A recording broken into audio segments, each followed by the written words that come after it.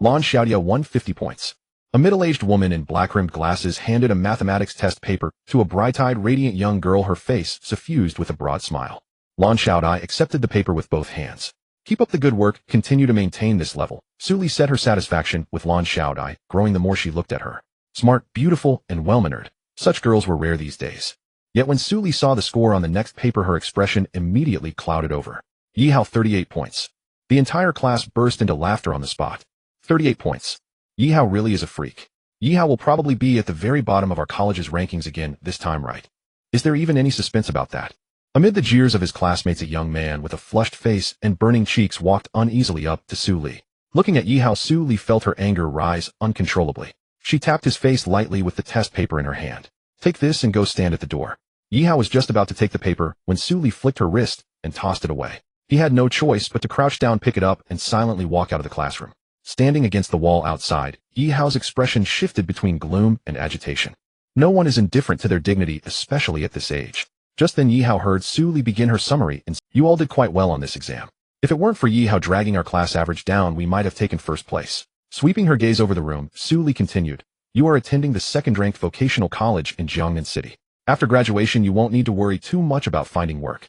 But to put it bluntly, we are still only a vocational school. You can strive for a better future. Next June, you can take the exam to upgrade from the vocational track to a bachelor's program. In that exam, you will have another chance to change your fate. Do you understand? A sharp pain suddenly stabbed Yi Hao's chest. Su Li's words were like a thorn driven straight into his heart. Staggering, he made his way toward the small pond on campus. Standing before the little pond, Yi Hao could not calm himself for a long time. He clenched his fists tightly, wanting to shout at the top of his lungs, but he did not dare. He was afraid of attracting the campus security guards. An inexplicable sense of grievance and frustration welled up in him. Back then he had struggled hard to get into Jiangnan City No. 2 vocational technical college, only to discover on arrival that his grades were at the very bottom. It was not that he had never worked hard, but many things in this world are not changed by effort alone. In every exam he came in last.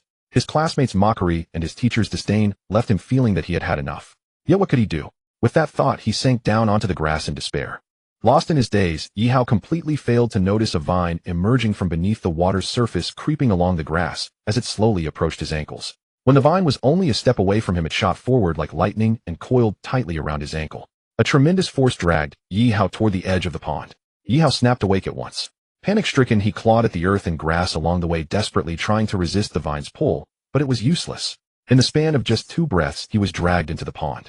After swallowing several mouthfuls of water, Yi Hao hurriedly shut his mouth and terror surfaced in his eyes. He could see a ferocious, twisted figure staring at him with cold, bloodthirsty eyes. In the next instant, that figure coiled itself around his body and lunged mouth wide open toward his neck. So terrified was Yi Hao that he even forgot to resist. Just as the creature's mouth was about to close on his neck, a thunderous roar exploded through the pond. Wretched beast, how dare you! At the sound of that voice, the figure entwined around Yi Hao burst apart with a loud crack. Yi Hao was stunned. What was happening? His eyes grew even wider. A gentle force enveloped his entire body, bearing him up and setting him down on the grass. Looking up, Yi Hao saw at once a middle-aged man in sumptuous robes. The man's form was hazy and indistinct, as though half hidden in cloud and mist. He cast Yi Hao a faint glance, frowned, and said, such poor aptitude. Forget it, meeting you is fate. Young man, open your mouth. Yi Hao hastily obeyed. Even a fool would have known that this middle-aged man was a legendary immortal. Was he about to bestow some miraculous elixir? At that moment, a delicate dagger appeared in the man's hand. Holding it, he lightly drew it across one of his fingers. A single drop of fresh blood immediately welled up. Young man, drink this drop of blood. This? Yi Hao hesitated, troubled. Was he supposed to suck on the man's finger? Wasn't that disgusting? Yet thinking that this drop of blood would surely be of immense benefit to him, Yi Hao forced down his revulsion, grasped the man's finger, and leaned in to suck. Seeing this, the middle-aged man's eyes bulged in disbelief, and he slapped Yi Hao across the face. What are you doing? Didn't you tell me to drink that drop of blood? Yi Hao replied, clutching his stinging cheek, utterly bewildered. The man sighed helplessly and flicked his finger. The drop of blood detached itself and floated free. Only when Yi Hao saw the drop of blood hovering in midair did he realize how foolish he had been. He hurriedly opened his mouth and swallowed the blood. The instant the blood entered his body, Yi Hao felt his entire being ignite with scorching heat. What's happening? Divine blood is gradually transforming your physique. The initial stage, however, will be quite painful, the middle-aged man explained. As he finished speaking, the man's figure faded silently from sight. Yi Hao no longer had the capacity to care about his departure. Unable to withstand the agony tearing through him, he slipped into unconsciousness. Yi Hao could no longer remember how many times he had fainted purely from the pain. He only dimly recalled being taken to a... What happened afterward, he did not know. Jigua the doctor has been urging us about Xiaohao's medical bills for days now, Guoxiu said sighing as she looked at the middle-aged man who had hurried in with a meal. The man whose features resembled Yihao's hesitated before replying, I'll go borrow from old Zhou's family. We've already borrowed 50,000 from them. How can we possibly ask again? Guoxiu protested. Looking at Yijigua, Guoxiu continued, doesn't your father have quite a bit of money? Yijigua gave a bitter smile. You know what he's like. If I could borrow from him, I would have done so long ago. Xiaohao is his own grandson. Is he really going to stand by and watch him die? Guoxiu's voice rose with anger as she spoke. Yijigua fell silent. Seeing her husband like this, Guoxiu could not help but shed tears. She wept not because her husband was incapable, but because as a mother she had no way to save her own son. If they failed to pay the medical bills, Yihao would be expelled from the hospital. Don't cry. Take good care of Xiaohao. Leave the money to me, Yijigua said, turning to go. Guoxiu remained where she was crying weakly. Once Yihao's family had been modestly well off. But Yihao's 6 months in the intensive care unit had completely shattered that modest prosperity. In recent days the couple had borrowed from everyone they could. Yet still Yihao showed no sign of waking. As Guoxiu sobbed, she did not notice the 2 tears that quietly slipped from the corner of Yihao's unconscious eyes. Yihao heard his parents' conversation clearly.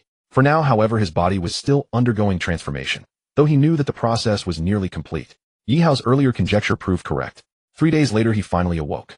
The moment his eyes opened he froze in astonishment. The entire world seemed to present itself to him with an unprecedented razor-sharp clarity. Yihao had previously suffered from mild nearsightedness, yet now he was certain that his vision had reached an almost terrifying level of acuity. His hearing, too, had become keen and sharply sensitive. Yihao could vaguely make out a conversation coming from beyond the wall. Let me give you a kiss. This is a hospital. Isn't it just you in this ward? That still won't do. What if someone sees us? That'd be terrible. Just one kiss, all right. This fine. Hearing this, Yihao suddenly felt an urge to see what was happening in the neighboring ward. Just as Yihao entertained that thought, the wall before him seemed to vanish abruptly. Through the empty space, he saw a young man and woman locked in a passionate embrace, kissing fervently. Oh! Yihao cried out. Guoxiu, who had been sleeping on her stomach beside the bed, was jolted awake. When she saw Yihao sitting up, an expression of wild joy burst into her eyes. Xiaohao, you're awake. Seeing his thin, worn-looking mother, Yihao's heart filled with guilt. Mom. As Guoxiu answered, she suddenly seemed to recall something and hurriedly pressed the emergency button on the side of the bed. In less than a moment, a nurse walked in. Seeing Yihao conscious, her expression changed.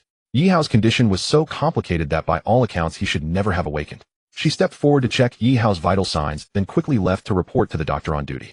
The doctor, upon hearing that Yihao had woken up, rushed into the room. I need to run a full examination of your body. After a thorough and serious checkup, the doctor reached a conclusion: all of Yihao's vital signs were normal, and his physical condition was far healthier than that of an average person. This simply defied common sense. A patient bedridden for half a year was usually frail and debilitated.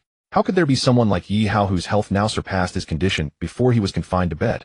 Even though it made no sense, the doctor still issued Yihao's discharge notice. Upon receiving the news, Yijigua hurried over, settled the remaining hospital fees, and took Yihao home. Once they returned home, Yihao was stunned. Many of the household appliances and even pieces of furniture had disappeared. Dad, what happened? Before he could finish asking, Yijigua's expression darkened. At that moment his phone rang. After answering with a couple of brief responses, Yijigua picked up his keys and said to Guoxiu, I've got something to deal with outside. I'll head out for a bit. After Yijigua left, Guoxiu pondered for a moment and said, Xiaohao, you've just recovered from a serious illness. Go rest in your room. I'll go buy some groceries and make your favorite sweet and sour pork ribs for lunch. Yihao nodded and went back to his room. Nothing inside had been touched. Not a single item had been moved. His eyes grew misty with unshed tears. Dad, Mom, I will definitely let you live a good life. In the past, Yihao would not have dared to utter such words, but now his entire body had undergone a profound transformation. Lying on the bed, Yihao began to contemplate ways to earn money. He was no fool. How could he fail to see the dire straits his family was in? Then a thought flashed through his mind: his ability to see through things. Yihao quickly recalled the scene in the hospital ward. As he thought about it, he turned his gaze toward the living room. The moment he formed that intention, the thick, load-bearing wall before him abruptly vanished in his sight. Yihao could see the stool's trash bin and other items in the living room. I've gained the power of clairvoyance. This time, Yihao was truly certain. With that realization, Yihao immediately thought of a path to fortune: scratch-off lottery tickets. In the past, he would occasionally buy one to scratch, but most of the time, he could not even win back his cost. Now that he possessed clairvoyant sight, it would be far too foolish not to use it. Acting as soon as the idea arose, Yihao rummaged through his drawer, found 20 yuan, and hurried toward the lottery shop near his home. Boss, I want a scratch-off ticket. Yihao pointed at a stack of 21 scratch-offs. The owner of the lottery shop answered and reached out, preparing to tear one off for him. Yihao hurriedly stopped him. I'll choose one myself. Here you go, the shop owner said, casually handing the entire stack. Holding the stack of tickets, Yi Hao first checked the rules for winning. Then he fixed his gaze on the silver scratch-off coating. As he stared, the metallic layer suddenly disappeared from his sight. In an instant, Yi Hao saw the characters hidden beneath the silver. No prize. He moved on to the second ticket. Still nothing. Then he examined the third. 20 yuan. Yi Hao naturally refused to choose the third ticket. That would be equivalent to throwing his money away. When he reached the 10th ticket, his eyes lit up. The 10th ticket held a prize of 100 yuan. Yi Hao memorized that one, then continued examining the remaining scratch-offs. When he finished checking the entire stack, disappointment spread across his face. The largest prize in the stack was that single 100 yuan ticket. After a moment's thought, Yi Hao felt at peace with it. If every random stack could casually produce tens of thousands in winnings, the welfare lottery would have gone bankrupt long ago. Slowly then. After all, this was a sure win knowledge game. Boss, I'll take this one, Yi Hao said as he tore off the 10th ticket. After he scraped away the silver coating, he indeed won 100 yuan. The shop owner's face showed clear surprise. Kid, your luck is pretty good. Want to try 2 more? The owner was far from well-intentioned. He knew perfectly well that the highest prize in that stack was the 100 yuan ticket. If Yi Hao kept scratching from it, he would only throw that 100 right back in. I'll switch to a different kind of scratch-off, Yi Hao said. He was no fool. How could he possibly keep scratching from that same stack? Upon hearing this, a trace of disappointment flashed in the owner's eyes, yet he still handed Yi Hao a new bundle. Yi Hao once again activated his clairvoyant ability. This time his luck was worse than before. The largest prize in the new bundle was only 50 yuan. Yi Hao picked out the 50 yuan ticket and scratched it. This time the shop owner was genuinely astonished. I have to say, kid, your luck is unreal. Just luck, Yi Hao replied as he accepted the 50 yuan and decided to leave. Such things could be done once or twice, but never a third time, or he would easily arouse suspicion. With 130 yuan in his pocket, Yi Hao headed toward another lottery shop, slightly farther away. He prepared to repeat his method, but when he tried to activate his clairvoyant eye, the silver coating before him did not disappear, and an indescribable weakness washed over him. What? Yi Hao's face changed dramatically. Had his clairvoyant eye vanished? The thought made cold sweat break out all over him. He had just grown accustomed to its existence, and now heaven seemed to have taken it back. No, it couldn't be. Yet no matter how he tried, his eyes could no longer pierce through any object. Yi Hao returned home in a dazed and despondent state. At noon, Guoxiu prepared a table full of his favorite dishes, but after such dramatic highs and lows, Yi Hao had no appetite at all. Thinking he was still weak from illness, Guoxiu did not overthink it. Yi Hao did not sleep the entire night. He lay there staring silently at the ceiling. At some unknown point in time, as he gazed upward, the plaster above him seemed to dissolve, revealing an expanse of azure sky. Yi Hao suddenly sat up. He quickly rubbed his eyes, and when he looked again, he could still see through. Yi Hao thought to himself, perhaps the perspective ability has a time limit, and it will restore after a certain period. His heart became incredibly excited. It must be like that. At that moment, Yi Hao realized he hadn't eaten anything all day. He opened the door to find his mother busy in the kitchen. Yi Hao went to the kitchen and grabbed a pancake made of eggs to eat. Be careful, it's hot, Guoxiu hurriedly said. It's not. Yi Hao finished the pancake on his plate in just a few bites, and then his gaze was fixed on the pancakes that were not yet cooked in the pan. There was nothing he could do, he was just too hungry. Wait a moment, Guoxiu said with a smile as she looked at Yi Hao lovingly. Seeing her son's appetite, Guoxiu felt very. Before long, she had finished making a whole batch of pancakes. Yi Hao reached out to grab one.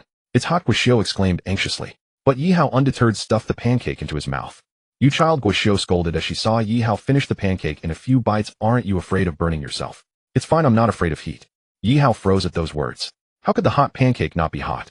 Did that mean he was no longer afraid of heat? Thinking of this, Yi Hao ran towards the living room. He picked up the teapot and poured himself a cup of boiling hot water, then tested the cup's temperature with his hand. The cup was a bit hot, but he didn't feel anything. After hesitating for a moment, Yi Hao put his finger into the boiling water, and to his astonishment, this high temperature was still within his tolerance. Yi Hao was shocked. The transformation from the divine blood likely involved many aspects of him. While Yi Hao was lost in thought, weary, Yizhiguo pushed open the door and walked in. Seeing Yi Hao in contemplation, he smiled. Xiao Hao, how do you feel today? I feel good today, Yi Hao replied as he stood up. That's good, Yizhiguo said, then went to his room. After a while, he came out changed into a new set of clothes. Xiao Hao, how is your recovery? Yizhiguo asked as he sat beside Yi Hao. I've fully recovered now. If you've fully recovered, then you should go to class later, Yizhiguo said after considering it. Yizhiguo, what are you talking about? Guoxiu, who was cooking in the kitchen, poked her head out looking dissatisfied. Let the child rest for a few days. Isn't it because I'm afraid of delaying Xiao Hao's studies? Yizhiguo scratched his head. But a few days doesn't matter. Guoxiu shot him a glare. Fine. Under the threat of his wife, Yizhiguo had no choice but to compromise. Mom, I'm fine now. I'll go to school later, Yi Hao said at this point. But your health? Guoxiu still looked worried. Yi Hao interrupted her. Mom, I really am fine. All right then. Guoxiu thought it would be good for Yi Hao to go to school soon, but as a mother, her main concern was still his health. After finishing his meal, Yi Hao rode his bicycle towards Jiangnan City, second vocational technical college. There are 4 vocational technical colleges in Jiangnan City. The first vocational technical college is known as the school for the chosen ones. As long as one can get into the first vocational technical college, securing a white-collar job in the future is almost a certainty. The second vocational technical college is somewhat inferior compared to the first. However, getting into the second vocational technical college will still ensure one can find a job in the future. After arriving at his class, Yihao stepped out again because he saw many unfamiliar faces. Just then a surprised voice sounded behind him. Yihao, Zhou Shuai. After recognizing Zhou Shuai, Yihao asked, is this class 2? Zhou Shuai was Yihao's deskmate, and they had a pretty good relationship. Yes, class 2. Zhou Shuai stepped forward, putting his arm around Yihao's shoulder, saying, what happened to you? How did you faint? It's a long story. Yihao certainly wouldn't tell Zhou Shuai about his experiences. After you left, a new principal came to our college, and he announced a major decision right away. You know we have monthly exams, right?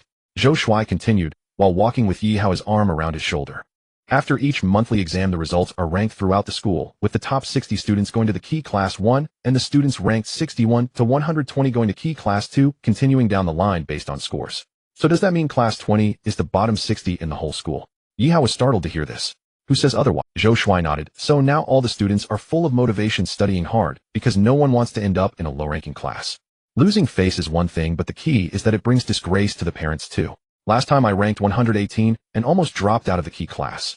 Zhou Shuai said with a dejected look, I estimate that in half a month's time I'll have to go to the ordinary class 3. Why is my seat still next to you? Yihao looked at his desk and books. Your situation is not special. Therefore you'll temporarily stay in your original class, but now that you're back you'll have to take the exam, and then classes will be determined based on scores. Zhou Shuai winked at Yihao. This is all information I got from the old witch. Don't you think you should treat me to some teppanyaki for this favor? I can add an extra pack of spicy strips. Very good. After chatting with Zhou Shuai for a while, Yihao organized his desk and casually flipped open a history book. Vocational colleges can upgrade to undergraduate programs. However, it is quite challenging to do so. The examination for upgrading involves 9 subjects. These 9 subjects include Chinese, mathematics, English, physics, chemistry, history, politics, biology, and geography, where Chinese and mathematics are scored out of 150, while the other 7 subjects are scored out of 100. Thus, the total score for these 9 subjects is 1,000. Generally, scoring around 700 is enough to get into undergraduate programs, while scoring 800 almost guarantees admission to key universities. If one can score 900, there is a chance of getting into one of the 6 top universities in Huaxia. As Yihao looked at the history book in his hand, a look of astonishment appeared in his eyes. To verify his suspicions, Yihao closed the book and recited the content he had just read in his mind. When he opened the history book again to compare, he couldn't help but gasp in surprise. Photographic memory. Unforgettable. Yihao trembled with excitement at the thought. When he was young, he had struggled with whether to enter a Confucius Institute and become a literary master or to attend a business university and become a titan in the commercial world. After entering college, he realized he had been overthinking it. But now it was different. Now he possessed the ability to remember everything, and perhaps he could aim for a key university or even one of the 6 top-tier academies. Yihao. Just as Yihao was lost in thought, a voice rang in his ears. He looked up and saw his teacher Su Li standing beside him, though he didn't notice when she had arrived. Old. Teacher Su. Yihao almost blurted out Su Li's nickname, Old Witch. Su Li looked at Yihao and asked, how is your health recovering? It's all better now, Yihao hastily replied. Then make sure to study hard and don't drag the class down anymore, Su Li said, then suddenly remembered something. By the way, you won't have the chance to drag the class down anymore. Su Li's words struck Yihao like a slap to the face. He glared at Su Li with some anger and said, Teacher Su, don't underestimate me. Am I underestimating you? Su Li was taken aback and then sneered. Yihao, which student in our class doesn't want to transfer to a better university? I see you just want to coast along in class. Teacher Su, I will get into one of the 6 top-tier academies, Yihao said with a clenched fist. Su Li was momentarily stunned, then burst into laughter. Yihao, do you even realize what you're saying? I know. You say you will get into one of the 6 top-tier academies, eh? Yes. Yihao's argument with Su Li attracted the attention of the entire class. Most of Yihao's original classmates were still in the class. After all, class 2 was originally an elite class. When they heard Yihao's words, they couldn't help but laugh. What did I hear? Yihao actually said he will get into one of the 6 top-tier academies. Does Yihao think that anyone can just get into one of the 6 top-tier academies, eh? Does anyone in the entire Jiangnan city even have the ability to get into one of the 6 top-tier academies? How dare Yihao, the last in the class, say he can get in? Is this guy dazed from his coma? Which student from the 6 top-tier academies isn't a dragon among men? This guy Yihao thinks he can get into one of the 6 top-tier academies. I can't take it anymore, I'm going to die laughing. The classmates shamelessly ridiculed Yihao, yet he surprisingly felt no anger. Yihao stopped messing around. Zhou Shuai tugged at Yihao. Yihao remained still, looking at Su Li. Teacher Su, do you dare to make a bet with me? What do you mean? Su Li became slightly interested, seeing Yihao's seriousness. If I get into one of the 6 top-tier academies, you will apologize to me in front of the entire school faculty and students. Yi Hao said slowly word by word. Su Li was taken aback by Yi Hao's words, but then she shook her head and laughed. If you can get into one of the 6 top-tier academies, then what's the harm in apologizing to you? The problem is, Teacher Su, don't say any more unnecessary words. Yi Hao interrupted Su Li. Su Li's face showed displeasure, and she turned away with a huff. After Yi Hao sat down, Zhou Shuai nudged his shoulder and said, I say, buddy, are you serious? That old witch looks down on people. You really think she looks down on people? Zhou Shuai's eyes widened. The best student in our academy this year is Lan Xiaodia, but even her highest score in history is only 880 points. And to get into one of the 6 top-tier academies, a score below 900 is simply impossible. When Zhou Shuai mentioned Lan Xiaodia, the image of the bright-eyed girl immediately appeared in Yi Hao's mind. Lan Xiaodia was not only the school beauty of the second academy, but also the best student in her cohort. Therefore, she was the goddess of the school with no less than 800 boys pursuing her, but she treated everyone coldly. Is Lan Xiaodia in class 1? After Yi Hao asked this question, he felt it was a foolish question. Lan Xiaodia is the top student in the grade, and no one can shake that. Zhou Shuai sighed lightly. Girls like her are not someone we can hope for. Even if a girl like Lan Xiaodia can't get into one of the 6 top-tier academies, she can at least get into the best universities below that. A girl like her is destined not to have any intersection with people like us. Can you not involve me in this? Yi Hao rolled his eyes at Zhou Shuai. Lan Xiaodia was indeed pretty, but Yi Hao, the reason he didn't like her was that he knew he was not worthy of such a girl. No expectations meant no demands. You don't like Lan Xiaodia? Zhou Shuai's eyes widened in disbelief. I don't like her, Yi Hao stated firmly. There was another reason Yi Hao did. That was Lan Xiaodia's overly proud nature. She was like an arrogant princess, and someone like Yi Hao, the ugly duckling, wouldn't even catch her eye. Yi Hao's innate pride meant he wouldn't like girls like her. But soon he remembered that there were only 3 months left until the transfer exam. He didn't have much time left. Yi Hao stopped chatting with Zhou Shuai and quietly opened his history textbook. Half an hour later, Yi Hao closed the history book and silently recalled the content in his mind. He then began to compare everything one by one. He couldn't help but take a deep breath. Yi Hao finally realized the terrifying aspect of his photographic memory. What he had memorized was like being engraved in his mind, and even if he wanted to forget, he couldn't. Humanities rely heavily on memorization. Yi Hao then took out the history exercise book and began to read it. At this point, he no longer cared about what the teacher was saying on stage. If he wanted to get into one of the 6 top-tier academies in 3 months, he had to follow his plan. The sciences required a step-by-step approach, while the humanities were more straightforward. The morning passed quickly, and Yi Hao happily closed his textbook. After school, he hurried to the lottery shop near the school. He had never forgotten about making money. Yi Hao knew that gambling was a quick way to earn money, but as a student, he dared not engage. The lottery shop near the school was bustling with business. As Yi Hao squeezed in, he headed to the scratch-off area. He picked up a stack and activated his X-ray vision. After looking through the stack, he felt a bit disappointed. The biggest winning ticket in that stack was only worth 100. At this rate, when will I get rich? Yi Hao said this, but still casually tore off that ticket. Just then he caught a glimpse of something, and his breath suddenly, because standing beside him, a fat man scratching off a ticket had one worth 20,000 in his stack. The fat man in front of him had a stack of only 7 or 8 tickets. Yi Hao felt a sinking feeling in his heart as he watched the fat man count them one by one, thinking, could this guy have won? With that thought, Yi Hao stepped forward and lightly nudged the fat man with his elbow. The fat man looked at Yi Hao in surprise and said, brother, what's up? I just saw that someone in your stack won 100. Yi Hao whispered, damn.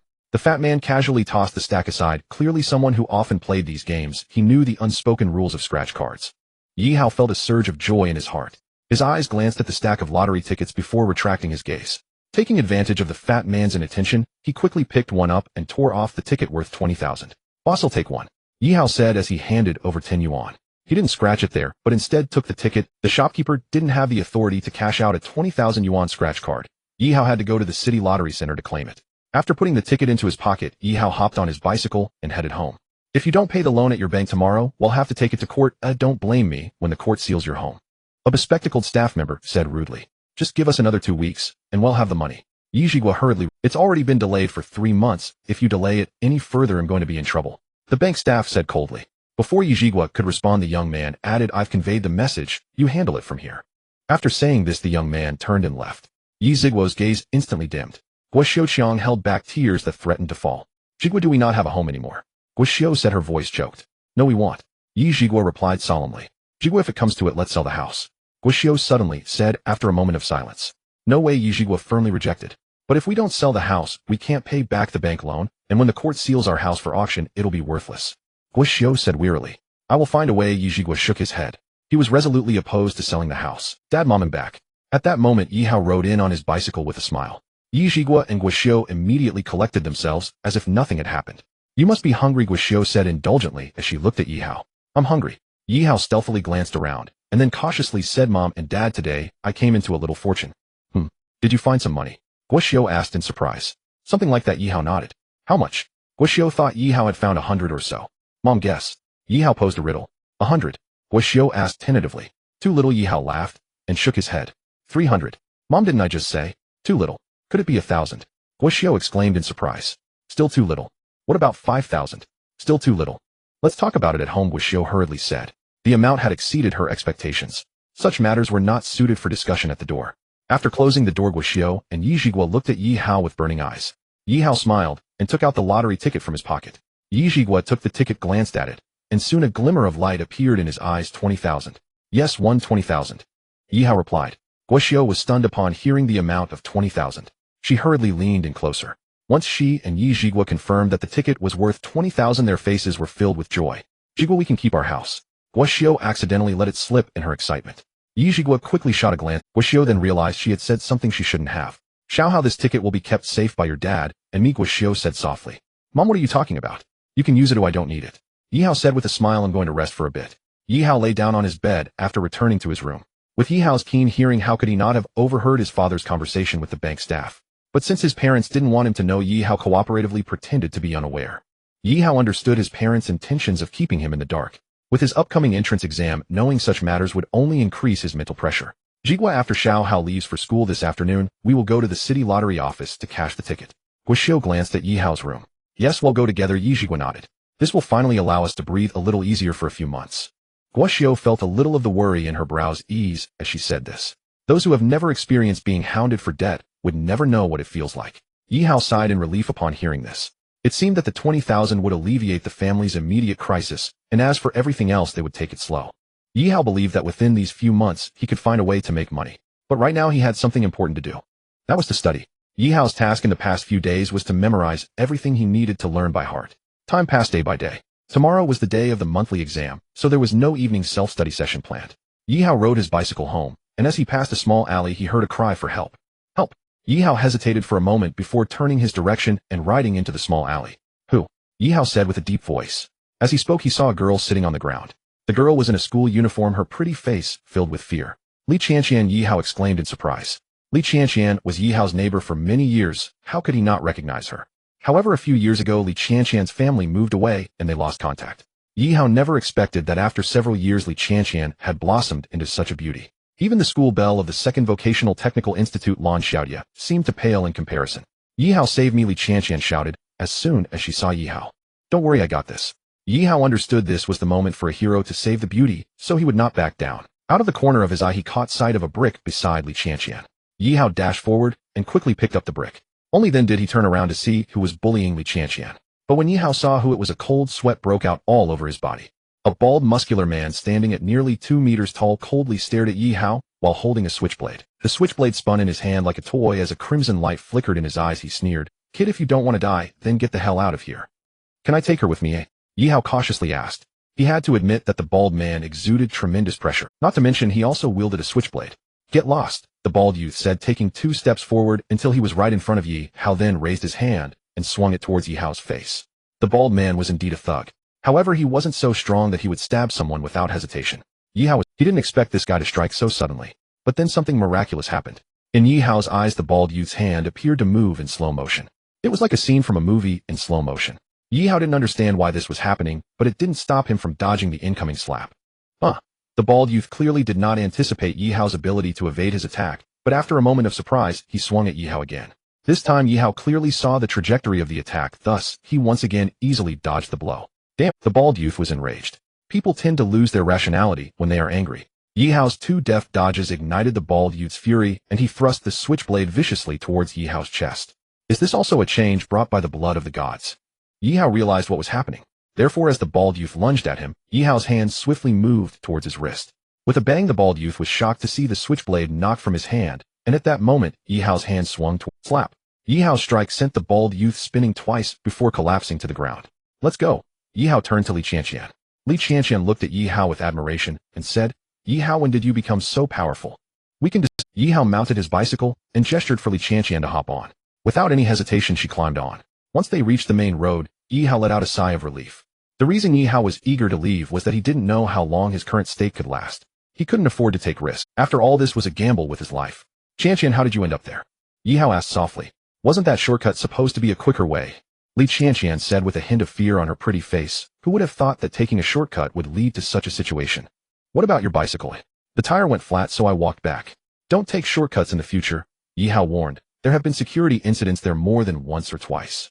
Next time, even if it kills me, I won't go that way again, Li Qianqian said, patting her chest in fear. Where is your home? We'll take you back.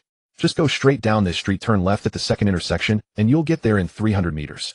Li Qianqian pointed out the location of her house, then suddenly remembered something, and asked, Yi Hao, you still haven't answered my question from before.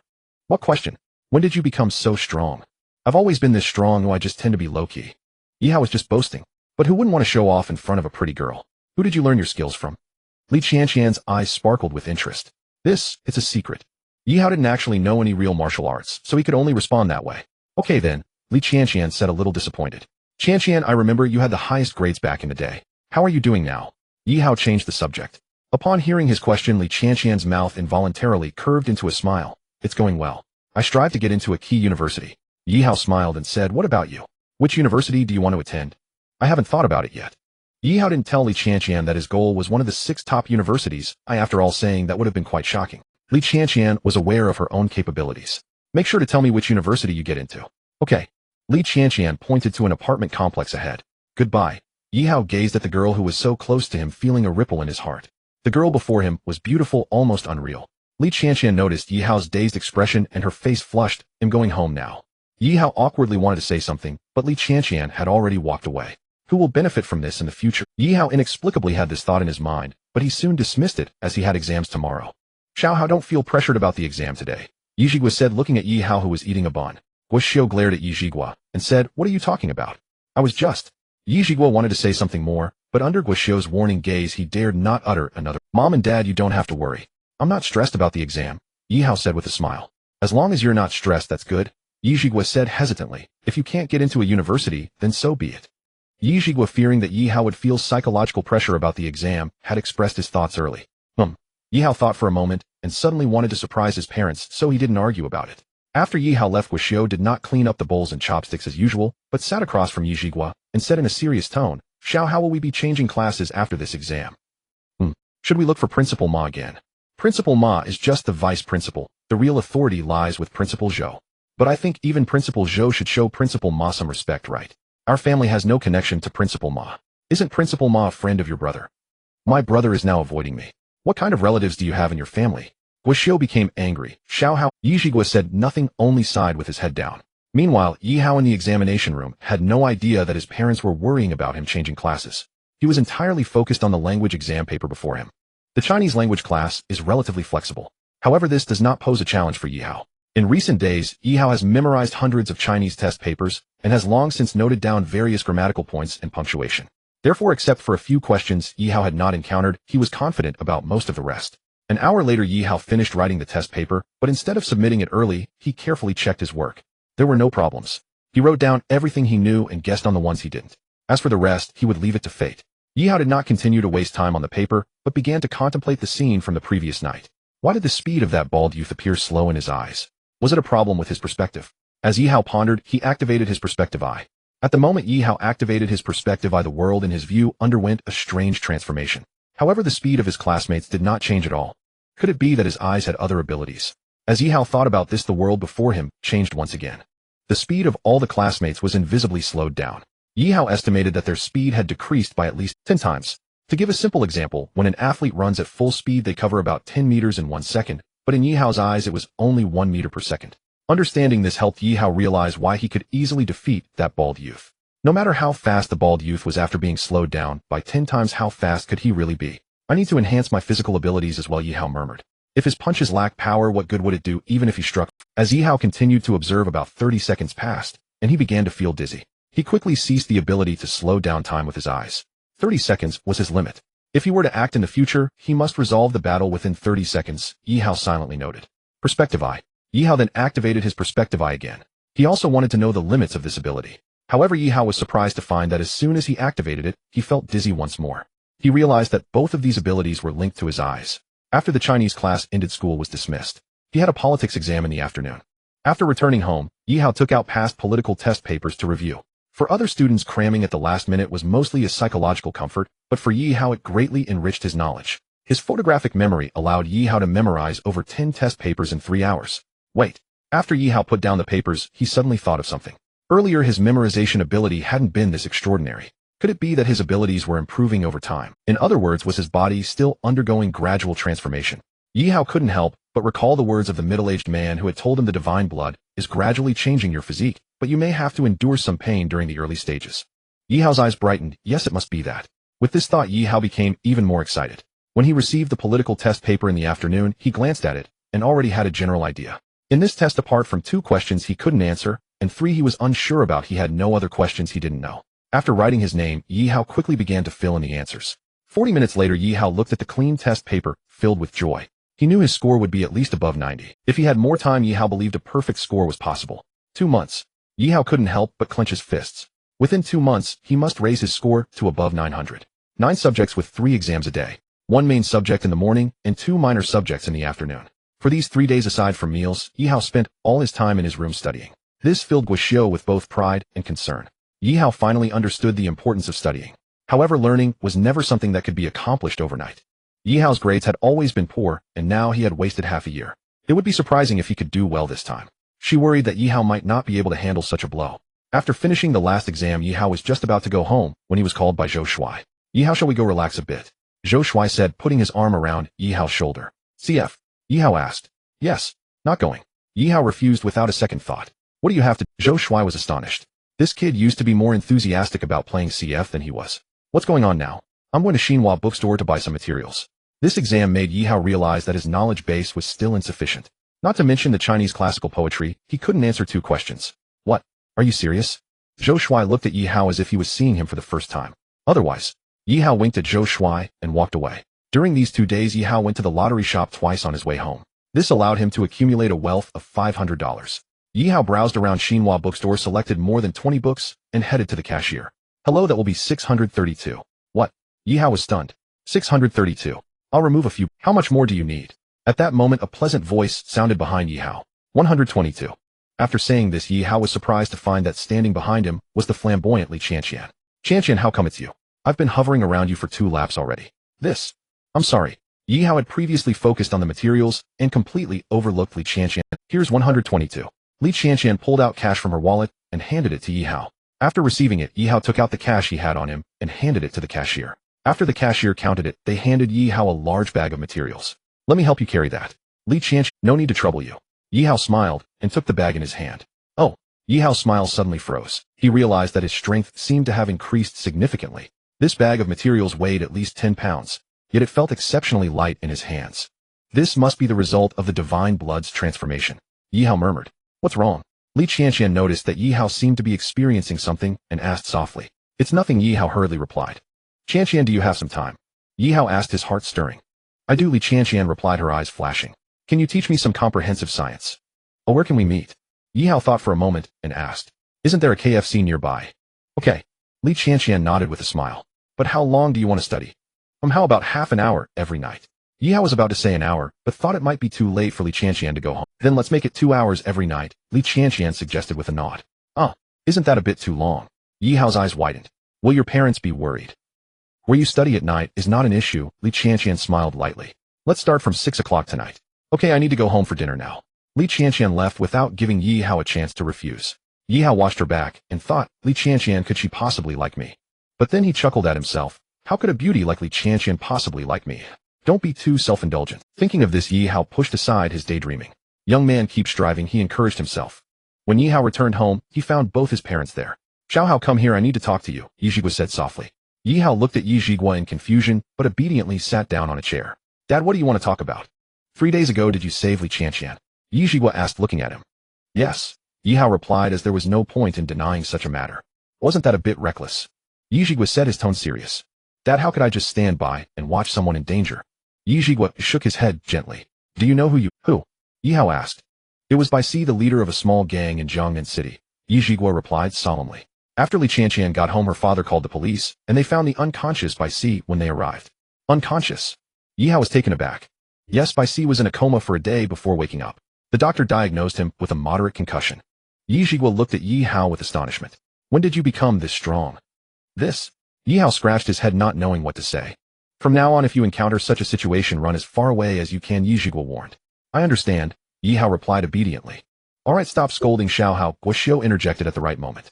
How did your exam go? It went well. Did you estimate your score? Around 700 points, Yi Hao said, not holding back. What did you say? Guoxiu was stunned. About 700 points, Yi Hao repeated. Hearing this, Guoxiu's expression grew serious. Xiao Hao, a low score is acceptable, but you must never take the wrong path. Mom, I'm not stupid. What's the point of cheating? I'd still be exposed during the specialized exam, right? Then how could you estimate around 700? Guoxiu, knowing Yi Hao's academic situation, pressed on. Mom, didn't you see me studying day and night? If there weren't any results, how could I face myself? Yi Hao smiled. But you shouldn't expect to improve so much all at once, right? That just shows your son is a genius who has simply neglected his studies for too long. At 6 o'clock, Yi Hao took 50 yuan and headed straight to a lottery shop a bit farther away. He felt that since Li Qianqian was teaching him, he should at least buy her something to eat, right? However, Yi Hao didn't have much money on him. Arriving at the lottery shop, Yi Hao quickly picked up a stack of tickets and started examining them.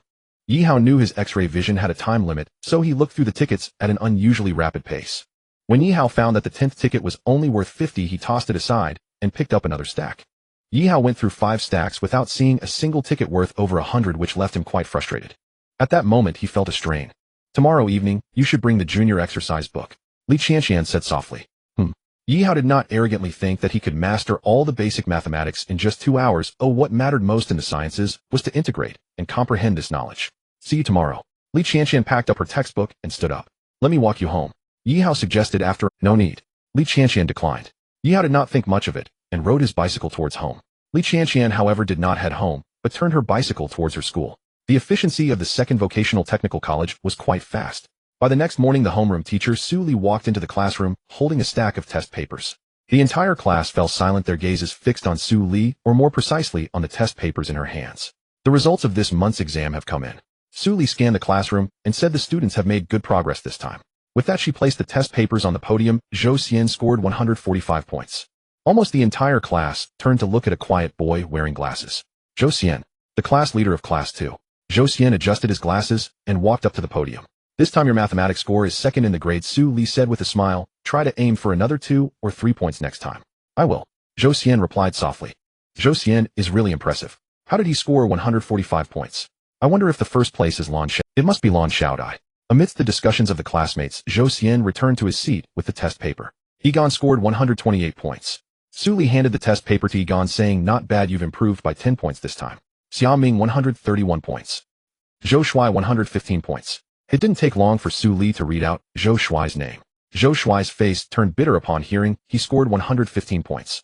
Zhou Shuai, if you continue to hang out with Yi Hao, whether or not you'll be able to get into a university will be a problem, Su Li said when she handed the test paper to Zhou Shuai. Yi Hao couldn't help but flinch. He could see the deep disdain in Su Li's eyes. Zhou Shuai said nothing and silently took the test paper back to his seat. Seeing Yi Hao silent, Zhou Shuai nudged him with his elbow, saying, what's wrong? Feeling down? Don't take the old witch's words to heart. Zhou Shuai chuckled. Look at me, I'm likely to drop out of the key class this time. Do you see me feeling dejected? You've never dropped out of the key class despite so many monthly tests. Do you think I would believe your nonsense? Yi Hao shot Zhou Shuai a glance. Just as Zhou Shuai was about to retort, Su Li's voice rang out again in the classroom. Yi Hao 38 points. The entire class erupted in an uproar followed by bursts of laughter. Yi Hao stood up calmly. How could he be entirely indifferent to the laughter of his classmates? However, after getting used to something, one could also let go. After handing the test paper to Yi Hao, Su Li asked, do you still firmly believe you can get into one of the 6 top universities? Su Li couldn't help but laugh. Are you joking with me? Yi Hao did not respond to Su Li turning to leave while holding the test paper. Zhou Shuai wanted to comfort Yi Hao, but didn't know how, so he could only sigh deeply. Yi Hao did not listen to Su Li explain the test paper. Instead, he silently looked at the junior mathematics exercise book. If Yi Hao wanted to get into the 6 top universities, he couldn't waste time casually. What Su Li was explaining was a comprehensive test, much of which Yi Hao couldn't understand. It was better to study the basics. When the class bell rang, an older teacher walked in holding the test papers. The elderly teacher wore a kind smile, saying, I know what you are concerned about, so let's distribute the papers now. Xia Ming 76 points. Tang and 68 points. Zhou Xian 78 points.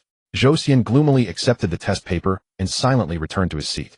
Humanities are indeed Zhou Xian's weak point. If it weren't for humanities, Zhou Xian would have gone to class 1 long ago. The whispers of classmates displeased Zhou Xian, but at that moment he had no way to respond.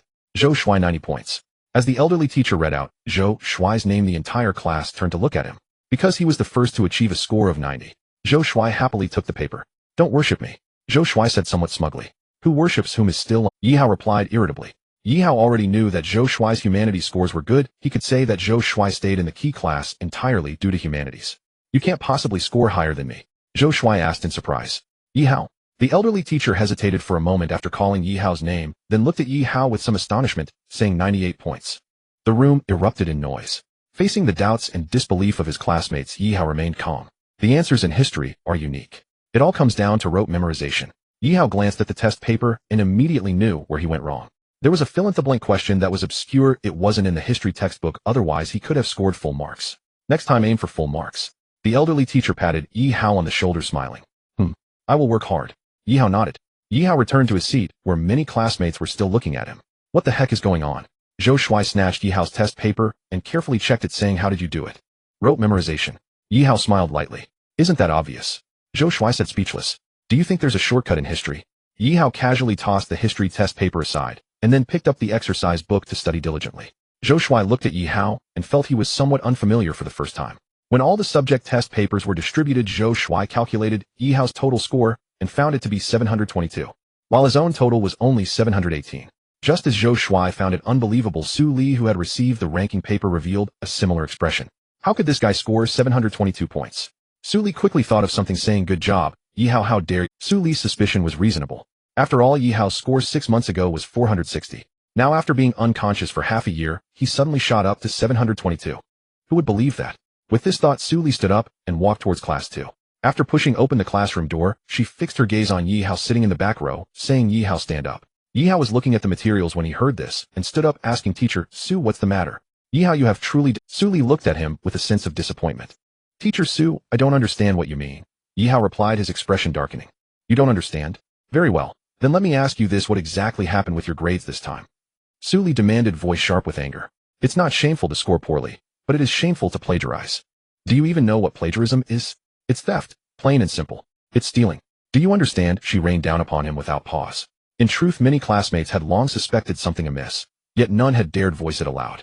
Now that Su Li had declared it openly, murmurs rippled through the classroom like wind across water. Yi Hao fixed his gaze on her and said quietly, I don't understand.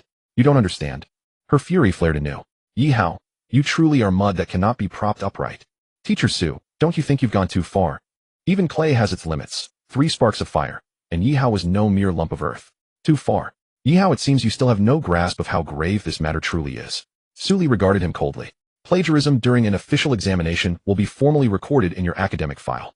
With that, she turned and strode away. Wait. Yi Hao's voice dropped low, resonant with quiet authority. Su Li halted. Do you have further justification to offer? You accuse me of plagiarism. Fine. Produce your evidence. A glacial light flashed in Yi Hao's eyes. If you cannot produce proof, do not blame me for lodging a formal complaint with the Provincial Department of Education. You want evidence? Provoked beyond restraint, Su Li advanced toward him. Then I shall give it to you now. As she spoke, she reached Yi Hao's desk and lifted his history textbook. If my memory serves, you scored 98 on the history exam. Correct. So you must know nearly all the material in this textbook. Yes. What was the historical significance of the human opium destruction? The human opium destruction marked a great victory in the Chinese people's anti-opium campaign, demonstrating the Chinese nation's unyielding resolve against foreign aggression. Yi Hao recited the passage verbatim, word for word, without hesitation. Su Li then posed several more questions drawn directly from the textbook. Each time he responded flawlessly, never misplacing a single syllable. Unconvinced, Su Li seized Zhou Shuai's specialized college entrance exam mock paper, flipped through it briefly, and landed upon a complex essay question. During the Song dynasty, the scholar Zhi Yuan stated of the 3 teachings, their greatness lies precisely in their indispensability. To practice the 5 constant virtues and uphold the 3 cardinal guides. That is the Confucian path to human ethics. To abandon sagely wisdom and embrace humility. That is the Taoist way. To trace cause to effect and return illusion to truth, so that myriad transformations revert to one's innate mind and nature. That is the Buddhist path. As Su Li read the passage aloud, blank confusion spread across many students' faces. They had never encountered these words before. Noting Yi Hao's thoughtful expression, Su Li sneered. What phenomenon in intellectual thought does this passage reflect? It reflects the synthesis of Confucianism, Buddhism, and Taoism, the convergence of the 3 teachings into a unified whole. Yi Hao replied, choosing his phrasing with deliberate precision. Su Li's face stiffened, but she pressed on. What caused this convergence? Beginning in the Wei Jin and Northern and Southern dynasties, social instability catalyzed the rise of both Taoism and Buddhism. Confucianism, Buddhism, and Taoism gradually absorbed and interpenetrated one another, culminating in this tripartite synthesis. Su Li stared at Yi Hao stunned. You've read this before? No. He shook his head. Then how could your answer match the model response exactly? She could not accept it. Given the historical context, such a conclusion follows logically. Yi Hao replied, voice calm and unwavering. Su Li posed yet another obscure question, and another. Each time Yi Hao answered with clarity and insight. At last she truly believed he had not plagiarized. Only deep knowledge and agile intellect could yield such responses. Why not test me in politics, biology, and geography, as well, Teacher Su? He added, tone neutral, almost detached. I'd prefer not to bear the stigma of plagiarism. Then why? Why did you conceal your abilities until now, eh? A sudden flash of intuition lit Su Li's mind. She recalled similar cases from past years. Because I prefer to remain low-key, Yi Hao replied, aligning his answer with her assumption, not wishing to appear extraordinary. You? Su Li pointed at him, momentarily speechless. Her position had become untenable, and yet what could she do now? She left. The classroom erupted. Students gazed at Yi Hao, once overlooked, now enigmatic, with disbelief and dawning awe. Damn, so this is how deeply you've been hiding. Zhou Shuai slapped Yi Hao's shoulder hard. Yi Hao rose silently and walked out of the classroom. Mockery from peers, indifference from teachers. Each had worn him down body and soul. A quiet resolve stirred within him, to leave this academy entirely. As he wandered, he found himself once again beside the pond, staring blankly at its emerald green surface, his mind drifting back to a scene from months ago. Just as he lost himself in memory, a woman in flowing Taoist robes appeared abruptly before him. What was happening? Mei Xinxue had not expected a student by the pond. She cast Yi Hao a sharp, displeased glance. Why aren't you in class at this hour? I'm feeling unsettled. Feeling unsettled doesn't justify lingering here. Mei Xinxue scoffed. Why not? Yi Hao's pulse quickened. Because this place, she cut herself off sharply. Just leave. Now. Did you come here because you sensed the demonic aura? Seeing her hesitate, Yi Hao ventured the question. A flicker of keen interest lit Mei Xinxue's eyes. Well, I didn't expect you'd be one of us, boy. No, I'm just a student, Yi Hao replied, feigning bashfulness. Then why did you say there's demonic energy here? Mei Xinxue blinked, startled. I guessed. Don't Taoist masters love mystifying people? Though he spoke lightly, his heart held no such jest. After all, how else explain that demon? Or the mysterious middle-aged man who had vanished like mist? Dare call your auntie a fraud? Have you grown tired of breathing? Mei Xinxue's brows snapped together in wrath. I was wrong, Yi Hao admitted, instantly contrite. Her expression softened, just slightly. Leave now. What follows isn't fit for young eyes. Perhaps I could assist you. Yi Hao had no intention of leaving. One final warning, leave. Mei Xinxue's impatience flared. Yi Hao, she began, but he hadn't finished speaking before her face tightened with exasperation. Ji Ru Lu Ling, she. Even as she uttered the incantation, a yellow talisman materialized in her palm. And the moment the final syllable fell, the paper burst into flame. Simultaneously, the clarity in Yi Hao's eyes dissolved, like mist vanishing at dawn. Yi Hao turned away from the pond like a puppet, his expression blank. You delayed my business, Mei Xinxue said, her gaze fixed on the pond, her expression growing serious. There is no such thing as an easy monster. Mei Xinxue was well aware of this. She drew her peachwood sword from behind her, sketching a bagua formation on the ground, then produced a talisman, declaring, quick as the law commands, release. As the talisman ignited, it transformed into a beam of golden light and vanished into the pond. Mei Xinxue waited for a while, but saw nothing emerge. What's going on? Is the monster suppression talisman ineffective, or is that monster just too strong? Mei Xinxue felt a sinking sensation in her heart. The likelihood of the talisman failing was quite low. It seemed only the latter possibility remained. The thought of this made Mei Xinxue feel an impulse to turn and leave. However, she halted after just a few steps. Avoiding battle was not her style. After some thought, she decided to ignite two talismans at once. The two talismans transformed into two beams of golden light that merged in midair, becoming an even more formidable beam of golden light. This beam of light quickly disappeared into the pond. Mei Xinxue waited a bit longer, saw nothing emerge, and turned to run. She had barely run 2 or 3 steps when she noticed Yi Hao was staring at her. Run! Mei Xinxue shouted at Yi Hao. Run from what? Yi Hao shrugged and said, there are no monsters. Mei Xinxue was taken aback. Yes. If the talismans had no effect, it could also mean there were no monsters. After stopping, she suddenly thought of something. Why are you fine? What could possibly be wrong with me? Yi Hao replied with a faint smile. Mei Xinxue looked at Yi Hao with suspicion. Logically, the confusion talisman shouldn't be so easily resolved. But then she recalled something. How do you know there are no monsters in the pond? Because that monster was killed by a powerful... Were you present at that time? Yes. Why didn't you say so earlier? I didn't have the chance to speak. Mei Xinxue reflected carefully and realized it was indeed her own issue. But how could she possibly admit it? I'm leaving. Mei Xinxue returned to the pond's edge and erased the bagua formation. Yi Hao saw Mei Xinxue about to leave and hurriedly chased after her. Wait. What do you want?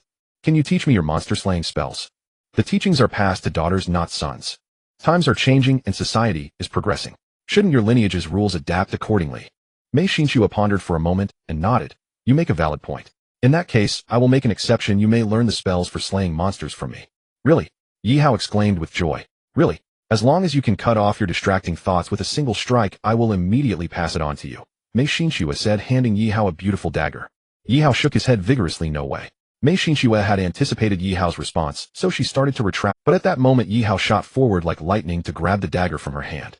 Since you are unwilling to teach me the art of monster slaying, then this dagger shall be mine. Yi Hao grinned as he held the dagger. Do you dare to steal from me? Mei Xinxue's brows rose sharply and her delicate hand reached for Yi Hao's shoulder blade. In a state of heightened tension, Yi Hao's eyes activated their slow-motion function. Mei Xinxue's movements seemed to slow down tenfold in his perception. Yet even slowed down, Yi Hao still felt an overwhelming sense of urgency to dodge. Huh. Mei Xinxue looked at Yi Hao in surprise, then changed her approach and reached for him again. Yi Hao narrowly evaded again. I refuse to believe you can dodge this time. Mei Xinxue increased her speed slightly, and this time her hand firmly grasped Yi Hao, who was trying to evade. As Mei Xinxue seized his shoulder blade, Yi Hao's body instinctively reacted, unleashing a powerful force that surged into her hand like a wave. But even with that strength, he couldn't shake off Mei Xinxue's grip. Ouch! Yi Hao gasped as his shoulder blade was. Kid, who exactly are you? Mei Xinxue asked, her expression serious as she looked at Yi Hao. I'm just a college student, Yi Hao replied hastily. How could a student's physical prowess be so strong? Mei Xinxue glanced at Yi Hao with disdain. Well, Yi Hao didn't know how to respond. Should he tell Mei Xinxue that he had been modified by a drop of divine blood? Deep down, Yi Hao was not ready to share this with anyone. It seems you have a secret, kid. Can I not have the dagger? Yi Hao asked cautiously. I can give you the dagger, but you have to tell me. What's going on with you? Mei Xinxue scanned Yi Hao curiously. I don't want it, Yi Hao quickly replied. I know, even if you don't say it, Mei Xinxue said, releasing her grip on Yi Hao's shoulder blade. It must have been that senior who modified your body. How do you know? Yi Hao asked in surprise. It's not something just any ordinary elixir can accomplish to transform your body like this. Mei Xinxue muttered. What did you say? Nothing. This dagger is yours now, Mei Xinxue said as she hurriedly. Yi Hao stood there bewildered, holding the bronze dagger. Mei Xinxue had given it to him, just like that. Regardless of her reasoning, it was now his. Yi Hao tucked the dagger into his pocket and hurried home. Upon returning home, Yi Hao discovered that there were guests. Aunt Niu, Yi Hao called out. Niu Li was a longtime friend of Guoxiu. Seeing Yi Hao, Niu Li's eyes brightened. Xiao Hao, this time you must help your Aunt Niu with a favor. What kind of favor does Aunt Niu need? Yi Hao asked suspiciously. Xiao Hao, aren't you in the key second class of the secondary vocational technical college? Yes. Could you find an opportunity to ask your classmates if any of them want to transfer to our third vocational technical college? What? Yi Hao was taken aback. As long as your classmates are willing to come to our third vocational technical college, you don't need to worry about their student records. Besides, we also have cash rewards. Niu Li said softly. What is this about Aunt Niu? Yi Hao knew that Niu Li was a teacher at the third vocational technical college. The principal has issued a directive demanding us to offer substantial rewards to poach students from the secondary and first vocational technical colleges. The reason, of course, is to improve our third vocational technical college's undergraduate enrollment rate. Otherwise, if this continues, the third vocational technical college will truly decline. Niu Li stated calmly. What kind of rewards are you offering? Yi Hao felt a surge of excitement. He was utterly disappointed with the secondary vocational technical college. He couldn't wait to leave it immediately. For students scoring above 700, we offer a 2,000 cash reward. For every additional 10 points, the reward increases by 300, meaning an 800 scorer would receive 5,000 in cash rewards. Are you sure you can sort out the student registration? Yi Hao asked in a low voice. The dean of our D. Senjie Jishu Xuyuan and the director of the Education Bureau have been childhood friends, so you need not worry about the registration, came the reply. Niu Li smiled and added, besides, this matter involves more than 1 or 2 college students. Who would dare treat such a thing as a joke? What about students who score above 800? Does the bonus still rise by 300 for every additional 10 points? Yi Hao asked, fully aware that he could surpass 800 next month. For students above 800, every extra 10 points increases the reward by 500. In other words, a student with 900 could receive a cash bonus of 10,000, Niu Li explained. She gave a self-mocking smile. Students scoring over 800 are typically those who can gain admission to prestigious universities. Such pupils are unlikely to transfer schools for a few thousand yuan. I will tell the classmates about this, Yi Hao said. After a brief pause, he fell silent, having already formed a plan. You must keep an eye on this, Xiao Hao, Niu Li urged anxiously. Niu Li hurriedly spoke up. Yi Hao then asked, when is the application deadline for your D. Senjie Jishu Xuyuan? There are 2 months until the exam for transferring to undergraduate programs, so the deadline is 2 weeks before the test. Otherwise, it will affect the processing of the admission slip, she replied. Yi Hao acknowledged the news and fell silent, his mind already weighing options. Niuli had come to Yi Hao's home for his sake. Once everything was said, she rose to take her leave. After Niuli left, Guoxiu asked Xiao how have the scores been released. The grade list in the parents group hasn't been posted. Yi Hao replied, puzzled. All the parents had been added to a group the school set up specifically for sharing students' monthly grades. Upon hearing this, Guoxiu quickly took out her phone and opened the parents group. She soon found the files and located Class 2's grade sheet. Guoxiu scanned down from the top position and before long found Yi Hao. When she saw his score, she was stunned as she rubbed her eyes and looked again. 722. Xiao Hao, you scored 722. Guoxiu asked, her expression one of disbelief. Yes, Yi Hao nodded. The happiness overwhelmed her so suddenly that Guoxiu found herself at a loss for words. Mom, my grades have actually been good for some time. I just never liked showing off, Yi Hao said with a tinge of guilt. I never meant for my whims to make you and Dad feel ashamed in front of others. Guoxiu shot Yi Hao a reproachful look. You foolish child, what are you saying? All right, I won't say any more. Guoxiu clenched her fist. Xiao Hao, you must work hard in the next 2 months and see if you can make a push for a key university. He answered. Li Qianqian was like a cup of pure tea, subtle, fragrant, and utterly enchanting. Conversing with her was a genuine pleasure. Her breadth of knowledge was remarkable. Whatever Yi Hao mentioned, she could artfully interject the perfect remark. Talking with such a girl never felt tiring and never left one groping for topics. Yi Hao realized that Li Qianqian's grades at the Dejishu must be among the very best, for she could answer any question he posed in an instant. Such quick recall could only stem from an astonishing depth of knowledge. 2 hours later, Li Qianqian closed her textbook and said softly, Yi Hao, tomorrow we'll study physics. All right, he nodded. I should be going now. Li Qianqian rose. Shall I walk you? No need, she declined. Yi Hao did not insist and turned toward his own home, soon spotting the dejected figure of Zhou Shuai. He had barely gone a short distance when he saw Zhou Shuai slumped along the roadside, head bowed. Zhou Shuai, didn't the teacher tell you that skipping class is shameful? Yi Hao teased. When Zhou Shuai recognized him, he sneered, even if I skip class, I'm no worse than you. How long has it been since you attended evening study? What's the matter? Yi Hao asked. From tomorrow, I'll be living on instant noodles for a month, Zhou Shuai replied. Living rather extravagantly, are we? Oh, come on. All because I skipped class to play on the 95 Double Dragon machine. I hadn't even finished 3 rounds when some brat trounced me. I couldn't accept it, so I played 3 matches in a row and lost all 3. Zhou Shuai fell silent for a moment before continuing, that kid rubbed it in and tempted me into wasting my game credits. He had a point, Yi Hao murmured. You're unbelievable. Where are you from? Never mind, let's not dwell on that. After losing 3 matches in a row, that brat refused to let me challenge him further and even said that if I wanted another match, it would be 100 yuan a game. So you started gambling? Yi Hao asked. How many games did you lose? 10. Yi Hao regarded Zhou Shuai with a wry expression. Are you out of your mind? Zhou Shuai realized his behavior had been foolish, but he refused to admit it. I think that brat cheated me. You brought that on yourself, Yi Hao said. Screw you, Zhou Shuai snapped. Enough. I'll help you get revenge. Yi Hao pointed to the bike's rear seat. We'll go and crush him utterly. Yi Hao had expected Zhou Shuai to leap on at once, but the latter only stared as if at someone mad. What do you mean? Our skills are about the same. What good would it do if you joined? Who told you that is my true level? Yi Hao asked. Huh. Zhou Shuai blinked. I've been holding back and sparing you, you know. Could you stop boasting? Believe it or not, am I some big player or not? With that, Yi Hao kicked his bicycle and rode toward the arcades known for top players. Zhou Shuai broke into a jog and clambered onto the rear seat. Zhou Shuai wore a solemn expression as he said, that brat's level is at least professional. He utterly destroyed me. I reached professional level years ago, Yi Hao replied with a carefree smile. Under ordinary circumstances, Yi Hao could not truly match professionals, but when he invoked his ability to slow his perception, he could instantly surpass professional standards. Yi Hao, the reputed big player, had appeared here more than once. Without needing Zhou Shuai to guide him, he soon arrived before a 95 Double Dragon cabinet. A young man with hair slicked to a shine controlled the main character and was slaughtering the penultimate stage's gatekeeper. The formidable boss had no chance against him. A master of precise micro-operations, Yi Hao quickly realized this youth was a professional gamer. A crowd of onlookers had gathered around him. Yi Hao squeezed into the crowd, dropped a coin into the slot, and pressed the start button. The young player was moments from finishing off the gatekeeper, but as Yi Hao hit start, the screen shifted, and the game entered. The young man glanced at Yi Hao with displeasure and said, Kid, are you looking for trouble?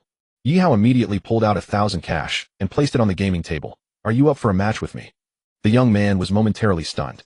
When his gaze fell upon Zhou Shuai standing beside Yi Hao, he immediately understood the situation. So you came looking for a fight?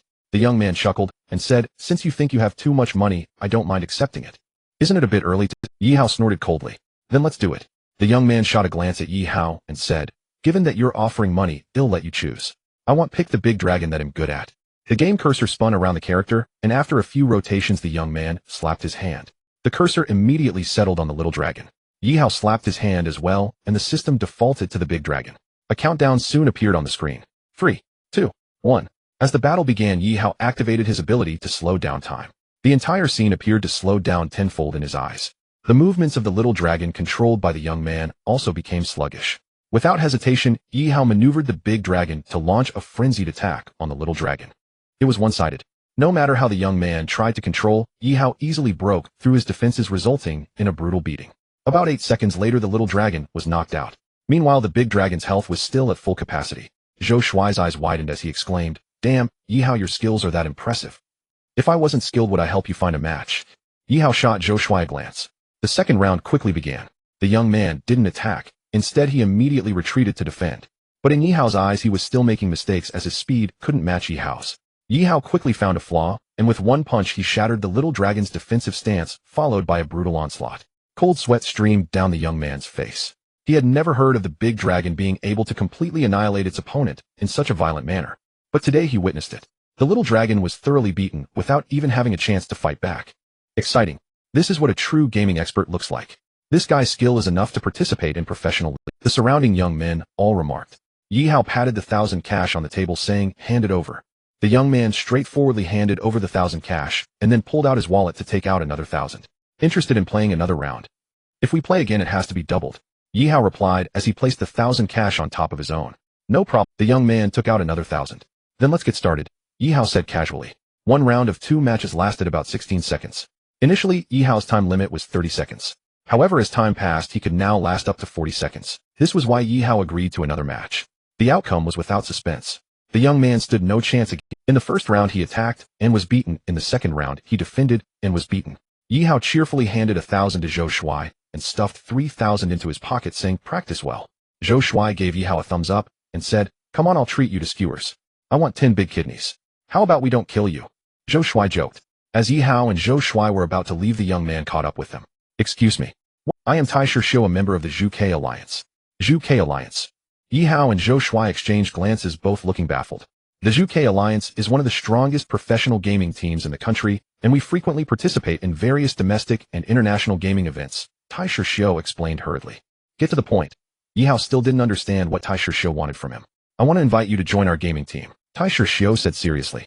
"Not interested." Yi Hao rejected without a second thought. He had the college entrance exam coming up and couldn't afford the time.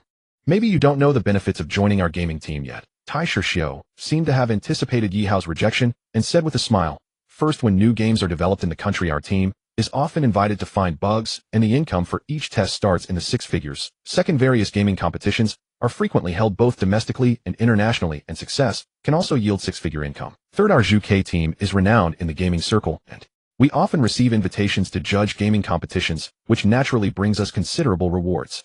I can tell you now that none of our Zhu Ke team members earn less than $1 million. Tai Shishou's words made Yi Hao. "He'll think about it," Yi Hao said after some contemplation. "Okay, give me a number, so I can contact you later." Tai Shishou said excitedly. "I don't have a phone," Yi Hao said apologetically. "How about I give you my mom's phone number?" Tai Shishou noted down Guoxiu's phone number on his phone. Watching Tai Shishou leave, Zhou Shuai patted Yi Hao on the shoulder and said, "Yi Hao, are you on the path to success?" "I just want to study quietly for now." Yi Hao didn't immediately agree because he knew his own level. His body was still undergoing transformation. It was only when his body reached a certain level of transformation that Yi Hao would consider this matter. After finishing skewers, Yi Hao bid farewell to Zhou Shuai and hurriedly rode his bicycle home. When Yi Hao arrived at his doorstep, he saw a young man with dyed yellow hair loitering around his house. "What are you doing?" Yi Hao said in a deep voice. The young man with yellow hair carefully looked Yi Hao up and down, then tossed something over to him. Yi Hao casually caught the item. Upon recognizing the item, Yi Hao's expression changed. It was Li Qianqian's bag. When Yi Hao looked back at the young man with yellow hair, he saw him speeding away on a roaring motorcycle. Yi Hao quickly opened Li Qianqian's bag. Inside, besides her belongings, there was also a note. "If you want Li Qianqian to live, hurry to warehouse 13 at the south gate. If you call the police, you know the consequences." After reading it, Yi Hao crumpled the note into a ball. "I see." As he uttered this name, a fierce glint flashed in Yi Hao's eyes. Yi Hao casually thought, and immediately knew who was behind this matter. "I see." After a brief contemplation, Yi Hao changed direction and headed towards warehouse No. 13 at the south gate. If it had been before, Yi Hao would not have dared to go alone, but now, after a complete transformation of his body, he was confident that he could handle even a dozen strong men without any problem. When Li Qianqian woke up, she was horrified to find herself tied to a chair. Nearby, a group of young delinquents were playing. Li Qianqian did not recognize any of these young delinquents. At that moment, one sharp-eyed youth noticed that Li Qianqian had awakened and exclaimed, "Fourth brother, this girl is awake." In an instant, all the young delinquents stood up. Li Qianqian's heart skipped a beat, just in time for her to wake up. A tall figure appeared before Li Qianqian. When she saw this figure, her eyes widened in shock. "You, how did you get out?" "Bai Si shouldn't have gotten out after more than 30 days. After the police captured me, they unearthed an old case from 3 years ago while robbing money. I killed a couple. If they find evidence for this, will I still have a way to live?" Bai Si looked at Li Qianqian. "So you escaped from prison?" "I ran away while being escorted." Bai Si nodded. "I couldn't survive in Jiangnan City, but I refused to leave like this." Bai Si's eyes revealed a crimson hue as he continued, "If I don't seek revenge, I won't be able to eat or sleep peacefully." Li Qianqian's expression changed drastically. At that moment, Bai Si approached Li Qianqian, his large hand reaching towards her. Suddenly the warehouse door was kicked open with a loud bang, and Yi Hao walked in holding an iron rod. Bai Si retracted his hand and coldly stared at the approaching Yi Hao. "Kid, you've got some guts. Do you think I'm like..." Yi Hao glanced around and secretly devised a plan. "Yi, how did you call the police?" Seeing Yi Hao come alone stirred something soft in Li Qianqian's heart. "How could I dare to call the police?" Yi Hao shook his head. "One of his lackeys told me that if I call the police they would kill me." "Oh." Li Qianqian was stunned. She didn't expect Yi Hao, the naive fool, really hadn't called the police. But then she thought of something. "Yi Hao, run away quickly. I came here to take you away." Yi Hao smiled at Li Qianqian. "You idiot, they will kill you." Who kills whom is still uncertain. Yi Hao tightened his grip on the iron rod and glared at Bai Si and the others. "Are you all coming one by one?" "Fourth brother, I'm going up." A youth holding a spring knife approached. "Yi Hao, you haven't even grown hair yet, and you're trying to fight. Today I'll teach you a lesson." As the youth finished speaking, Yi Hao immediately activated his ability to slow down time. In the next moment, the iron rod in his hand struck the youth's neck, and the boy let out a muffled groan before collapsing. The expressions of the surrounding youth changed. "He's tough, let's go all out together." The group exchanged glances and gradually surrounded Yi Hao with iron rods and pipes. "Yi Hao, run!" Li Qianqian shouted anxiously upon seeing this scene. Yi Hao did not respond, but calmly calculated the time. He had fought with Tai Shishio, and only 8 seconds were left. Now there were only 7 seconds left. Yi Hao had to resolve all these guys within that time. Their rush to surround him played right into Yi Hao's hands, effectively saving him time. When they were only 2 meters away from Yi Hao, he instantly activated his ability to slow down time, and at that moment the iron rod in his hand swung towards the 2 youths in front. Bang! Bang! The 2 youths were immediately knocked unconscious by Yi Hao. Naturally, he could not stop at this moment, and proceeded to turn towards the 2 behind him. After 5 breaths, all the young delinquents were knocked out by Yi Hao. At that moment, both Bai Si and Li Qianqian were stunned as they watched Yi Hao. Just now in their eyes, Yi Hao's speed had reached a point where it was difficult for them to discern with the naked eye. Bai Si finally realized that Yi Hao knocking him out last time was not just a coincidence. He saw Yi Hao approach and quickly placed the knife against Li Qianqian's fair neck. If you take another step forward, Yi Hao calculated the distance in his heart. 10 meters. He could cover that distance in 1 second. With this thought, Yi Hao unhesitatingly activated his ability to slow down time. Whoosh! In Bai Si's eyes, Yi Hao transformed into a blur and instinctively slashed towards Li Qianqian. At that critical moment, Yi Hao's large hand grasped the sharp dagger, then he kicked hard at Bai Si's groin. Yi Hao vaguely felt something shatter, followed by Bai Si's piercing scream. "Are you okay?" Yi Hao looked at the terrified Li Qianqian. She was completely stunned. It wasn't until the hot blood dripped onto her that she suddenly woke up. "What happened to your hand?" she asked anxiously. "I'm fine," Yi Hao said as he turned around. He checked and found that the knife had cut into his bone. Yi Hao gritted his teeth and pulled the knife out, blood gushing out uncontrollably. Ignoring the excruciating pain, he swiftly cut the rope binding Li Qianqian, and it snapped. After Li Qianqian untied the rope, she hurried to check Yi Hao's injuries. When she saw that his left hand was soaked in blood, she couldn't help but cry. "You told me you were fine." Li Qianqian forced herself to calm down as she recalled first aid knowledge from books. Her gaze fell on a youth wearing a white t-shirt. Li Qianqian used the spring knife to cut the t-shirt off the youth, and then bandaged Yi Hao's hand. Gradually the bleeding from Yi Hao's hand stopped. Seeing this, Li Qianqian finally breathed a sigh of relief. "What should we do now?" "Let's call the police." Yi Hao pondered for a moment before saying. Yi Hao was not worried about issues of self-defense. These guys were ruthless, and there was no way to subdue them without using lethal force. Not long after, dozens of armed special police burst in, accompanied by members of the city criminal police team, and the criminal police captain briefly inquired about the situation, and his expression towards Yi Hao changed. "Did you knock them all?" Liang Mo was an outstanding graduate of the police academy. He could handle 3 to 4 youths like this without issue. If there were more, he would have to account for it here. However, the unremarkable young man before him swiftly took down all 10 or so youths armed with clubs. "Did you knock them all out?" Liang Mo looked at Yi Hao with suspicion. Yi Hao nodded. "How did you manage that?" Liang Mo continued. "Well..." Yi Hao scratched his head and said nothing. Liang Mo gave Yi Hao a deep look and said, "Shall we record a statement for these 2 gentlemen now? This incident requires a report, which is also the necessary procedure." "Officer, will Yi Hao be okay?" Li Qianqian asked softly. These guys killed 2 police officers when they abducted by C 3 days ago, so even if you killed them, there would be no consequences. Not to mention in this situation Yi Hao was acting in self-defense, Liang Imo said with a smile. In that case I can rest easy, Li Qianqian sighed. She was worried that Yi Hao would be charged with excessive force. Once the forensic experts and criminal investigation personnel had dealt with the matter, the statements from Yi Hao and Li Qianqian were also completed. Let's go, Liang Imo said softly. Yi Hao and the others walked towards the warehouse door. Oh, just then Li Qianqian suddenly called out. What happened? Yi Hao and the others turned around looking at Li Qianqian in astonishment. Someone just blew cold air on my neck, Li Qianqian said, turning to see no one there. What? Yi Hao exclaimed. In this situation Li Qianqian could not possibly be joking. Liang Imo and several other police officers looked around with serious expressions. It's been a long time since I've seen such a beautiful girl. You should stay here and keep me company, a chilling voice suddenly echoed from the air.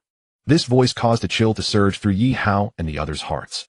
At that moment, as the voice fell, Li Qianqian's figure uncontrollably began to slide toward the distance. Liang Imo rushed forward in a leap, grabbing Li Qianqian's hand.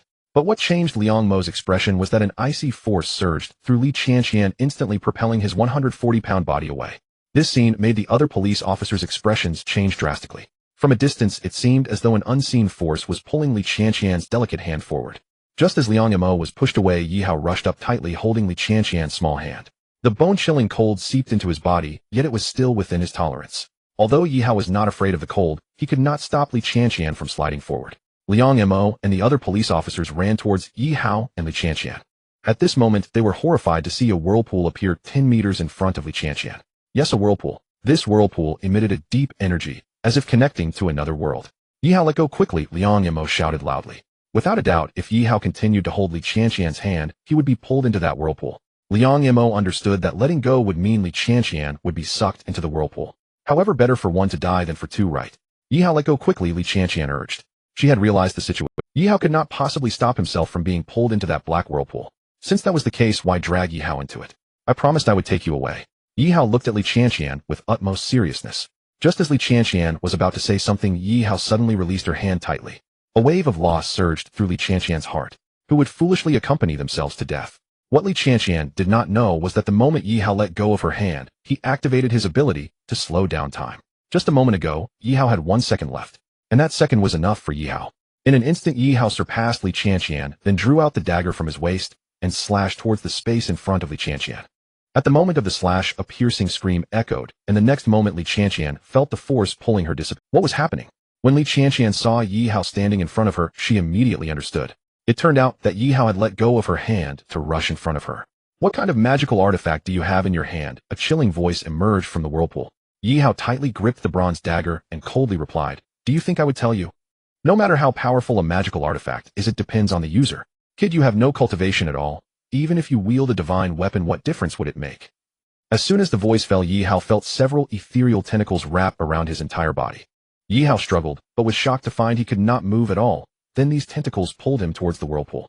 Li Qianqian instinctively tried to pull Yi Hao, but as soon as she touched his clothing, a wave of icy power knocked. Li Qianqian raised her foot to rush towards Yi Hao, but before she could take 2 steps, Liang Imo held her back. Don't be impulsive, Liang Imo said in a deep voice. I want to save Yi Hao, Li Qianqian said with tears in her eyes. You can't save him. Liang Imo would never allow Li Qianqian to throw her life away, so he held her tightly. Yi Hao watched helplessly as he got closer to the whirlpool. An inevitable thought arose in his mind. Am I going to die? No. A determined look flashed in Yi Hao's eyes. I cannot die. If I die, how much pain would my parents feel? As he thought this, the black whirlpool was only a foot away from Yi Hao. At the crucial moment, Yi Hao's left hand reached out towards the black whirlpool. Yi Hao's right hand, holding the bronze dagger, was tightly bound by a tentacle. Thus the only hand he could use was his injured left hand. Just as Yi Hao's left hand pressed against the black whirlpool, the whirlpool mysteriously vanished, followed by a reluctant scream echoing throughout the warehouse. Oh no. Subsequently, an eerie silence fell. Liang Imo and the others were all stunned. What was happening? Yi Hao. Li Qianqian suddenly leaped into Yi Hao's arms, leaving him feeling at a loss. However, deep down Yi Hao sensed as Yi Hao raised his hands wanting to embrace Li Qianqian, Liang Mo's voice rang in their ears. Li Qianqian suddenly awakened. As she came to her senses, her delicate face flushed with embarrassment, wondering how she had ended up in his embrace.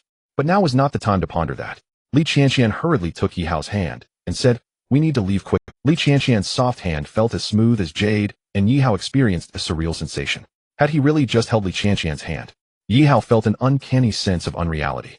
It wasn't until Li Qianqian took him to sit in the police car that his mind finally settled. Yi Hao, who exactly are you? Liang Mo asked, looking at Yi Hao with a serious expression. Yi Hao hesitated for a moment and replied, I'm just a college student. Hearing this, Liang Mo smiled wryly and said, do you really believe that? I do. Yi Hao nodded. Yi Hao, are you interested in joining our criminal police team? Liang Mo suddenly changed the subject. Yi Hao understood from Liang Mo's fervent gaze that he was eyeing his abilities. But I'm still a student. That's not a problem. I can use my connections to get you a position, and you'll even have a formal status, Liang Mo said with a smile. Yi Hao was taken aback. He knew that very few people in a criminal police team had formal positions. And indeed, that was the case. Not to mention that when something happened, city management would say they were temporary workers while the public was unaware that they truly were temp workers. Formal positions were not something everyone could have. However, Yi Hao still shook his head and said, I don't have that idea for now. I hope we can collaborate in the future. Liang Mo seemed to have anticipated that Yi Hao would refuse. Hearing this, Yi Hao felt a surge of fear. No, I still have to take the college entrance examination. Please don't joke with me, Captain Liang. Those who know their own situation understand their own matters. Yi Hao had no ability to exorcise demons. Captain Liang, can you not tell my parents about today? At that moment, Li Qianqian spoke softly. Why? Liang Mo asked. By C and the others will spend the rest of their lives in prison, so telling my parents would only frighten them. All right, Liang Mo replied after a moment of thought. Perhaps today's events were just too bizarre. Both Li Qianqian and Liang Mo forgot that Yi Hao had injuries on his hand. After arriving home, Yi Hao noticed the bandage on his hand and remembered this matter. Why doesn't it hurt anymore? Yi Hao wondered as he unwrapped the bandage. What came into view was a clear knife mark, but it was far less terrifying than before. Could it be that the divine blood granted me incredible recovery powers? The more Yi Hao thought about it, the more he felt this was possible, otherwise he couldn't explain this phenomenon. He re-bandaged his hand and put it in his pocket, thinking that with such terrifying recovery, it would be almost healed by tomorrow. After entering the house, Yi Hao quickly found a reason to hide in his bedroom and studied the materials he had bought. Guo suspected nothing. Her son's diligence filled her with joy. Perhaps in 2 months her son could really get into a key university. As she thought about this, Guo looked forward to the expressions of those relatives who looked down on her. Yi Hao's speculation was correct. When he woke up the next morning, there was only a faint knife scar on his hand. Such recovery could only be described in 2 words: abnormal. With less than 2 months until the college entrance examination, all the students in the class were studying diligently. This exam was crucial to their futures, and no one would joke around it this time. Even the usually carefree Zhou Shuai listened seriously as the teacher explained various topics. Yi Hao continued to study the materials according to his plan.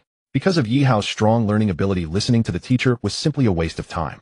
At 5:30 in the afternoon, Yi Hao hurried to KFC, only to be surprised to find that Li Qianqian had been waiting there for him. Why did you come so early? Is your hand all right? Li Qianqian rushed over with a concerned expression. It's fine. Yi Hao waved his bandaged left hand at Li Qianqian. In fact, his hand was already fine, but recovering in just 1 day was too incredible. Thus Yi Hao bought some bandages to wrap it himself. Does it still hurt? Li Qianqian checked Yi Hao's hand. Yi Hao said with a smile. Li Qianqian's face was full of concern, her eyes glistening with a thin layer of tears. It's all my fault, though I forgot yesterday. It's really fine. Yi Hao gently reassured her upon seeing her expression. Make sure to change the dressing every day and avoid getting it wet for the next few days. Li Qianqian reminded him carefully. Yi Hao listened quietly, not feeling at all that it was nagging. The feeling of being cared for was truly wonderful. Gradually, both Li Qianqian and Yi Hao sensed that their relationship had changed. Because when one was alone in the silent night, the image of the other would always appear in their mind. This image lingered imprinted deep in their souls. However, happy times are always fleeting. Just 3 days before the monthly exam, Yi Hao's routine was disrupted.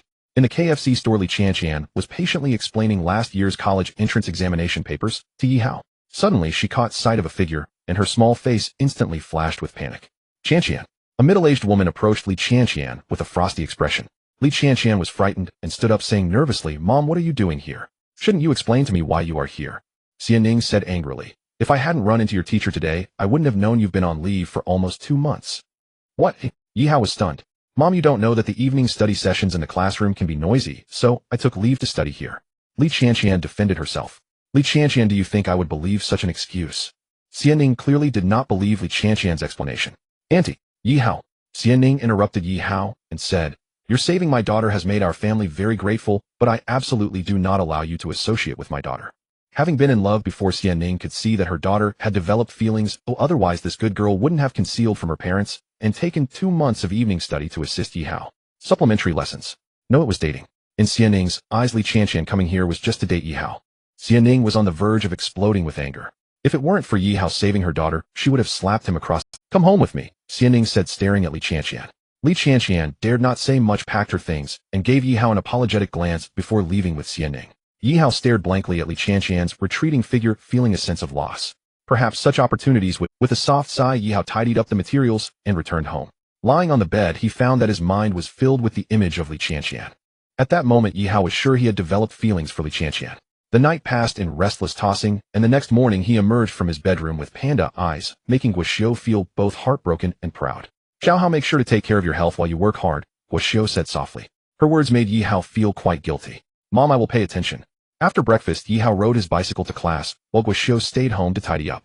About an hour later, the door. Guoxiu was puzzled as to who would come at this hour. When she opened the door and saw it was Xianning, she was taken aback, but quickly smiled, saying, Xianning, come in and sit. Xianning, with a cold expression, replied, no need to sit. I'm here to discuss something with you. Seeing that Xianning's demeanor was off, Guoxiu hurriedly said, let's talk inside. Guoxiu, tell your son, Yi Hao, to stop pursuing my daughter, Xianning said coldly. What? Guoxiu's expression changed. Is there a misunderstanding? My daughter Qianqian is the top student at the First Vocational Technology Academy, and she will be attending one of the top 6 prestigious schools in the future, Xianning interrupted Guoxiu. Xianning, what do you mean by that? Guoxiu was somewhat angry. Xianning was protective of her child. Who wouldn't be? What I mean is your son is not worthy of my daughter. Xianning said mockingly. You know very well what kind of grades your son has. Do you really think he is worthy of my child? After saying that, Xianning shot Guoxiu a deep glance and turned to leave. The saying marriage should match in status and wealth is not just empty words. Guoxiu watched Xianning's back trembling with anger. Once she calmed down a bit, she began to ponder Xianning's words. If Li Qianqian was truly the top student at the First Vocational Academy, then she would have a great chance of getting into one of the 6 prestigious schools. Students from the 6 prestigious schools are all exceptional talents. Even the least capable among them can achieve a decent social status, which is far beyond what students from regular universities can compare to. Thus, Xianning's words were not without reason. However, Xianning underestimated Yi Hao, which left Guoxiu feeling displeased. Afterward, Yi Hao returned home after his evening study session. Once in his room, Yi Hao did not continue studying, but lay down on his bed. The image of Li Qianqian unconsciously appeared in his mind. Li Qianqian's every smile and frown was so vivid, gradually revealing a dazed look in Yi Hao's eyes. Xiao Hao, Xiao Hao, Xiao Hao. Just then, as Yi Hao vaguely sensed someone calling his name, his thoughts slowly returned to reality. Dad. He suddenly woke up when he realized it was Yi Zhigua. Yi Zhigua looked at his son's expression, already knowing something was up. Do you like Li Qianqian? He asked straightforwardly. Yi Hao was taken aback by his father's directness, but then he thought of something. How did his father know about this? At your age, it's the right time for love, but I hope you focus on your studies first, Yi Zhigua said. Wait until you enter university to date. By then you will meet girls from all over the world. Yi Hao asked, Dad, how do you know about my relationship with Qianqian? Today Xianning came to see us and said some unpleasant things. Did you not notice your mother was gloomy all day? Yi Zhigua mentioned this to stimulate Yi Hao. Yi Hao needed this kind of stimulation at his current state. Otherwise, he might become too immersed in his feelings. Love has always been a double-edged sword. To gain is to be fortunate, to lose is to be fated. What did Li Qianqian's mother say? Thinking of his mother being humiliated, a wave of guilt surged within Yi Hao. Yi Zhigua briefly recounted what. Therefore, wanting to be with Li Qianqian is not impossible as long as you have the ability to get into one of the 6 prestigious schools, Yi Zhigua said solemnly. I will get into one of the 6 prestigious schools, Yi Hao said without hesitation. But not everyone can get into those. Even though Yi Zhigua couldn't see through his son completely, he still felt that Yi Hao wouldn't be able to get into one of the 6 prestigious schools. They'll be watching, Dad. A bright glimmer appeared in Yi Hao's eyes as he said, Do you think social status matters? I will show you who is truly worthy of whom. After Yi Zhigua left, Yi Hao picked up the test papers and began to study. In the past month and a half, Yi Hao had learned everything he needed to, and now he spent most of his time reviewing past exam questions. Yi Hao believed he could score high on the last monthly exam. Tomorrow is the last monthly exam. I hope everyone can achieve good results. Su Li scanned the entire class and said softly, also, when solving problems, make sure to read the questions carefully.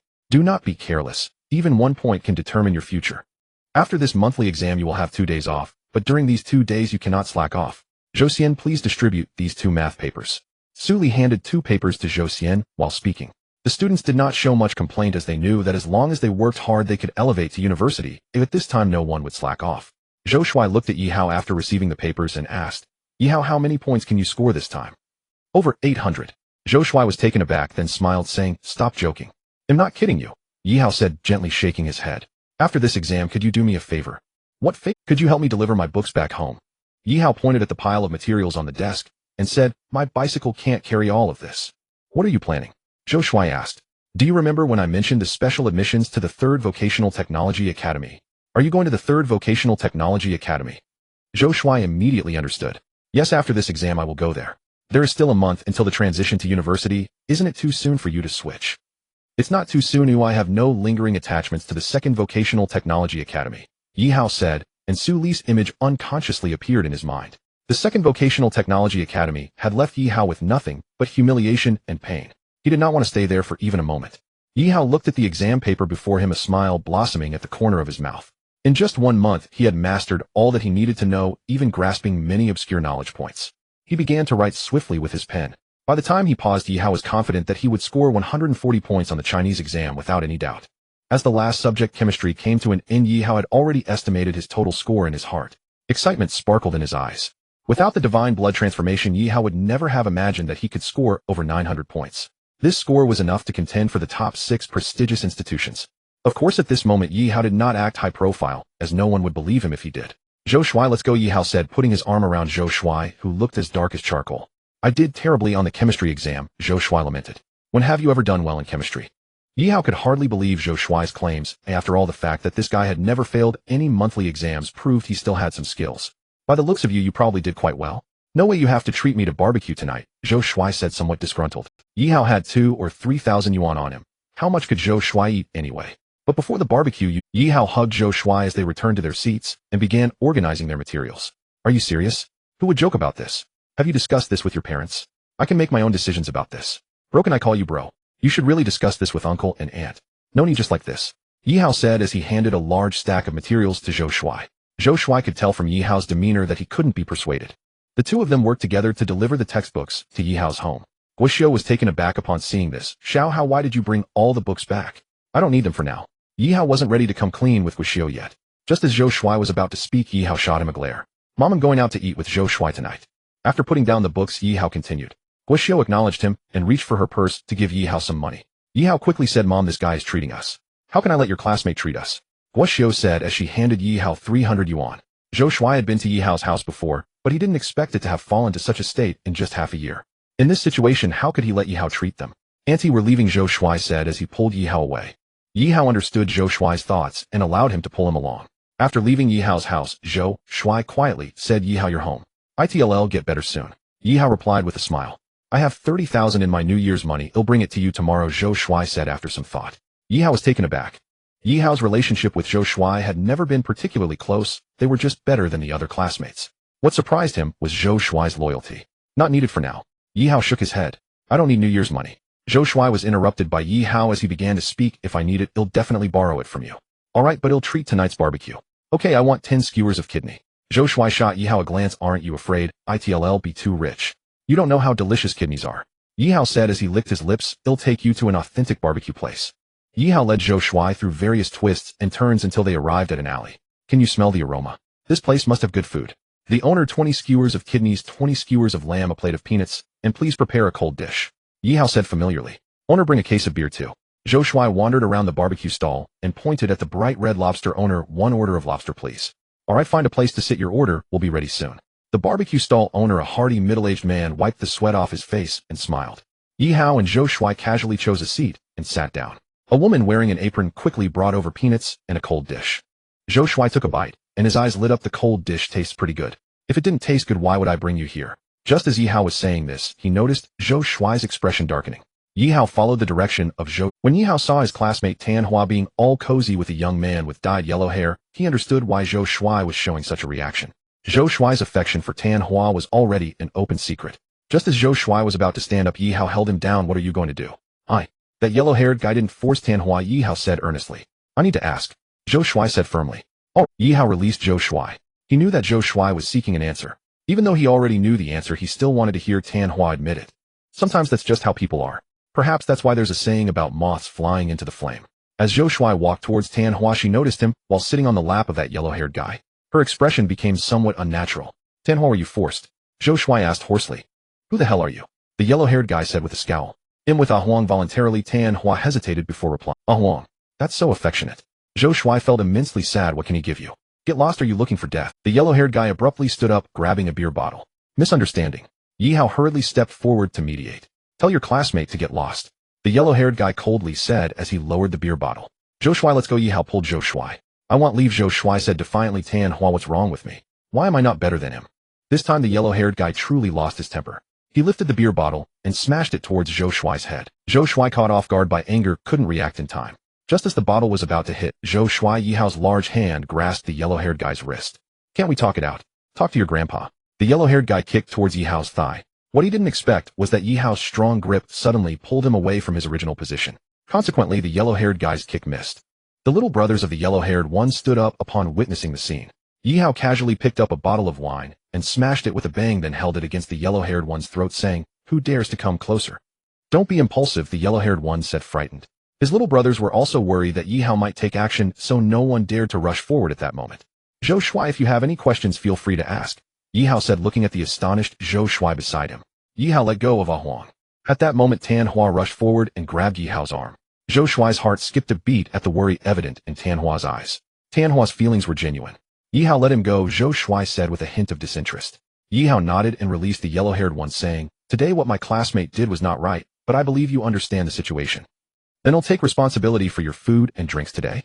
If I pour you a drink to apologize now, can we let this matter go?" The yellow-haired one hesitated for a moment before opening 2 bottles of beer and handing one to Yihao, saying, "I think you're more suited to being a thug than I am. Come on, let's drink up." Yihao clinked glasses with the yellow-haired one and downed the drink in one go. Man, the yellow-haired one thought, unable to match Yihao's ability, struggled to finish a bottle of beer in one breath and gave Yihao a thumbs up. "I won't disturb you all any longer. The 2 of us will eat at that table," Yihao said apologetically and left with Zhou Shuai. Zhou Shuai's mood was quite low, causing him to drink one bottle after another. Yihao did not stop. Zhou Shuai drinking was also a form of emotional release. Yihao was contemplating the changes in his body. He discovered that the drop of divine blood had not only transformed his body, but also his temperament. When he had held the broken beer bottle against the yellow-haired one's throat earlier, he felt no fear at all. It seemed this was how it should be. Oh, everything felt so natural. Yihao did not know whether this change was good or bad, but at this moment there was no choice but to accept it. The yellow-haired one's table spent 680, while Yihao's table spent 330. Yihao left 1000 and took the drunken Zhou Shuai home. Zhou Shuai lived in a high-end community in Jiangnan City, indicating that his family background was quite good. Afterwards, Yihao took a taxi back to the barbecue stall and then rode his bicycle home. Guoxiu had lost all desire to cook. All her thoughts were on her phone, because in a little while the academy would announce the results of the last monthly exam. And this result would not be much different from the score for the college entrance examination, meaning this would determine the child's future. Yi Zhigua had also returned home early from work. "Mom, it's time for dinner." Yihao pushed open the bedroom door and said, "He'll make something for you in a bit." Guoxiu glanced at her phone, saw there were no messages in the group, and responded perfunctorily. "Mom, there's something I want to discuss with you," Yihao said softly as he sat next to Guoxiu. "What is it?" "I want to transfer schools." "Transfer schools?" Guoxiu was taken aback. "Why would you transfer at this time?" "I want to go to the 3rd Vocational Technical College." "No way." Guoxiu quickly understood why Yihao made this decision, thinking, "You don't need to worry about family matters. Yes, Xiaohao 2 to 3,000 yuan is of no use to our family." Yi Zhigua had also heard his wife mention Niuli, so he had thought of it too. "My decision to go to the 3rd Vocational Technical College is not made impulsively. I believe I can gain much more there," Yihao said in a serious tone. "Explain your reasons," Yi Zhigua said. "First, with my score, I will definitely receive special attention at the 3rd Vocational Technical College. The issues I face cannot be solved even by ordinary teachers. Only with the collective effort of the teachers at the 3rd Vocational Technical College could they be resolved." "Wait a minute, what do you mean by that?" Guoxiu interrupted Yihao. "What do you mean that the issues you face cannot be solved by ordinary teachers?" At that moment, Guoxiu's phone vibrated. She quickly opened it and immediately saw the great announcement. Forgetting to ask Yihao, she swiftly opened the results for Class 2. She started searching from the last place, and the more she searched, the more alarmed she became. Because it didn't take long before she scanned through the top 20 names, but still did not find Yihao's. Guoxiu's heart began to race. Her gaze continued to scan ahead, and when she reached the top 10, she felt her throat. Had Yihao made it into the top 10? But just as Guoxiu was getting drier and drier in her mouth, she still did not see Yihao's name when she reached the 3rd place. Shun in total score 782, class 3rd grade 61st. Zhou Xian total score 788, class 2nd grade 56th. Yihao total score 928, class 1st grade 1st. Guoxiu was stunned when she saw Yihao's results. Yi Zhigua, seeing Guoxiu's expression, couldn't help but ask, "How many points did Xiaohao score?" Guoxiu did not answer, but rubbed her eyes to confirm several times. After a moment, she handed the phone to Yi Zhigua, saying, "You take a look." Yi Zhigua looked for a while and revealed the same expression as Guoxiu. This was too shocking. They had never expected Yihao to score this high. A score of 900 could lead to admission to one of the 6 top universities in China. Yihao's score of 928 ensured his admission to all 6 top universities. "Xiaohao, is this true?" Guoxiu asked excitedly after a long while. "Yes." Yihao nodded, saying, The problems I currently can't solve are also things that ordinary teachers cannot solve. This is one of the reasons why I want to transfer to the third vocational technical college. I disagree. Yi Jigua said seriously, you can receive better training at the second vocational technical college. The teaching staff at the third vocational technical college is not much weaker than that of the second vocational technical college, it's just that they haven't had good students in many years. Yi Hao said in a deep voice, moreover, I have another reason for transferring. I don't want to stay at the second vocational technical college any longer. What happened? Yi Jigua detected the deep resentment in his son's voice. When my grades were poor, the teacher said I was garbage from society. When my grades improved a little, I was accused of cheating, and they wanted to keep this incident on my record. Yi Hao was unable to maintain his composure as he spoke. Such a teacher, such a school, I would rather not stay at all. Guo Xiu stood up abruptly saying, I will go find your teacher tomorrow. No need, I've already taken my textbooks from the second vocational technical college. I don't want to have any further ties with that vocational school. Yi Hao shook his head. Yi Jigua and Guo Xiu exchanged glances, realizing that Yi Hao had long harbored thoughts of leaving the second vocational technical college. Actually, with Yi Hao's current grades, he could get by without studying for the next month. Let's listen to Xiao Hao, Yi Jigua said after thinking for a moment. Since you want to transfer, we must strive for more benefits, Guo Xiu said softly. The bonus isn't important. What's important is that the teachers at the third vocational technical college must fully nurture our son. At the same time that Guo Xiu received her score, the teacher Niu Li from the third vocational technical college also received hers. When she saw that Yi Hao's score reached 928, she was equally astonished and left speechless. Her first instinct was disbelief, but after confirming it multiple times, her heart began to pound. Niu Li had never considered cheating, as no one could possibly copy their way to the top score. If she could recruit Yi Hao to the third vocational technical college, would the director of education not have a chance for promotion? The more Niu Li thought about it, the more plausible it seemed. With Yi Hao's current score, gaining admission to the 6 top universities would be completely unproblematic. If a student from the third vocational technical college were to gain admission to one of the 6 top universities, the number of students applying to the college would undoubtedly double. How could the college not reward the director for such a great achievement? With this thought in mind, Niu Li hurriedly changed her clothes. Zhou Chong looked at Niu Li with surprise and asked where to Guo Xiu's house. What are you going to do there? To pave the way for the future, Niu Li responded enigmatically as she grabbed her bag and left. Guo Xiu and Yi Jigua had no interest in eating anymore. Just as they were discussing which of the 6 top universities Yi Hao should attend, Niu Li arrived. Xiu, congratulations. Niu Li exclaimed as she entered. Congratulations for what? Guo Xiu feigned ignorance. Xiao Hao scored 928. Do you think I don't know? Niu Li said as she placed the items in her hands down. I bought some supplements for Xiao Hao. He should take good care of himself. This. Yi Jigua glanced at the items, and his expression changed slightly. This is too extravagant. Yi Jigua was no stranger to such things. These supplements were worth over 3,000. What are you saying? Niu Li replied discontentedly. Isn't it appropriate for me to buy some supplements for my nephew? Guo Xiu no longer dwelled on the matter and invited Niu Li to sit beside her. Yi Hao with keen insight brewed tea for Niu Li. Xiu, you've really persevered. Niu Li looked at Guo Xiu with envy. Our Jiangnan city hasn't had a single student admitted to one of the 6 top universities for 3 consecutive years, which has made the heads of our education bureau feel embarrassed. Therefore, this time the education bureau's director promised that any school that produces a student admitted to one of the 6 top universities will have its funding increased by 20%, and the student will also receive a cash reward of 100,000 yuan. 100,000 yuan. Guo Xiu was astonished. In the past, students admitted to the 6 top universities received only 50,000 in cash rewards. The province also has cash rewards, but you must be in the top 10, Niu Li continued. With Xiao Hao's score, it's not a problem for him to place in the top 10, and the college will surely express its interest. Guo Xiu and Yi Jigua exchanged excited glances. Whether Yi Hao could secure the provincial reward was not important. Our receiving the city's 100,000 reward was sufficient. Although they still could not pay off the family's debts, they could at least catch a breath. Aunt Niu, if I go to your third vocational technical college, what can your college offer me? Yi Hao said at that moment. Niu Li's heart suddenly stopped, then she joyfully exclaimed, Xiao, how are you thinking of transferring to the third vocational technical college? Given Yi Hao's scores, even the first vocational technical college would be eager to recruit him. Niu Li had come here with only a 9,000 hope. But now Yi Hao's words made her realize he had such intentions. Yes. If you transfer to the third vocational technical college, we will provide you with the utmost support, and I can guarantee that this support will exceed that of the other 2 vocational technical colleges. Niu Li stated with certainty.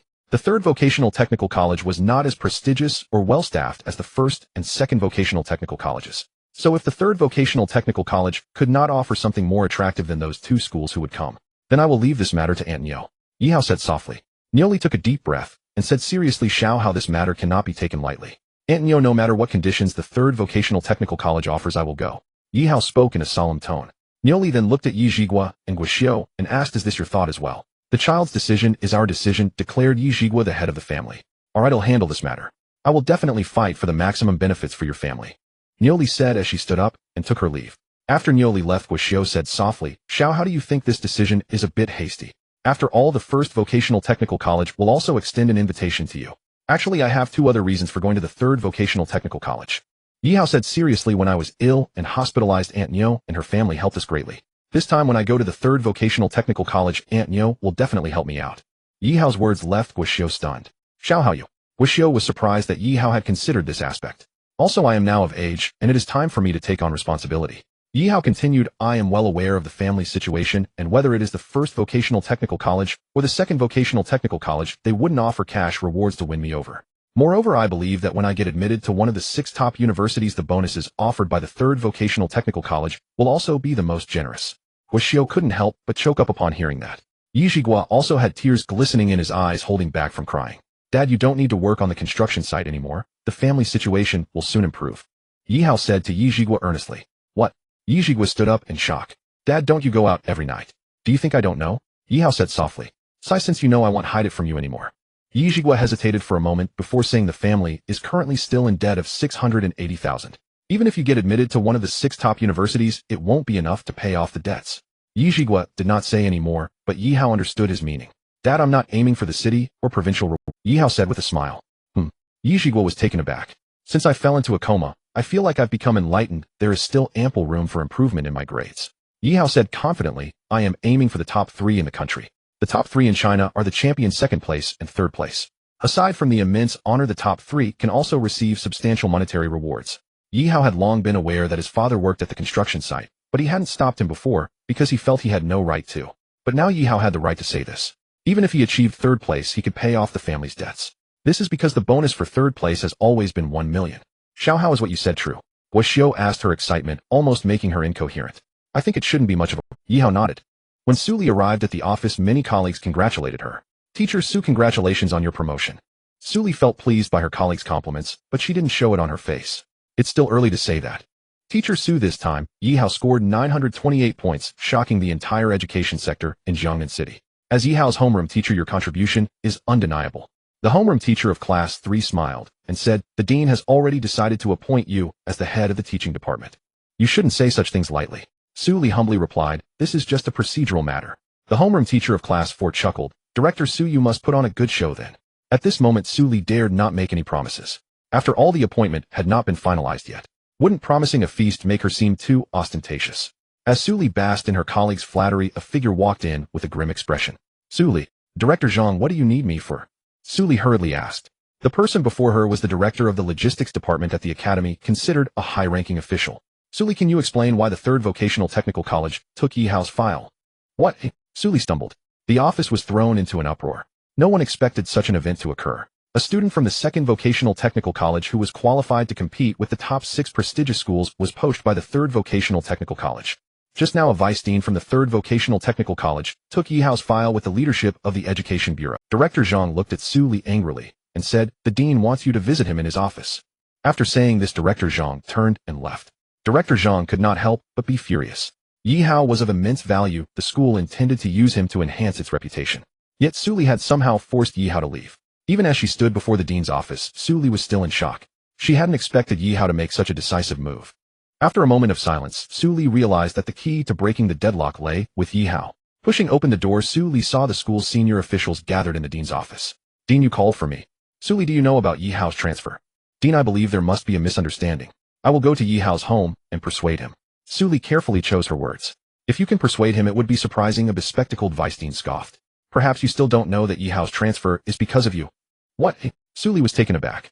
When Yihao's scores were low, you mocked him repeatedly. Once Yihao stopped holding back, you publicly questioned him about cheating, and even threatened to include the cheating allegation in his file. The vice dean stared at Su Li. Is this how you educate your students? Su Li felt a cold sweat on her forehead. Such matters could easily be confirmed by any student, making it impossible for her to refute. For every monthly exam, 3 teachers are responsible for monitoring, and there are teachers patrolling outside continuously, not to mention 10 teachers watching the surveillance. Do you think Yihao has the ability to cheat? Another vice dean interrupted with a curse. Has your head been kicked by a donkey? Regardless, I am still Yihao's homeroom teacher, and I believe I have a chance to bring him back. Su Li did not want to give up so easily. Perhaps you don't know that after this monthly exam Yi Hao took all his textbooks away, which indicates he had already contemplated leaving the second vocational technical college. The dean sighed lightly. Very well, you can try. Su Li acknowledged and hurriedly left the dean's office. On the way she bought some gifts and headed to Yi Hao's home. When Guoxiu opened the door and saw Su Li, her expression instantly turned cold. Who are you looking for? Su Li's heart sank. Guoxiu clearly did not want to engage in conversation with her. I'm here for... Su Li started, but was interrupted by Guoxiu. Yi Hao's decision to go to the third vocational technical college was made by our whole family. We cannot and will not return to the second vocational technical college. But the faculty and resources at the third vocational technical college are not as good as those at the second vocational technical college. Not as good. It doesn't matter. With Xiao Hao's grades, even if he doesn't improve in the next month, he can still get into one of the top 6 prestigious schools. Guoxiu paused for a moment before continuing. Su Li was about to say something when Yi Ziguo's figure appeared at the door. Teacher Su, we have things to attend to. Guoxiu closed the door and linked arms with Yi Ziguo as they left. Su Li stood there feeling somewhat lost. The high-handed attitude of Yi Ziguo and Guoxiu made her feel deeply humiliated, yet Su Li forgot how she had once held herself with such superiority over them. This feeling is quite satisfying, Guoxiu said softly. Su Li is too snobbish, Yi Ziguo remarked. He had dealt with her more than once. Her sycophancy made her an unqualified educator. Forget about her. Ziguo, who are you planning to return the 50,000 to? Guoxiu asked. The third vocational technical college unexpectedly offered a cash reward of 50,000 for Yi Hao's transfer. This reward far exceeded what Yi Hao's family had anticipated. Early in the morning, a vice dean from the third vocational technical college accompanied by Niu Li delivered a cash check for 50,000. Now Guoxiu and Yi Ziguo were preparing to go to the bank to cash it. First, pay back the debts to the Lao Kong and Lao Li families. They have been urging us recently, Yi Ziguo said after a moment of contemplation. The Yi family owed too much money, so repayments needed to be prioritized. For instance, they still owed the Lao Zhou family 50,000. However, the Lao Zhou family did not need the money in the short term, so the repayment deadline could be extended appropriately. Ziguo, do you really think our son can rank among the top 3? Guoxiu asked softly. Whether he can or not isn't what matters. As long as our son can get into one of the top 6 prestigious schools, that's enough, Yi Ziguo said with a smile. Yes, as long as he can get into one of the top 6 prestigious schools, that will suffice. Guoxiu understood. Yi Ziguo. After 4 years, Yi Hao would surely graduate and attain a respectable social status, making it easy to repay the family's debts of hundreds of thousands. I never expected I would have to rely on my son for support, Yi Ziguo chuckled. Not everyone gets such an opportunity, Guoxiu said proudly. The third vocational technical college. Yi Hao's condition was that the school must arrange heavyweight teachers to answer his questions at any time. Naturally, the third vocational technical college agreed to such a request. In a clean and bright office, Yi Hao was reviewing the test papers on the desk. These test papers were specifically selected from the question bank by the third vocational technical college. After scanning through them, Yi Hao began to write rapidly. Next to Yi Hao was the top mathematics teacher from the third vocational technical college, who was studying the answers to these exam questions while Yi Hao worked on them. Some of these exam questions were even beyond the syllabus. Even he couldn't solve some of them. His task was to explain. In the coming month, Yi Hao's task is to focus on studying these challenging exam questions. He aims to further improve his scores from their current level. There is not a single teacher who does not appreciate a clever student. Yi Hao's intelligence brought great joy to the teachers at the third vocational technical college. Even when they could not solve a particular problem at the moment, each teacher had their own communication group where they would seek help from colleagues. Yi Hao absorbed knowledge like a sponge. In fact, choosing the third vocational technical college was the right decision, because even the second vocational technical college would not have dedicated so many resources to cultivate Yi Hao alone. Moreover, Li Qianqian's mother appeared just in time, as Li Qianqian was unable to answer these questions, otherwise Yi Hao would have been wasting his time. The transformation from the divine blood was not limited to his memory. Yi Hao felt that his mental faculties had developed significantly, and over time, he became increasingly intelligent. Yi Hao understood that this was because his brain domain was still gradually developing. Time flowed slowly. 3 days before the entrance exam for the undergraduate program, the 4 vocational technical colleges in Jiangnan City went on vacation. Yi Hao packed his materials, and the driver arranged by the college took him home. When Guoxiu saw her somewhat thin son, she felt a pang of heartache. Xiao Hao, how have you been eating and living this month? During the final push, I've been eating and living at the third vocational technical college.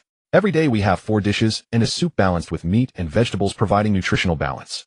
I live in the principal's apartment, which is fully equipped with all facilities, Yi Hao said with a smile. That's good. Guoxiu felt relieved upon hearing that her son had not suffered.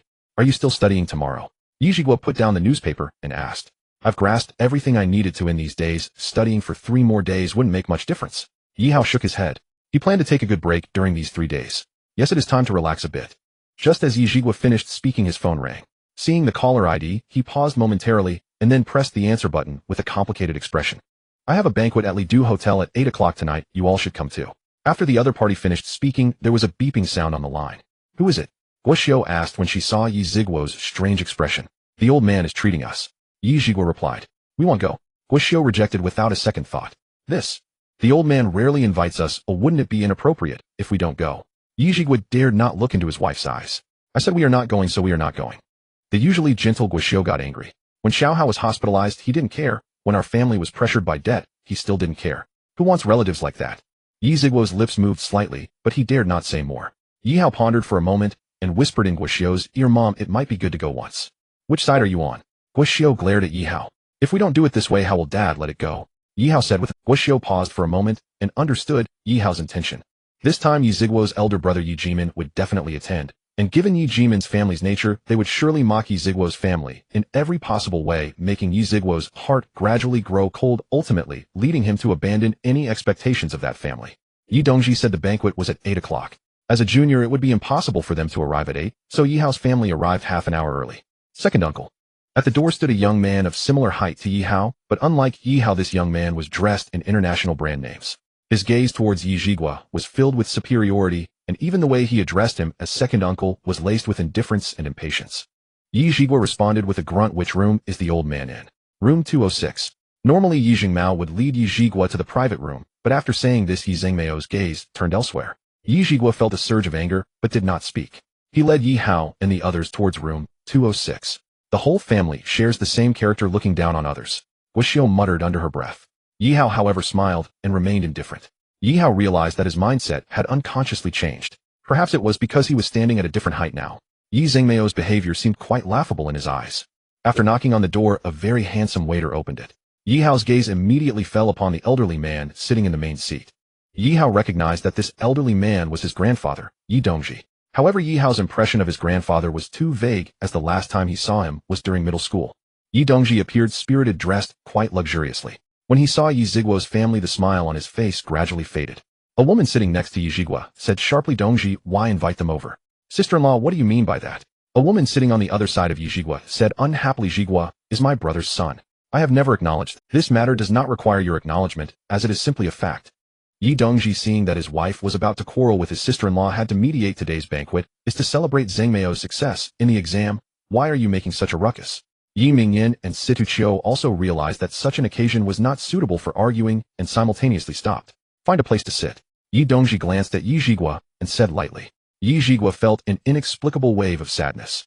He thought his father had changed his mind and invited him to the banquet, but it turned out that his little aunt had facilitated this matter. However, Yi Ziguo still took his wife and son's hands and found a spot to sit down. Perhaps Yi Ziguo still held a glimmer of hope in his heart, or perhaps he did not want to offend Yi Dongji, or perhaps. Yi Hao looked at his father's expression and also felt extremely uncomfortable. Despite Yi Dongji repeatedly hurting him, Yi Ziguo still wanted to get closer to Yi Dongji. He just didn't realize that some things cannot be achieved merely through effort. Of course, perhaps Yi Ziguo had long known, but he still clung to a slim hope. He wanted to integrate into this family, but his efforts were destined to be in vain. Apart from his little aunt, no one in the Yi family liked Yi Ziguo's family, not even the head of the Yi family, Yi Dongji, who did not want to see Yi Ziguo. Yi Hao understood his father's behavior. This was also the reason why Yi Hao urged Yi Ziguo to come. Only when one is in despair will there be no expectations. Irresponsible scoundrels have always existed, and Yi Dongji is a living example. Over 40 years ago, while already married, Yi Dongji traveled to Miao family village, where he encountered the charming and captivating Xiao Mimi.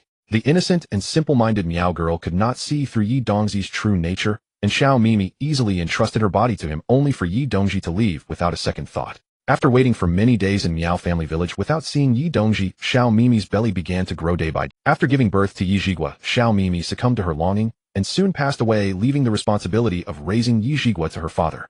When Yi Ziguo turned 12, a change occurred in Miao family village, and Xiao Pengju took Yi Ziguo through several twists and turns to find Yi Dongji. Yi Dongji outright denied that Yi Ziguo was his son. Fortunately, Yi Dongji's sister Yi Mingyan took Yi Ziguo in, or he might have ended up homeless and begging. Now let's talk about Yi Mingyan. Yi Mingyan had just married her husband for less than half a year when he passed away. At that time, superstitions were rampant, and it was said that Yi Mingyan brought misfortune to her husband. Consequently, she left her in-laws and lived alone. Yi Dongji's wife was extremely harsh and unwilling to help Yi Mingyan, resulting in her living in poor conditions. Thus, Yi Ziguo began working at 16 to earn money. All these years, Yi Dongji had never cared for Yi Ziguo, not even attending his wedding. Seeing that everyone in Yi Hao's family was silent, Yi Mingyan smiled and asked Xiao how's your time at the second vocational technical college? And I haven't been at the second vocational technical college for a month now. What? Yi Mingyan frowned and said, didn't I ask Jimin to help you transfer to the key class at the second vocational technical college? It's like trying to lift up a mud wall. Situ Chio snorted coldly, most likely your grades are too poor, and you were kicked outright. Hee. Yi Hao shot a glance at Situ Chio. What do you mean by that? Situ Chio slammed the table and stood up angrily to reprimand him. Yi Hao's disdainful tone was not lost on her. You should control your temper at your age. If something happens, don't blame it on me. Yi Hao stared directly at Situ Chio. Impudent. Yi Dongji shouted angrily. Impudent. Yi Hao laughed. Are you trying to show off your authority as the head of the family? Sorry, you mean nothing to me. Are you looking for death? Yi Dongji threw a glass cup at Yi Hao's head. Be careful, Guxiu exclaimed. But contrary to everyone's expectations, Yi Hao effortlessly caught the glass cup. Are you trying to smash my head? Yi Hao's face gleamed with a cold light, and then he suddenly applied force, shattering the glass cup. I want to ask, what qualifications do you have? As he spoke, the shattered glass fell from his fingers like dust. Yi Dongzi's lips moved as he was left in shock. This was a genuine glass cup. How could it turn to dust?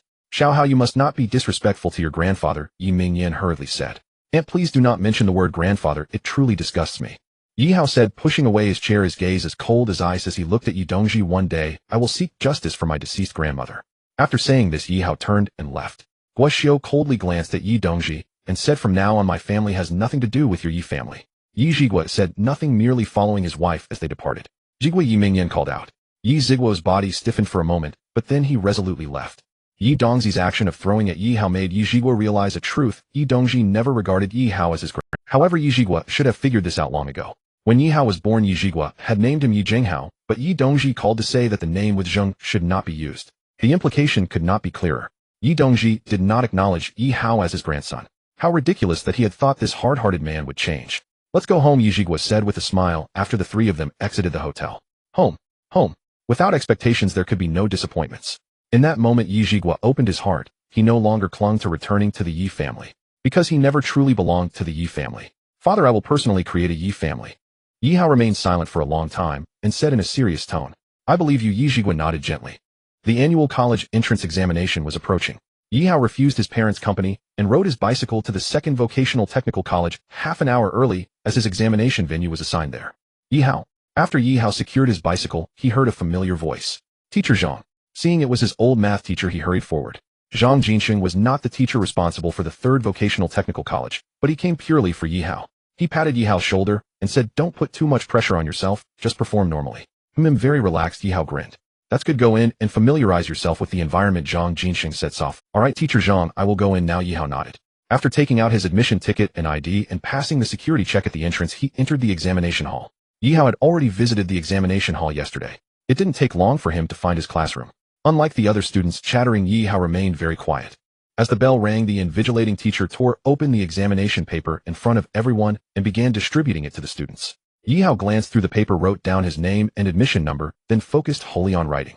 Yi Hao's speed in answering questions was swift. He completed the 2-hour exam in just 1 hour. After checking it over, he stood up to submit his paper. In fact, Yi Hao had made no mistakes. How could his brain, which calculated precisely, fail? The other students in the class looked at Yi Hao in astonishment, as no one expected him to finish the paper so quickly. Quiet, no noise, the principal teacher said sternly. The uproar in the classroom immediately ceased. The chief invigilator took Yi Hao's paper and asked, did you check it? I have checked it.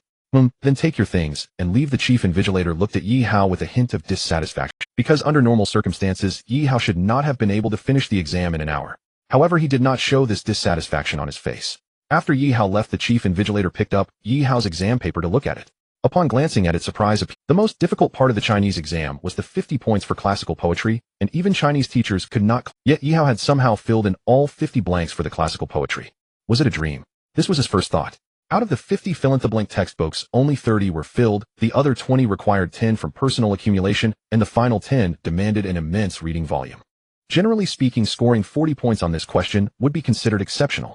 Scoring 45 points would indicate someone truly outstanding. As for scoring 50 points, there were hardly any in the entire country. The chief invigilator was a language teacher, and his favorite subject was classical poetry. The chief invigilator's face displayed a look of shock as he continued to read. Based on his knowledge, he would have answered 46 of the fill-in-the-blanks correctly, and Yi Hao had provided the correct answers for all 46. For the 4 he did not know, Yi Hao had also provided answers. With his literary accomplishments, he could see that the 4 pairs of questions were exceptionally well matched. This meant that Yi Hao had also provided the correct answers for these 4 questions. Am I witnessing a miracle? The chief invigilator's breathing became rapid. He restrained his excitement, and next, whether it was the reading comprehension or judgment questions, there were no errors whatsoever. However, what astonished him was yet to come. In terms of composition, Yi Hao's theme was clear, and his writing was nothing short of perfect. Even he, being extremely picky, felt that this essay deserved full marks. A perfect essay. What a tremendous honor this is. The chief invigilator could now be certain he was witnessing a miracle. Today is the last day. On the third day after having breakfast, Yi Hao rode his bicycle towards the second vocational technical college. Over the past 2 days, Yi Hao had pushed his abilities to the limit. Yi Hao believed he would score highly this time. Just as he was lost in thought, he suddenly heard a piercing sound of an explosion, and then he saw a large truck collide with one car after another. The force of the truck's collision was tremendous. Those small cars were easily torn apart and crushed before it as if they were made of paper. The large truck only came to a halt after colliding with the fifth small car. A car accident. This was Yi Hao's first, but isn't the passage of large trucks prohibited during the exam period? While Yi Hao was pondering this, he heard cries, "Is anyone still alive?" Yi Hao parked his bicycle to run towards the front car, as the previous 4 cars had been completely crushed, leaving no chance for survival inside. Looking at the deformed car, Yi Hao felt concern for the owner's condition. "Help me," a weak voice called from inside the car. An elderly man in a Zhongshan suit was covered in blood, one of his legs was deformed from being crushed, and a steel pipe pierced through his chest. "Grandpa, what happened to you?" Yi Hao exclaimed upon seeing this scene. "Help me." The old man looked at Yi Hao. Yi Hao hurriedly tried to pull open the car door. Just as he did, a sense of impending death enveloped his heart. At a critical moment, Yi Hao activated his ability to slow down time. With a bang, a bullet pierced through Yi Hao's chest, and a spray of blood instantly erupted from the wound. The bullet, driven by powerful force, caused Yi Hao to crash against the car door. Wang Wei was a professional assassin, and his current mission was to eliminate Lin Yuantu. However, just as he prepared to shoot, a young boy blocked his line of sight. A killer like Wang Wei wouldn't care about adding another victim to his count. So he decisively pulled the trigger. To his surprise, despite aiming for the heart, the bullet struck the chest at the last moment. A mistake. This was Wang Wei's first thought. But the next moment he groaned as a shard pierced his eye and blood gushed out uncontrollably. At the same time, Wang Wei saw Yi Hao turn around, his gaze sharp as he stared at him, with his right hand still in a throwing motion. A master. Wang Wei immediately realized this point. The intense pain made it hard for him to hold onto his gun, so he covered his injured eye and fled into the distance.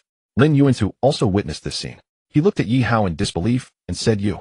Just then Yi Hao heard the sound of an ambulance in the distance. He looked at Lin Yuantu and said, "I'm just a student. The ambulance is here, and I need to take the entrance exam for college." Upon saying this, Yi Hao turned to leave. However, his head spun, and he half-kneeled on the ground.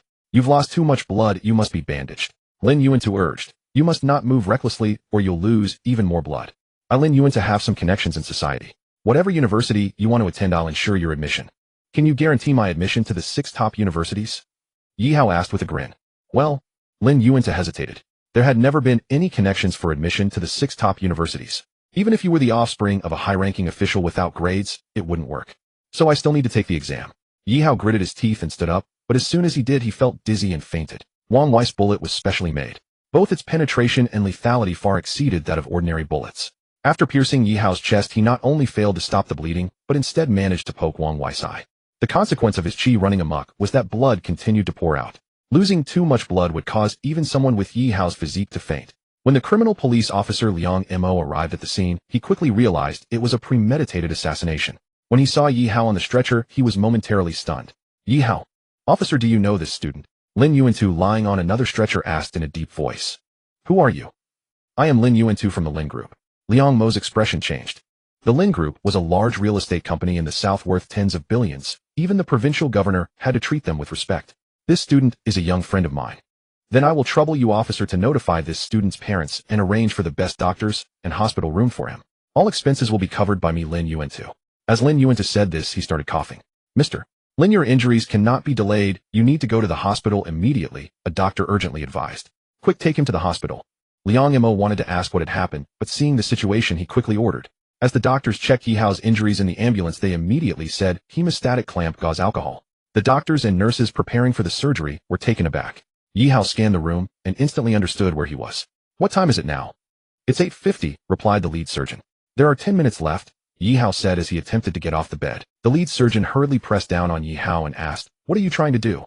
"The exam is at 9 o'clock, Yi Hao said in a deep tone. "Are you joking?" The lead surgeon pointed at Yi Hao's chest and said, "Look, the blood is flowing again. Help me stitch the wound now." Yi Hao pondered for a moment. "The bullet hasn't been removed yet," he interrupted the lead surgeon. "Otherwise I won't undergo the surgery." The lead surgeon contemplated for a moment and gestured to a few doctors beside him. The doctors quietly surrounded Yi Hao, and then they all moved in unison to restrain him. "Prepare the sedative," said the lead surgeon in a deep voice. A nurse skillfully retrieved the sedative. Yi Hao realized the lead surgeon's intention. "I apologize." Yi Hao suddenly exerted force, throwing the 4 doctors aside, causing the freshly bandaged wound to ooze blood again. "This?" The lead surgeon was stunned. "Is this really a gunshot wound? If you don't stitch my wound, I'm leaving right." Yi Hao fixed his gaze on the lead surgeon and said seriously, "You are joking with your own life." The lead surgeon sighed lightly. "I will be responsible if anything happens." "I need to consult the director," the lead surgeon said hesitantly.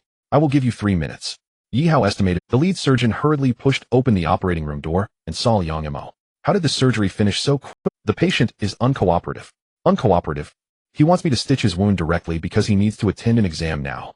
"This?" Liang Yimou contemplated for a moment and said, "He'll go take a look." "You can't go in," the lead surgeon blocked Liang Yimou. "You haven't undergone sterile disinfection." At this moment, Yi Hao pushed open the operating room door and said, "Officer Liang, you must be somewhat aware of my situation. I need to attend the exam now." "Is your body really fine?" "My constitution is very strong, nothing will happen to me," Yi Hao said. Liang Yimou looked at Yi Hao's determined eyes and nodded gently. "Dr. Stitch is wound."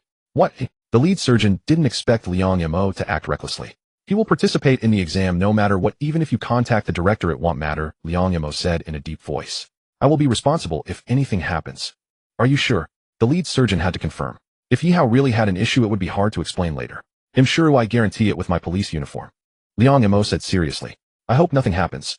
After saying this, the lead surgeon turned and returned to the operating room. 5 minutes later, a weak-looking Yi Hao walked out accompanied by the lead surgeon. "Officer Liang, please take me to the 2nd Vocational Technical College," Yi Hao said in a deep voice. "Can you hold on?" Liang Yimou asked. "I can." "Then let's go." Liang Yimou helped Yi Hao into the passenger seat and turned on the siren, driving directly toward the 2nd Vocational Technical College. Zhang Jinxing anxiously rubbed his hands as the time approached. "Teacher Li, have you not contacted Yi Hao yet?" he hurriedly asked as a teacher accompanying the exam walked over. The teacher from the 3rd Vocational Technical College said bitterly, "Yi Hao had an accident and is currently in the hospital undergoing emergency treatment." "What?" Zhang Jinxing was stunned upon hearing this. How could this happen?" After about 2 minutes, the gate of the 2nd Vocational Technical College was closed. Zhang Jinxing felt as if all his strength had been drained. Although he hadn't spent much time with Yi Hao, he genuinely liked this student. Zhang Jinxing had never seen such a brilliant student before, and he believed Yi Hao had the potential to rank first, but now everything was over. Zhang Jinxing stood there in a daze, speechless. At that moment, a sharp police siren brought Zhang Jinxing back to his senses, and he saw Yi Hao running toward the school accompanied by Liang Yimou. Without thinking, Zhang Jinxing ran toward the door shouting, "Open the door." "What are you doing?" a guard at the 2nd Vocational Technical College said in a deep voice. "One of my students is coming," Zhang Jinxing hurriedly replied. "The gate is already closed." The guard shook his head. Zhang Jinxing looked at his watch. 9:13. "The gate can still be opened within 15 minutes of closing," he said, familiar with the exam regulations. "This?" The guard hesitated. Just then a female teacher responsible for patrol came over. "What happened?" the female teacher asked. The guard explained the situation. The female teacher glanced at Yi Hao and said seriously, "He cannot enter." "Teacher Su, are you abusing your power?" Yi Hao, accompanied by Liang Yimou, had arrived at the entrance, and when he saw the female teacher refuse him entry, he shouted angrily. Yi Hao had never imagined that the teacher responsible for the patrol would be his former homeroom teacher Su Li. Su Li said coldly, "Yi Hao, you know what this exam is about, right?" "English," Yi Hao replied in a deep voice. "Since you know the exam is English, you should understand that students are currently reviewing the listening section, right?" Su Li glared at Yi Hao and said, "If you barge into the classroom so brazenly, it will disturb the entire class listening assessment." Su Li was being alarmist. At such a time, even if Yi Hao barged in, who would pay attention to him? Furthermore, there were 3 teachers in the class. How could they allow it? "Teacher Su, the exam regulations do not state that students are not allowed to enter within 15 minutes of the English exam," Zhang Jinxing said angrily. "I said no means no," Su Li said defiantly. "Teacher Su, can you bear the consequences of violating the exam regulations?" Liang Yimou said at this moment. Being from the criminal police, he could see that Su Li was clearly abusing her power. "I, Su Li, am doing this for the benefit of the majority of students." Su Li stared at Liang Yimou and said, "I, Su Li, am guilt-free." What a guilt-free statement. Zhang Jinxing's eyes were filled with cold light as he said, "Su Li, I will ask you one last time, will you let him in or not?" "No, I won't." "Then I will tear you apart, even if it costs me my life," Zhang Jinxing shouted angrily, disregarding his aging body, charging towards Su Li. Zhang Jinxing could not help but feel furious. He never imagined that Su Li could stoop so low. It was obvious to anyone that Su Li deliberately prevented Yi Hao from entering the venue. How could Zhang Jinxing, who had been teaching for so many years, not see through it? Before Zhang Jinxing could reach Su Li, he was stopped by the security guard. "What do you want to do?" Teacher Zhang, don't be impulsive, Liang Mo quickly advised. If Zhang Jinsheng were to hit Su Li, the situation would escalate. Su Li's face showed signs of panic, but when she saw Zhang Jinsheng being blocked by the security guard, her flustered expression gradually calmed down. Entering the examination venue without permission and assaulting the monitors, Zhang Jinsheng, I see you don't want to do well anymore. Su Li, a student's future has been ruined because of your selfish reasons. How can your conscience bear that? At that moment, a girl wearing glasses and a short skirt asked, "Who are you?" Su Li glared at the girl with an unfriendly expression. Wen Xing was an intern reporter at a newspaper. She had always wanted to find an explosive news story to boost her reputation.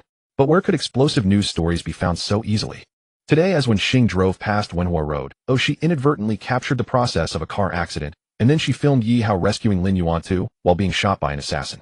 At that moment, Wen Xing realized she had found an explosive news story. Wen Xing quietly took photos from the side. What surprised her was that despite being shot, Yi Hao was still able to participate in the college entrance examination. This guy was shot in the chest. However, Wen Xing soon stopped dwelling on that question because she saw Su Li actually blocking Yi Hao from entering. Wen Xing discreetly pointed the camera hidden in her button towards Su Li and then said in a low voice, "I am Wen Xing, a reporter from Jiangnan Daily. May I ask why you are preventing this candidate from entering?" Su Li was about to explain when she was interrupted by Wen Xing. According to the regulations, candidates can still enter within 15 minutes, and there are no specific rules stating that English exams cannot be entered. Upon hearing that Wen Xing was a reporter, Su Li didn't dare to speak carelessly. "Su Li, you have an answer." Seeing Su Li silent, Wen Xing spoke in a deep voice. Su Li truly didn't know how to respond. At that moment, Su Li suddenly heard the sound of music from the playground, and a look of surprise flashed across her face. She glanced at her watch, which showed 9:15. "I think, Miss Reporter, before you say that, shouldn't you check the time?" When Wen Xing saw the time, her expression changed. "Are you stalling for time? You can mess around with food, but not with words," Su Li said as she turned to the two guards. "Lock the main gate, and no one is allowed to enter." "You?" Zhang Jinsheng was nearly fainting with rage. "Forget it, Teacher Zhang." Yi Hao gently supported Zhang Jinsheng. "He's ruining your future." Zhang Jinsheng said, his eyes filled with anger. "It's just one subject being missed," Yi Hao replied earnestly. Your scores could have made it to the Longmen list." As Zhang Jinsheng spoke, tears began to fall. The Longmen. Wen Xing's expression changed when she heard those three words. Only 3 candidates nationwide qualify for the Longmen list: the top scholar, the second place, and the third place. "You say he can make it to the Longmen list?" Wen Xing asked, stepping forward. 3 days ago, our school gave him past exam papers to solve. Do you know how many points he scored? 996 points, Zhang Jinsheng said, his eyes reddening. The 4 points lost were from Chinese and English essays. How is that possible? Wen Xing's first thought upon hearing 996 points was disbelief. How could Yi Hao possibly achieve such a high score? Last year's top scholar only scored 980 points. If you don't believe me, you can check his scores in the other subjects later. If this were true, Wen Xing could understand why Zhang Jinsheng was so furious. Su Li was ruining Yi Hao's future. May I know what conflict you have with that teacher? Wen Xing looked at Yi Hao and asked. Just as Yi Hao was about to say something, he suddenly felt a sharp pain in his chest, and then he spat out a mouthful of blood. Yi Hao insisted he was fine, but could he really be? Yi Hao had always wanted to be the top scholar and bring glory to his family. But now everything was over. Missing one subject meant that even if Yi Hao scored full marks in all other subjects, he would be destined to miss out on the Longmen list. Whether he could get into one of the 6 top universities was also in question. Yi Hao, how are you? Liang Mo quickly helped Yi Hao. Take me to the hospital to rest for a bit. Yi Hao said. Okay, we'll help him together, Wen Xing quickly said. Lying on the hospital bed, Yi Hao's face was pale with no trace of blood, and Guoxiu couldn't help but wipe her tears as she looked at her son. Auntie, I think Yi Hao needs to rest now, Wen Xing said softly. Yi Zhiguo agreed. Reporter Wen is right. Guoxiu immediately stood up upon hearing this. Xiao Hao, you take care of your injuries. He'll be outside to call me if you need anything. After giving a few instructions, Guoxiu walked out with Wen Xing. Auntie, may I ask you a few questions? What do you want to ask? I want to know the grievances between Yi Hao and Teacher Sid. This goes back to. Yi Hao lay in the hospital bed and closed his eyes. He could feel his body gradually recover. After a moment of contemplation, Yi Hao pressed the call button beside his bed. Soon Guoxiu and a nurse rushed over. Xiao Hao, what's wrong? Guoxiu hurriedly asked.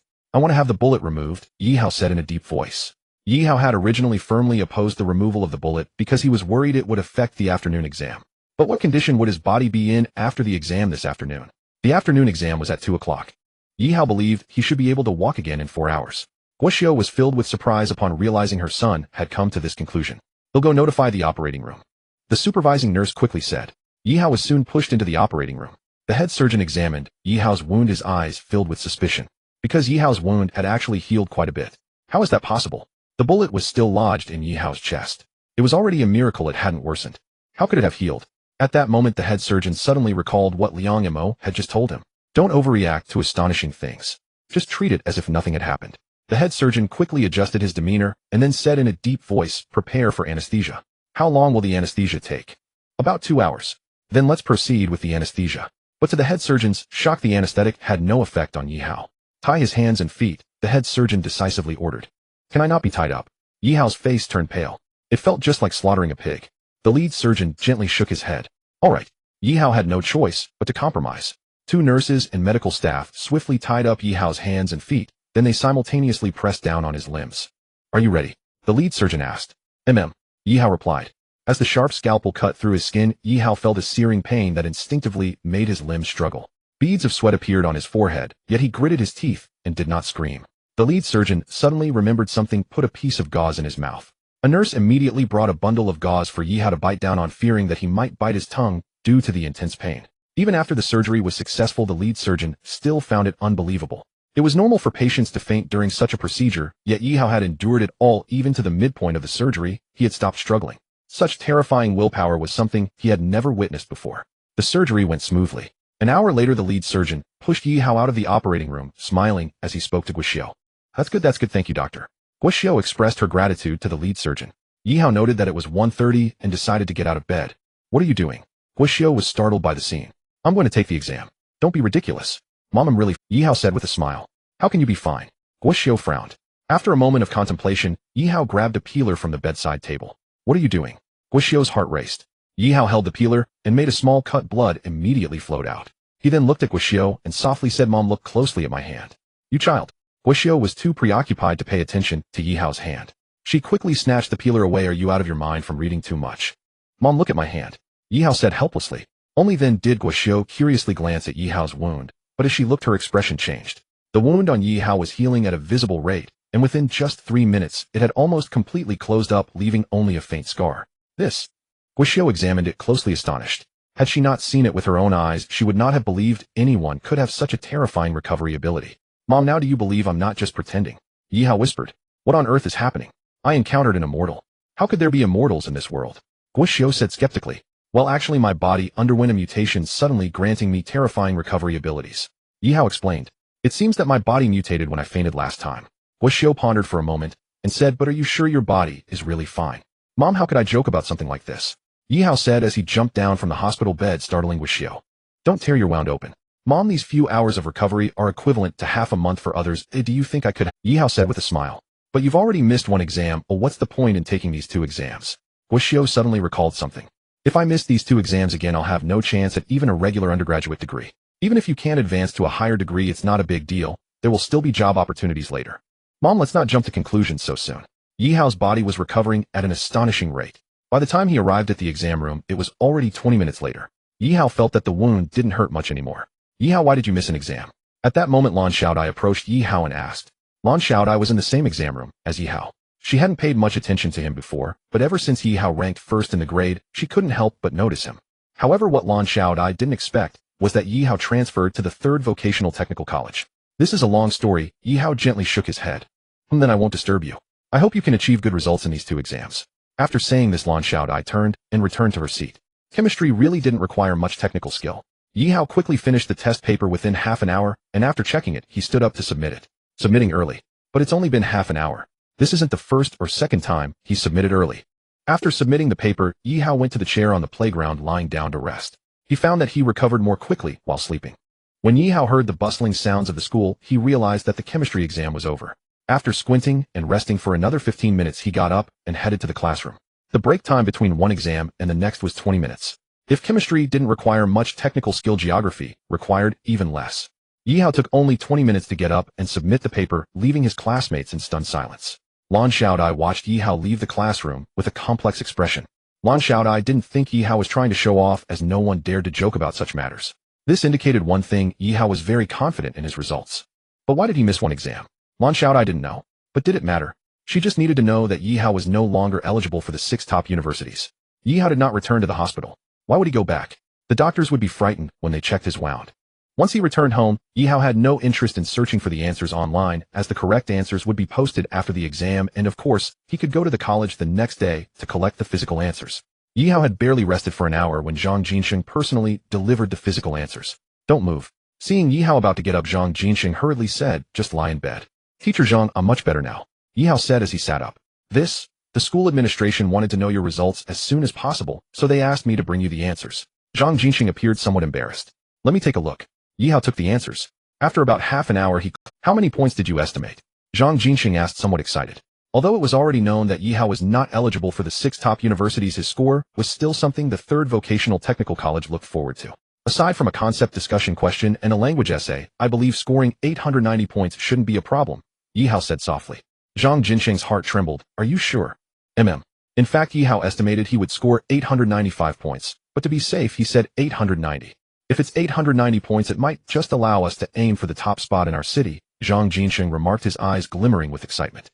Guoxiu's expression turned somewhat dim. Yi Hao could easily score 20 or 30 points in English and still get accepted into the 6 top universities. "Yi Hao, make sure to rest well," Zhang Jinxing said softly. "I need to go back and tell the dean this good news."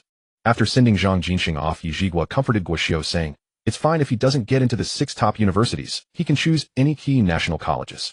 Though Yi Zhigua said this, how could he feel comfortable inside? Our family must choose carefully," Guoxiu said, flipping through materials from various universities. "Let our son rest. Let's go out and take a look," Yi Zhigua said softly. Once Yi Zhigua and his wife left, Yi Hao lay quietly on his bed contemplating the events of the past few days. Yi Hao felt as if everything was just a dream. However, if this were a dream, he hoped he would never wake up. As he pondered aimlessly, a figure suddenly sprang to mind, Li Qianqian. He wondered how this graceful girl was doing. Li's family. Li Qianqian tied her hair into a beautiful ponytail, checked herself in the mirror to ensure there were no flaws, and then pushed open the bathroom door. What Li Qianqian didn't expect was to bump right into Xianning. "Mom, weren't you going out to buy salt?" "I suddenly remembered there's a bag in the closet." Xianning stared at Li Qianqian, saying, "Then why are you dressed so beautifully?" "I made plans to go shopping with Xiaoyu," Li Qianqian quickly replied. "Should I ask Xiaoyu now?" Xianning waved her phone. Upon hearing this, Li Qianqian fell silent for a moment before saying, "Mom, you shouldn't interfere excessively in my life." "I'm your mother, I have that right," Xianning said sternly. "I can tell you right now that you and Yi Hao are impossible." "Mom, in a year, I will also be upgrading my studies," Li Qianqian suddenly said. Xianning's expression shifted slightly. "What do you mean?" "Once I'm in college, I can fly as high as I want." Li Qianqian looked at Xianning and said. Xianning finally realized that Li Qianqian might really have feelings for Yi Hao. Li Qianqian appeared delicate, but was actually very strong-willed. Once she made a decision, nothing could change her mind. After thinking for a while, Xianning said, "It's not impossible for you to date Yi Hao." Li Qianqian's eyes brightened. "Firstly, Yi Hao must get into the 6 top universities, otherwise how could he be worthy of my daughter?" "Fine," Li Qianqian replied, leaving Xianning stunned. "Did you hear what I said clearly?" "I heard you. You said Yi Hao must get into the 6 top universities." "Are you sure Yi Hao can get into the 6 top universities?" "I'm sure. If Yi Hao can get into the 6 top universities, I will make an exception and let you meet at KFC." Xianning thought for a moment and said. She was worried that allowing Li Qianqian to meet Yi Hao would affect her studies, and also that something might happen between them. "All right," Li Qianqian reluctantly conceded. After living together with Xianning for 17 years, how could she not understand her temperament and nature? If she pushed her too hard, who knows what Xianning might do.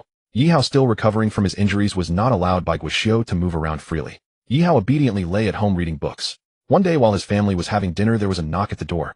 Yi Zhiguo went to open the door, and upon seeing it was Old Li, laughed. "I wondered who was coming just before dinner. Turns out it's you, Old Li." Guoxiu stood up to get the bowls and chopsticks. "Sister-in-law, don't bother. I need to talk to Zhiguo about something," Old Li hurriedly said. Yi Zhiguo was taken aback. "Zhiguo, come out for a moment." Old Li said this and walked outside. Guoxiu watched Yi Zhiguo leave with Old Li, her expression slightly changing. "Mom, what's wrong?" "It's nothing," Guoxiu said, but she had lost her appetite. Yi Hao perked up his ears, quietly listening to the conversation between Yi Zhiguo and Old Li.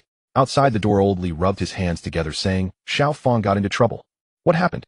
Yi Zhiguo's expression changed. Xiao Fang was Old Li's son.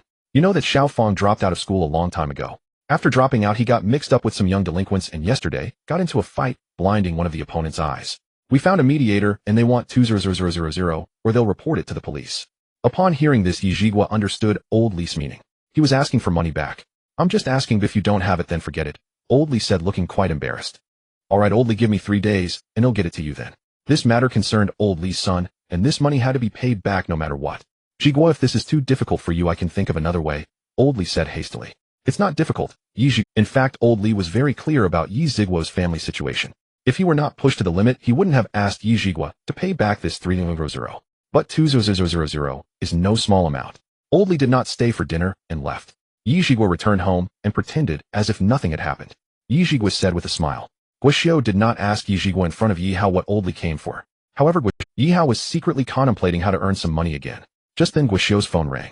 Guoxiu answered the call, and then handed the phone to Yihao. Who is it? It's me, Tai Xiu. Tai Xiu. Yihao's heart stirred. Tai Xiu from the Zhuke Alliance, you once crushed me in a game, the voice on the other end reminded him. I remember, what's the matter? Our Zhuke squad is in a betting war with the Hydra squad, and we've already lost 2 matches consecutively. If we lose another match, the reputation we've worked hard to build will suffer a blow. You want me to step in? Yes. I can step in, but I need compensation. Of course there will be compensation. How much? 100,000, Tai Xiu said in a deep voice, provided you can help our Zhuke squad defeat the opponent. That's fine. Are you available to come to Hangzhou today? Yes. How could it not be convenient? Yihao had just been thinking about it. He didn't expect Tai Xiu to come to him with money.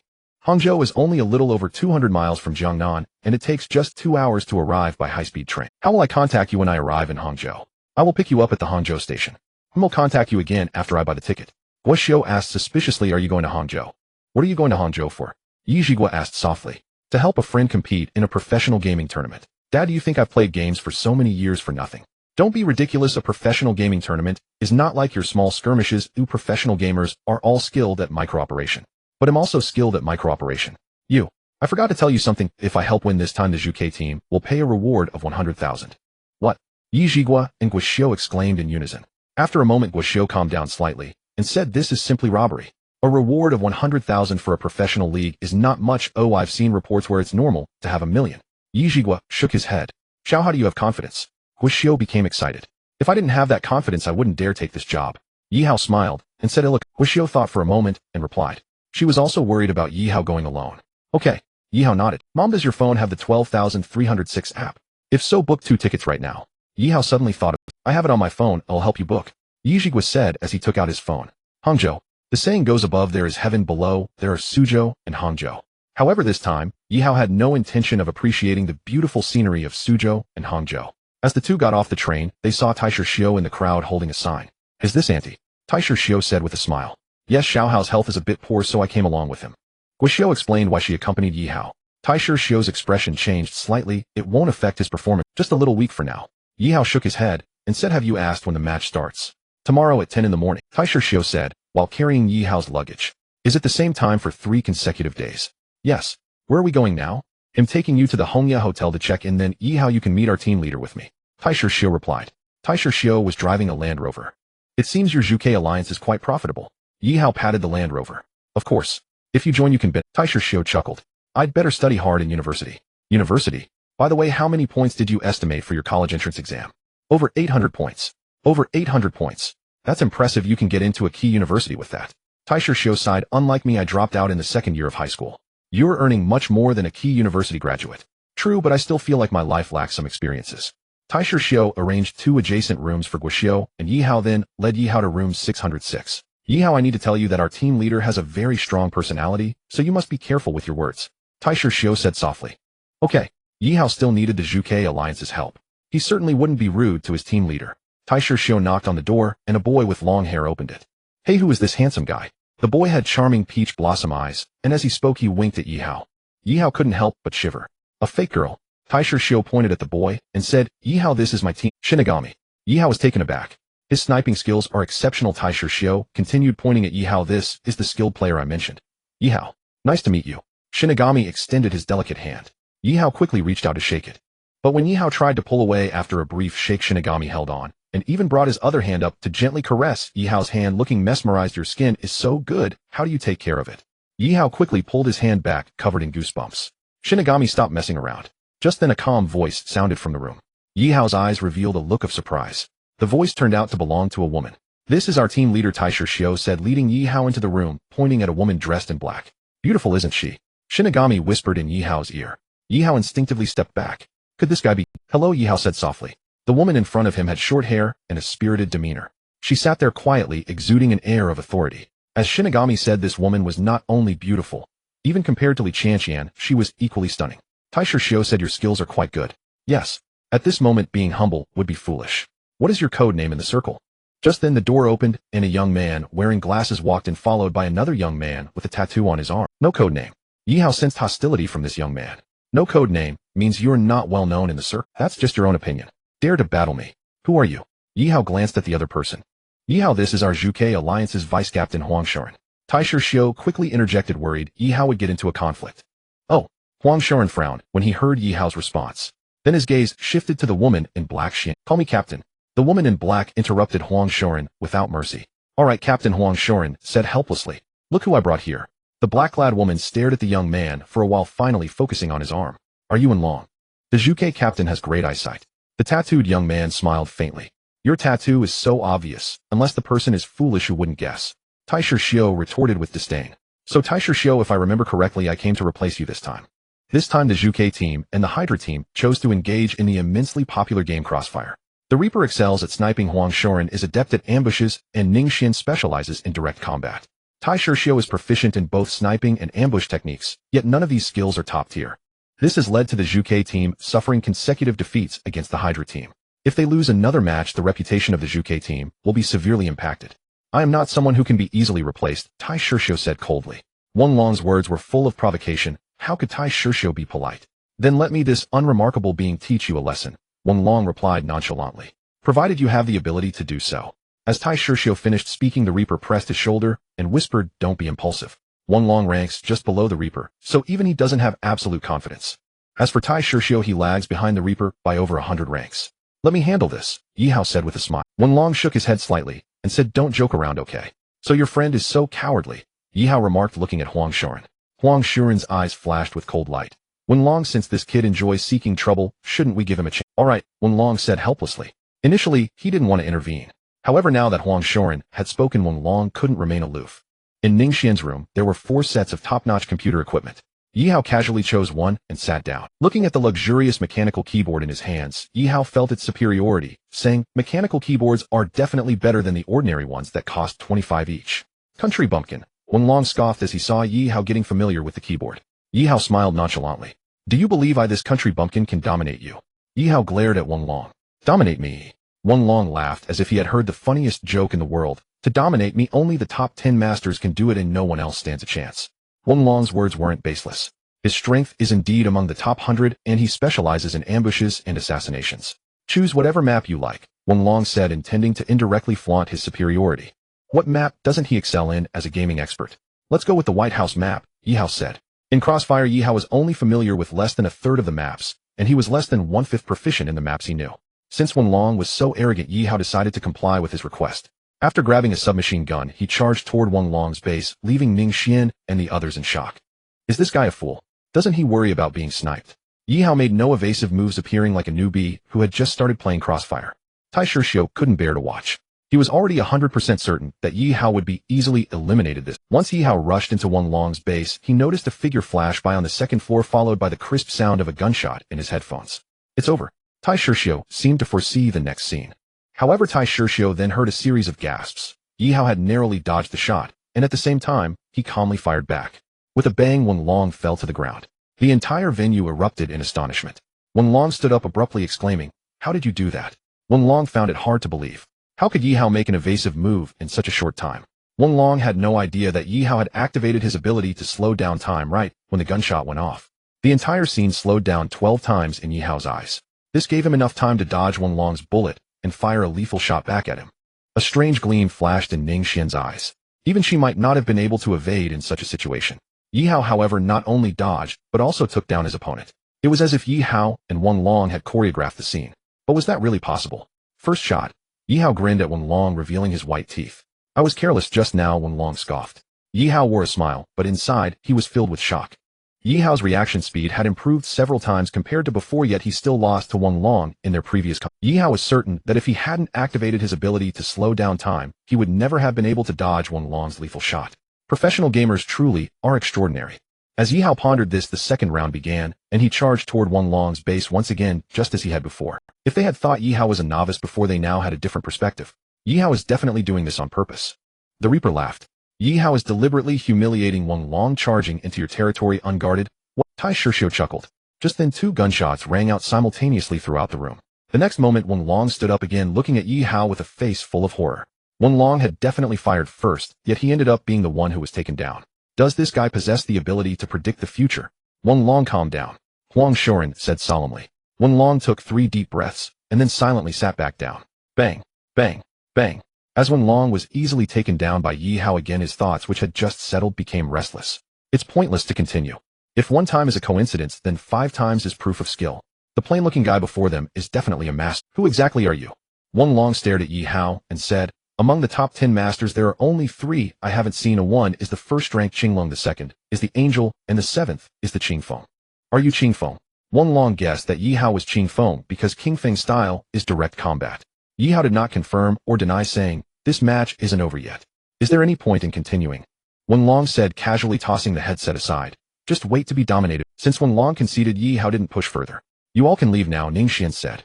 Huang Shaoran shot Yi Hao a dark look before turning to leave. Your reaction speed is impressive, Ning Xian said with a burning gaze after Tai Shishio and the others had left. Your reaction speed is quite fast, Ning Xian asked with burning eyes after Tai Shishio and the others had left. I noticed that you are not very familiar with this game. I just have a fast reaction speed. Ooh, I am not familiar with some maps, Yi Hao nodded and replied. Tomorrow's map will be random, so remember to familiarize yourself with it later. Our Zhuke team has a bet of 1 million against the Hydra team. If you can represent our Zhuke team and defeat the Hydra team, I will personally give you 400,000 as a bonus. Yi Hao was taken aback. Tai Shishio was not being fair. I will give it my all for that 400,000. Yi Hao thought Ning Xian was increasingly pleasing to the eye. Your reaction speed is the fastest I've ever seen. I believe there will be no problem in tomorrow's battle against the Hydra team, Ning Xian nodded. What Ning Xian did not know was that this was not Yi Hao's maximum speed. If Yi Hao were to go all out, his speed could increase by 3 to 4 times. After chatting with Yi Hao about some precautions, Ning Xian called over Tai Shishio.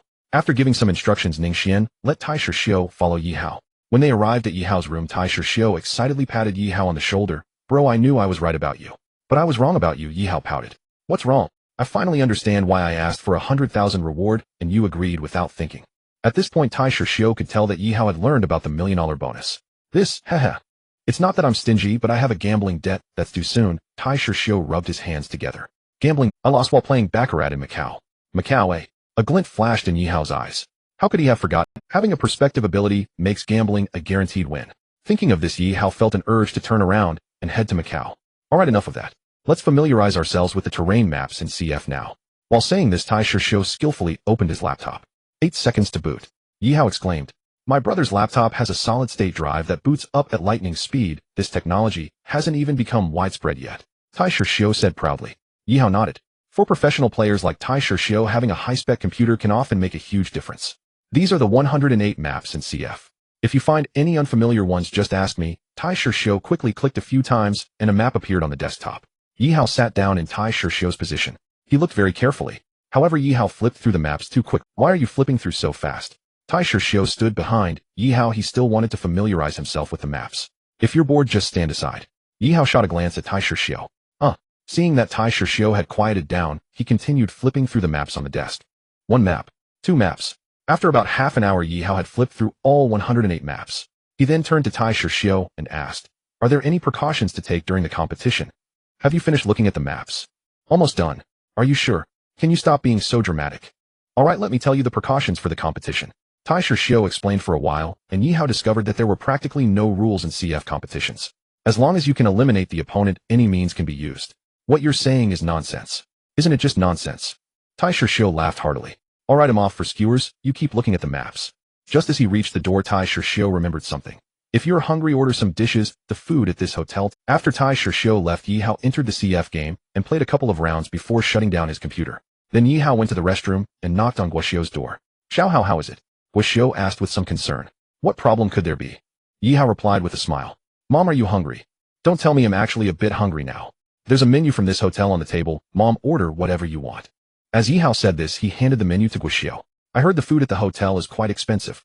Mom, Tai Shishio has plenty of money. Ooh, please don't be polite with him. Well, okay then. I'll order a stewed snow frog with bird's nest, a Chilean perch, and a royal red plus a bread crab. Yi Hao couldn't help but twitch his mouth. His mother really wasn't being polite. When it came time to pay, Tai Shishio would probably cry.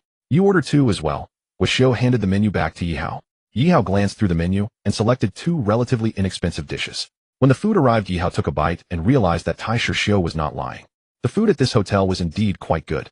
It was just that the price was painfully high. Yi Hao looked at the Hydra team and was filled with disgust at first sight. This disgust stemmed from his very bones and soul. Japanese people. Captain Ning, I think we want fight today, right? A young man in a samurai robe spoke in awkward Chinese. Isn't it a bit early to say that? Ning Xian replied coldly. The young man was momentarily taken aback. Then his gaze fell on Yi Hao. So Captain Ning has found a helper. It's just a temporary replacement for a team member.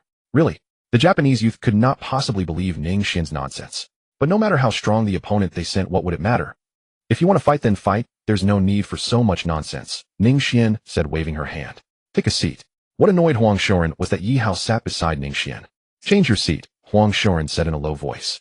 If you focused your thoughts on the competition, perhaps you wouldn't lose so badly. Yi Hao glanced at Huang Shoren, casually remarked. Yi Hao could see that Huang Shoren had intentions toward Ning Xian. Is this the time to let others laugh at you? Tai Shishio, standing nearby, muttered. Huang Shoren opened his mouth, but could not say anything. He felt incredibly stifled inside. CF competitions had a total of 13 rounds, and the one with the highest score would win. The referee briefly explained the competition rules and signaled both sides to start. Once Yi Hao entered the game page, he picked up a submachine gun and charged toward the opponent's base like a fool. The confrontation between two heavyweight teams attracted the attention of many professional gamers. These gamers stood in front of a giant screen, watching the match. Yi Hao's behavior was akin to suicide. After all, the opposing team surely had a sniper. Charging in recklessly was nothing short of asking for death. When Yi Hao's figure appeared at the opposing base, the three members of Hydra were stunned. What was happening? Just as they were bewildered, 3 crisp gunshots rang out across the venue, and the 3 members of Hydra collapsed amidst the shocked expressions of the crowd. Is this guy's speed too fast? He fired 3 bullets in an instant. I thought he was a fool just now. How could someone charge toward the opposing base with such audacity without having some skills? After taking down the 3 members of Hydra, Yi Hao began to circle around the room. As Yi Hao approached the corner, a gunshot rang out from a hidden sniper. Yi Hao activated his ability to slow down. In the nick of time, Yi Hao spotted the sniper's position. Calmly evading, he fired a shot toward the opposing side. Due to the high speeds, everyone assumed both had fired simultaneously. For kill. Steady, this was just an accident, the captain of Hydra said solemnly. The opponent exploited our however, such tricks can only be used once. In the second round, they won't have such an opportunity again. The captain of Hydra nodded slightly as he saw his 3 teammates regain their confidence. Remember to use bombs, the captain of Hydra reminded, his gaze gravely fixed on the screen. After the second round started, Yi Hao charged toward the opposing base once again, just like before. This action appeared to be a death wish, yet no one thought that way this time. Normally one would cautiously approach the opponent's base, sticking to the walls and moving slowly, but Yi Hao boldly strode into the center of the enemy base. Is this guy not afraid of getting killed? Just as this thought echoed in the minds of the professional players, 2 gunshots rang out and 2 members of Hydra fell to the ground. In the next moment, 2 bombs fell toward Yi Hao's direction in a parabolic arc. It must be said that professional players are indeed professional. They quickly deduced Yi Hao's position based on the trajectory of the bullets. Yi Hao resolutely dashed to the side. Bang! The 2 bombs exploded not far from Yi Hao, reducing his health by 60%. I can't be too Thinking this, Yi Hao jumped upward and fired 2 shots. The opponents deduced Yi Hao's position based on the gunfire, and Yi Hao also figured out their locations from the bombs. Of course, these 2 would move after throwing the bombs, but Yi Hao's reaction speed was simply too fast. As these 2 players fell in a pool of blood, the crowd erupted in gasps. A master. This guy is definitely a master. He single-handedly eliminated 4 of the top 100 professional players. His strength might place him in the top 10. The top 10 are all kings. Did the Zhuke team actually recruit a king to assist? This is unbelievable. The Zhuke team is bound to soar from here on out. The captain of Hydra cast a dark glance at Yi Hao and asked, May I know who you are? What does it matter to you? Yi Hao shot back, glancing at the opponent. Are you still going to compete? Yes. However, all the professional players knew that continuing to compete was pointless. This was nothing short of a massacre. No matter how Hydra's 4 members coordinated, Yi Hao could effortlessly slay. By the last few rounds, the 3 members of the Grim Reaper were too lazy to pick up the guns on the ground. Even if they did, it was of no use. Yi Hao single-handedly controlled the entire match. This had nothing to do with them. 1-3-0. The 4 members of Hydra looked at the score with faces as grim as if they had just lost a loved one. We'll continue tomorrow, Ning Xian said with a smile in her eyes. No need to compete anymore. The captain of Hydra shook his head and said, we concede this match. If we compete 2 more rounds, well, just get beaten again. May I ask for your name? The captain of Hydra looked at Yi Hao. This is how the Japanese are. They respect the strong but enjoy bullying the weak. During the Jingguan period of the Tang dynasty, Japan acted like a subordinate, paying tribute every year, even flattering the flourishing Tang dynasty as a celestial empire. Yi Hao, brother Yi Miyuki here pays his respects to you. The captain of Hydra said, bowing respectfully to Yi. It must be said that Miyuki's attitude at this moment was extremely humble. Even if there was resentment in his heart, it would dissipate. Brother Yi, may I learn the art of micro-control from you? Miyuki looked at Yi Hao with eager eyes. Seeing this, Yi Hao couldn't help but let out a soft sigh. This is how the Jap. Previously, when he felt strong, he was arrogant, believing he was the best. But upon realizing the difference between them, they could quickly lower their status to learn. The reason Japan has not disappeared from the map for so many years seems to be quite clear. However, no matter how humble Miyuki was, Yi Hao had no intention of teaching him. Even if Yi Hao could teach him, he wouldn't. The essence of this nation is too despicable. Moreover, Yi Hao harbored a narrow nationalism. If they are not of my race, their hearts must be different. Of course, saying that Yi Hao's viewpoint is narrow-minded is something defined by a group of experts. Gather the resources of China and win the hearts of the nations. Yi Hao has always looked down on this kind of rhetoric. Unfortunately, this rhetoric has persisted for a long time. No, Yi Hao refused. Why? Miyuki was taken. What was happening? Aren't Chinese people known for their vanity? As long as one lowers themselves, wouldn't they impart their ultimate skills? Because I don't like you, Yi Hao replied firmly. Miyuki's expression turned from green to white. However, he still stared at Yang and said earnestly, the mentality of cherishing one's own broom is unacceptable. One must understand that this world is open. You talk too much nonsense, Yi Hao said before turning to leave. Miyuki stood there somewhat at a loss. Yi Hao was simply not playing by the rules. Yi Hao, what are you doing? Huang Shorin said angrily. How can you show no grace in front of international friends? Taisher Xiao said bluntly. People like you are the typical traitors to the nation. What did you say, Taisher Xiao? No one wants to be labeled a traitor, and thus Huang Shorin looked at Taisher Xiao with eyes. We are all on the same side, why the fuss? The god of death said with a grim face. Shut up, Huang Shorin blurted out. If you have the guts, say it again. The god of death glared at Huang Shorin, speaking slowly and deliberately. In that moment, the ethereal god of death turned extremely terrifying. For some reason, Huang Shorin suddenly felt that offending the god of death at this moment seemed like a very unwise thing to do. Captain, please arbitrate. Huang Shorin turned his gaze to Ning Xian. Taisher Xiao had gone a bit overboard. Ning Xian pondered for a moment before saying, I knew you were broader-minded than Taisher Xiao. Who are you calling narrow-minded? Taisher Xiao exploded, pointing at Huang Shorin. Try saying that again, you. What's wrong with saying you? Looking at Taisher Xiao pointing at his nose, Huang Shorin was also furious. Captain, I think a team member like Taisher Xiao is no longer fit to stay in our Zhuke team. You want to drive me away? Huang Shorin laughed coldly. I'm telling you, the Zhuke team can exist without you. Do you think the captain would choose you? If it weren't for your hindrance, the Zhuke team would have long been among the top 10 elite teams. Huang Shorin finally spoke the words he had been suppressing for a long time. Captain. Taisher Xiao looked at Ning Xian. Ning Xian glanced at the two of them and said, Huang Shorin is right, Taisher Xiao. If it weren't for your hindrance, the Zhuke team would have long been among the top 10 elite teams. As soon as Ning Xian finished speaking, a smug smile appeared on Huang Shorin's face. Taisher Xiao looked somewhat lost. The god of death's expression was fluctuating. Therefore, if I have to choose between you two, Ning Xian said in a slow and firm tone, I choose Taisher Xiao. What? At this moment, whether it was Taisher Xiao, Huang Shorin, or the god of death, all were stunned. Captain Huang Shorin felt an ominous premonition in his heart, because Ning Xian rarely made mistakes. Are you? Ning Xian said lightly, Huang Shorin, the Zhuke team is no longer suitable for you. Saying this, Ning Xian continued, Taisher, god of death, let's go. Yi Hao had not been back at the hotel for long when Taisher Xiao knocked on the door. Are you resting? At this hour, what are you? Yi Hao, can I discuss something with you, brother? You may speak. Could you lend me 300,000? Taisher Xiao said shy. Did you owe a lot from gambling in Macau? Yes, plus your 300,000, it would be just enough.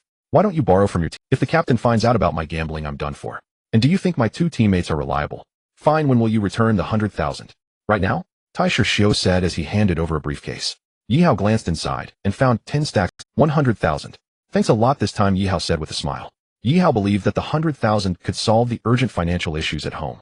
That afternoon, Yi Hao and Guo Xiu took the train back home, and when Yi Zhiguo saw the 100,000 in cash, he trembled all over. Yi Hao gave the authority of this 100,000 to Yi Zhiguo. However, Yi Hao and Guo Xiu did not expect that Yi Zhiguo lent all of this 100,000 to Old Li. Old Li cobbled together only 110,000, and even if our family returned 30,000 to Old Li's family, there is still a gap of nearly 60,000. Old Li is already preparing to sell the ancestral home. He is over 50, and if he sells the ancestral home, he may end up homeless. When Xiao Hao was hospitalized, Old Li lent us 30,000 without a second thought. Now that Old Li's family is in this predicament, we can't pretend we don't see it. Originally, Guo Xiu had grievances about Yi Zhiguo lending 70,000 to Old Li. After all, the Yi family still has tens of thousands of external debts, and with Old Li's current situation, when could they repay it? But it was too late to say anything at this point. In the following days, Yi Hao stayed at home reading, and Guo Xiu no longer let Yi Hao run around. Time passed day by day. At noon on the 25th, almost all candidates and parents across the country were waiting by their computers for the results to be announced. Yi Hao's family was no exception.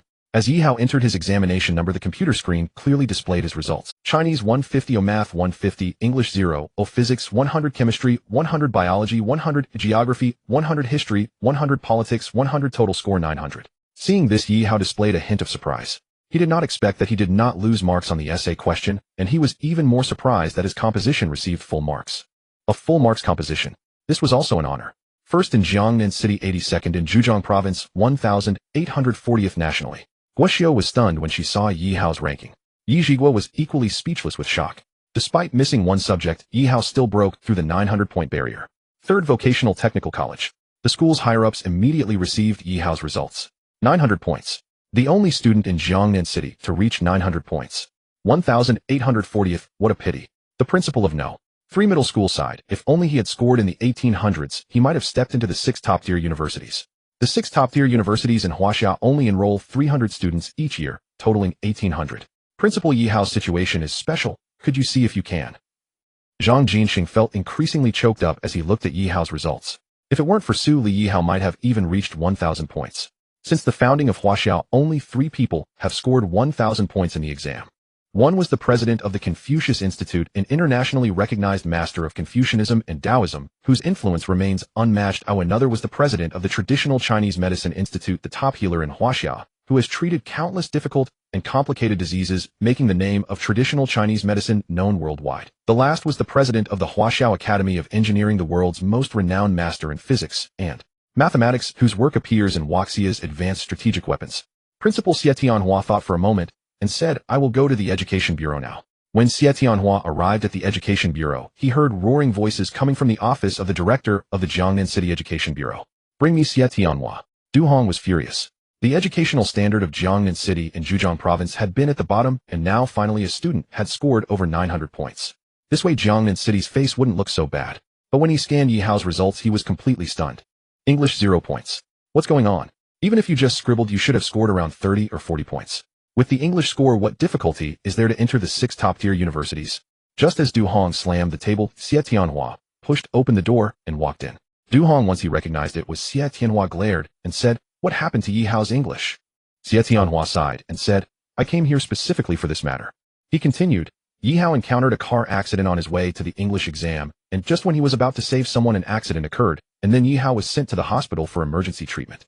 However, Yi Hao still insisted on going to the examination hall. Du Hong asked, was he late?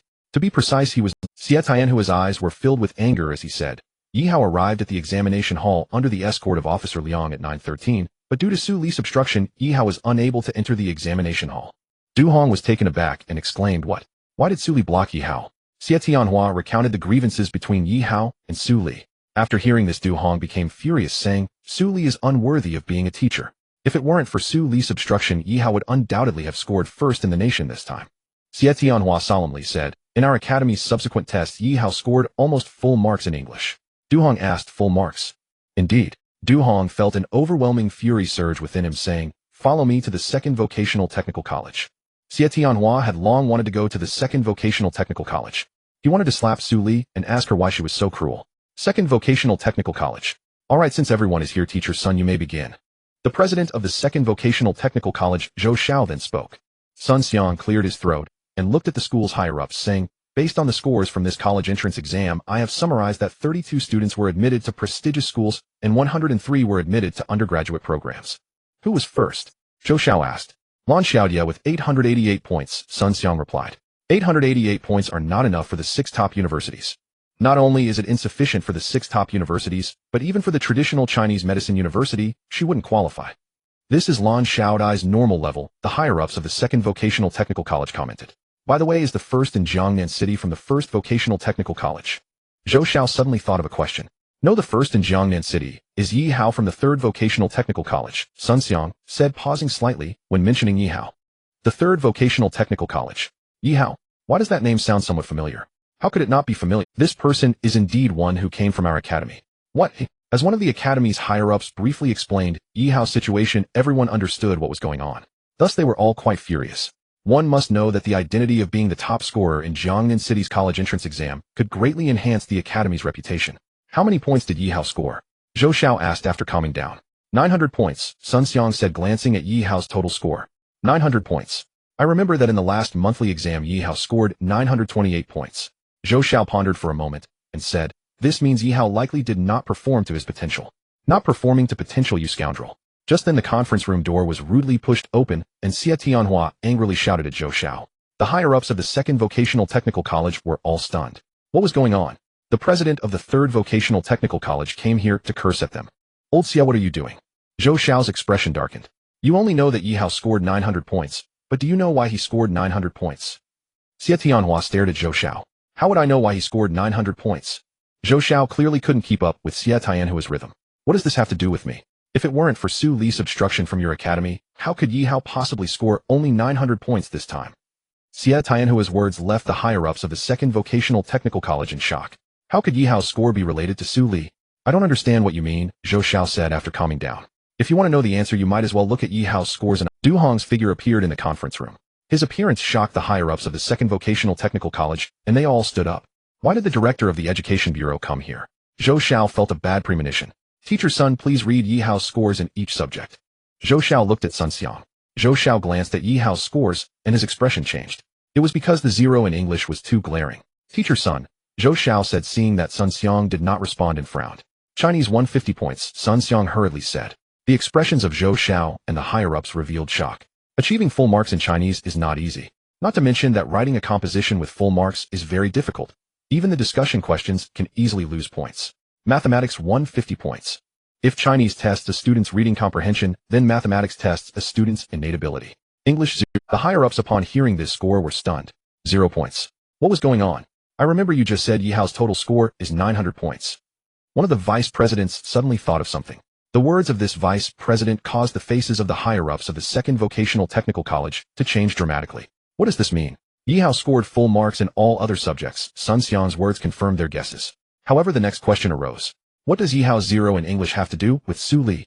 Yi Hao encountered a car accident on his way to the English exam, and just when he was about to save someone, an accident occurred, and then Yi Hao was sent to the hospital for emergency treatment. Xie Tianhua solemnly said. However, Yi Hao still insisted on going to the examination hall. When Yi Hao arrived at the examination hall, it was 9:13.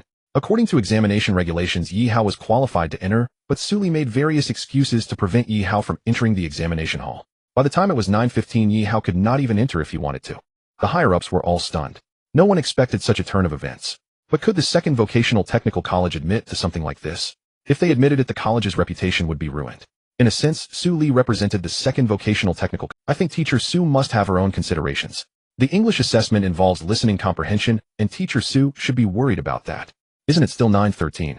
The higher-ups of the second vocational technical college all defended Su Li. They actually felt that Su Li had overstepped, but at this moment they could only support Su Li. You can't say they were wrong.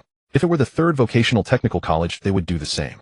I will report this matter to the education department. Xie Tianhua said solemnly. In any case, I will give Yi Hao an explanation even if it costs me my position as president. His statement made the faces of the higher-ups of the second vocational technical college look unfavorable. If this matter escalates, it will damage the reputation of the second vocational technical college. Su Li is no longer fit to remain in the education field, Du Hong said with a stern expression. The higher-ups of the second vocational technical college immediately realized that Su Li's actions had angered the individual before them. However, no one stepped forward to speak on Su Li's behalf. In fact, even if Du Hong did not intervene, the college's higher-ups would not allow Su Li to remain in her position. After Du Hong and Xie Tianhua left, the vice president coldly suggested, I recommend canceling Su Li's position. Indeed. Agreed. If Su Li does not intervene, Yi Hao will definitely have no problem ranking high on the Longmen list, Zhou Xiao said angrily. Upon hearing Zhou Xiao mention the Longmen list, the higher-ups of the second vocational technical college became increasingly interested. Has the Longmen list been released? The third place is Li Sun from Baidu, the second place is Mingyue from Modu, and the first place is Fang Wen from the imperial capital, Sun Xiang said softly. What score did Fang Wen achieve? 988 points. Upon hearing that Fang Wen only scored 988 points, regret appeared on everyone's faces.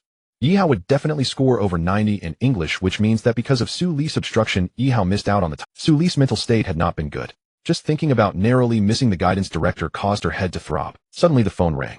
Su Li pressed the answer button and heard the vice president's voice. Su Li, come to the college to collect your belongings and your files. Dean Li, what happened? Su Li panicked. Did you deliberately obstruct Yi Hao from entering the examination room? Do you realize that your selfishness has caused Yi Hao to miss out on the top score of the Longmen list? Su Li exclaimed in shock. You surely don't know how many points Yi Hao scored this time, do you? Let me tell you, 900 points. Upon saying this, the vice president began to yell at Su Li. With Yi Hao's score, he could easily make it onto the Longmen list. Even if you dislike Yi Hao, you shouldn't ruin his future.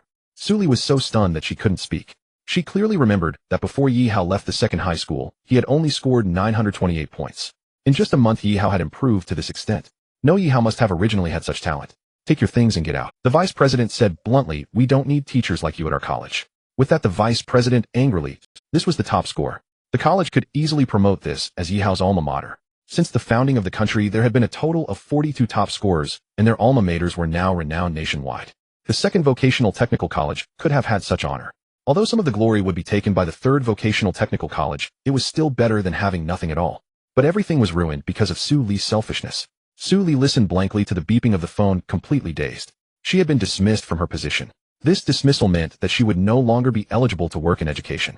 Was she really going to retire in 8? What retirement was there to talk about now? How would she live in the future? One question after another loomed before Su Li, and as she pondered, her head spun, and she fainted. As soon as the results of the upgrading examination were released, the WeChat moments in Jiangnan City were flooded. The top message was a piece of news. The top scorer in Jiangnan City was Yi Hao from the 3rd Vocational Technical College. I didn't expect the top score this time to come from the 3rd Vocational Technical College. Who told me that the 3rd Vocational Technical College is inferior? They also produced the top scorer. With 900 points, Jiangnan City finally has someone who has reached this level. Out of 1840 nationwide, just a little bit more, otherwise he could have topped the 6 prestigious universities. With a score of 900, he could easily gain admission to any key university in the country. I heard that Yi Hao is from the 2nd Vocational Technical College. Nonsense. Yi Hao has always been a student of our 3rd Vocational Technical College. I've been classmates with Yi Hao for 3 years. Would I lie to you?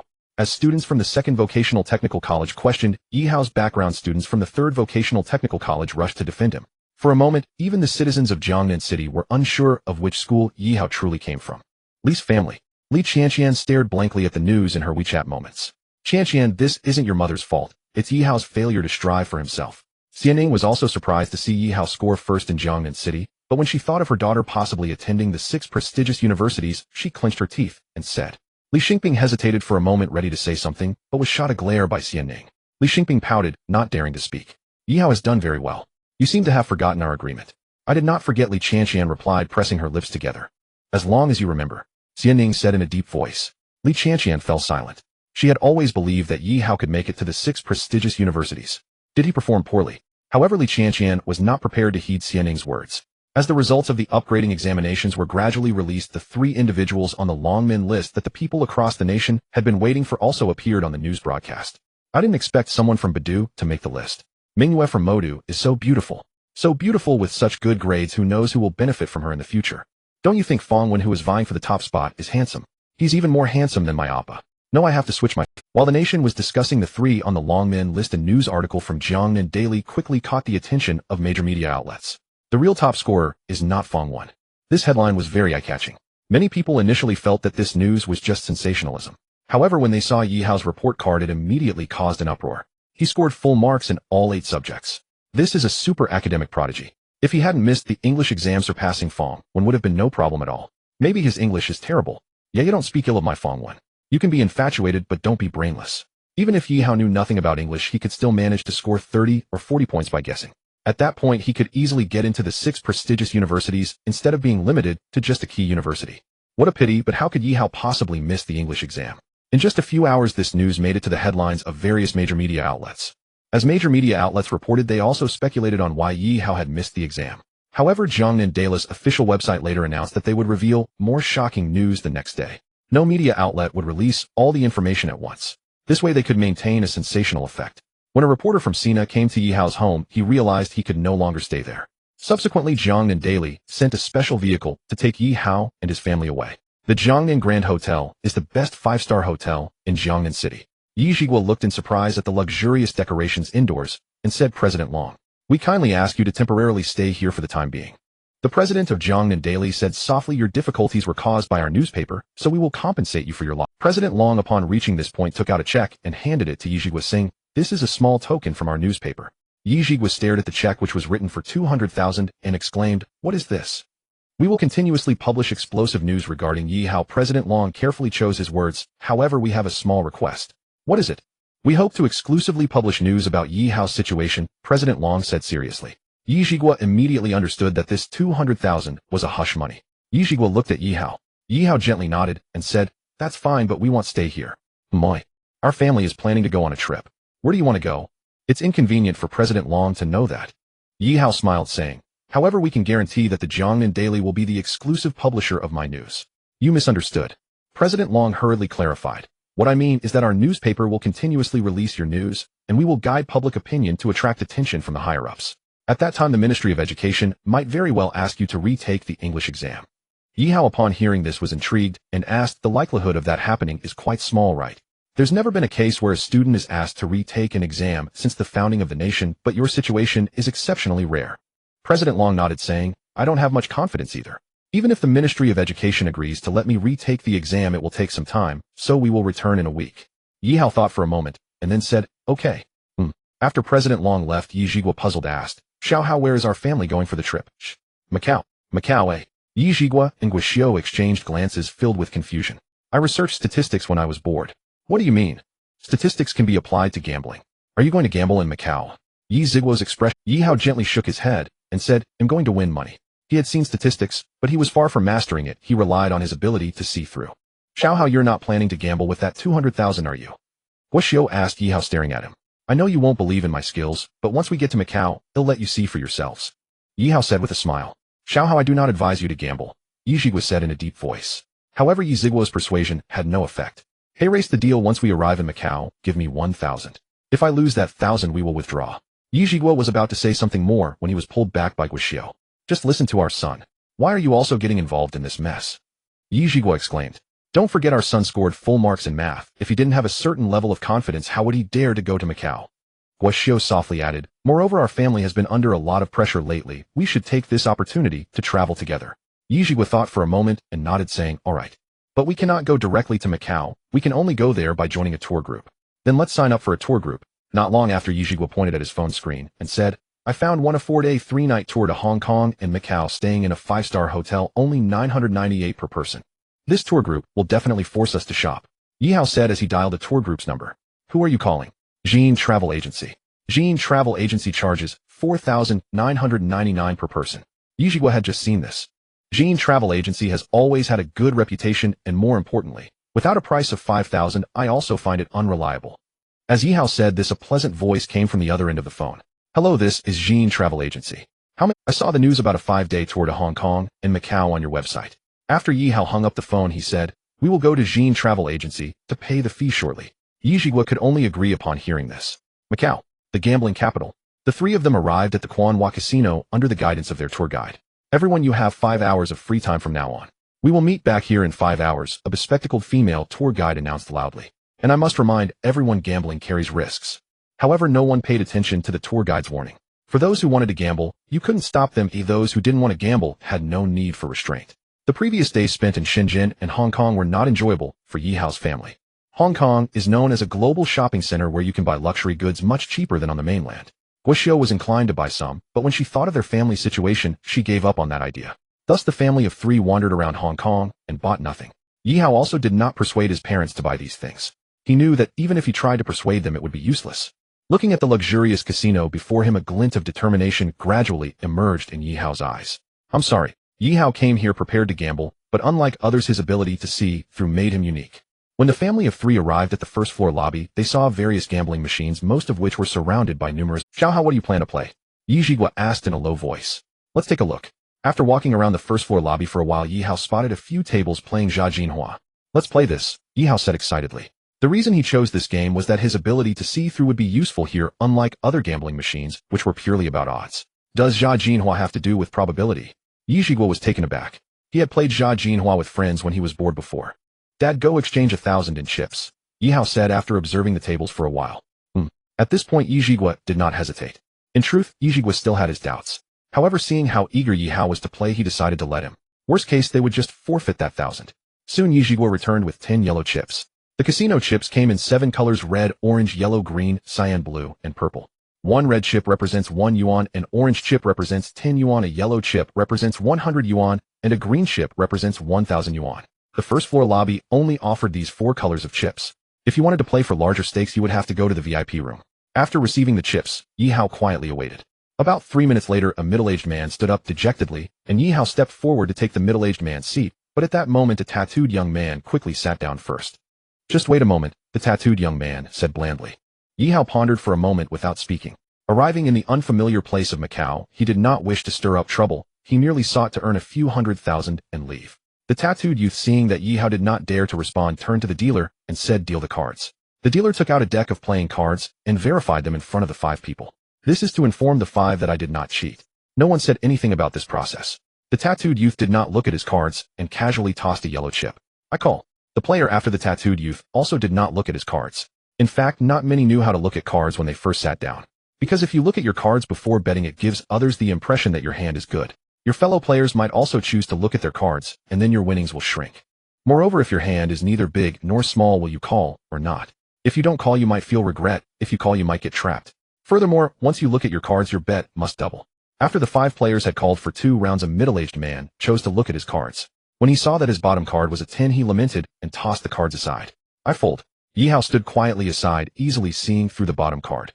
After seeing the bottom card, Yi Hao knew that the tattooed youth had won, because his bottom cards formed a straight of 3, 4, and 5. This is considered quite strong in the game of Jiajinhua. Sure enough, the tattooed youth won 3,000. He pushed the chips in front of him and laughed. "Today is my lucky day." The faces of the other 4 players turned sour, but whose fault was it if their hands were not good? However, the tattooed youth's luck was indeed good today, as in the next 5 rounds he won 3 more, bringing his total winnings to over 10,000. A woman with heavy makeup angrily left, and Yi Hao quickly sat in her seat. The tattooed youth glanced at Yi Hao and said, "Another one bringing money." Yi Hao smiled unfazed. A war of words was pointless.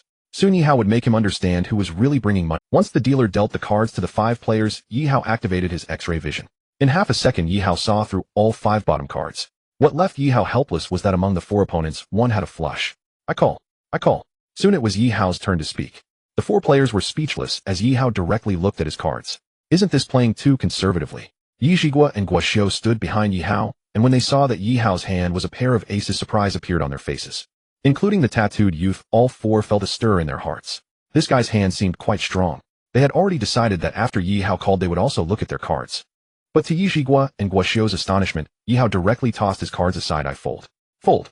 Yi Zhigua panicked. "Did you see your cards?" Yi Hao gave Yi Zhigua a calming glance. Yet Yi Zhigua still couldn't remain calm. He was very curious whether Yi Hao really knew how to play Jiajinhua. Guoxiu tugged at Yi Zhigua's sleeve, saying, "Trust your son." But Yi Zhigua wanted to say that Yi Hao was clearly playing recklessly, but after noticing Guoxiu's warning glance, he swallowed his words. In the second round, Yi Hao was still the first to look at his cards, and then he casually tossed his cards again. This time Yi Zhigua said nothing, because Yi Hao's hand was a jack, which was clearly a discard. What left Yi Hao speechless was that his luck seemed quite poor, as in 5 consecutive rounds his hands were not good. "Are you giving us money?" The tattooed youth looked at Yi Hao with amusement. In Jiajinhua, you had to put in an ante to play. Thus, in 5 rounds, Yi Hao had already discarded 500. Isn't it too early to say such things? The other party repeatedly provoked, Yi Hao making him somewhat angry. "Hey, if you have the ability, then call this round," the tattooed youth said as he threw 2 yellow chips. The tattooed youth directly raised the bet. Yi Hao's X-ray vision swept over, and he couldn't help but smile with delight. In this round, none of the 5 players had good hands, but Yi Hao's hand was the biggest. Seeing this, Yi Hao didn't even look at his cards, and said to Yi Zhigua, beside him, "Dad, go buy some more chips." "How much?" 2,000 please." After a moment of thought, Yi Hao replied. Yi Zhigua shivered. "Are you sure?" "All right." Yi Zhigua turned and left. As soon as Yi Zhigua left, Yi Hao grabbed 2 yellow chips and tossed them, saying, "If you have the ability, let's keep going." "Hey kid, you've got guts." On laughed, and then threw 2 yellow chips again. "If you have the guts, let's play 10 or 8 rounds. What On said about playing 10 or 8 rounds was purely nonsense. No one looked at their bottom cards, so who knew whose was better? Unless your luck was exceptionally good during this period. "I don't mind. Ooh, I'm just afraid you won't dare," Yi Hao shrugged. Yi Hao truly didn't care how many rounds they played, playing until the end of time was fine. "You," On said angrily. Yi Hao had already accepted it, as sooner or later he had to offend him. The other 3 players, seeing that Yi Hao and On were clearly at odds, each started looking at their cards. One player's hand was a pair of 2s, and after hesitating they decided to double the bet. Yi Hao, however, ignored this player and directly tossed 2 yellow chips, then turned to On with a smile. On felt a bit conflicted. Under such circumstances he should look at his cards. The problem was that looking at his cards now would be tantamount to admitting defeat. "I call." On had already made up his mind that even if he lost 1,000 in this round, he would continue. The issue was that when Yi Hao called for the 5th round, the player who looked at their cards smiled bitterly and discarded. This was too risky. You should know that he had already discarded 2,000. More importantly, given the trends of these 2 players, who knew how many more rounds they would have to play. "Now it's just the 2 of us." Yi Hao pointed at the chips on the table and said, "How about this? Let's go all in. They'll bet all my chips, and if you feel it's not enough, we'll go get some more." On's face darkened. Yi Hao still had 2,004 left in chips. However, given that things had come to this point, On had absolutely no intention of backing down. "All in." On took 22 yellow chips and tossed them. On carefully flipped over the first bottom card. When he saw it was the ace of spades, a smile involuntarily appeared on his face. Having a hidden card starting with an ace was already considered a good hand. Then On cautiously turned over the second card, the king of spades. On's heart raced. As long as the last bottom card was a spade, On was almost certain he would win.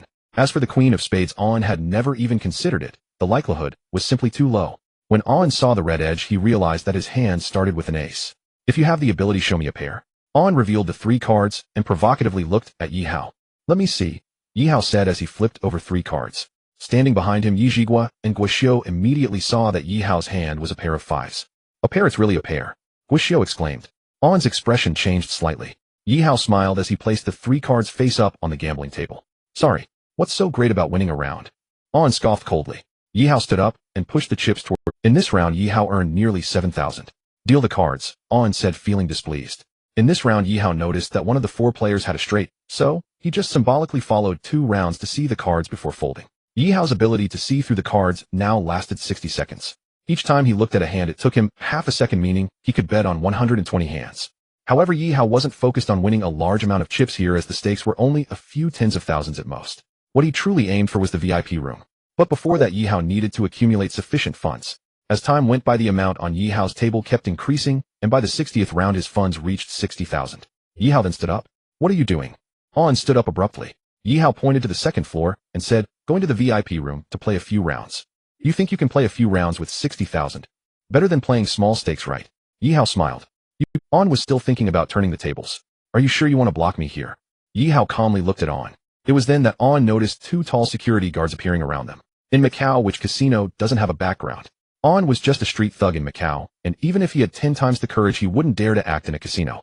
You are good, On said before turning to leave. Yi Jigua asked with concern, how will he retaliate? Macau's security is among the best in the world, Yi Hao reassured him. Alright, but are you really going to the VIP? Yi Jigua still couldn't fully believe that Yi Hao had a talent for gambling. Isn't it good to see a bit more? Yi Hao said. As the 3 of them reached the stairs, a waiter quietly asked, are you 3 headed to the VIP room? Yes, Yi Hao nodded. Please follow me. As Yi Hao walked up the stairs with the waiter, he noticed a clear sign in the corridor. Minimum spending in the VIP room is 10,000. The waiter did not underestimate the 3 due to their attire. She explained some of the rules of the VIP room softly. Auntie, just call me Xiao Yi, the waiter said softly. I will be serving you throughout your time here. Most of the casino's income comes from the VIP room, so every casino places great importance on VIPs. Dice throwing. When Yi Hao heard this, his eyes lit up. I'll play this. Yi Hao quickly arrived at the dice throwing room with Yi Hua. In this room, there were about 20 people, all their gazes fixed on the dealer. The dealer shook the cup for a while, and then gently placed it on the betting table. You can start placing your bets now. What are the rules? Yi Hao asked. There are 6 dice in the cup, and you guess the total sum of the dice. If you guess correctly, you can win 10 times your bet. The dealer said softly. If the 6 dice are all connected, the total will be 1. Yi Hao believed that most dealers here could manage that. The maximum total for the 6 dice is 36. Thus the probability of guessing correctly is 1 in 36. However, the casino only offered 10 times the payout, which is quite exploitative. Yi Hao took only 0.3 seconds to see through the 6 dice. 21. Seeing others placing their bets, Yi Hao placed 3 green chips on the 21 spot. Yi Hao was the only one in the whole venue who placed his chips on 21. Open the cup. Quick, open it. I can't believe this time it won't hit. This time I picked 5 numbers. I can't believe this won't hit for me. Under the expectant gazes of the crowd, the numbers on the 6 dice were 3, 0, 4, 4, a 5, 0, and 5. Guoxiu calculated in his heart, and then widened his eyes. 21. According to the 10 times payout, Yi Hao instantly earned 300,000. Yi Hua happily handed Yi Hao 33 green chips. Your luck is really good. Thanks for your kind words, Yi Hao said with a smile, handing Yi Hua a green chip. Your tip. Yi Hua quickly expressed his gratitude. Yi Jigua and Guoxiu's expressions froze in shock. They had not expected Yi Hao to casually give Yi Hua a tip of 10,000. That's 10,000. But since Yi Hao had already given it, could they stop him? The dealer's expression remained largely unchanged. Isn't it quite normal to hit a 1 in 36 probability? As the dealer placed the cup down again, the gamblers began placing their bets. Yi Hao pondered for a moment and took out 10 green chips, placing them on 23. His actions prompted some gamblers to follow suit, and they also placed bets on 23. When the dealer opened the cup, Guoxiu's expression changed. All 6 dice showed low numbers, making it impossible to total 23. 100,000. Thinking of this, Guoxiu felt a pang of heartache. It was gone before it even warmed up. How should we just leave? Guoxiu whispered, tugging at Yi Hao. Let's play one more round, Yi Hao said with a smile. But don't bet too high this time, Guoxiu hurriedly advised. They had still made over 200,000 even if they left now. What left Guoxiu speechless was that Yi Hao placed all 25 of his green chips on 36. All in, Yi Hao smiled and said, I don't get how you see this as an Allen. It looks more like giving money to the casino, a gambler said speechless. 36 might not appear even once in a day. I advise you to change your bet before the cup opens. Facing the advice of several gamblers, Yi Hao remained indifferent, saying, according to probability, every number has a chance of appearing. Those trying to persuade Yi Hao didn't know what else to say. Some things may be theoretically correct, but in reality, it doesn't work that way. Guoxiu anxiously said, Xiao Hao, what are you doing? This is just earned money. If it doesn't work out, I can always give it back to the casino. Yi Hao laughed, grabbing Guoxiu. You child. Yi Zhigua also felt that Yi Hao's actions were too risky. Having these 250,000 could greatly alleviate their family's financial situation. Open the cup, Yi Hao said to the dealer in a serious tone. Are you sure? The dealer asked. I'm sure, Yi Hao nodded. All right, bets are locked in, the dealer said, slowly opening the cup under the expectant gazes of the crowd. All eyes in the room were fixated on the 6 dice in the bowl. When they finally saw the numbers on the dice, their mouths dropped open in shock. 6 sixes. All 6 dice are 6s.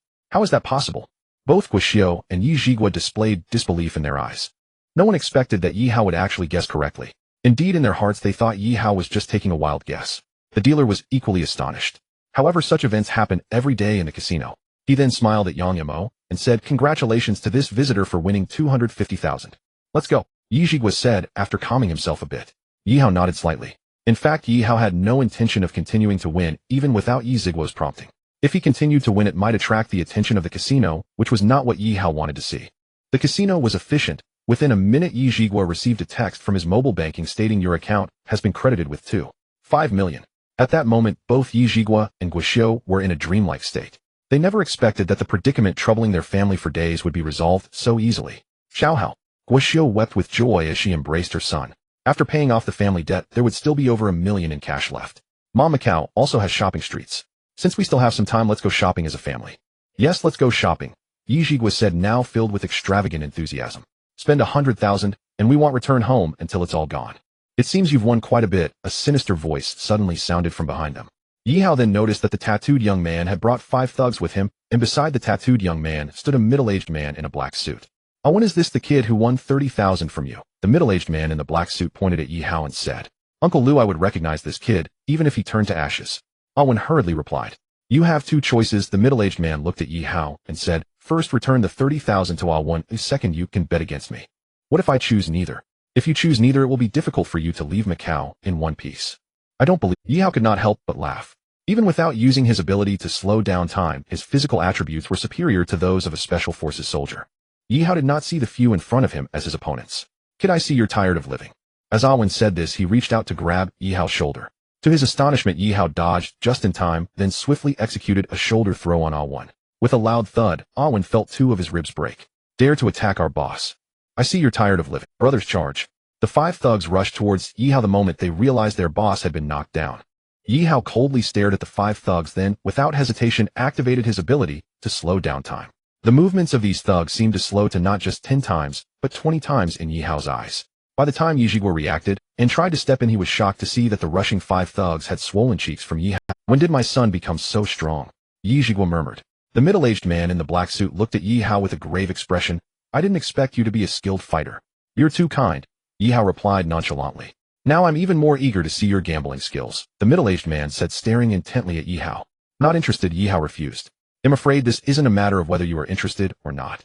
The middle-aged man pointed at the police officers approaching in the distance. You better agree to me before they arrive. Otherwise, I can't guarantee you won't spend the night in jail. Are you threatening me? Yi Hao's eyes immediately glinted with cold light. Lu Ziming ignored Yi Hao's threat and calmly said, I have connections in both the underworld and the lawful side. I can still deal with you.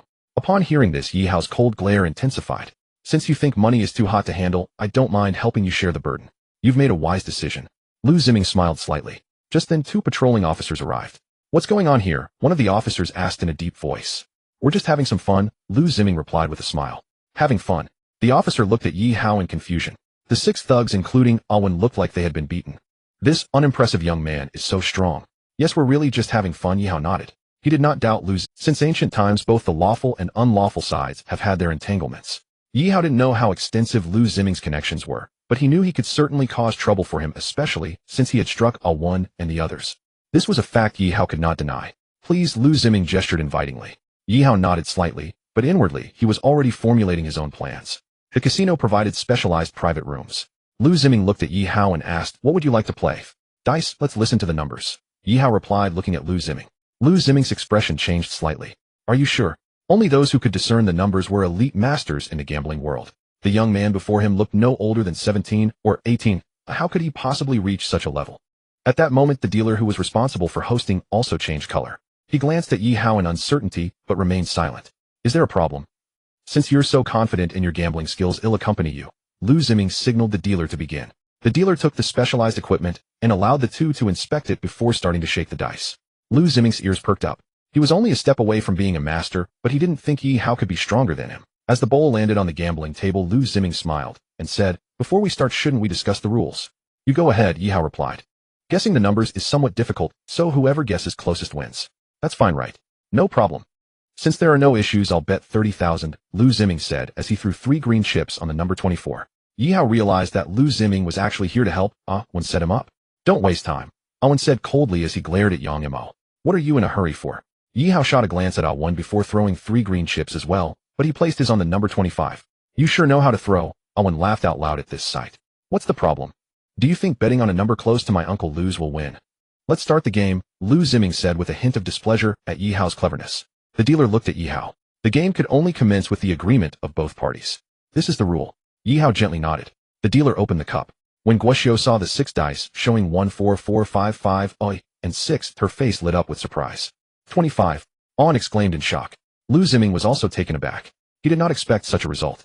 "Let's go again," Lu Ziming said to the dealer. "Let's do it." The dealer nodded and began to shake the cup again, but this time the technique, it was slightly more vigorous than before. This increased the challenge unknowingly. Cough. On suddenly coughed hard, causing Lu Ziming to frown, though he said nothing at that moment. After the dealer set the cup down, he shot On a fierce glare. On quickly lowered her head. Noise is the biggest taboo when listening to the cup. "You go first," Lu Ziming said to Yi Hao. Yi Hao smiled and tossed 6 green chips onto the number 24. 60,000, Lu Ziming's eyes flickered. After hesitating, he threw 6 green chips onto the number 20. "Let's see it." All 6 dice showed 4. 4 4 24. Lu Ziming's expression changed as he looked at Yi Hao. "I didn't expect you to be so skilled. Do you want to bet again?" Yi Hao asked while fiddling with a chip in his hand. "This is just the beginning," Lu Ziming replied, taking out a gold card from his wallet and telling On, "Exchange for 1 million chips." Upon hearing that Lu Ziming was exchanging for 1 million chips, Yi Zhigua and Guoxiu's expressions changed. Lu Ziming was going big this time. "Xiao, how should we exchange for some as well?" Yi Zhigua asked softly. "This amount of chips is enough," Yi Hao gently. Before long, On returned with 100 green chips. "Let's continue." As the dealer set the cup down, Lu Ziming confidently took 10 green chips and tossed them onto the number 16. Yi Hao, however, pushed all 12 of his green chips onto the number 12. "You really are confident," Lu Ziming said as he took 2 more chips and threw them. "Having strength is not the same as being confident," Yi Hao smiled and said. Dealer opened the cup. The numbers on the 6 dice were 1 2 2 2 2 and 3. Lu Ziming's expression turned sour. At this point, he finally confirmed that this young man was indeed a master in the gambling world. "Do you want to bet again?" Yi Hao asked. "Let's play poker instead." Lu Ziming was no longer willing to gamble with Yi Hao on this. "Not interested." Yi Hao refused without a second thought. Lu Ziming didn't expect Yi Hao to refuse. "Dealer, does your casino allow forced gambling?" Yi Hao looked at the dealer and asked seriously. The dealer's expression turned unfriendly as he looked at Lu Ziming. "I ask Mr. Lu to conduct himself with dignity. The casino has long since adopted a formal operating model. It is no longer feasible to revert to old methods. The owners of major casinos constantly engage in charity to shape their positive image in society. Therefore, as long as you do not win excessively, you need not worry about the casino defaulting. In fact, if you request it, they will arrange for security personnel to personally escort you back to the mainland. Which of the 18 casinos in Macau does not care about its reputation? If the reputation goes bad, can they continue to do business?" Lu Ziming's expression changed, but he did not dare to say anything. "Let's go," Yi Hao said as he stood up. On wanted to intercept him, but was stopped by Lu Ziming. "Do you want to die?" Lu Ziming warned in a low voice. The security personnel at the casino used to be ruthless. They would not be polite to anyone causing trouble. "Xiao, how are we going back now?" Yi Zhigua asked. "Let's have the casino's security personnel escort us back to the mainland," Yi Hao said as he called over a waitress. The waitress paused for a moment and said, "Sir, our casino can arrange for security personnel to escort you back to the mainland, but there is a commission." "How much?" "That depends on your itinerary, sir." "Take us to Jiangnan City," Yi Hao said after some thought. The waitress thought for a moment and asked, "How many security personnel would you like, sir?" "My requirement is that you safely and conveniently take me to Jiangnan City." 100,000. "That works." Lu Ziming's interception made his parents extremely worried and uneasy, so spending 100,000 for safety seemed worthwhile to Yi Hao. "Sir, please follow me. The casino has a well-established system. Everything was handled in a very short time. Sir, this is your resting area. I will bring the flight tickets shortly, the waitress said softly as she led Yi Hao's family to the luxurious room in the casino. Guoxiu walked around the room and said, I thought spending 100,000 was a bit excessive, but now I realize the price they asked for is justified. Yi Zhigua nodded and said this setup is even more upscale than the 5-star hotel we stayed in. As the three calmed down, Yi Zhigua said softly, although there were some ups and downs this time, our family made nearly 3 million. After paying off the family debts, we still have about 2 million left. Guoxiu also felt this trip was worth it. I want to renovate the house, and as for the remaining money, I want to start. Yi Zhigua expressed his thoughts. You want to do renovations? Guoxiu asked. The real estate market is heating up, the renovation industry will surely boom sooner or later. Yi Zhigua nodded, saying I plan to invest 1 million to set up a legitimate renovation company. You all can decide on this matter. Yi Hao chuckled. Just then the doorbell rang. Did they bring the flight tickets so soon? Yi Hao said, puzzled. When Yi Hao opened the door, he was momentarily taken aback. The young girl before him had brows like distant mountains and eyes like stars. She exuded an air of nobility and grace.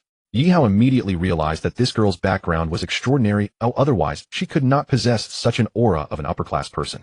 Am I disturbing you? The girl said softly. Her voice was light, crisp, and beautiful, providing an unparalleled sensory pleasure. Who are you? Let me introduce myself. I am Lan Qingqing, the person in charge of this casino. Lan Qingqing said as she extended her jade-like hand. Yi Hao was stunned. He did not expect the casino's person in charge to come to find him. However, he quickly realized that it was probably because his gambling affair with Lu Ziming had reached Lan Qingqing's ears. What brings you here? Yi Hao asked softly. Lan Qingqing smiled faintly at the vigilance in Yi Hao's eyes. I heard that you are a master at gambling, so I came. As Lan Qingqing spoke, her slender fingers remained poised in the air. Yi Hao pondered for a moment before taking hold of Lan Qingqing's delicate hand. It was soft and smooth. As Yi Hao held her hand, he felt an inexplicable reluctance to let go. However, his body had been modified by divine blood, and he still possessed a measure of willpower and self-control. Yet after releasing her hand, Yi Hao still felt a lingering sense of attachment. I can't say I'm a gambling master, I just play for fun when I'm bored. Yi Hao thought it unwise to admit his lack of skill. I wonder if I might have the honor of witnessing your gambling skills. Lan Qingqing's eyes sparkled. All right, Yi Hao nodded. As the person in charge of the casino, Lan Qingqing wielded considerable influence. The situation with Lu Ziming had prompted Yi Hao to contemplate expanding his network. Lan Qingqing was undoubtedly a suitable candidate. But I must inform my parents first, Yi Hao said softly. That is only proper, she replied. Lan Qingqing smiled, as Yi Hao closed the door and returned to his room. Xiao, how are you sure everything is all right? Yi Zhigua asked somewhat anxiously. Miss Lan must be interested in my gambling skills, so you needn't worry about my safety. Yi Hao reassured Yi Zhigua and the others, adding, moreover, not everyone can pose a threat to me. Xiao, how when did you learn martial arts? Yi Zhigua continued to inquire. After my recovery, I encountered an old man with a white beard while strolling in the park. Yi Hao fell silent at this point, saying, as for what happened next, you needn't ask. Even if you do, I cannot disclose it. After Yi Hao departed, Yi Zhigua wore a worried expression. Xiao Hao is becoming increasingly mysterious. You only need to know that he is our son, Guoxiu said, not perceiving it as a problem. That is true. Yi Zhigua nodded in agreement. Lan Qingqing was quite tall, nearly matching Yi Hao in height, and she exuded a faint, pleasant fragrance. What kind of perfume is that? Yi Hao asked. AGNC, Lan Qingqing replied softly. I haven't heard of this fragrance before. Yi Hao was momentarily taken aback. He wasn't completely ignorant. After finishing his college entrance exams, he had been browsing various news articles. This perfume is custom-made for the Swedish royal family. If you like it, I can give you 2 bottles later. So that was it. Such specially supplied products generally don't appear on social media. This was something reserved for the upper class. No need, Yi Hao declined.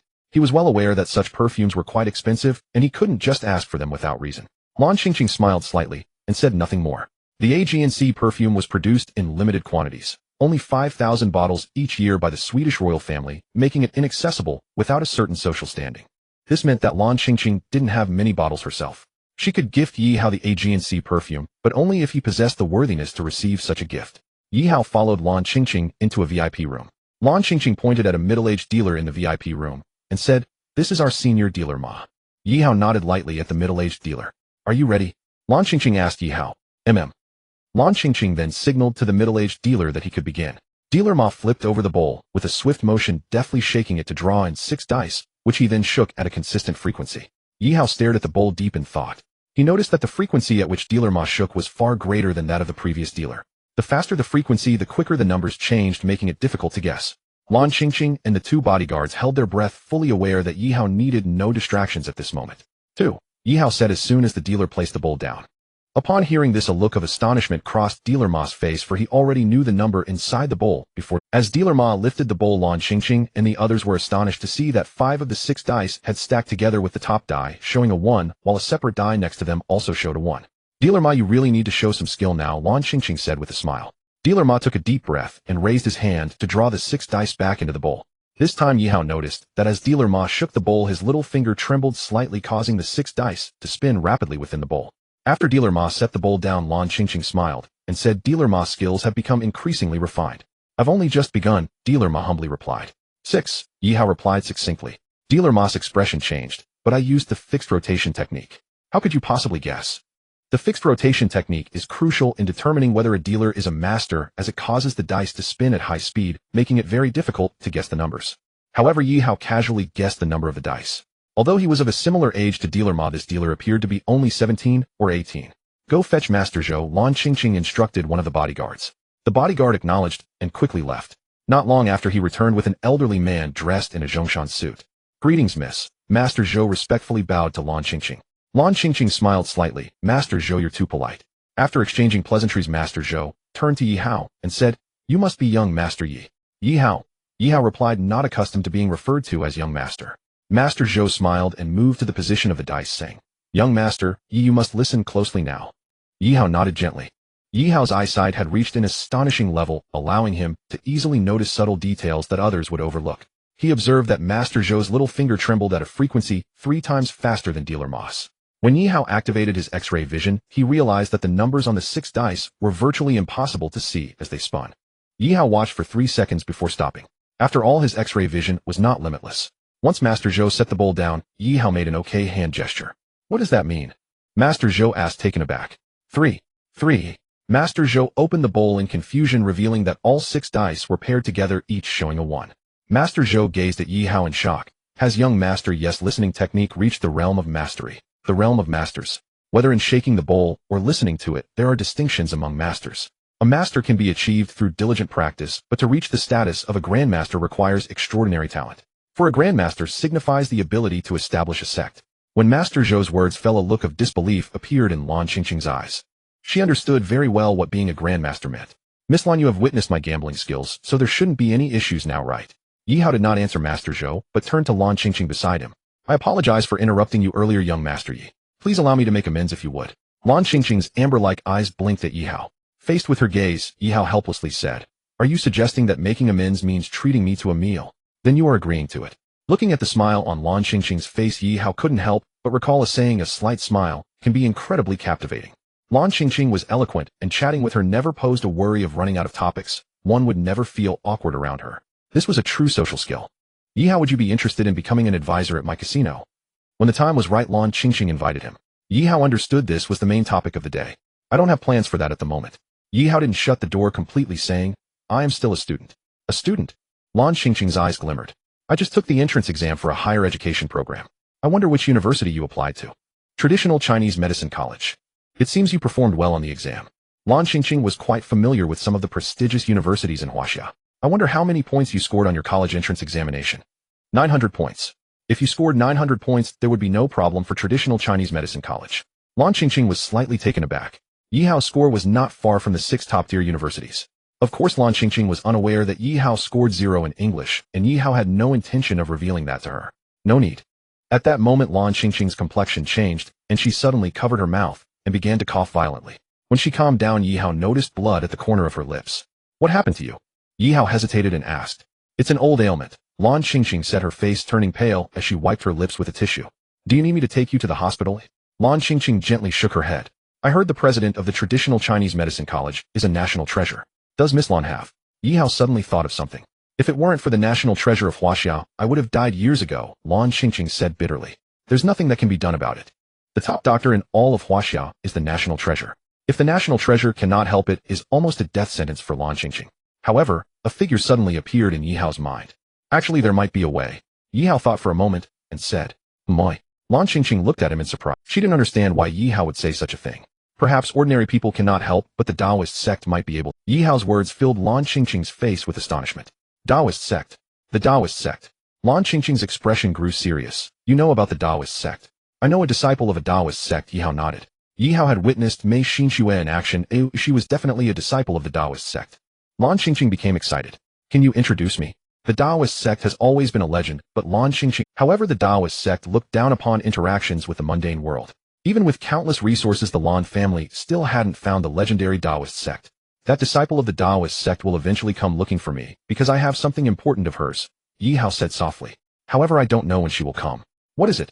Lan Xingqing knew it was somewhat impolite to ask, but since this matter concerned her life, she had her personal bronze dagger, Yi Hao replied. When she comes looking for you, you must tell me right away, Lan Xingqing said. I will ask her to save you, Yi Hao gently nodded. Yi Hao's affairs continued to escalate. As the Jiangnan Daily claimed they would break a big story tomorrow, many netizens were sleepless. They all wanted to know what the big story was. In the early hours, Jiangnan Daily published several photos and an article. Yi Hao's absence from the exam was actually due to his act of bravery. People who act bravely in society are becoming increasingly rare. Such a student should be given a chance to retake the exam. I suggest the Ministry of Education arrange for Yi Hao to retake the exam, even if the difficulty is a bit greater. We cannot let those who act bravely shed tears. This one has the potential to be a top student. While countless netizens were flooding the comments, Jiangnan Daily subsequently published an even more explosive piece of news. Yi Hao insisted on being discharged from the hospital escorted by Officer Liang. Countless netizens were stunned. What was going on? Did Yi Hao go to take the exam? Or was he escorted by the police officer? Then why did Yi Hao still score 0 in English? While they wondered about the answers, Jiangnan Daily claimed they would reveal more tomorrow. This made many netizens angrily criticize Jiangnan Daily for being shameless. Are you trying to turn this into a drama series? Despite the cursing, these netizens were still very much looking forward to the early morning's revelations. Jiangnan Daily was somewhat reliable in that they claimed to have explosive news, and such news was indeed explosive with substantial evidence. In the early hours, Jiangnan Daily's website published a video. The video clearly showcased Yi Hao arriving at the entrance of his second vocational technical college, accompanied by Liang Mo. When netizens nationwide saw Su Li repeatedly preventing Yi Hao from entering the school gate, their anger was immeasurable. Shameless. Such a person is qualified to be a teacher. I strongly recommend removing such a teacher from the teaching staff. Such a teacher should be sentenced. I shed tears when I saw Yi Hao spitting blood in anger. Even though he said he was fine, how could he truly be fine inside? Without Su Li's obstruction, this year's top student would definitely have been Yi Hao's. Just because Yi Hao affected Su Li's promotion, she harbored resentment and sought revenge on Yi Hao. Such a person deserves the harshest punishment. You all have not noticed the fury of Yi Hao's old teacher. I suspect that if the guard had not stopped him, he would have torn Su Li's mouth apart. While numerous netizens denounced Su Li, they also continuously tagged the Ministry of Education, hoping they would reconsider Yi Hao's retake. The higher-ups of the Ministry of Education could not withstand the pressure and stated they were discussing Yi Hao's retake. In the imperial capital, a handsome young man dressed in loose loungewear sat upright, respectfully serving tea to the elderly man opposite him. The elder took the teacup and sipped it lightly, smiling as he said, "Winter's tea skills have become increasingly profound." The aroma lingered on his lips, filled with fragrance. The handsome young man smiled and replied, "As long as uncle enjoys it, that is enough. Winter, you didn't come just to brew tea for me, did you?" The elder looked at the handsome young man and asked, "What do you think about the uproar regarding Yi Hao online?" After a moment of hesitation, the young man finally spoke up. "What is your opinion, Winter?" Zhang Runlu set down the teacup and asked with a smile. "I believe Yi Hao should be given a chance," the handsome young man said solemnly. "Why is that?" Zhang Runlu seemed unsurprised by the young man's response. "Because I believe my position as the top scholar is well-deserved," the handsome young man replied earnestly. "I will consider it carefully," Zhang Runlu said after a long pause. "Then I won't disturb uncle's rest any longer," the handsome young man said as he stood up. "Wei Zhe, see Winter off." Zhang Runlu glanced at the secretary beside him. Moments later, Wei Zhe came back. "Do you know what to do about Yi Hao?" Zhang Runlu asked casually. "I will urge them and arrange for Yi Hao to retake the exam as soon as possible," Wei Zhe replied softly. Upon hearing this, a hint of disappointment flickered in Zhang Runlu's eyes. Wei Zhe's expression changed. "Did I make a mistake? Do you know what kind of tea this is, Zhang Runlu pointed at the 2 tails of tea on the table. Wui Mountain de Hong Pao. Wei Zhe, who was not without knowledge, immediately recognized it. Wui Mountain de Hong Pao also has grades, and this 2 tails come from several hundred-year-old tea trees. As Zhang Runlu spoke, the words special supply echoed in Wei Zhe's mind. Even I, a retired old minister, do not have the qualifications to receive this. Zhang Runlu continued, "Does Fong Wen giving me this heavy gift mean we should help Yi Hao? But just now I heard Fong Wen say he wants his top scholar position to be well-deserved. Without Yi Hao competing, wouldn't it be well-deserved?" Wei Zhe couldn't help but show a bitter smile. If it weren't for Zhang Runlu's reminder today, his career would have come to an end. The road to an official career is indeed not easy. "What do you think of Fong Wen?" Zhang Runlu deliberately tested Wei Zhe. Even if Fong Wen's position as the top scholar is not well-deserved, he is the most outstanding young person I have ever seen. Wei Zhe pondered for a moment and said, At a young age, not only is he proficient in 5 languages, but he is also renowned for his skills in music, chess, calligraphy, and painting. He is handsome and comes from a wealthy family. This time he has even been accepted into 6 top universities, the Finance Academy, where he will surely have a place in the future business world. And then, oi, Zhang Runlu asked. And then, oi, Wei Zhe was taken aback. Had he not gotten to the point after saying so much? He reviewed his previous words and found no mistakes. Narrow-mindedness leads to limited achievement. Zhang Runlu lightly uttered 8 words. What? Wei Zhe never expected Zhang Runlu would give such an evaluation. Regarding Yi Hao, even if Fang Wen doesn't come here, do you think Yi Hao would have a chance to retake the exam? Zhang Runlu said leisurely. In the imperial capital, who would dare to disregard the Fang family's stance? Unless the Fang family publicly states it doesn't matter, who would dare to slap the Fang family in the face? Ultimately, he is still too young. As Zhang Runlu said this, he stood up and walked toward the room. What the netizens across the country did not expect was that the Ministry of Education's discussion resulted in not allowing Yi Hao to retake the exam. A large number of reasons were summarized. After reading these reasons, Yi Hao put down his phone with a sense of disinterest. These reasons are simply excuses, Guo Xiu said angrily. Perhaps those guys don't want to go to great lengths for just one person. Yi Hao felt a surge of anger in his heart.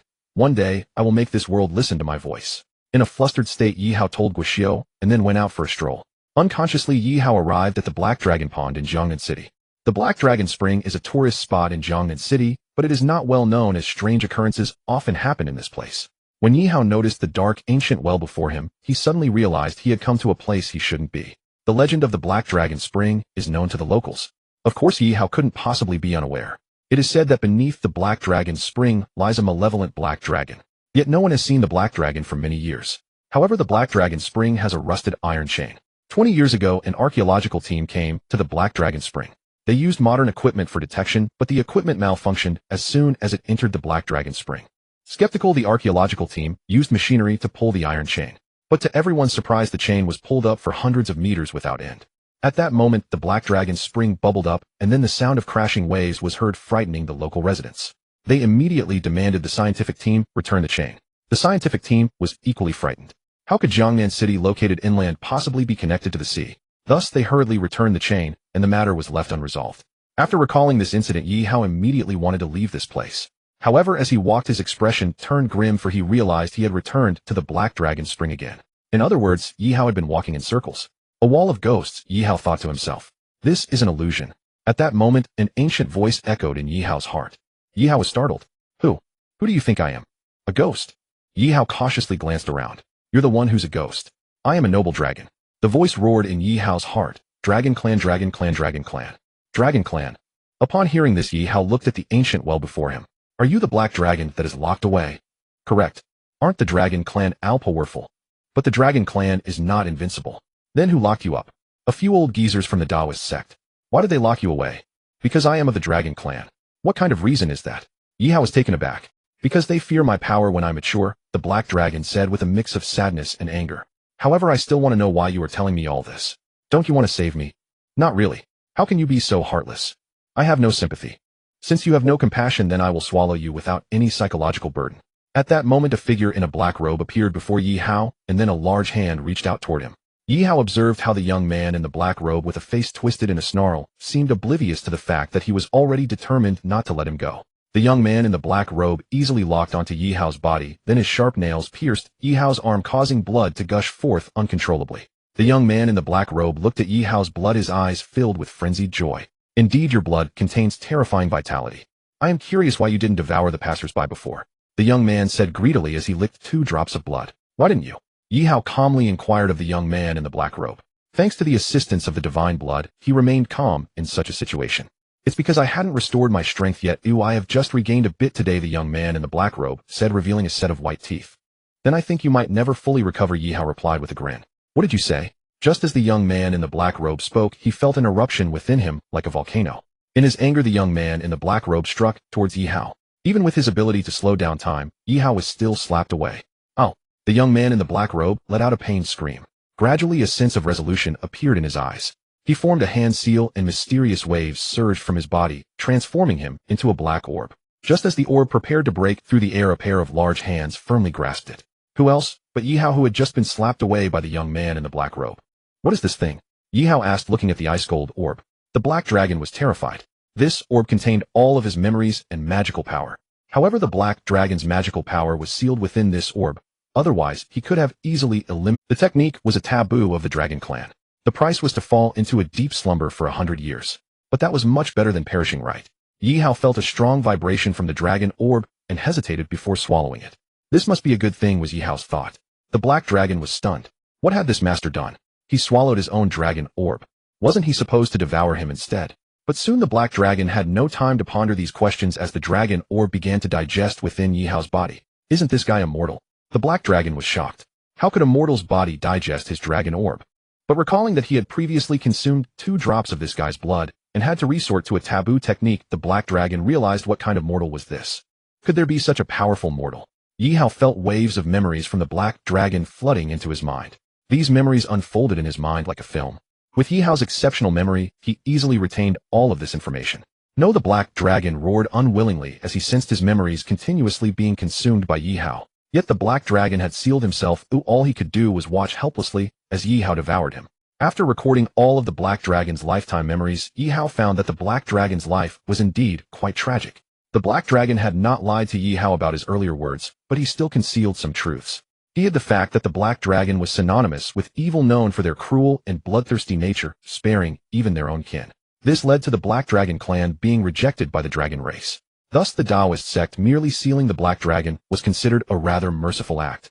So I was swallowing the dragon orb, Yi Hao murmured. He had not expected that his decision would lead to such a tremendous. Through the black dragon's memories, Yi Hao learned that the black dragon's cruelty stemmed from his bloodline.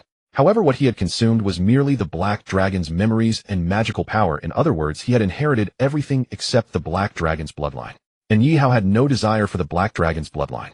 No matter how good the black dragon's bloodline was, it couldn't compare to his divine blood. What about the techniques?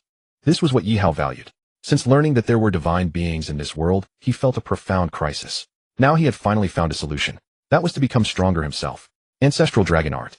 Yi Hao was taken aback upon discovering the original cultivation technique of the black dragon. Just by the name alone, it was clear how powerful it was. Could this be the reason the black dragon clan was so strong? No matter how the dragon race despised the black dragon, they had to admit one thing: the black dragon clan's combat power was exceptionally formidable. Otherwise, why could the black dragon be compared to the golden dragon clan? The golden dragon clan possessed the most pure and noble bloodline in the dragon race. Yi Hao did not immediately cultivate the ancestral dragon art, as he had already delayed for several hours here. After returning home, he told Guoxiu that he was going to sleep and began to cultivate according to the instructions of the ancestral dragon art. If Yi Hao had previously been clueless about cultivation after consuming the black dragon's memories, this was no longer a problem.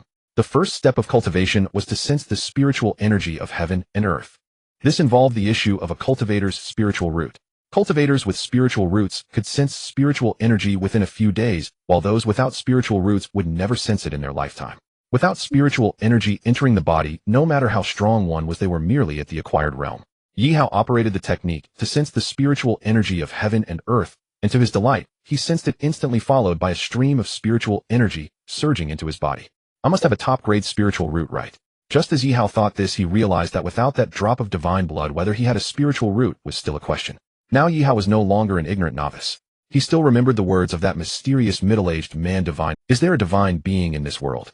Even the black dragon held doubts about this. What does this signify? It signifies that deities are exalted, existing in legends for beings like the black dragon. And the terrifying nature of divine blood was proven. Even a powerful being like the black dragon was not killed by his 2 drops of divine blood. Of course, Yi Hao also understood that the black dragon's demise was unjust. This was because the black dragon attempted to devour the essence of his blood, yet the essence of his blood was divine blood. Divine blood is not to be infringed upon. The divinity within the divine blood immediately counterattacked. Without a doubt, the black dragon, who had just regained a bit of strength, was no match for the divine blood. Thinking of this, Yi Hao couldn't help but feel a sense of gratitude. Speaking of which, he had to thank Su Li. Had it not been for Su Li's obstruction, would he have been so frustrated as to go to the Black Dragon Spring?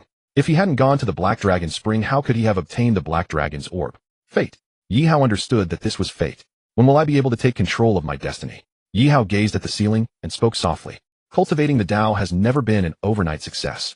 After 2 months of intense practice, Yi Hao still had not stepped into the first layer of the body refinement realm. However, Yi Hao felt that he was not far from this realm, and with another half a month, he should be able to enter it. At this moment, Yi Hao had to halt his cultivation because the traditional Chinese medicine academy would start in 2 days. Guoxiu had prepared Yi Hao's belongings a fortnight ago. Yi Hao looked at the two heavy suitcases and smiled wryly. Mom, isn't this too much? This is hardly anything, Guo Xiu replied, rubbing her head. Let me think if there's anything I've missed. As long as I have my documents, the rest is not a problem, Yi Hao said softly. I can buy anything else locally. Here, this is the bank card I arranged for you, and the password is your birthday. Guo Xiu handed a bank card to Yi Hao. He took it and placed it into the black wallet that Guo Xiu had bought for him. There's also 3,000 in cash here. It's enough, Yi Hao smiled and replied. There's 100,000 in the bank card. If you run out, just let me know. 100,000, Yi Hao exclaimed. In the past, Yi Zhiguo and his wife would never have given Yi Hao such a large sum at once, but after realizing their son's capabilities, they felt it necessary to provide him with more cash. Yi Hao nodded without hesitation. He did not want to stay in the dormitory at the traditional Chinese medicine university, but the housing prices in Magic City were the highest in the country, so renting would be a considerable expense. With this 100,000, many issues could be avoided. The traditional Chinese medicine university.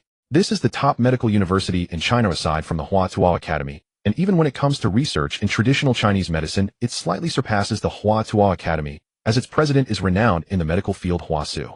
Yi Hao, under the blazing sun, helplessly pushed two large suitcases for half a station's distance before finally seeing the traditional Chinese medicine university. He then noticed two upperclassmen walking towards him. Yi Hao knew these upperclassmen were here to welcome the new students. Just as he was about to be polite, he was surprised to find that the two students bypassed him and approached a girl behind him. Bastards, Yi Hao muttered under his breath. The traditional Chinese medicine university had clear signposts making it easy to find the registration place. After paying the tuition fee, Yi Hao received his dormitory key. Room 101 in Building 2. When Yi Hao opened the door to room 101, the two students inside stopped chatting. You must be Yi Hao, a dark-skinned student stood up and smiled, asking. Yi Hao nodded lightly. Are you also in this dorm? Let me introduce myself. I am Xiao Laosher from Huayuan Anhui. Xiao Laosher. Xiao Laosher. Just plain and honest. Xiao Laosher hurriedly clarified. Your name is a bit peculiar. Yi Hao chuckled. I am from Jiangnan City. My parents named me, and I can't change it now. Xiao Laosher scratched his head, speaking honestly. I'm from Liuan Anhui. Another rather handsome student chimed in. My name is Zheng Xiaolong. No wonder you two are getting along so well. It turns out you're both from the same place, Yi Hao said, enlightened. We should say we are kindred spirits. A tall student drenched in sweat walked and tossed a basketball into the corner after dribbling it twice. Nice to meet you, I'm Yuan Gaoxing from Heezy Shandong. Jiangnan Yi Hao, he introduced himself. Yuan Gaoxing nodded and took off his sweaty shirt, saying, Yi Hao, tidy up your bed, we'll go out for dinner at noon. Yi Hao glanced at the bed near the restroom while pushing his luggage. The dormitory had only 4 beds. The other 3 better spots had already been taken, leaving him with no choice but this one. The bed was quite dirty. Yi Hao scrubbed it 3 times before he was satisfied. By the time he finished tidying up, an hour had already passed. Yuan Gaoxing checked his watch and said, Let's go, everyone. Yuan Gaoxing chose a restaurant near the school, booked a private room, and the group began chatting. At first the 4 were somewhat reserved, but after a few bottles of beer, they became more lively. I tell you, our class has a few beauties. How do you know? Yuan Gaoxing's eyes lit up. I can't tell you how I know, but I can tell you. Act swiftly. Zheng Xiaolong's words made Yuan Gaoxing ponder. Can you get me their contact information? Tonight the counselor will set up a class QQ group, so it depends on your skills to get anyone's contact information. Zheng Xiaolong paused before continuing, but I must tell you guys, don't have any thoughts about Bai He. Friends' wives should not be trifled with. Xiao Laosher immediately spoke up. It's still a bit early to talk about friends' wives, Zheng Xiaolong said, lighting a cigarette. But I think pursuing her isn't a problem. By the way, do you know who the school beauty is? Yuan Gaoxing suddenly thought of something. Tang Piampian, Zheng Xiaolong said without hesitation. Didn't you see the girl's image on the admission notice? Is that Tang Piampian? Yi Hao asked, somewhat surprised. For on the admission notice, Tang Piampian looked like a celestial being descended to earth, flawlessly pure. When Tang Piampian entered our traditional Chinese medicine university, she was voted as the school beauty. Even when she reached her 2nd year, she still held that title. I estimate that no one in our cohort will be able to surpass her. Many upperclassmen say that as long as Tang Piampian doesn't graduate, no one can replace her, Zheng Xiaolong said. Does Tang Piampian have a boyfriend? Yuan Gaoxing asked tentatively. No, Zheng Xiaolong replied emphatically. Tang Piampian is a super academic achiever. Her life at school is forever a routine of 4 points. Classroom, cafeteria, dormitory, library. Over the years, nearly 1,000 tried to pursue Tang Piampian, but she never dated any students. Zheng Xiaolong looked at Yuan Gaoxing and asked, What? Do you want to pursue our Tang school beauty? I have that thought, Yuan Gaoxing admitted without hiding his intentions. Then I wish you success, brother, Zheng Xiaolong said, raising his glass. Let's drink to that. Cheers. After a hearty meal, it was time to settle the bill. Yi Hao was surprised to see that the lively Zheng Xiaolong at the table kept leaning back. Let's split the bill, Yuan Gaoxing said with a smile. Let me handle it, Xiao Laosher said as he took out his wallet. Swipe my card. Yi Hao stepped forward, handing over his bank card. From Xiao Lao's attire, one can discern his family's financial status. This meal cost at least 300 yuan, which is trivial for Yi Hao, but might be significant for Xiao Laosher. The boss cheerfully took Yi Hao's bank card saying, "What's the difference who pays? Yi Hao will cover my share for you." Yuan Gaoxing said this as he was about to pull out 100 yuan. Yi Hao smiled and shook his head saying, "Today, I treat everyone." Hearing this, Yuan Gaoxing stopped insisting. After Yi Hao took the receipt and wrote his name, Zheng Xiaolong leaned over saying, "Shouldn't we buy some communal supplies for—" "What do you mean?" Xiao Laosher asked. "Like shampoo, toilet paper, and such. Everyone has different preferences. Oh, let's just stick to our own," he replied. Yuan Gaoxing rejected the idea. "Yeah, let's just do our own thing," Yi Hao agreed. From the payment just made, Yi Hao realized that Yuan Gaoxing was principled. Perhaps due to different upbringings, he preferred splitting costs. Regardless of the pros and cons of this system, it did lack a certain warmth. Xiao Laosher was indeed honest and simple-minded. Perhaps due to family issues, he was hesitant to spend too much. After Yi Hao had paid, Xiao Laosher didn't hold back any longer. Zheng Xiaolong was a typical person who liked to take advantage. Yi Hao as a rule neither approached nor distanced himself from such people. After all, one shouldn't refuse to associate with someone just because of their behavior. When Yi Hao and the three others arrived in the classroom, most of the classmates were already there. When the boys entered, some classmates expressed a hint of disappointment. Another group of guys. "Why aren't there any beauties? Our class has a total of 45 students. Now only 41 are here. Come on, aren't those too pretty? Their looks are above average, but to call them beautiful is a stretch. Let me tell you, those slightly above average with a bit of dressing up will definitely become goddess level. If you don't act now, by the second year when they know how to dress up, you won't even get a chance to have soup." The four of them found a row of empty seats and sat down. Their classroom was quite large with about 80 to 90 seats. "That girl with shoulder-length hair is quite nice." Yuan Gaoxing said, his eyes lighting up as he pointed to a girl in the front 3 rows. "Yes, she's indeed nice," Zheng Xiaolong nodded. "But the 2 beautiful ones haven't arrived yet." Just as Zheng Xiaolong was speaking, the classroom erupted in cheers as 2 girls walked in arm chatting. The girl on the left had her hair tied up in a high ponytail, her figure tall and well-proportioned, exuding a youth. "Who is that?" Yuan Gaoxing quickly asked. "Zhang Lan," Zheng Xiaolong said, smacking his lips. "She's probably the campus belle of our year." "She really is beautiful," Xiao Laosher said, his dark face glowing. "Who is the girl next to Zhang Lan?" Yi Hao asked, pointing at the chubby girl with baby fat. "That's Baihe, the one I told you about," Zheng Xiaolong said, appearing a bit excited. Yi Hao and the others suddenly understood. Though Baihe couldn't compare to Zhang Lan in terms of figure or looks, her bust was impressive, and she had the unique charm. It made one feel an urge to pinch. "That has to be at least a C cup, right?" "What are you talking about?"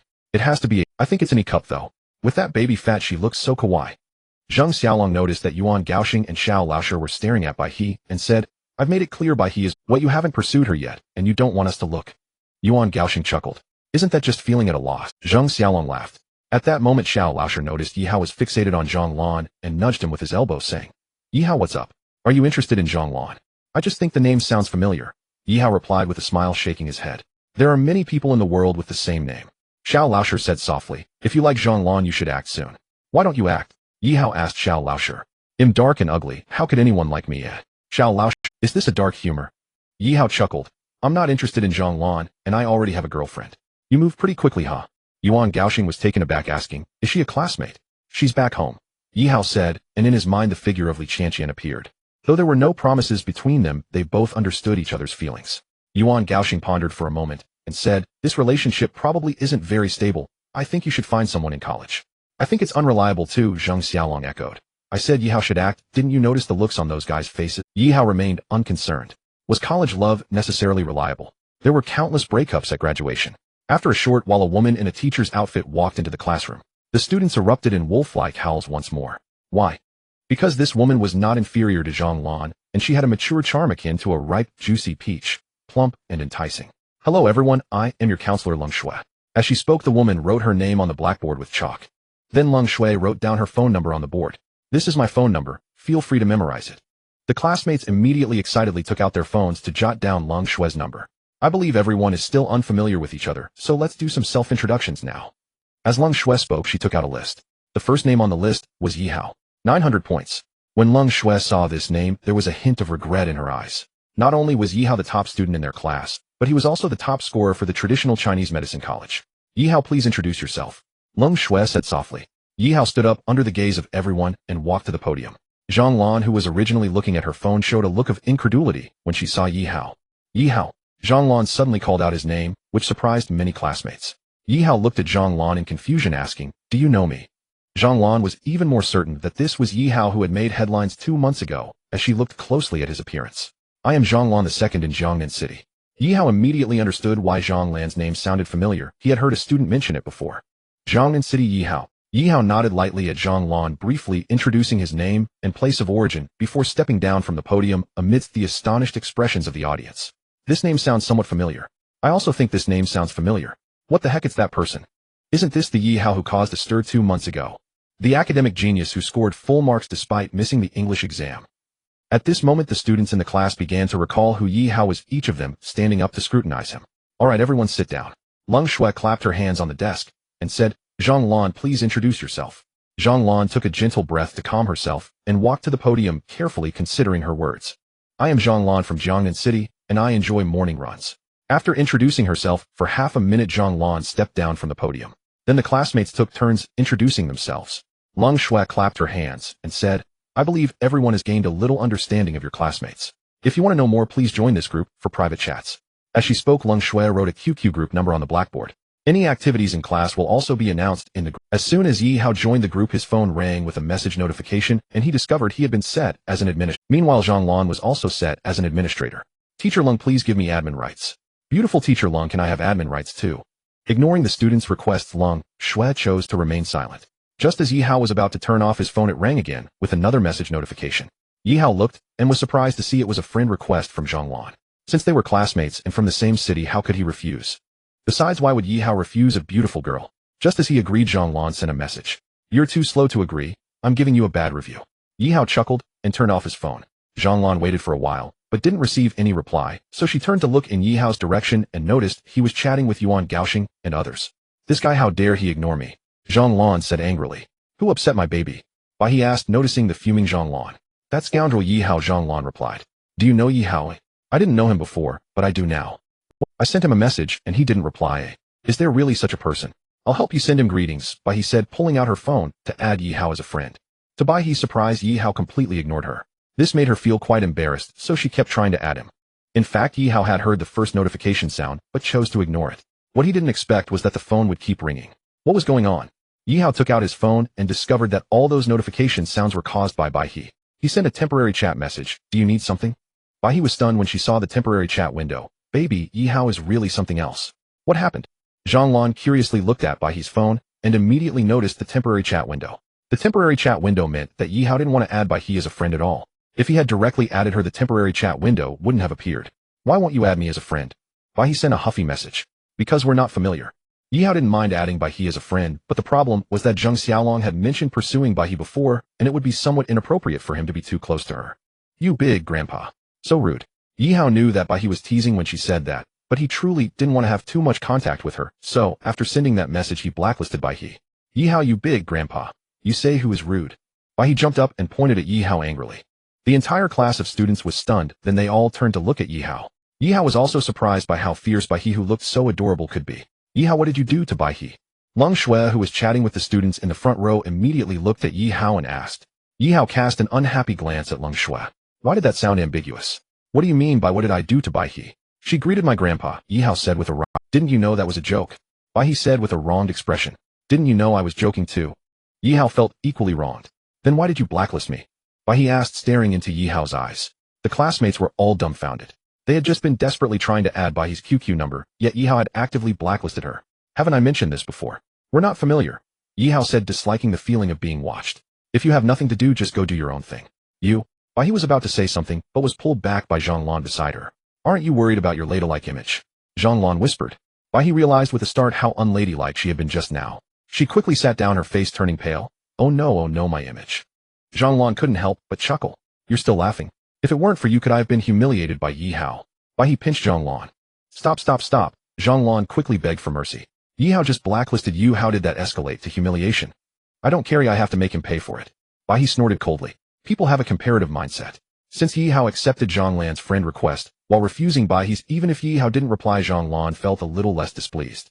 Later you all go to the logistics office with your student IDs to collect your military uniforms. Starting tomorrow there will be a month-long military training. If anyone can achieve the Outstanding Soldier Certificate, I will give you a credit. Maybe you don't understand the graduation system of the traditional Chinese medicine university yet. Leng Shui surveyed the entire room and said, to obtain a degree from the traditional Chinese medicine university, you need to earn 200 credits in 4 years, which means you must earn 50 credits each year. You have 10 subjects to study, each year 5 of which are mandatory, and the other 5 are electives you can choose. For each subject, if you score above 60, you can earn 2 credits, above 70 earns 3 credits, above 80 earns 4 credits, and above 90 earns 5 credits. If you score full marks, you will receive 6 credits. The entire class was almost stunned. According to Leng Shui, in order to obtain 50 credits within a year, every subject must be scored above 90. They had known that the content of the traditional Chinese medicine university was daunting before applying, but they never expected it to be this terrifying. Teacher Leng, what if we fail, eh? If you fail, you'll have to retake the major subjects, and if it's an elective, you'll receive a 0. Leng Shui's words were like a bucket of cold water splashed over the students. Teacher Leng, what if we graduate and still don't have 400 credits? You will have 1 year to make up for the missing credits. If you still cannot make it, there will be no diploma. Not having a diploma means 4 years of university are wasted. Teacher Leng, I want to know, is this ratio high? Every year, a third of the students in our school have credits postponed for a year, and nearly a fifth of the students who retake still do not graduate. Teacher Leng, what if I obtain 400 credits in advance? Zhang Lan asked softly. If you obtain 400 credits in advance, you can apply for graduation. Leng Shui's words left the entire class in shock. No one had expected such a system existed in the traditional Chinese medicine university. However, over the years, very few students have applied for early graduation. Why? Because in a year you will have 10 subjects to pass. You must dedicate a considerable amount of time to study, while still wanting to enjoy a wonderful university life, which will inevitably take up a part of your time. Even if you are exceptional, how many more credits can you earn in a year? Leng Shui smiled as she said. And there is one more thing I haven't told you, the 20 major subjects set by the school must be passed. This means if you want to graduate in your 3rd year, you must also pass the 5 major subjects of your 4th year in advance. Zhang Lan fell silent. Although she was ambitious, she understood her own capabilities. After Leng Shui's analysis, she felt that the possibility of graduating early was too low. Yi Hao's eyes brightened at this point. With his photographic memory, could the multitude of subjects still pose a challenge to him? The most important thing during university is self-study. In reality, there are not many instances when one needs a teacher. Yi Hao had already decided to graduate early. Therefore, you should now understand the importance of a credit right. Leng Shui asked with a smile. Upon hearing this, the eyes of all the students in the class lit up. Who would still dare not to take a credit seriously? All right, class dismissed. Leng Shui continued. Just as the students were getting up, her gaze fell once again on Yi Hao and Zhang Lan. Yi Hao, Zhang Lan, you two stay behind. Yi Hao, who was about to leave, couldn't help but stop in his tracks. Once the other students left, Leng Shui looked at Yi Hao with a smile and asked, Yi Hao, do you want to be the study committee member or the league branch secretary?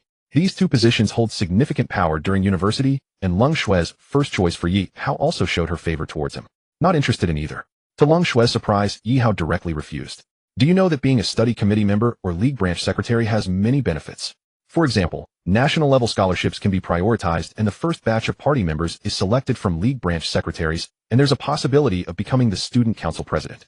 Leng Shui briefly mentioned a few points. Even when it comes to employment, you can be given priority. I still refuse. Yi Hao still needed to cultivate. When would he have time for these things? How could these worldly honors and wealth compare to the pursuit of immortality? Leng Shui did not expect Yi Hao to be so unambitious. Teacher Leng, since Yi Hao is unwilling, let me take his place. Zhang Lan quickly said. Zhang Lan made this suggestion purely to help Yi Hao out. Yi Hao is the study committee member, and Zhang Lan, you will be the league branch secretary. Leng Shui said firmly. You have to do it regardless of your willingness. Now it was Yi Hao's turn to be speechless. How could there be such an instructor? On campus, Zhang Lan looked at the somewhat gloomy Yi Hao and chuckled. Are you really so unwilling to be the study committee member? I don't like dealing with these trivial matters. Yi Hao nodded. The study committee member usually doesn't do much anyway. If something needs to be done, I'll leave it to you. Yi Hao suddenly thought of something. What about you? I have something to do. What kind of thing? Why are you so nosy? Can you even chat? Zhang Lan found herself somewhat unable to comprehend. Yi Hao, how could this guy be so peculiar? I'm leaving now. Yi Hao smiled as he reached the fork in the road. Don't you know how to be a gentleman and see me off at this late hour? Zhang Lan said unhappily. Just as Yi Hao was about to refuse, he suddenly sensed a chilling aura, and then his eyes caught sight of a shadowy figure standing atop a nearby tree. Yi Hao had previously been puzzled about the mutation in his eyesight. After beginning his path of cultivation, he understood that the divine blood must have pushed his body towards that of a cultivator. Yi Hao currently possessed the first layer of body refinement, which was not bad, but he still didn't know any Dao techniques or mystical arts. Therefore, facing this ghostly figure, Yi Hao immediately drew out the bronze dagger from his waist. As Yi Hao drew out the bronze dagger, a cold sword intent spread outwards. The ghostly figure disappeared with it. Yi Hao let out a slight sigh of relief. It seemed that not everyone was like that person he encountered in the warehouse that day. What a beautiful dagger. Zhang Lan's eyes lit up. Yi Hao casually tucked the dagger away, then looked at Zhang Lan seriously and said, Don't go out alone at night from now on. What's wrong? Our school is not safe. Yi Hao, are you sure you're not joking? Zhang smiled with pursed lips. Do you think I look like someone who jokes? Yi Hao said helplessly. Is this dark humor? Zhang chuckled. Yi Hao instantly realized that convincing Zhang was going to be quite difficult. However, considering that most spirits do not possess much harm, he decided not to elaborate. Let me walk you back to the dormitory. Since it was still some distance from the girls' dormitory, Yi Hao expressed his concern for Zhang safety. A smile involuntarily appeared on Zhang face. However, Yi Hao did not expect to see Bai He at the entrance of the girls' dormitory. The moment Bai He spotted Yi Hao, her eyes widened, and then she started running towards him. Yi Hao, I'm going to kill you. Seeing this scene, Yi Hao didn't dare to stay any longer, and turned to run back the way he came. Bai He's small frame could hardly keep up with Yi Hao, and soon she was panting heavily. Why are you chasing Yi Hao? That guy dared to reject me, I'm going to make him pay. Yi Hao arrived once again at the fork in the road, hoping to find that soul. A soul is essentially a person's spirit. Under normal circumstances, souls would head to the underworld. However, some souls linger in the world, often due to untimely deaths or unfulfilled desires. Only a portion of these souls possess harmful qualities, while the vast majority will dissipate after a certain time. The soul from earlier had already been injured by sword intent, and Yi Hao believed it would vanish soon.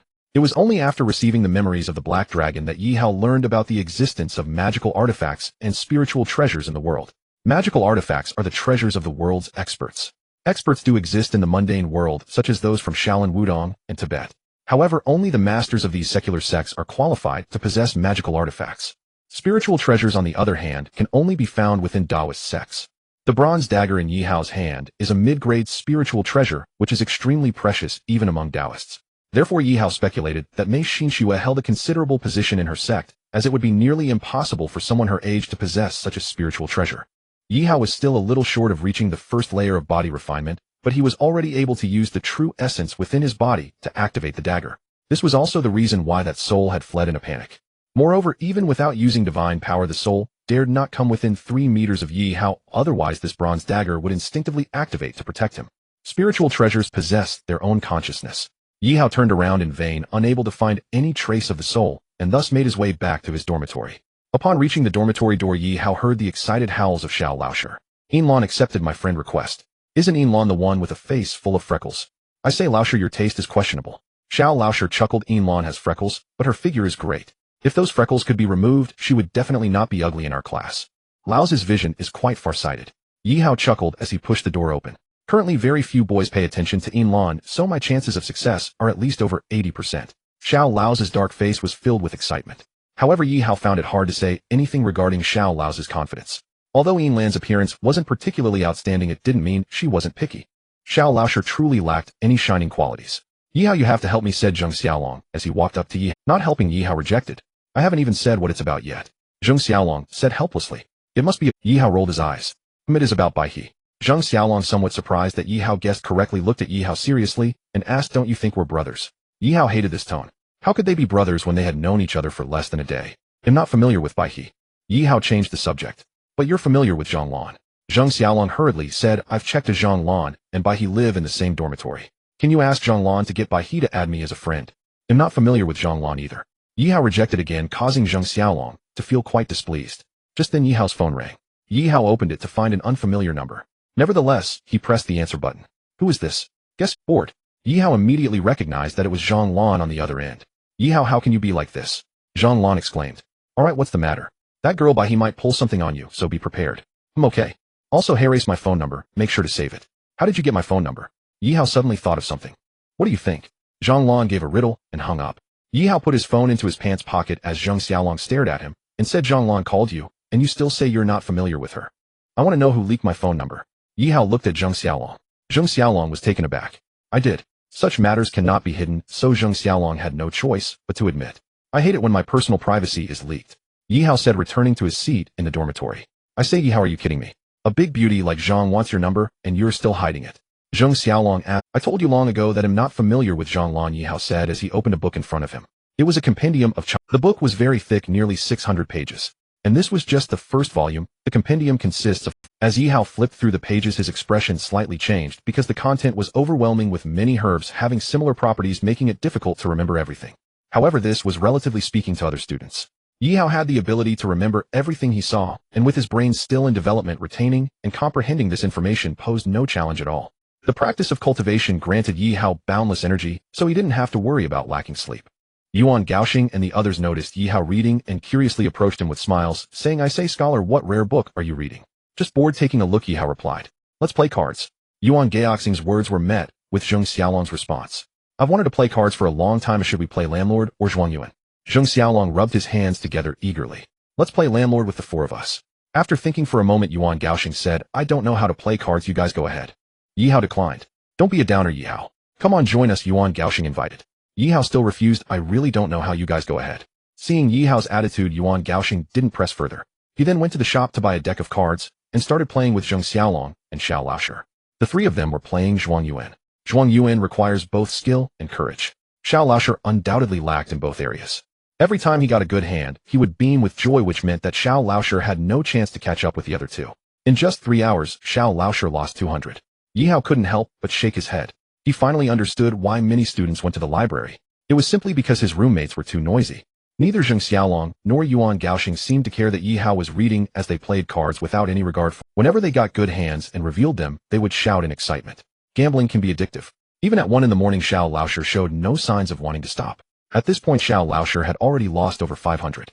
Xiao Laoshi was losing badly, his eyes turning red. Yi Hao understood the situation at a glance. At this moment, no one could persuade Xiao Laoshi, and anyone who tried would likely end up in a dispute with him. "Laoshi, let's play for another hour, and then call it a day, okay?" Yuan Gaoxing glanced at the time and said, "My eyes are almost closing." Zheng Xiaolong chimed in. Okay." Xiao Laoshi nodded. In that hour, Xiao Lao's luck soared, and he ended up winning back 200 yuan. "Let's battle again tomorrow." Zheng Xiaolong chuckled as he stuffed the 200 yuan he had won into his wallet. Xiao Laoshi yawned, and then noticed that Yi Hao was still reading, a hint of apology flashing across his face. "Yi, how did we disturb you?" "No, I was just watching and having fun," Yi Hao said with a smile, shaking his head. "With how loud you guys were while playing cards, how could it not have affected me? It looks like I need to find an apartment tomorrow." Yi Hao didn't turn off the light immediately, but continued to read the comprehensive guide to Chinese medicine. At this pace, he should be able to master this guide in 3 days. Half an hour later, Yi Hao heard Xiao Laoshi snoring, and shortly after he heard Zheng Xiaolong grinding his teeth. Just when Yi Hao thought only Yuan Gaoxing was normal, he heard Yuan Gaoxing mumbling in his sleep. "Alright, no one is normal." After reading for another half hour, Yi Hao turned off the desk lamp and went to sleep. At 5:30 in the morning, Yi Hao got up, brushed his teeth, and washed his face, then changed into sportswear and headed toward. Morning is the time when the spiritual energy of the world is the most abundant. Although the spiritual energy in the city was murky, with Yi Hao's top-tier spiritual root, he could still absorb some of it no matter how muddled it was. As Yi Hao jogged along the Trillionaire path, he silently circulated the Zhu Longju. While running, he suddenly spotted a familiar figure. Zhang Lan. Yi Hao suddenly recalled that Zhang Lan had mentioned liking running when she introduced herself. Zhang Lan noticed someone behind her and turned around. When she saw it was Yi Hao, she was momentarily taken aback. "Yi Hao, why are you up so early?" Yi Hao quickened his pace to catch up with Zhang Lan. "It's not that early." Zhang Lan smiled and said, "I didn't expect you liked morning runs too. The morning air is refreshing. Let's run together." After about a quarter of an hour, Zhang Lan, "Yi Hao, let's take a break." Yi Hao glanced ahead and said, "You can rest here for a bit, I'll run a lap and be back." As Yi Hao spoke, he began to run ahead. This guy.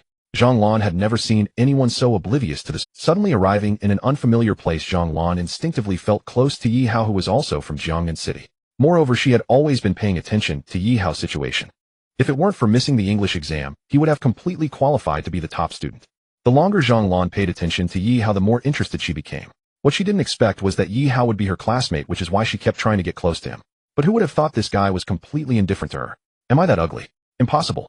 Moments later, Yi Hao ran back to Zhang Lan's side. "How was your break?" Zhang Lan saw that Yi Hao's breathing was steady as if he had never run at all, and her eyes showed a hint of shock. However, she didn't say anything. When Zhang Lan reached her limit again, she was astonished to find that Yi Hao's breathing had hardly changed. This guy's physique is too strong. Zhang Lan believed that even the school's professional athletes couldn't compare to Yi Hao's physique. "Where to now?" Zhang Lan asked. "Back to the dormitory. I'm going to the cafeteria to bring some meat buns for Bai He," Zhang Lan said to Yi Hao. "Do you want to come along?"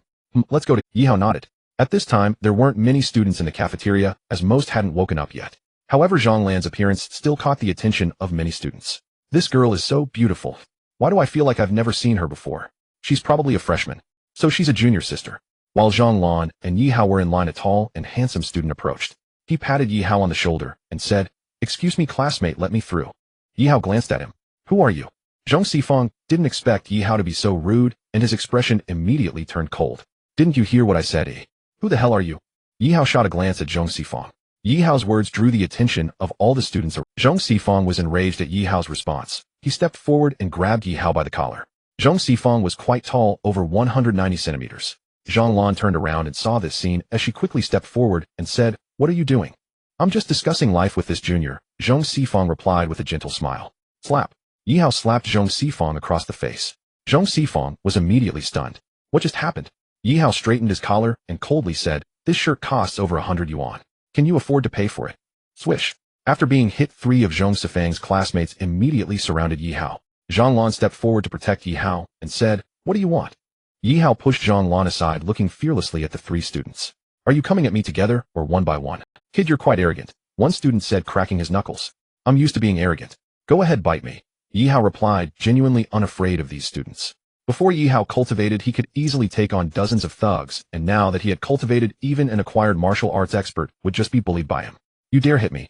Zhong Sifang finally reacted, glaring at Yi Hao with an extremely gloomy expression. "You?" Zhong Sifang pointed angrily at Yi Hao. "What about me?" Yi Hao asked, twisting Zhong Sifang. Zhong Sifang's body instinctively bent down, and then he began shouting, it hurts, I can't take it, it's going to break." Seeing this, Zhong Sifang's 3 classmates could no longer hold back. One classmate swung a punch at Yi Hao's face, while another aimed a kick at Yi Hao's waist. Yi Hao's mind moved, and he swiftly grabbed the student's fist, then arced it towards the other student's foot. The powerful force sent the second student stumbling back, and once the force dissipated, he fell to the ground with a thud. As for the first student's fist, it was bruised, and Yi Hao knew that his bone must have been injured. This all happened in the blink of an eye. The third student was about to strike, but after seeing this, how could he still dare to? "I want to tell you 2 things. First, cutting in line is a shameful act. Second, if you really want to cut in line, at least be more polite about it," Yi Hao said, kicking Zhong Sifang aside. Zhong Sifang glared at Yi Hao with resentment. He knew all too well that there was no way to recover this situation. Yi Hao was too strong. Even if the 4 of them teamed up, it would be useless. After Zhong Sifang left, Zhang Lan looked at Yi Hao with sparkling eyes. "Have you practiced martial arts?" "Roughly." Yi Hao couldn't say he was cultivating Tao, could he? "Teach me," Zhang Lan eagerly said. Yi Hao assessed her and replied, "You lack the talent for martial arts." You have no talent for martial arts either," Zhang Lan retorted angrily. "If you don't want to teach, just say so." Yi Hao chuckled and fell silent. Yi Hao knew nothing of innate talent, he just didn't know how to teach.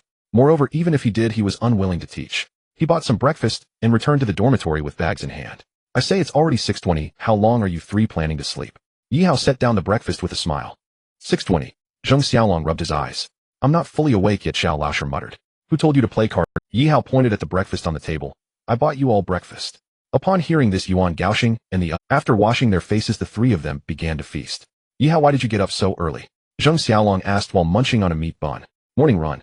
Morning run. You're really energetic," Xiao Laosher commented.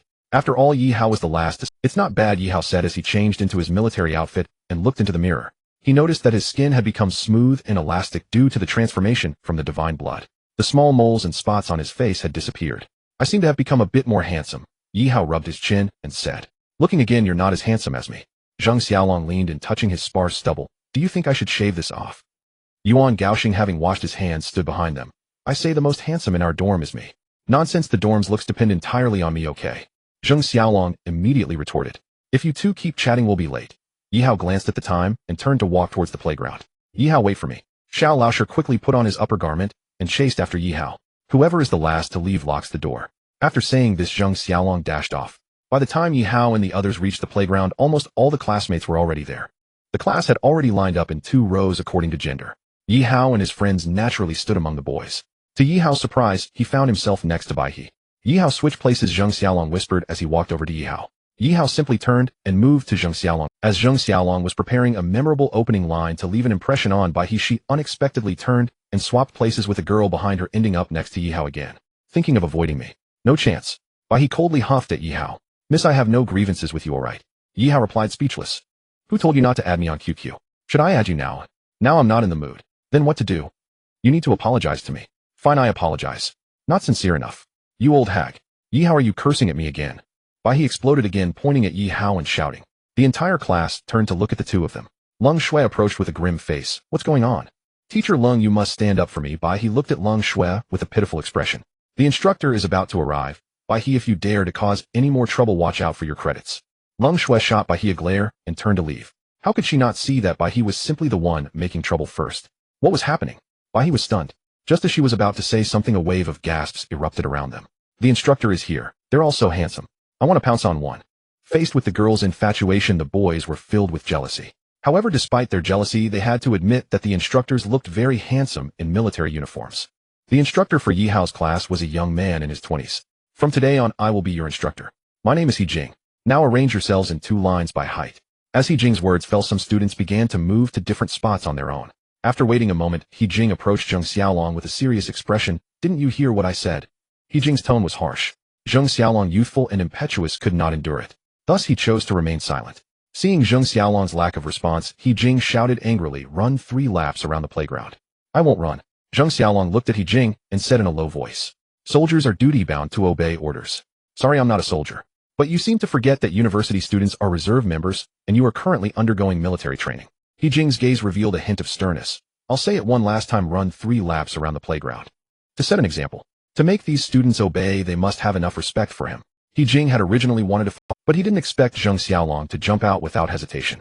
I won't run, Zheng Xiaolong gritted his teeth. You can choose not to run, but I must inform you. I will mark you as unqualified in your evaluation, and this will be included in your records. He Jing said solemnly. Zheng Xiaolong's expression changed, but he still didn't move. Yuan Gaoxing hesitated for a moment, and then said, Xiaolong, go run. Who told you to speak? He Jing looked at Yuan Gaoxing. Me. Before Yuan Gaoxing could finish, He Jing interrupted him. You must say report before speaking. Report. Say it. Xiaolong, go run, Yuan Gaoxing said in a low voice. Zheng Xiaolong hesitated for a moment before stepping out of the formation and running toward the playground. And you go run 3 laps too, He Jing pointed at Yuan Gaoxing. Why, oi? Yuan Gaoxing asked in confusion. There's no reason, just obey. He Jing said somewhat arrogantly. Yuan Gaoxing thought of Zheng Xiaolong's situation and immediately understood that arguing was pointless, so he stepped out of formation and chased after Zheng Xiaolong. Xiao Laosher hesitated for a moment and then spoke up, report. Say it. Instructor, I also request to run 3 laps, the honest Xiao Laosher said in a low voice. Reason. Because I'm in the same dorm as Zheng Xiaolong and Yuan Gaoxing. Xiao Laosher stated honestly. Since you love running so much, you can run 5 laps. He Jing glanced at Xiao Laosher and said indifferently. Xiao Laosher froze in place. He had never imagined such an outcome, no matter how hard he tried to foresee it. Any issue? He turned to look at Xiao Laosher, his voice calm, yet probing. None at all. With a bitter smile, Xiao Laosher hurried over to Yi Hao's side and nudged him with his elbow. Shall we run together? Yi Hao's face instantly darkened. Run together? With you? You'll run 5 laps too, He Jing declared, pointing directly at Yi Hao. Yi Hao stared blankly. Why, oi? Aren't you sharing a dormitory with those 3? Yes. Then why did you stand in formation with them? By that logic, if they died, would I be expected to commit suicide alongside them? Yi Hao was utterly flustered by He Jing's words. The entire class burst into laughter. Silence. He Jing roared instantly, and the laughter ceased mid-breath. He Jing pointed again at Yi Hao. You'll run 10 laps. 10 laps. How utterly dull, Yi Hao replied, much to everyone's astonishment. Then 20, He Jing retorted, taken aback by Yi Hao's audacity. Yi Hao merely smiled and clapped Xiao Laosher on the shoulder. Come on, run 20 with me. I can't possibly manage that many. Xiao Laosher stammered, startled. Then why drag me into this mess in the first place? Yi Hao shot back, exasperated. Before Xiao Laosher could utter another word, Yi Hao sprinted off toward the distance. Feeling guilty, Xiao Laosher chased after him. But how could he possibly keep up? Yi Hao maintained a steady high-speed pace throughout, swiftly overtaking Zheng Xiaolong and the other 2. Yi Hao, why are you being punished with laps too? Yi Hao slowed down. Ignoring their calls, Yi Hao surged past them. As he passed before his own formation, he called out clearly, first lap. He Jing watched, eyes sharp with shock and simmering anger. Let's see if you can sustain that pace. As you wish. If you complete 10 laps without slowing, that honor guard slot is yours. Flustered by Yi Hao's defiance, He Jing declared on the spot. At those words, Yi Hao halted immediately. If you've got time, why not time me with your watch, he said, smiling faintly. Brilliant, lad. He Jing glanced at his wristwatch. Let's see whether you truly possess such stamina. No sooner had Yi Hao dashed away than He Jing turned to the class. Everyone, sit down. Students, male and female alike, lowered themselves onto the ground without hesitation. Time him yourselves, He Jing instructed. One by one, students pulled out their smartphones. 2 laps. 3. 4. By the time Yi Hao completed his 5th lap, the expressions of his classmates had shifted, astonishment dawning across every face. Their track measured precisely 400 meters per lap, meaning 2.5 laps equaled 1 kilometer. Most students could manage that distance without collapse. Yet here lay the rub. Nearly all began swiftly, but faltered markedly by the 2nd lap and staggered like spent hounds through the final half lap. And Yi Hao? 5 full laps, each executed at the exact same blistering, unwavering pace as the first. His physical constitution was nothing short of extraordinary. Is he a long-distance runner? Have you ever seen a long-distance specialist sprint like this from the outset? Has anyone actually timed him closely? His lap times are decreasing, not stabilizing. Decreasing. Are you certain? Check the seconds. You'll see for yourselves. He Jing watched Yi Hao's expression growing grave. He Jing wore a military-grade chronograph. He knew instantly the student spoke truth each lap, shaved 1 or 2 seconds from the last. 8. 9. When Yi Hao finished his 10th lap, he stopped directly before He Jing and smiled coolly. So, the honor guard slot is mine. Your physique is nothing short of formidable. Have you ever considered joining the armed forces? He Jing's gaze burned with intensity. Yi Hao shook his head gently. No interest. What a pity, He Jing sighed, then shifted tone abruptly. The slot is yours, but you'll still run another 10 laps. Understood. With He Jing's confirmation, Yi Hao set off once more, yet deliberately slowed near the end, returning to formation breathless and visibly exhausted. Military training emphasized precise drills, goose-stepping, standing at ease, and other standardized maneuvers. Yet achieving flawless unison demanded relentless coordination and repetition. After roughly an hour, He Jing finally granted the pampered students a break. At his command, they collapsed onto the ground, posture abandoned, dignity forgotten. Even the girls sat without reserve. Though mid-September had arrived, Shanghai's heat remained oppressive, leaving most students drenched in sweat. To avoid standing out, Yi Hao deliberately induced a heavy sweat of his own. Our instructor is brutal, Yuan Gaoxing remarked wryly. Who starts with a full hour of drill? Xiao Laosher nodded in agreement. I'll go grab some water, Zheng Xiaolong said, and rose, heading toward the convenience store. Many others followed suit, flocking to the store for drinks. Moments later, Zheng Xiaolong returned holding a chilled bottle. You only bought 1 bottle. Xiao Laosher blinked in disbelief. You didn't ask me to bring any, Zheng Xiaolong replied, puzzled. Just because I didn't say it doesn't mean you shouldn't have assumed. Xiao Laosher opened his mouth, then fell silent. Zheng Xiaolong took a long, loud gulp from the bottle. What if you refused to drink it? That'd be wasteful. Xiao Laosher simply closed his mouth and said nothing more. At that moment, Zhang Lan approached Yi Hao and handed him a bottle of purified water. Here, for you. Her gesture stunned and envious the entire class. It was unmistakable Zhang Lan harbored feelings for Yi Hao. Yi Hao accepted it casually. Thank you. Don't just thank me with words. Let's make it tangible. Zhang Lan teased, her lips curving into a gentle smile. Yi Hao's expression stiffened. All right, what do you need? I need to buy some daily essentials this afternoon. I'm a girl, I can't carry much alone. Fine. We'll go to the campus supermarket after training. Let's go to Carrefour instead. It carries a wider selection. Agreed. Once Zhang Lan walked away, Yuan Gaoxing leaned in, eyes gleaming with envy. Yi Hao, you're quick. The class beauty's already chasing you. Don't exaggerate. Yi Hao shook his head. We're just classmates. Then why didn't she invite me? Yuan Gaoxing scoffed, utterly unconvinced. Perhaps because I'm exceptionally handsome. Yi Hao's quip earned unanimous disdainful glares from the trio, until their faces paled at the sight of someone approaching. It was Bai He. Clad in a form-fitting uniform, her figure appeared even more striking, yet her youthful doll-like face created a startling contrast. Yi Hao, this is specially for you, Bai He said, and darted away before he could respond. Yi Hao failed to notice the fleeting glint of triumph in her eyes. Zheng Xiaolong felt as if struck by lightning, completely dazed. He finally understood why Bai He was unwilling to add him as a friend. It turned out that this person had feelings for Yi Hao. Yi Hao did not expect Bai He would bring him a drink. However, he already had a bottle in hand, and casually handed the drink to Xiao Laosher. Isn't this a bit inappropriate? Xiao Laosher hurriedly said, this is a drink from Bai He for you. What's wrong with that? If I give it to you, then you can drink it. Yi Hao said nonchalantly. Then I won't be polite. Xiao Laosher opened the bottle and gulped it down in one go. Why did you bring Yi Hao a drink? Zhang Lan looked at Bai He in surprise. I was worried that 1 bottle wouldn't be enough for him. Bai He's gaze was Why do I feel like you have ulterior motives? Although Zhang Lan had not spent much time with Bai He had already figured out this person's temperament. This person seemed harmless at first glance, but he was definitely one to retaliate for even the slightest grievances. How could that be? Bai He said, feeling wronged. Okay, I hope I'm just overthinking it. Zhang Lan shook his head. Higu called for a 10-minute break before blowing the whistle. Everyone stand up, Higu said in a deep voice. The students stood up reluctantly. You need to run 3 laps around the playground. Higu pointed at a student still sitting up. Why, oi? This is the punishment for disobeying orders. If there's another infraction, the punishment will double. With Higu's words, how could the students still dare to dawdle? After no more than 3 minutes of exercising, Xiao Laosher felt his stomach grumbling. As time passed, the pain in his stomach grew more intense. Report, Xiao Laosher shouted. Higu looked at Xiao Laosher with displeasure. What is it? I need to go to the bathroom, Xiao Laosher said, beads of cold sweat forming on his forehead. I clearly gave you all time to go to the bathroom earlier, Higu replied immediately upon hearing this. You are not allowed to go. I can't hold it anymore. Xiao Laosher's face turned red. Seeing Xiao Laosher clutching his stomach looking genuine, Higu nodded. Go ahead. Xiao Laosher rushed towards the bathroom, as if granted a pardon. But after running just a couple of steps, his sphincter began to contract, and a rush of warmth surged forth. Xiao Laosher immediately froze in place. What's that smell? The classmates all looked toward Xiao Laosher in unison. They then noticed a stream of yellow liquid flowing down Xiao Laosher's pant leg, and the area around his backside was. He wet his pants. someone said, causing Xiao Laosher's face to twitch.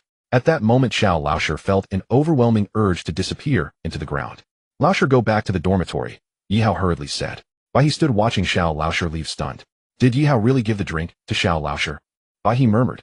Bai He had put 3 laxatives in the drink. If Yi Hao had consumed it, he should have exhibited Xiao Lao's current behavior. Bai He, did you put laxatives in the drink? Zhang Lan had been observing Bai He quietly. Facing Zhang Lan's scrutinizing gaze, Bai He awkwardly nodded. How many did you put in? 3 pieces. Upon hearing this, Zhang Lan glared at Bai He. Do you know that 3 pieces can cause Xiao Laosher to become dehydrated, or even faint? Bai He did not expect the situation to be this serious. Report, Zhang Lan hurriedly called out to the instructor. What is it? Higo asked. Instructor, Xiao Lao's diarrhea is quite severe. I recommend we take him to the infirmary immediately, Zhang Lan said solemnly. Higo thought for a moment, and then said, Yi Hao, you take Xiao Laosher to the infirmary. Yi Hao nodded and hurried after Xiao Laosher. When Yi Hao arrived at the dormitory, he found the door wide open, realizing that Xiao Laosher had probably lost control. Yi Hao closed the door and approached the bathroom, saying, Laosher, how are you feeling now? Now it's a bit better. Xiao Lao's voice was filled with bitterness. After a while, Xiao Laosher began cleaning up in the bathroom. Even before he could finish washing, his stomach began to hurt again. Xiao Laosher hurriedly squatted on the toilet again. Yi Hao, were the buns you bought this morning fresh? They were fresh. Gao Xing and the 3 of us ate them. Then why am I having such severe diarrhea? As Xiao Laosher said this, he suddenly thought of something. Could it be that the drink Bai He gave you was problematic? Yi Hao was taken aback. Then he said, there is indeed that possibility. You rejected Bai He's friend request, and Bai He retaliated by putting laxatives in the drink. As Xiao Laosher spoke, he felt a surge of emotions that made him want to cry. Yi Hao, you have to treat me to a big meal at noon. Given your state of diarrhea, it seems Bai He put in more than 1 piece. Yi Hao said softly. Once you're better, I'll take you to the infirmary for an 4 drip. Wait for me a moment. After Xiao Laosher tidied himself up, clutching his stomach, he accompanied Yi Hao to the infirmary. In the infirmary, there was a middle-aged doctor. What's going on? Diarrhea, possibly from taking a few laxatives, Yi Hao replied. Have you had a bowel movement? Twice. From your condition, you seem to be somewhat dehydrated, the middle-aged doctor nodded. I will prepare some medicine for you. Diarrhea is a common ailment. If it were more severe, the infirmary would recommend going to the hospital. Just after the middle-aged doctor hooked Xiao Laosher up to and for Xiao Lao's stomach growled again. I can't hold it anymore, I need to go to the bathroom, Xiao Laosher said hurriedly. I'll hold the 4 bag for you. There was a bathroom in the infirmary. When Yi Hao accompanied Xiao Laosher out of the bathroom, their gazes fell simultaneously on a girl. With her graceful figure and stunning silhouette, even without seeing her face, Yi Hao and the others could imagine that this girl must be an extraordinary beauty. This back looks somewhat familiar. Yi Hao's eyes revealed a hint of confusion, and then suddenly brightened. Tang. Yi Hao remembered that this was the girl from the university admission notice. Tang Piampian turned around to look at Yi Hao. So beautiful. Yi Hao blurted out. Tang Piampian's beauty was akin to a lotus emerging from the water, leaving a stunning impression. Tang Piampian smiled slightly. You must be the new students this year, right? Tang Senior, Xiao Laosher blushed as he said. I'm Xiao Laosher from class 1 of the freshman year. Tang Piampian chuckled. Yi Hao gazed at Tang Piampian, and his expression gradually became serious. Haven't you been unable to sleep well lately? Yi Hao asked softly. Tang Piampian gently nodded. The dark circles under her eyes were the best proof. Actually, it's not that you can't sleep, it's that you simply don't dare to sleep. Yi Hao's subsequent words turned Tang Piampian's face pale. How do you know? Tang Piampian stepped forward and asked. This isn't an illness. You won't be cured by medicine. Yi Hao held her gaze steadily. You? Yi Hao's words were so cryptic that Tang Piampian momentarily faltered at a loss for reply. Let's talk, he said, hanging the 4 bag onto its stand with deliberate care. All right. Tang Piampian had come to the infirmary precisely to obtain sedatives. Xiao Laosher stood frozen, utterly bewildered as she walked away with Yi Hao. What exactly do you know? Tang Piampian cut straight to the point. There's a demonic beast inside you. A demonic beast. Her expression turned instantly incredulous. How could such a thing possibly exist in this world?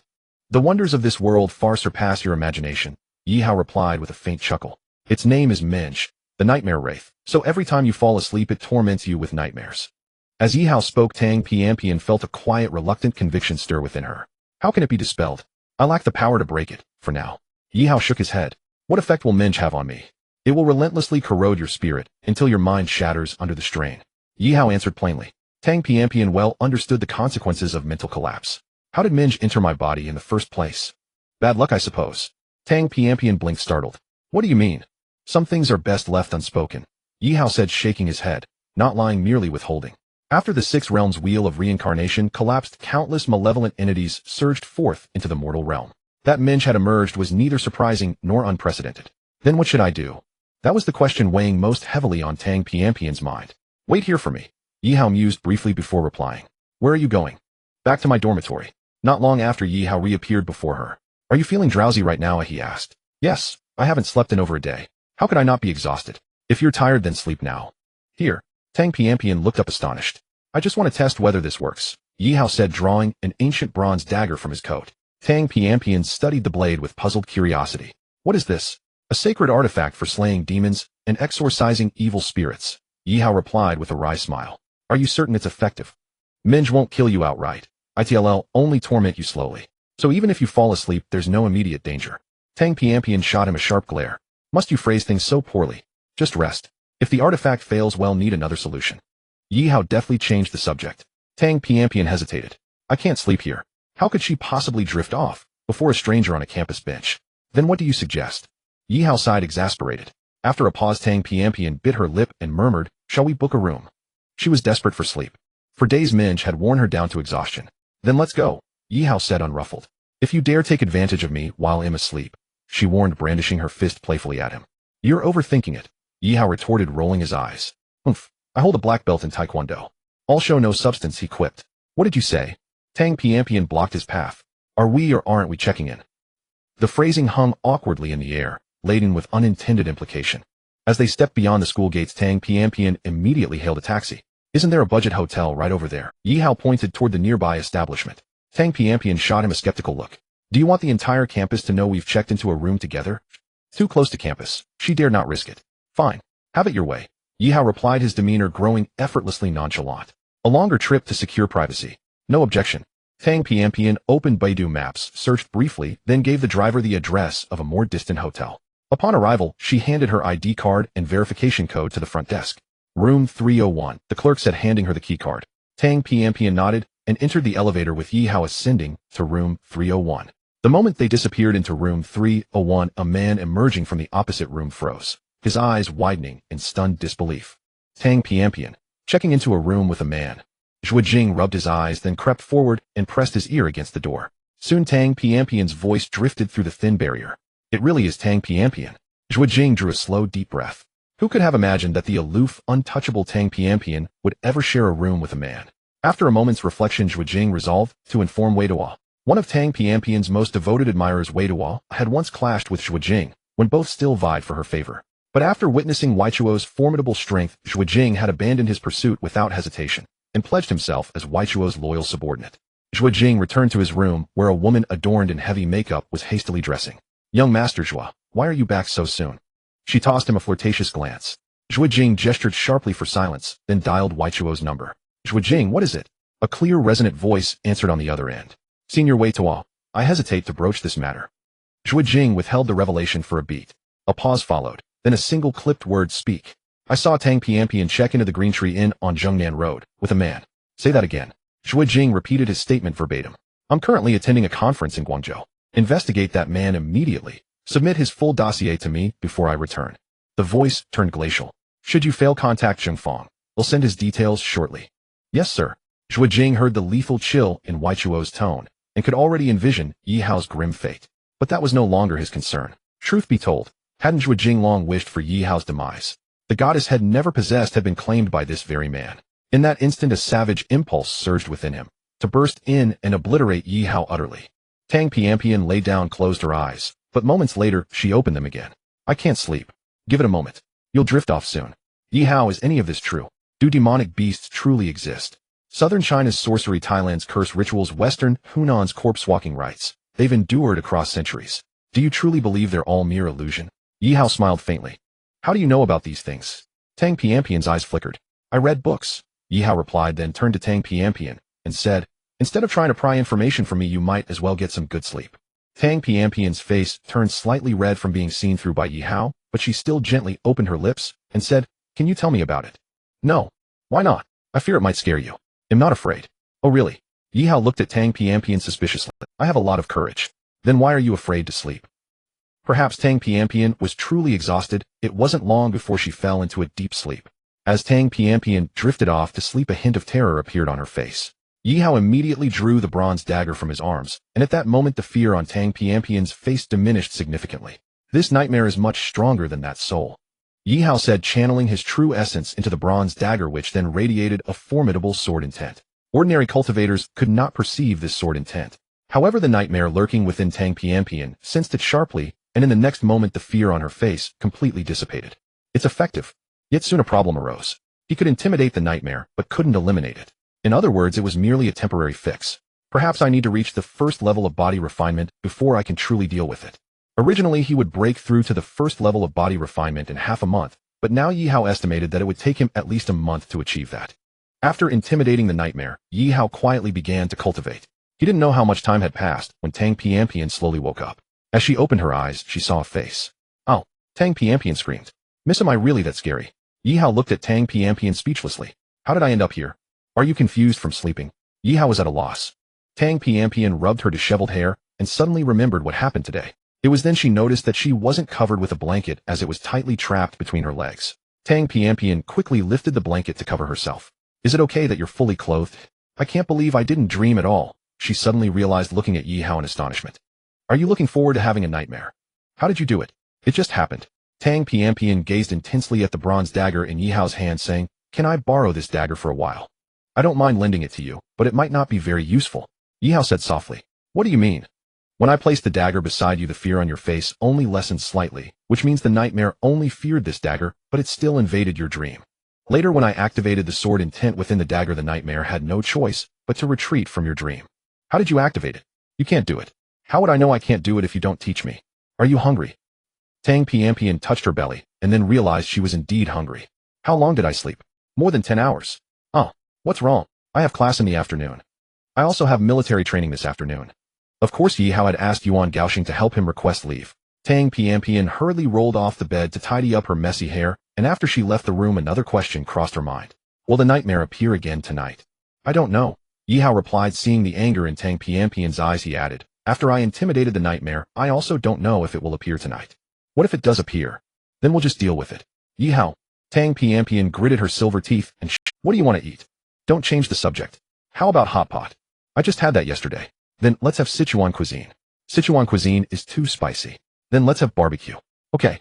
A typical foodie, Yi Hao laughed hard. Looking at Yi Hao's demeanor, Tang Pianpian felt an impulse to punch him. She thought this and then acted on it. Just as her fist was about to hit Yi Hao, he miraculously dodged. Tang Pianpian's eyes lit up. "Your reflexes are pretty good. Just average. Try taking another punch." Tang Pianpian said, stepping forward again to strike Yi Hao. Yi Hao easily caught Tang Pianpian's fist. Tang Pianpian tried to pull her fist back with all her might, but found it impossible. Noticing this, she delivered a whip kick towards Yi Hao's thigh.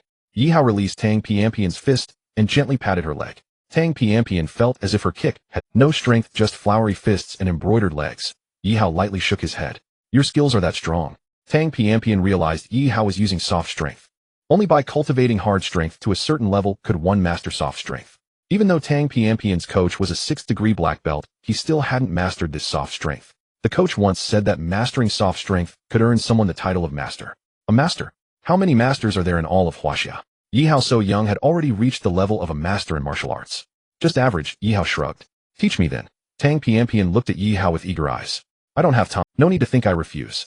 Just as Tang Pianpian was about to say something, a voice rang in her ear.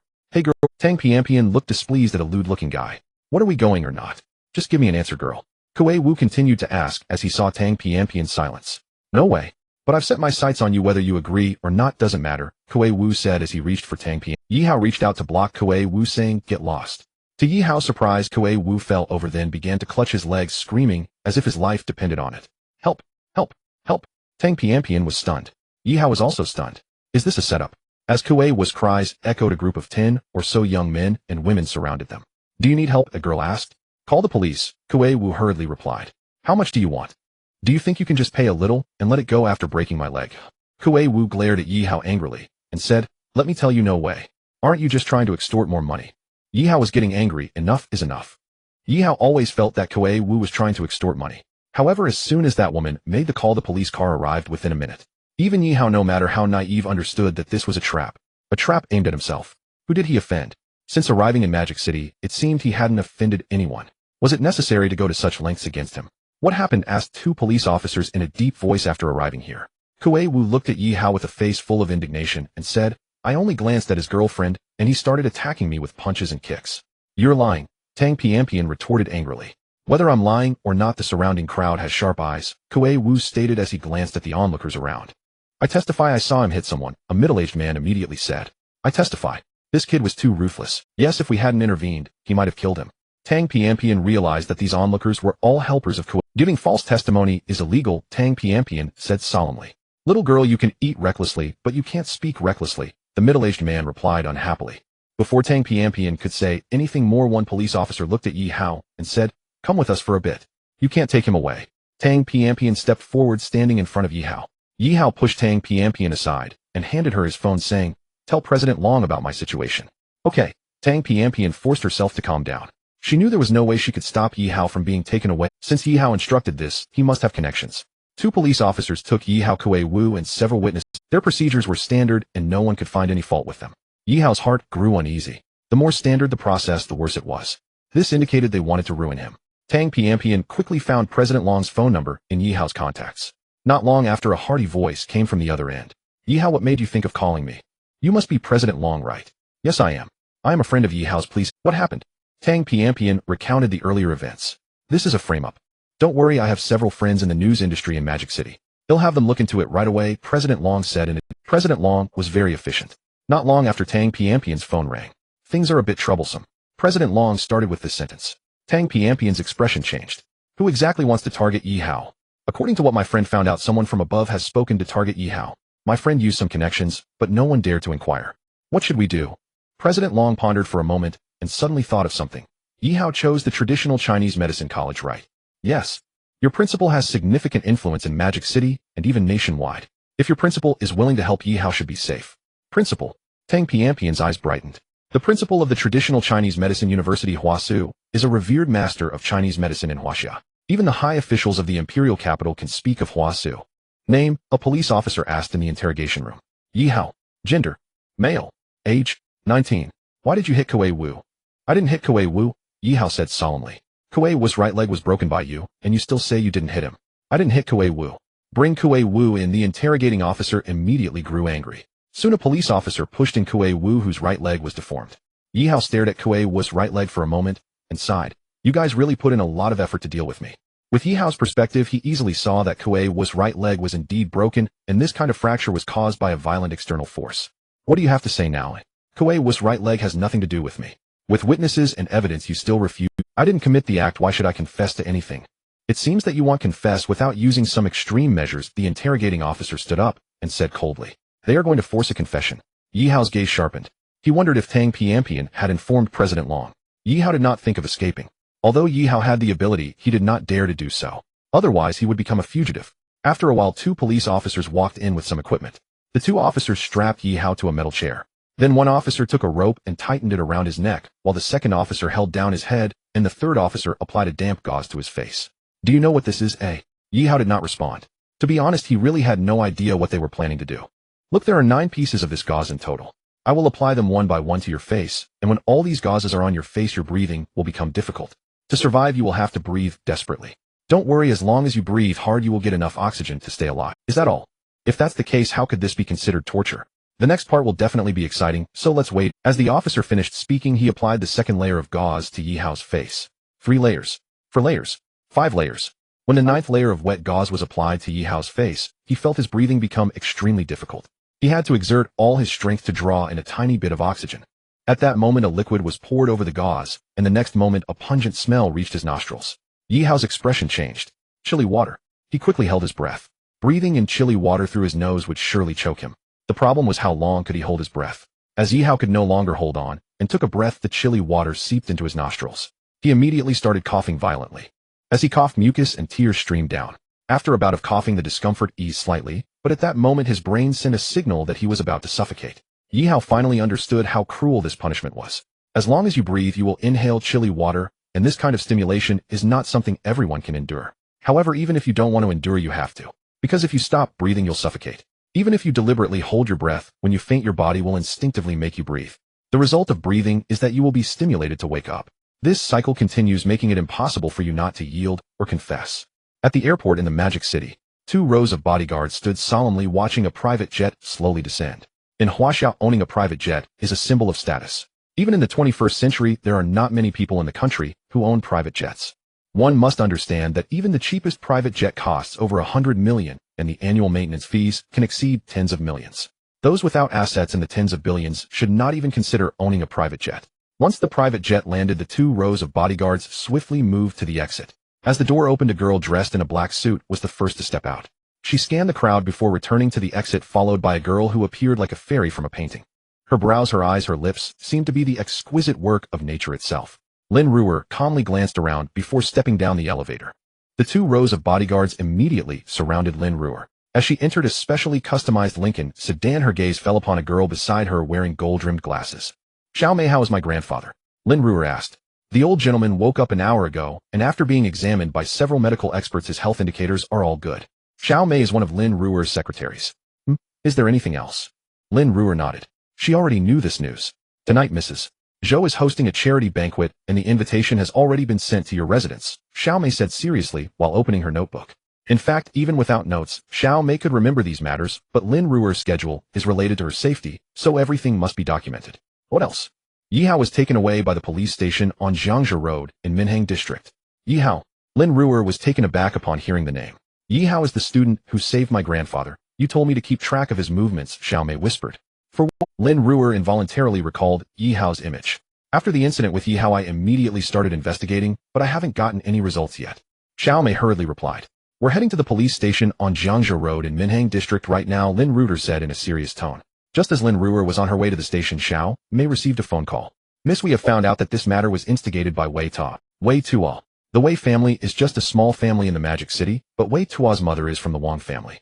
Tell Director Jiang about this," Lin Ruer said with a sharp glint in her eyes. "Yihao is the lifesaver of her grandfather Lin Yuantu, so what if they offend members of the Wang family?" Zhang Gaoi is the police chief of Minhang District. Upon receiving the call from Lin Ruer's secretary, he immediately rushed to the police station on Jiangzhou Road.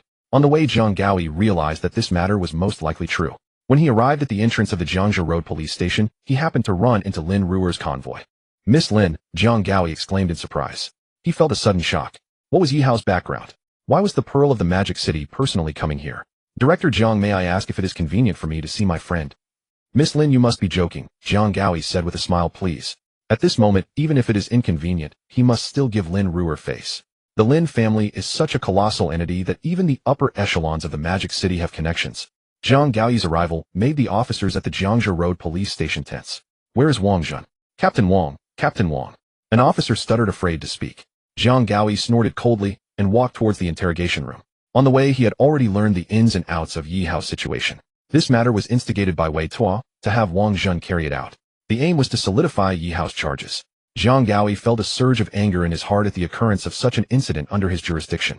When Zhang Gaoi reached the door of the interrogation room, he heard Wang Jun's voice. "Yihao, this is already the 9th layer of thin gauze. If you don't sign, you can't blame me when you die later." Upon hearing this, Zhang Gaoi's expression changed. Damn it. He kicked the door open. "Who?" Just as Wang Jun was saying this, he saw Zhang Gaoi's figure. "Jiang, Director Jiang." Wang Jun was stunned. He did not understand how this matter had alarmed Zhang Gaoi. Zhang Gaoi did not have time to deal with Wang Jun and hurried over to Yihao's side. Lin Ruer also came to Yihao's side, accompanied by her secretary and bodyguards.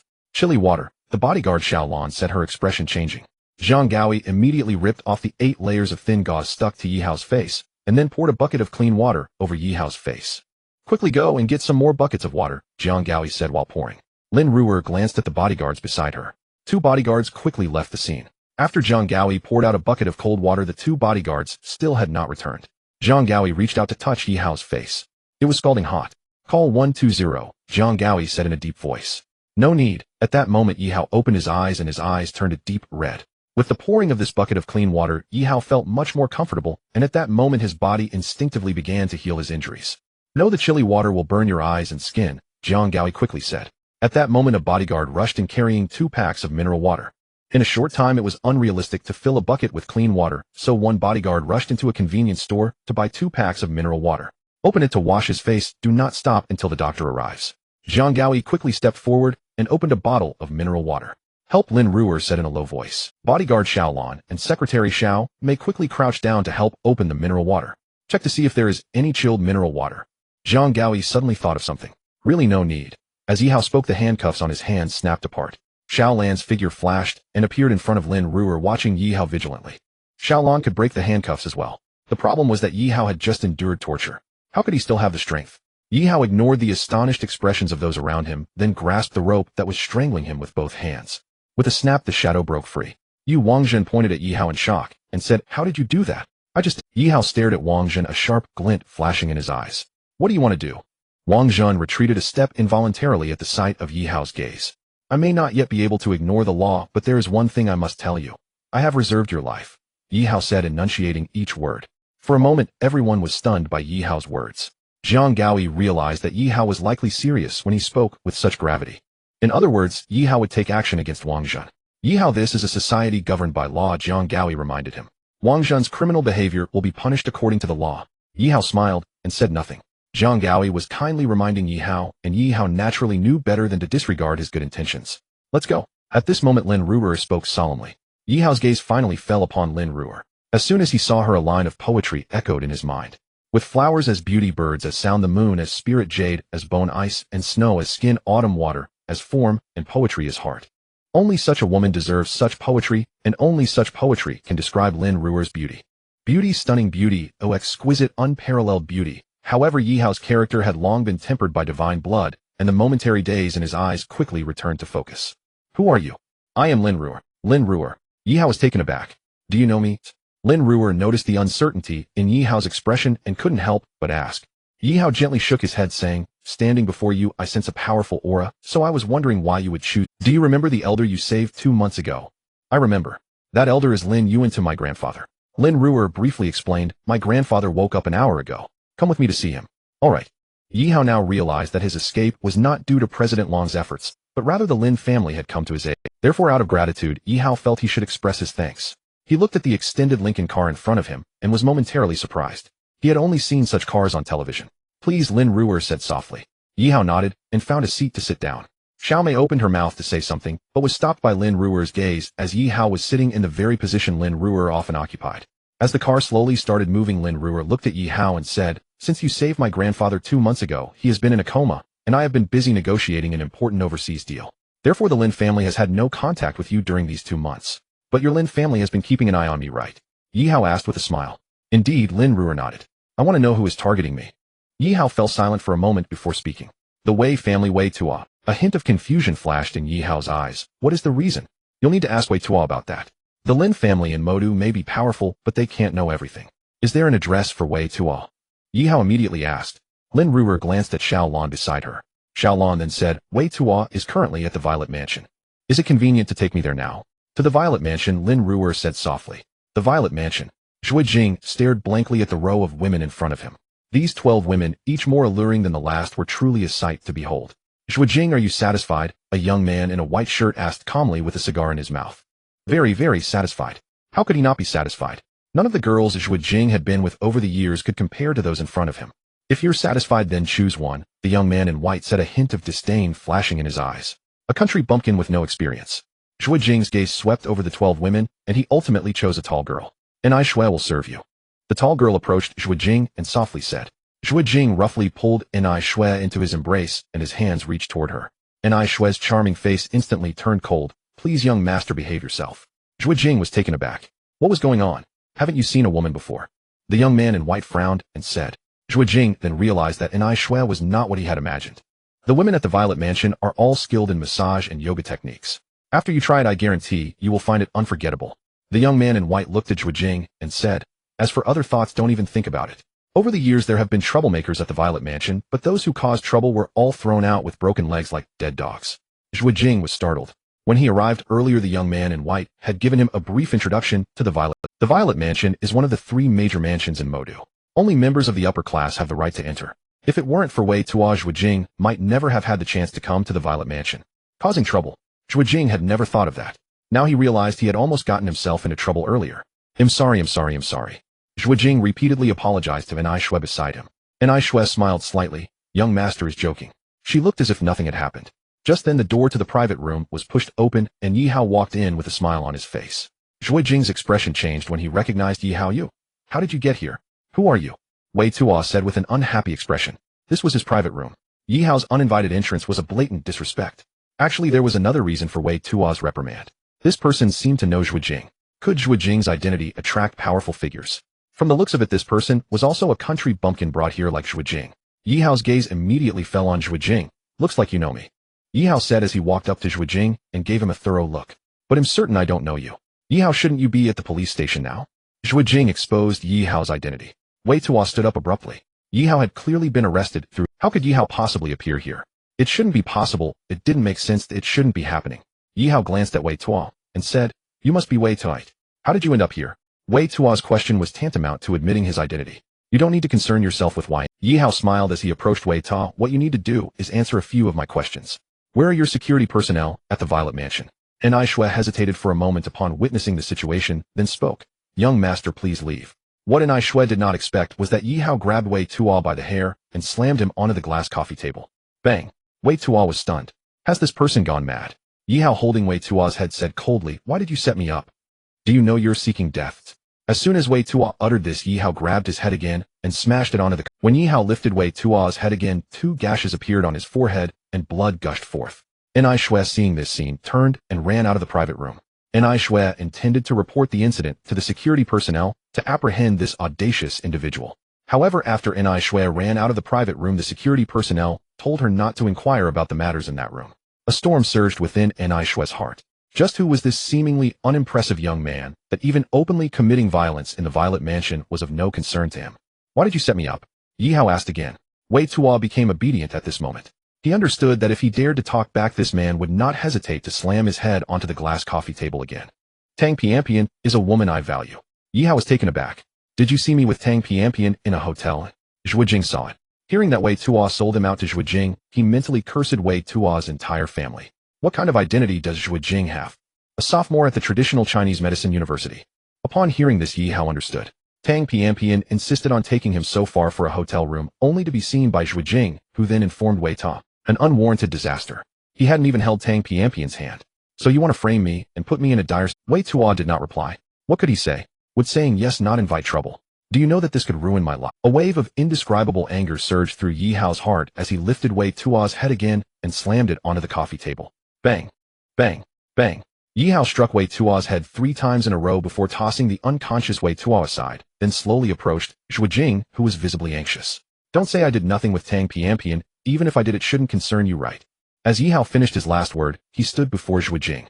Zhuo Jing trembled all over. The bloody scene from earlier made his legs quiver. He was just a student. When had he ever witnessed such a violent scene? In fact, Zhuo Jing was not shorter than Yi Hao and appeared to be even stronger, but at this moment, he did not dare. You know very well what will happen to me if you tell Wei Tuo, yet you still chose to do so, to cling to Wei Tuo's leg. Yi Hao stared at Zhuo Jing and said in a deep voice, since you like to cling to powerful people so much you'll break one of your legs, isn't that fair?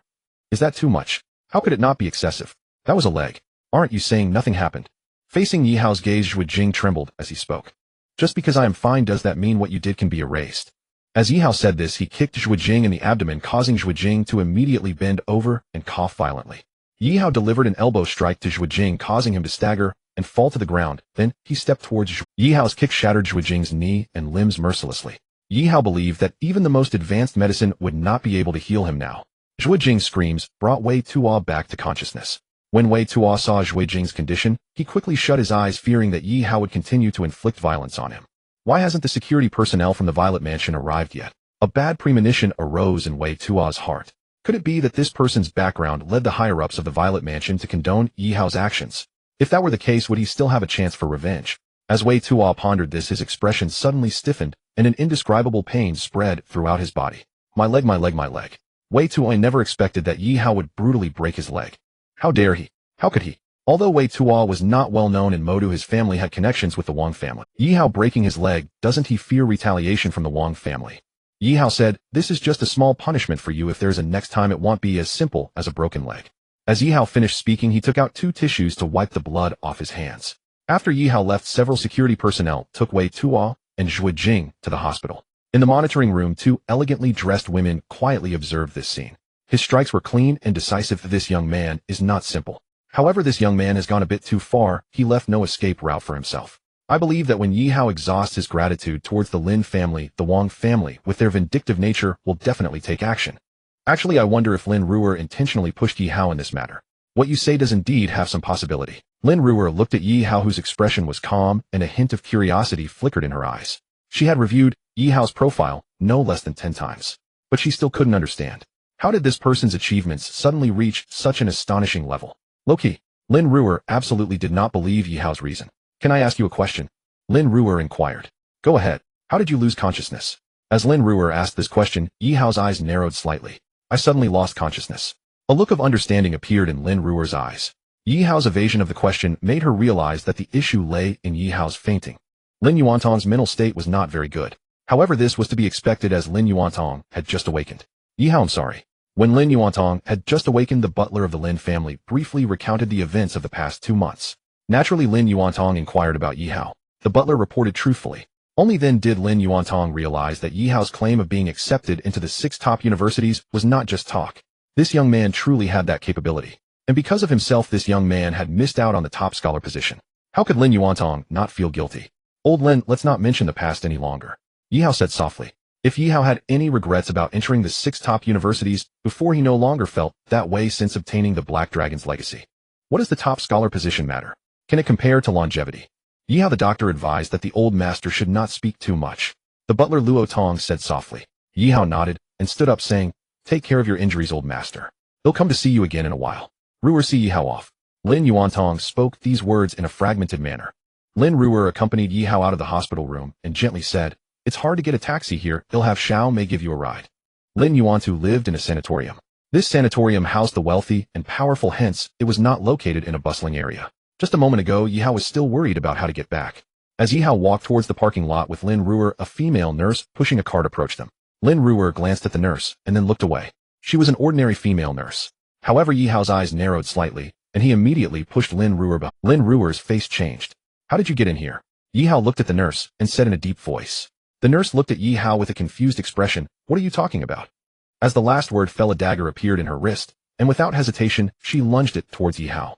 Quickly, the female nurse's figure leaped and appeared beside Yi Hao like lightning. Xiao Mei screamed at the sight. Just as the dagger was about to pierce Yi Hao's heart, he pinched it between 2 fingers. The nurse's face changed. A master. This was her first instinct. Bai Luo was well aware of the force and speed of her attack, who very few elites in the organization could evade it, yet this man caught her dagger with just 2 fingers. Retreat. The principle of a killer is to flee immediately if the first strike fails. Trying to escape. Yi Hao sneered and stepped forward to grab Bai Luo's wrist. Bai Luo tried to retreat. The problem was, how could her speed compare to his? Yi Hao easily seized Bai Luo's wrist. What makes you choose the path of a killer at such a young age? Yi Hao asked, staring into Bai Luo's eyes. Bai Luo, however, coldly laughed and glanced at Lin Ruer behind Yi Hao. Yi Hao instinctively turned to look. In that instant, he sensed a sharp killing intent. Whoosh! A poison needle shot out from the ring in Bai Luo's hand. Yi Hao immediately released Bai Luo's wrist and punched the poison needle, shattering it instantly with power. At this point, Bai Luo had already retreated several meters away. The principle of a killer is to flee immediately if the first strike fails. While retreating, Bai Luo looked at Yi Hao coldly and said, You've already been hit by my poison needle. Ooh, just wait for the poison to take effect and die. As Yi Hao was about to pursue, Bai Luo produced a spherical object from her hand and threw it to the ground, creating a thick cloud of smoke that blocked Yi Hao's path. Yi Hao did not rashly pursue, but instead left the area with Lin Ruer. The assassination incident at the sanatorium infuriated the director, who promptly removed the head of security and invited the country's top security team with a generous offer. Who has your Lin family offended? Yi Hao asked Lin Ruer beside him. First, someone attempted to assassinate your grandfather, and now there's an attempt on you as well. The Lin family has grown to this stage, infringing upon many people's interests, Lin Ruer said after a moment of silence. As for assassination attempts, I've experienced dozens over the years. Yi Hao felt a wave of pity surge through him as he looked at Lin Ruer, calmly recounting this. Ordinary people might not encounter such events even once in their lifetime, yet this young woman in her 20s had faced dozens. If you need help, feel free to call me, Yi Hao said softly. Lin Ruer looked up at him and nodded. I'm going back now. This time Lin Ruer did not accompany Yi Hao. After all, with such an event just occurring, no one could guarantee that the assassination attempts were over. After Yi Hao left, Xiaolon appeared beside Lin Ruer. Have you investigated who it was? The attacker is the 7th-ranked assassin organization in the world, Yin Luo. Xiaolan's expression was serious as she spoke. Yin Luo, the king of hell allows you to die at midnight. Who dares to let you live until dawn? This is the motto of Yin Luo, and few have survived after being targeted by them over the years. They really are willing to spend big bucks, Xiaolon said, her worry evident. If Yin Luo fails this time, the next assassin they send will be even stronger. Lin Ruer looked at Xiaolan's expression and asked, Can't you handle it?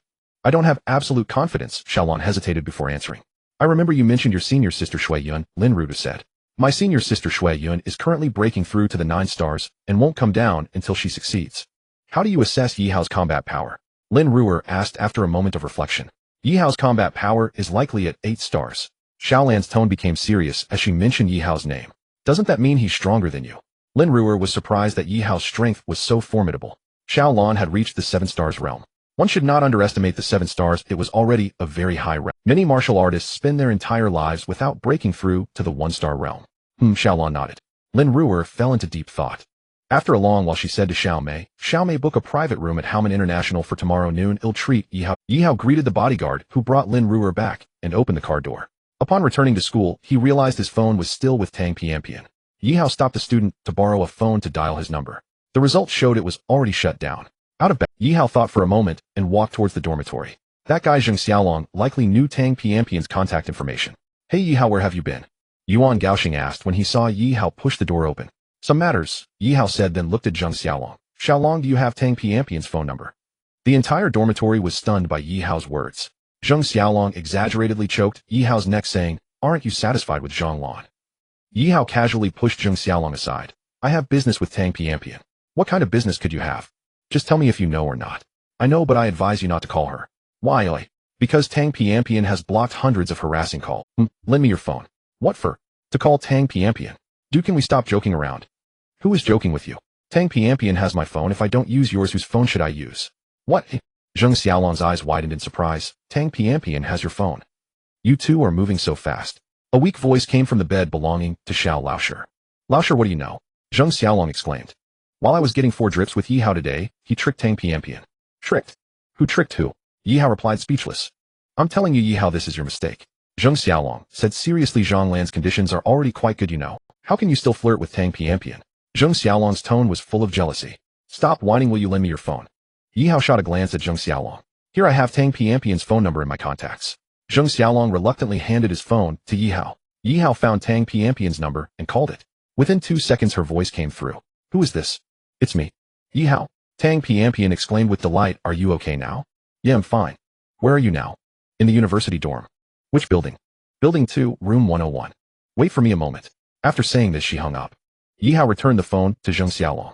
Zheng Xiaolong's eyes lit up. Is Tang Pianpian coming to find you? Yeah. Hearing this, Zheng Xiaolong hurriedly ran to the mirror to fix his hairstyle. Yuan Gaoxing promptly took off his t-shirt and changed into a white shirt. Xiao Laosher, looking a bit weak, got out of bed and carefully groomed himself. You guys are really something, Yi Hao said speechlessly upon seeing this scene. About 10 minutes later, Tang Pianpian's voice rang out from the balcony. Yi Hao. Yi Hao smiled as he saw a breathless Tang Pianpian from the balcony. I'm coming out now. When Yi Hao stepped outside, Tang Pianpian was still panting heavily. Why are you running so fast? Tang Pianpian looked Yi Hao up and down and said, I'm glad you're okay. What could possibly happen to me? Yi Hao said softly, have you eaten? No. Only then did Tang Pianpian realize that she was still hungry. Let me treat you to a meal. Okay. Yuan Gaoxing and the others kept a distance watching Yi Hao, and when they saw the two leaving side by side, their eyes were filled with shock. I remember Tang Pianpian has never eaten alone with a boy. Zheng Xiaolong stuttered out this sentence. Is this the rhythm of a date?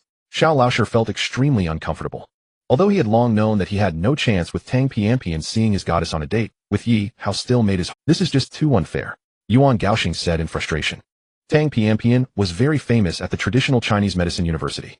At this hour most students were in class, so Tang Pianpian walking alongside Yi Hao attracted the attention of many. Isn't that Tang Pianpian? This apartment is quite nice. Tang Pianpian found a well-decorated unit on the listing. Tang Pianpian showed the pictures to Yi Hao, saying, what's more important is that this apartment is only 4,000 a month. Yi Hao replied with uncertainty, as similar apartments were around 6,000. Let me contact the landlord, Tang Pianpian said, dialing the provided number. Within seconds a middle-aged voice came through. Landlord, I saw your listing on the website. Is your apartment available for rent? Yes. When would be a good time for us to come and see the place? I have time anytime, you can come now. Can we arrive in about an hour? Sure. After hanging up, Tang Pianpian smiled at Yi Hao and said, I got through, we'll go see it shortly. The landlord was a seemingly honest middle-aged man. However, the moment the door opened, Yi Hao understood why the rent was. A woman in white was hanging from a beam, swinging like a swing.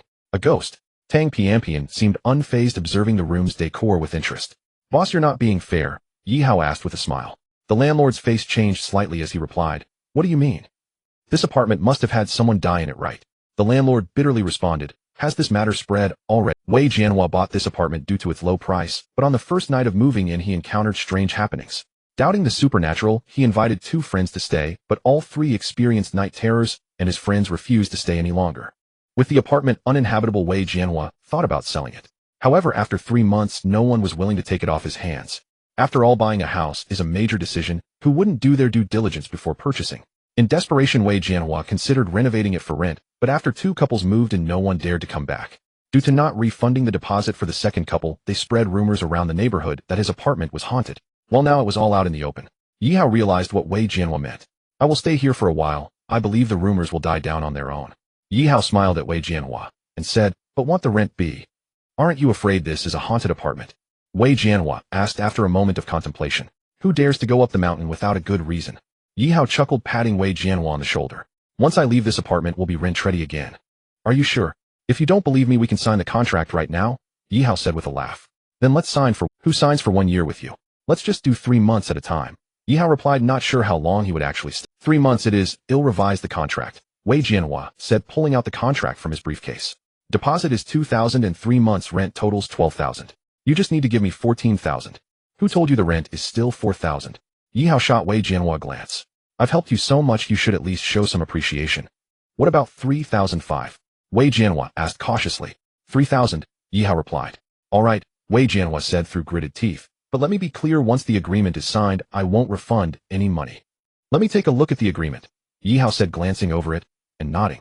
Just then Tang Pianpian walked over and asked, how is it? It's good to sign, Yi Hao replied. With this configuration and price, it's a steal. He quickly signed his name. Give me your bank account, I'll transfer the money to you. Once Wei Jianhua received the transfer notification, he exclaimed with joy, here are the 3 keys. I'm giving them all to you. The apartment is ready for you to move in at any time, right? You can move in right now. Okay, I won't bother you any longer. Wei Jianhua winked at Yi Hao and added, bro, your girlfriend is quite beautiful. Tang Pianpian's face turned red immediately. Just as she was about to explain, Wei Jianhua turned and left. Yi Hao glanced at the hanging figure still swaying from the beam and walked towards the master bedroom. Yi Hao inspected the place and nodded to himself. The decor was not extravagant, but it was sufficient. When do you plan to move in? Tomorrow, I guess. Do you have a lot of things? Do you need my help? I wouldn't dare trouble you, the school beauty. What are you talking about? I don't have much stuff, Yi Hao said, seeing Tang Pianpian feign anger, and smiled. Okay. Yi Hao checked his phone. It was already 9:30. Let's head back to school, Yi Hao said. After returning to the dorm, he was bombarded with questions from Yuan Gaoxing and the others. Yi Hao responded vaguely and opened a book on traditional medicine. At 3 in the morning, Yi Hao's phone suddenly rang. Yi Hao, what's wrong? I had a nightmare again, Tang Pianpian said, still shaken.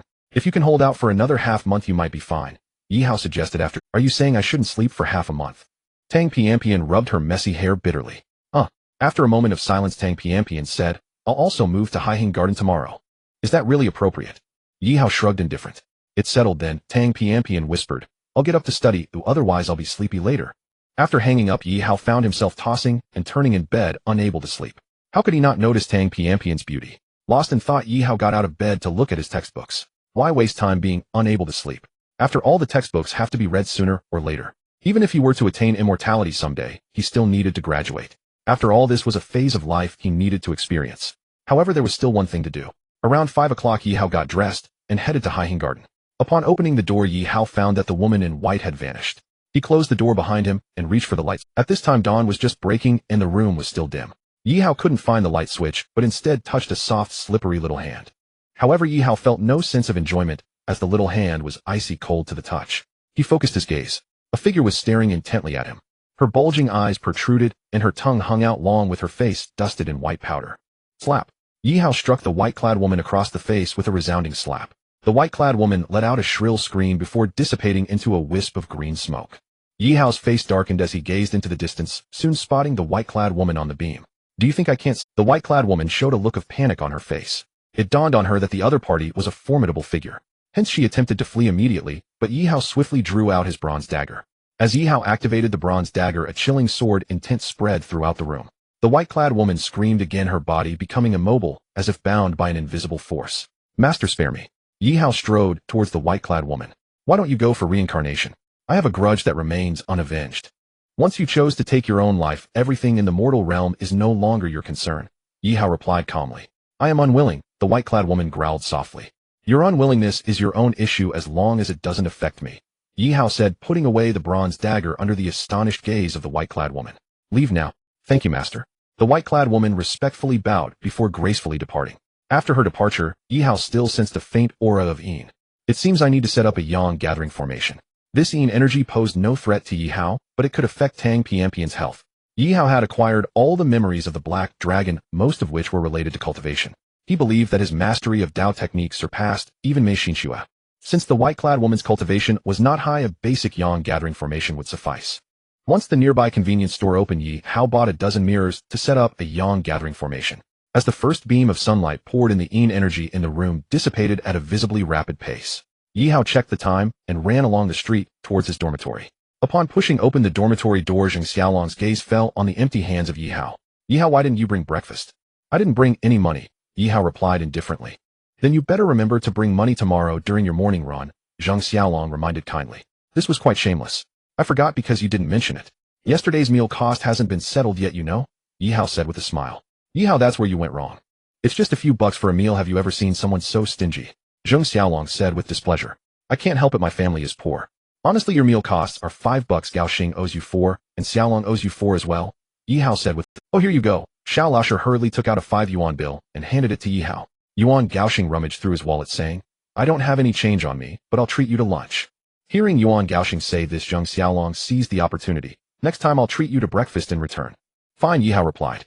With Yi Hao's keen sight, he easily spotted a pile of coins in Zheng Xiaolong's drawer, but how could he prove that this guy was lying about having no change? That would surely lead to a falling out. To be honest, Yi Hao didn't care about the 10 or 8 bucks. What irked him was Zheng Xiaolong's attitude. During military training, they practiced marching. During a break, Zhang Lan boldly sat beside Yi Hao, causing many boys in the class to feel disheartened. Even a fool could see that Zhang Lan had feelings for Yi Hao. What did you do yesterday afternoon? Just some matters. What matters? Looking into Zhang Lan's sparkling eyes, Yi Hao couldn't help but smile. What are you smiling about? Zhang Lan asked, frowning. Why ask what you already know? How do you know Tang Pianpian? Who in our school doesn't know Tang Pianpian?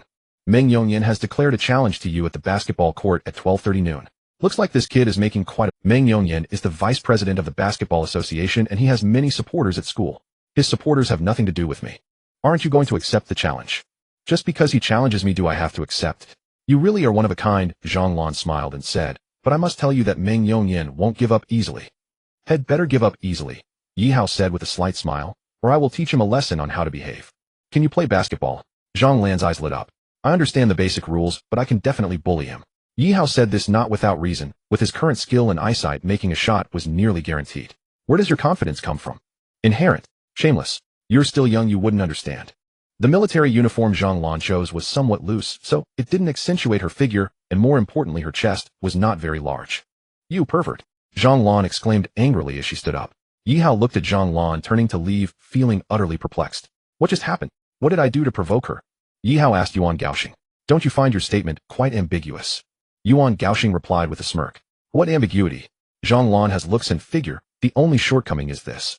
Yuan Gaoxing pointed at his own chest. From my years of experience, Zhang Lan is probably an A cup. In fact, A cups are too common in China. Over 40 of women are A cups. Zheng Xiaolong added, there are hardly any C or D cups.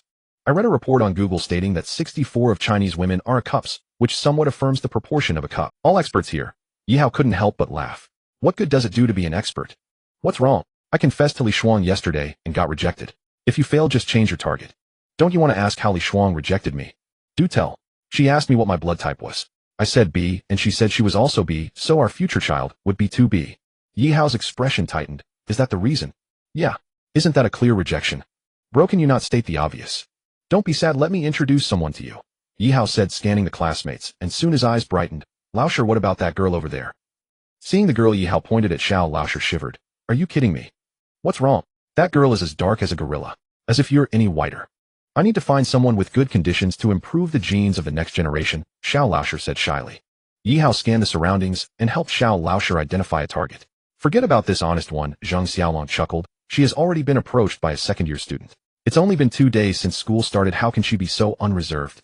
Xiao Laosher complained indignantly. What are you worried about? Yuan Gaoxing chuckled. Our traditional Chinese medicine university may not have much, but we do have a lot of girls. Our department has relatively fewer girls, the other departments have quite a few. Just take it slow. He Jing found that Yi Hao's learning ability was extremely formidable. The actions he taught could be performed without a flaw. Yes, not a flaw. He Jing deliberately observed for a moment. Yi Hao practiced his march maintaining a distance of 25 centimeters from the ground every time. Only a specially trained honor guard could achieve this. How did this guy manage it at such a young age? Normally instructors despise students who frequently ask for leave, but seeing this scene, He Jing's displeasure dissipated. Just after Yi Hao finished military training and was heading to the cafeteria, his phone rang. Yi Hao, where are you? I'm about to go eat in the cafeteria. Then can you help me move things after you finish eating? Sure. Zhonglan looked at Yi Hao suspiciously. Are you quiet? Didn't you notice that my phone hasn't rung all morning? Meanwhile, your phone has been vibrating nonstop all morning. Of course we are so close, how could I not know? A beautiful arc appeared at the corner of Zhonglan's mouth. If Yi Hao weren't so attentive to Zhonglan, how could he have noticed this detail? He wasn't a fool. Zhonglan took the initiative to go to the cafeteria with Yi Hao. How could Yi Hao refuse? However, he soon realized that going to the cafeteria with Zhonglan meant he wouldn't have to wait in line. Many boys would actively give way to Zhonglan. Zhonglan wouldn't cut in line, but if someone offers her a spot, it would be rude to refuse. After finishing lunch, Yi Hao voluntarily accompanied Zhonglan back to the dormitory. This wasn't because Yi Hao was particularly considerate, but because Tang Pianpian's dorm was nearby. Zhonglan's heart felt as sweet as if she had eaten honey. This guy was becoming more and more reliable. When they arrived at Tang Pianpian's dormitory, Yi Hao called her, and it wasn't long before she came down carrying a large suitcase. Such a big suitcase, Yi Hao exclaimed. This suitcase was even larger than the one Guo bought for him. There's another. After saying this, Tang Pianpian turned and ran back to the dorm. Moments later, she came down with another suitcase. I want to get the blankets and bedding. Upon hearing this, Yi Hao hurriedly said, just leave the blankets and bedding in the dorm. We'll go to the supermarket to buy new ones later. The master bedroom and the secondary bedroom have beds measuring 2.08 meters while our school's bedding is only 1.2 meters, so the standards don't match. Yi Hao said with a smile. But a complete set of bedding costs over 1,000 yuan. Tang Pianpian hesitated for a moment, but still said. Hearing this, Yi Hao realized that Tang Pianpian's family situation might not be very good. Yi Hao then smiled and said, of course I will buy the bedding since I'm renting the place. Aren't I also living there? Tang Pianpian said, her face blushing. Then you can work for me. Yi Hao thought for a moment and said, work? Tang Pianpian raised her delicate. From now on you'll be in charge of the household chores. Tang Pianpian had originally planned to do the cleaning herself. Not everyone has the honor of having the school beauty do the cleaning. Yi Hao grinned. And I don't like to be friends with people who are too reserved. Having said this, there was no point in Tang Pianpian refusing any further. After Yi Hao and Tang Pianpian delivered the 2 suitcases to Heir Garden, she began organizing her things in the master bedroom. Yi Hao wandered around the room. Just then his phone rang. Who is this? Yi Hao asked upon seeing an I am Xiao Mei, secretary to President Lin. Xiao Mei, what's the matter? President Lin has requested an important matter to discuss with you. I'm already at the entrance of your school. I am currently at Heir Garden. Yi Hao was unsure what the important matter Xiao Mei referred to was, but he felt it necessary to go and see. Then wait for me at the entrance of Heir Garden for 3 minutes. Yi Hao pondered for a moment and went to the master bedroom. Pianpian. What's up? I have something to do at noon. Can you go to the supermarket to buy bedding by yourself later? Here's my bank card. The password is 123,456. Yi Hao paused before continuing. I have a bit of a cleanliness obsession, so you can't buy cheap ones. I will choose carefully, Tang Pianpian said softly. Her family situation meant she often sought cost-effective options when buying things. But since Yi Hao said this, how could Tang Pianpian dare to buy anything cheap? When Yi Hao reached the entrance of Heir Garden, a Rolls-Royce was already waiting. Xiao Mei hurriedly approached. When she saw Yi Hao, sorry, I forgot you were in military training. Military training usually ends early, otherwise Xiao Mei wouldn't have come so late to pick up Yi Hao. It's fine. Regardless of whether Yi Hao was fine, Xiao Mei had to explain. Moreover, Xiao Mei clearly knew that this person was not an ordinary student. He was an 8-star expert who surpassed even Xiaolan. An expert like Xiaolan already protects national-level dignitaries. If Yi Hao wanted, even the elders within the Red Walls would invite him with a generous offer. The Haoman International Hotel, one of the most luxurious 5-star hotels in Modu. Yi Hao followed Xiao Mei through the opulent corridor to room 666. 2 beautiful-looking attendants respectfully opened the door to the room. At this moment, Lin Ruer, who was reading through documents, immediately stood up and walked towards Yi Hao. I was so engrossed in the documents that I forgot to come out to greet you. Please don't take offense. President Lin is being too polite. President Lin. Lin Ruer displayed an upset expression. Are we that unfamiliar? Yi Hao was taken aback. Were they really that familiar? He had only met her yesterday. However, from Lin Ruer's words, Yi Hao understood her intention to express closeness. Sister Ruer. Lin Ruer looked at him, who appeared slightly older, so Yi Hao tentatively called out. Lin Ruer then revealed a smile. Since you called me Sister Ru, I should give you a gift for our first meeting. As she spoke, she took a delicate box from her briefcase. Inside the box lay a Vacheron Constantine diamond watch. When Yi Hao wore it on his wrist, he had to admit that Lin Ruer had a unique taste. It was exquisite, yet not ostentatious, understated yet rich in meaning. Thank you, Sister Ruer. Yi Hao did not refuse. Why would he refuse? Lin Ruer came forward playing the emotional card while gifting him a watch. How could Yi Hao not understand that Lin Ruer must have something to ask of him? After a few rounds of drinks, Lin Ruer got straight to the point. Brother, there's something I would like to ask for your help with. You say? Sister has recently been targeted by the assassin organization Yinluo. Yi Hao narrowed his eyes. Is Yinluo strong? Lin Ruer looked at Xiaolon. After pondering for a moment, Xiaolon said, according to the intelligence I have, Yinluo has 3 to 5 8-star experts. Aren't there any innate experts? Yi Hao's words left Xiaolon astonished. There are hardly any innate experts, even in our Wudong. So it seems there aren't many innate experts in the world anymore. Yi Hao stroked his chin and said. Yi Hao was well aware that in about half a month he would reach the first level of body refining, and by then even innate experts in the martial world would not be his match. Normally the first level of body refining is on par with innate experts. The problem is Yi Hao's first level of body refining just an ordinary one. Moreover, Yi Hao's physical body was several times stronger than that of peers at the same level, not to mention that under the transformation of divine blood, he had gained some special abilities. With these factors combined, it would be strange for innate experts to be his opponents. Yi Hao even felt that he could contend with innate experts now. Innate experts are national treasures, Xiaolon stated emphatically. Do you know the stronghold of the Yinluo organization? Yi Hao thought for a moment, and then asked. Why are you asking this? Of course, to take it down. Xiaolan's jaw nearly dropped in shock. Can we not joke around? Who's joking with you? Yi Hao rolled his eyes. Are you an 8-star expert? Xiaolon suddenly seemed to realize, but that didn't make sense. Even an 8-star expert wouldn't dare to storm into Yanluo's stronghold alone. No, Yi Hao gently shook his head. Yi Hao's strength could not simply be categorized by postnatal realms. I said, how could there be such a young 8-star expert? Xiaolon finally understood in her heart. Yi Hao smiled and looked at Lin Ruer. I can protect you, but I can't be by your side all the time. My security is difficult to breach even for several 8-star experts in a short time. What I worry about is when I attend certain business events or public places, Lin Ruer said softly. If that's the case, then there's no problem, Yi Hao nodded. Then thank you, brother. Lin Ruer smiled sweetly. Saying thanks feels a bit distant. I have to attend a charity auction at 8 o'clock tonight, Lin Ruer said, a hint of shyness appearing on her face. Then have Xiao Mei come pick me up early, Yi Hao said with a smile. To be honest, a private car is much more comfortable than a taxi. Which car do you like? Sister will give it to you, Lin Ruer said softly. I'd rather not have something so expensive, Yi Hao politely declined. Lin Ruer did not bring it up again. Yi, how do you know how much this Rolls-Royce Phantom costs? Xiao Mei said with a smile, as she drove Yi Hao back to the traditional Chinese medicine university. Around 8 million. Yi Hao was somewhat aware of the Phantom's rough price. This Phantom has undergone some modifications, and its cost is about 10 million.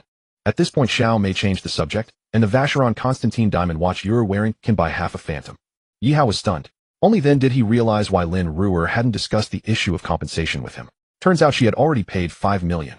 This is too precious. As Yi Hao said this, he was about to take off the diamond watch.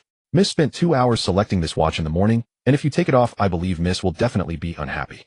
However, Yi Hao still took it off. Xiao Mei did not take it, but asked, I heard Xiaolon say you are an 8-star expert. More or less. Yi Hao spoke vaguely. Then do you know how much an 8-star expert's annual compensation is? Xiao Mei asked with a smile. How much? Xiaolon is a 7-star expert, and her annual compensation is 20 million, whereas an 8-star expert's compensation doubles, Xiao Mei stated dramatically. So wouldn't a 9-star expert's compensation be over 100 million? It's not just about breaking 100 million for a 9-star expert. Without a certain status, you can't even hire one. Xiao Mei said this with a hint of regret. Your lady doesn't have the qualifications. With her current qualifications, she can't even hire an 8-star expert. Alright then. Yi Hao finally understood his position. He felt reassured as he put on the Vacheron Constantine diamond, but once he wore it truly looked impressive. Leng Shui was driving a Beetle preparing to head to a nearby large supermarket when she suddenly saw a license plate that left her in disbelief. Isn't that Lin Ruer's license plate? Leng Shui thought, and parked the Beetle by the roadside. A few seconds later, to her astonishment, she saw Yi Hao's figure. How did this guy end up in Lin Ruer's car? Could it be that he has some connection with the Lin family? Of course. Leng Shui suddenly remembered that Tang Pianpian had told her yesterday that Yi Hao was taken away by the nearby police station. At that time, Leng Shui didn't inform the school's higher-ups immediately, because Leng Shui herself had a strong network of connections. After hesitating for a long time, Leng Shui still dialed her cousin's phone, but to her surprise, her cousin told her that someone had already taken care of it. Since Yi Hao didn't mention it, Leng Shui did not continue to ask. Who would have thought he was involved with the Lin family? Just as Yi Hao reached the school gate, he received a call from Leng Shui. After answering the call, Yi Hao looked into the distance, and soon spotted Leng Shui's Beetle. He opened the car door and got, Teacher Leng, what's the matter? I need to go shopping at Hualien Supermarket, can you help me carry things? Yi Hao was speechless. What a coincidence. However, as Leng Shui asked Yi Hao about his relation to the Lin family, he realized that she didn't just want him to carry things. I saved Lin Yuento, Yi Hao said softly. Was it Lin Yuan too, who had the accident back then? Leng Shui suddenly recalled that 2 months ago, Yi Hao was hospitalized for saving someone. That's right. No wonder the Lin family would intervene to save you. Leng Shui said, then her tone shifted, but I hope you keep your distance from the Lin family. It seems your identity is also not simple, Teacher Leng. Yi Hao said with a smile. If Leng Shui didn't have a certain status, how could she recognize Lin Ruer's license plate? Do you know that you are in danger right now? Leng Shui, seeing that Yi Hao was concerned about her identity, couldn't help. Go ahead and speak. Yi Hao adjusted himself into a comfortable position and said with a smile. The Lin family is now in a precarious situation. Getting involved would mean death for you. Is that really the case? How could you possibly know the dirt of a big family? The Lin family is currently targeted by a joint effort from the Zhou and Zheng families, and further threatened by the Wang Sun Kong and Leng families. No matter how powerful the Lin family is, they cannot withstand this. The Leng family. Yi Hao's eyes flashed as he said, Teacher Leng, you must be a member of the Leng family, right? You? Leng Shui was so angry she could hardly speak. What kind of person is this? After saying so much, he still focuses on this issue. I don't care if the Lin family falls, but Lin Ruer must not come to harm. Yi Hao looked at Leng Shui and said, Lin Ruer is the current leader of the Lin family. Do you really think they would leave her unharmed? Whoever touches her will die. Yi Hao said calmly. Yi Hao. Leng Shui looked at him in shock. It was then she suddenly realized she could not see through this student. Just kidding. Yi Hao suddenly laughed. I'm just a student. How could I have the qualifications to get involved in the grudges of your noble families? You rascal. Leng Shui angrily punched Yi Hao. Yi Hao dodged with a grin. Perhaps in retaliation, Leng Shui deliberately bought a lot of things at the supermarket. What Leng Shui did not expect was that even with so many items, Yi Hao still felt no effort at all. If you need to take leave in the future, just call me directly. After Yi Hao put things down, Leng Shui said. Yi Hao nodded and said, Teacher Leng, starting today, I won't be staying in the dormitory anymore. What's going on? Students cannot stay out of the dorm without the counselor's consent. It's inconvenient to stay in the dorm. Is it because you had a bad time with Yuan Gaoxing and the others? No, I've already rented a place in Heiheng Garden. Rented it already. Yes. I disagree. You will agree. With that, Yi Hao turned to leave, saying, while there's still time, I need to organize my stuff in the dorm. Do you believe I'll deduct whatever credits you deduct, I'll earn back the same amount. After returning to the dorm, Yi Hao began to organize. Guixiu prepared a lot of clothes for Yi Hao. Yi Hao planned to take most of them to the rented place, leaving just a couple of Yi Hao, what are you doing? Xiao Laosher asked. Moving out to live. Upon hearing this, Yuan Gaoxing and the other, what's the matter? Zheng Xiaolong asked. Yi Hao folded the clothes in his hands and smiled. I'm used to living alone. Don't be like that. If my brothers have done anything wrong, just say it. Yuan Gaoxing said earnestly. There's really nothing wrong. Then why are you moving out? Yuan Gaoxing asked in confusion. Don't you know that rent in Modu is very expensive? Yi Hao pondered for a moment and said, actually, I'm moving out to live with a girl. What? Yi Hao's words stirred up a storm. No one expected that Yi Hao was moving out for this reason. I say, Yi Hao, aren't you moving a bit fast? Yuan Gaoxing said in shock. I just want to know who you're living with. Xiao Laosher said with a glowing face. Zhang Lan. You're overthinking it. Yi Hao did not continue to explain, but went on folding his clothes. No matter how Zheng Xiaolong and the others guessed, they could not figure out it was Tang Pianpian. Because it just doesn't make sense. Even if Tang Pianpian had met Yi Hao by chance, how could she shamelessly move in with him after only knowing him for 2 days? Zhang Lan would be a more likely candidate. She had been pursuing Yi Hao relentlessly. After packing 2 suitcases, Yi Hao was about to leave. Let me help you, Yuan Gaoxing said with a smile. It's inconvenient. Yi Hao winked at Yuan Gaoxing. My goodness, then I really have to go. Yuan Gaoxing said this, but his hands stopped moving. Yi Hao returned to Heiheng Garden and placed his belongings in. The master bedroom was occupied by Tang Pianpian. Yi Hao couldn't put his things there either. Just after the military training ended, Zhang Lan walked up to Yi Hao. Let's go watch a movie tonight. Zhang Lan waved 2 movie tickets in front of Yi Hao. A howl of excitement immediately erupted around them. Zhang Lan's pursuit was too obvious. Even a fool could see it. Just as Yi Hao was about to say something, his phone vibrated. It's only 5 o'clock. Do we have to go now? Yi Hao picked up Xiao Mei's call with a hint of suspicion. We need to prepare in advance. Xiao Mei replied softly. Okay, where are you now? I'm at the school gate. Wait for me for 20 minutes. Yi Hao hung up the phone and looked apologetically at Zhang Lan, saying, I have something to do tonight. Then you get busy. Zhang Lan replied softly. Just as Yi Hao was about to leave, he stopped him. What do you mean, Yi Hao? What's wrong? My baby actively asked you out, and you dare to decline. I have something to do tonight. You declined. I can't decline. What is it? Not convenient to tell you. Then is it convenient to tell my baby? He shot back. Zhang Lan immediately pulled He. Why are you pulling me? He said unhappily. I'm helping you seek justice. My matters don't need your concern. Zhang Lan said with a stern face. He was momentarily stunned. The employer has a task. Yi Hao hesitated, but still spoke to Zhang Lan softly. Zhang Lan's eyes lit up. Yi Hao actually explained to her. Does this mean she has a place in his heart? However, the questions came again. Employer. Task. What is Yi Hao doing? Yi Hao did not elaborate, and quickly walked toward the dorm. He couldn't possibly go meet Xiao Mei in this military uniform. When Yi Hao arrived at the school gate, he saw 6 luxury cars lined up, immediately realizing that Lin Ruer had also arrived. Under Xiao Mei's guidance, Yi Hao came to the middle car. Sister Ruer. After sitting down, Yi Hao called out. Lin Ruer handed Yi Hao a bottle of mineral water, saying, with such a long military training, you must be thirsty, right? I must say Lin Ruer is truly considerate. Such a small gesture reveals her personal cultivation. Yi Hao took it, and said in surprise, when did Nongfu Spring have this series?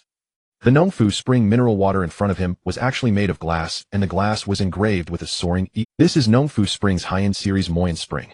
Xiao Mei added at the right moment, but I still think Evian from France has a better taste. This is the high-end series of Moyen Spring launched by Nongfu Spring, Xiao Mei said timely, but I still think Evian from France has a better taste. Well, whether it's Moyen Spring or Evian, Yi Hao had never heard of either. However, the taste of Moyen Spring was truly remarkable, far better than the $1.50 bottles on the market. When the convoy stopped at the department store, Yi Hao realized that Lin Ruer had come so early to buy clothes for him. Yi Hao did not refuse. If he accompanied Lin Ruer to such a high-end place dressed too shabby, he would definitely be ridiculed. Who likes to be laughed? Miss, won't this be dangerous? Under normal circumstances, Xiaolan could just follow alone, but Lin Ruer was currently being watched by the Yinluo organization, and without numerous bodyguards, it was hard to guarantee safety. Isn't my brother here? Lin Ruer said with a smile. Yi Hao nodded lightly. As his cultivation improved, Yi Hao also became increasingly confident. All right. Since Lin Ruer said so, Xiaolan stopped saying anything. Of course, it was mainly because Xiaolan felt that Yi Hao, a Star 8 expert, could ensure Lin Ruer's safety. A woman like Lin Ruer was naturally the center of attention. When she appeared at the department store, it caused a stir with men staring at her in shock, unable to speak. She is too beautiful. Why do I feel she is even more beautiful than a star? Now I finally understand what a goddess of grace is. This is a strong goddess vibe. As Lin Ruer led Yi Hao towards the men's clothing section, a young man dressed in Armani stepped forward to block their way. Let me introduce myself. Step aside. Xiaolan interrupted the young man. The young man's face showed displeasure. Do you have the right to speak here? This young man quickly realized that Xiaolan was just a follower. Get lost. A cold light flashed in Xiaolan's. I will stand here today and see how you make me leave. The young man coldly stared at Xiaolan. Xiaolan couldn't. She didn't want to resort to violence in public unless absolutely necessary. While she was pondering, Yi Hao stepped forward and slapped the young man's face. Then, under the young man's stunned expression, he yanked his hair and slammed him against a nearby counter. 1, 2, 3. The surrounding onlookers dispersed with a loud gasp. Wasn't this too domineering? Even if this young man was confessing love to Yi Hao's girlfriend in front of him, he couldn't just leave someone to die. Seeing this, Xiaolan was about to step forward when Lin Ruer held her back. Lin Ruer said seriously, watch your surroundings. Xiaolan was taken aback. How could Yi Hao randomly attack this young man? There was only one possibility. This young man was a killer. The question was, how did he figure it out? Just when Yi Hao yanked the young man's hair to slam him against the counter again, a powerful force suddenly surged from the young man's body. This force clashed like metal. Yet contrary to the young man's expectations, Yi Hao's large hand remained firmly gripping his hair as he slammed him against the counter once more. Wu Jun's heart surged with waves of shock. He was a dignified Star 8 assassin. How could this person easily control him? Oh. Wu Jun used his inner strength to break free from the grip on his hair, then retreated swiftly. Wu Jun was quick, but Yi Hao was even quicker. Before Wu Jun could land, Yi Hao locked onto his shoulder blade. Who are you? Wu Jun looked at Yi Hao in shock. With your strength, you can also be an assassin. Yi Hao said, clicking his tongue. Wu Jun felt a surge of wanting to cry. He was ranked 3rd in the Yinluo organization. What now? Yi Hao asked Xiaolan. Kill him or cripple him? Cripple him, Xiaolan replied without hesitation. Just as Yi Hao was about to strike, a sinister look appeared on Wu Jun's face, and then a stream of black blood gushed from the corner of his mouth. Poison pill. Xiaolan stepped forward, and seeing this scene, her expression changed slightly. That's ruthless. Yi Hao casually threw Wu Jun to the ground. They'll handle this matter. Yi Hao, you go with the mist to buy clothes. Xiaolan pondered for a moment before saying, Yi Hao, there is no doubt that a master like Xiaolan is intricately connected to the police. Yi Hao sighed slightly as he glanced at Lin Ruer, whose expression showed little change. What had this girl experienced to remain so calm in the face of such an assassination attempt? Lin Ruer patiently helped Yi Hao choose 4 outfits, even buying shirts, ties, and socks. After Yi Hao changed into his new outfit, he instantly felt he had reached a new level of handsomeness. Indeed, a person relies on clothes just as a horse relies on its saddle. Xiao Mei said to Yi Hao. Yi Hao grinned. He felt the same way. However, Lin Ruer shot Xiao Mei a glare, saying, don't talk nonsense. Xiao Mei stuck out her tongue. When are we going to the charity auction? Let's go now, Lin Ruer said softly. It's only 6 o'clock now. Yi Hao looked at his watch and said, are you confident about the traffic situation in Magic City? Lin Ruer smiled. All right. As the largest city in China, the traffic in Magic City could only be described as terrible. By the time Lin Ruer's convoy arrived at the Mandala Club, it was already 7:50. Yi Hao realized Lin Ruer was indeed Lin Ruer, because when she appeared at the club it caused another stir. Even the young masters of these noble families showed extreme shock. Is this Lin Ruer? I've long heard that Lin Ruer is the pearl of Magic City, and I didn't believe it before, but seeing her today, I finally understand that the words were not false. Stunningly beautiful. These young masters quickly noticed Yi Hao standing beside Lin Ruer. Who is this? What qualifications does someone so ugly have to stand beside my goddess? Exactly so ugly. Yi Hao's expression immediately darkened. Damn it. Just how good-looking are you? Miss Lin, you've kept me waiting for quite a while. At that moment, a suave young man in a neatly tailored suit approached. The moment he saw this young man, even Yi Hao, who was usually picky, had to admit that this man was better looking than him. This young man wore a gentle smile, and his starry eyes sparkled with a faint glow as he extended his hand towards Lin Ruer. Handsome, charming, elegant, confident, composed. This was Zhou Wenyu from the Zhou family. Master Zhou, you're joking. Lin Ruer knew very well that this man wished she would die immediately, yet she still wore an appropriately pleasant smile, then extended her jade-like small hand. Young Master Zhou, you jest. Lin Ruer knew full well that the man before her wished nothing more than her immediate demise. Yet her face bloomed with a smile perfectly calibrated, warm, poised, and utterly inscrutable. Then she extended her delicate hand, pale as carved jade. Just as Zhou Wenyu was about to clasp Lin Ruer's hand, Yi Hao stepped forward and seized Zhou Wenyu's wrist instead. Zhou Wenyu froze. What in the world was happening? Who was this reckless fool? Lin Ruer too stiffened in surprise. A handshake in such a setting was customary, utterly unremarkable. Why would Yi Hao intervene? Could it be? At that thought, Lin Ruer's gaze toward Zhou Wenyu turned icy and sharp. Xiaolon instantly sensed the shift. Half her body slid protectively before Lin Ruer, muscles coiled ready to strike like thunder should Zhou Wenyu so much as twitch. What do you think you're doing? Zhou Wenyu demanded, voice low and edged with steel. Nothing at all. Yi Hao replied, calm as still water. Nothing at all. Miss Lin, may I ask who this is? Zhou Wenyu turned to Lin Ruer, his tone grave. My bodyguard Yi Hao, she answered plainly, though she knew full well he'd uncover Yi Hao's identity regardless. Does being a bodyguard entitle one to such brazen disrespect? Zhou Wenyu said once he'd confirmed Yi Hao's role. Do you truly believe a bodyguard is beneath contempt? Yi Hao let out a cold, mirthless laugh. You. Zhou Wenyu faltered, momentarily speechless. Around them, scions of elite families stared in stunned silence, each silently asking who on earth is this eccentric? How dare he defy Zhou family's heir? Zhou Wenyu steadied himself, then shook his head. I meant no offense. Only that decorum must be upheld. You talk far too much. Yi Hao said, eyes locked on his Zhou Wenyu's. And tell me, by what right do you presume to lecture me on rules? What did you say? Zhou Wenyu roared. Do you truly wish to cease being human? A faint chilling curve lifted the corner of Yi Hao's mouth. What did you say? This time Zhou Wenyu's fury dissolved into raw, trembling dread. You know precisely what I mean, Yi Hao murmured, and stepped forward to pat Zhou Wenyu's shoulder. This torment, must it not be unbearable, eh? A shiver ran through Zhou Wenyu's entire frame. He was now certain this young man knew exactly what burdened him. At that moment Zhou Wenyu's personal guards arrived, but Yi Hao smoothly retreated to his former position. All is well. Zhou Wenyu waved them off, then bowed slightly toward Lin Ruer. Miss Lin, please. Lin Ruer cast him one lingering, searching glance, then nodded. As she entered the grand hall, a circle of elegant young women immediately gathered around her. Yi Hao moved to follow, only to be gently restrained by Xiaolon. There will be no trouble here. Why not? The Mandala Club is guarded by a 9th grade master. Any disturbance ends only one way. She mimed a swift, silent slash across her throat. Yi Hao understood instantly, yet a 9th grade expert held no awe for him. Then, Yi Hao felt it, an intrusive, probing presence. Yes, a gaze stealthy and invasive. He traced its origin to a middle-aged man sipping wine alone in the shadows. Yi Hao blinked once, and without hesitation unleashed a surge of spiritual energy, driving it straight into the man's line of sight.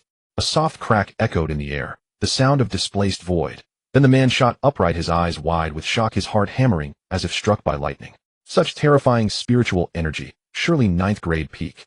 Yet this youth looked barely past his. To spy upon another uninvited was a grave taboo, yet he'd assumed none could detect him. After all, 9th grade masters were rare as phoenix feathers. Wang Hua knew he'd overstepped. After a brief pause, he strode toward Yi Hao. Noticing the approach, Yi Hao casually lifted a glass of red wine and strolled toward a quiet corner. Xiaolon glanced at Yi Hao, then returned her watchful gaze to Lin Ruer. Young master, my earlier intrusion was deeply uncalled for. Please forgive me. Wang Hua spoke with solemn gravity. Are you a bodyguard for the Mandala Club? Yi Hao gave him a fleeting, appraising look. Bodyguard? He was in truth the club's most highly paid floor supervisor, hired personally by its owner, though admittedly the duties overlapped considerably with those of a bodyguard. Indeed, the Mandala Club employs 8th grade masters. It seems far more formidable than it appears, Yi Hao remarked with a faint, knowing smile. Wang Hua had no desire to answer that. Might I inquire, what sect do you hail from? I won't tell you. What kind of reply was that? Wang Hua had no intention of conversing further with this infuriating young man, yet inwardly, he braced himself. Such prodigious cultivation at such an age implied a lineage both ancient and formidable. Moreover, this youth would undoubtedly break through to the primordial realm, unquestionably. Wang Hua knew his own limits, he would never attain that realm in this lifetime. Thus his resolve to win Yi Hao's favor deepened. And in their brief exchange he'd already noticed something striking. Yi Hao seemed wholly unfamiliar with orthodox martial sects. My master never taught me such things, Yi Hao said offhandedly. Wang Hua nearly retorted, your master is remarkably irresponsible. But recalling the likelihood of Yi Hao belonging to some reclusive peerless sect, he swallowed the words whole. As a woman of regal grace ascended the podium, the hall's clamor ceased instantly. Welcome, esteemed guests, to the charity auction I am honored to host. She paused. Then the assembled crowd erupted into spontaneous applause. Once the applause subsided, Zhou Haimei continued softly. Tonight's auction proceeds will directly support impoverished families across southern Jiang province. Our target is 1 billion yuan. With 300 to 500 magnates and scions present from Shanghai alone, raising such a sum posed no challenge whatsoever. After delivering a moving address, Zhou Haimei began presiding over the first lot. Lot 1 Su Beihongs. As two attendants unfurled the scroll, a wave of astonished murmurs swept the hall. Is this truly by Madame? The brushwork captures 6 or 7/10 of his spirit. This auction is hosted by Madame Zhou herself. Do you truly imagine a forgery could slip in? Every authenticated Su Beihong painting fetches over 50 million yuan. I recall his 10 steeds sold for 120 million yuan. The attendees were titans of commerce and heirs to storied clans. Their connoisseurship was second to none. Within moments they'd already appraised the scroll's worth. The reserve price for 8 steeds is 50 million yuan. Bids increase in increments of 1 million yuan. Zhou Haimei smiled warmly. 60 million, 61 million, 62 million, 63 million. Yi Hao watched the numbers climb, each bid a testament to wealth, prestige, and art's enduring power, and sighed quietly awed. Yi Hao once thought that with 5 million, he could live a happy life forever. However, upon witnessing this scene, he realized that to these upper-class elites, what was 5 million? A luxury car or a watch? The differences in status determined the differences in perspective. This painting titled 8 Steeds was ultimately purchased by a business tycoon for 93 million. The second exhibit is an ancient jade piece, Zhou Haimei said, and the shape of the jade appeared on the screen behind her. However, we can't determine the composition of this jade, but holding it in hand feels refreshing. Yi Hao's gaze was fixed on the ancient jade held by the girl on stage, and his eyes lit up. What kind of ancient jade is this? This is clearly a spirit stone. Yi Hao was overjoyed. Zhou Haimei scanned the entire room and said, the starting price for this ancient jade is 100,000 with each increment not less than 10,000. 110,000. 120,000. Many of the bidders didn't care about the actual value of the jade stone. Even if it were made of plastic, it wouldn't matter. What they truly valued was the attention of Zhou Haimei. 200,000. Yi Hao spoke up from the corner. All eyes in the room turned to Yi Hao. What was happening? Who was this person? It was known that the bidders were all tycoons and elites from prominent families. Can I bid? Yi Hao asked, pointing at himself. Zhou Haimei was momentarily taken aback, then smiled lightly. This bidder has offered 200,000. Is there anyone willing to offer higher? 1 million. The crowd gasped. No matter how rich you are, you can't burn money like this, right? It's Wang Rui. Has the Wang family kid lost his mind? I feel like Wang Rui is deliberately targeting that bodyguard belongs to Lin Ruer. Doesn't Wang Rui fear her resentment? Lin Ruer realized when she saw Wang Rui bidding that he wanted to take revenge for Wei Ta. Wei's family was backed by the Wang family. Yi Hao glanced at Wang Rui and said calmly, 2 million. You, a mere bodyguard, have 2 million. Wang Rui sneered. You seem to be unaware of the consequences of malicious bidding. I will cover all of Yi Hao's expenses, Lin Ruer said calmly. No, all my expenses today will be covered by young Master Zhou. To everyone's surprise, Yi Hao made this declaration. When Zhou Wenyu noticed, all eyes were on him, his heart raced. This guy certainly knows something. Zhou Wenyu thought, falling silent for a moment before a smile spread across his face. Brother Yi is right. What was happening? The entire room was in shock. Wasn't the Zhou family at odds with the Lin family? Is there any problem now? Yi Hao looked at Wang Rui. Wang Rui fell silent. The Wang family had already joined the ranks against the Lin family, so there was nothing wrong with offending them. The problem was how Yi Hao got involved with Zhou Wenyu. The entire room was pondering this question. However, at this moment no one dared to bid against Yi Hao for the ancient jade. The third exhibit is a string of East pearls. East pearls are already valuable, let alone a string of them. When the two girls presented the string of East pearls, they noticed that each pearl was of identical size.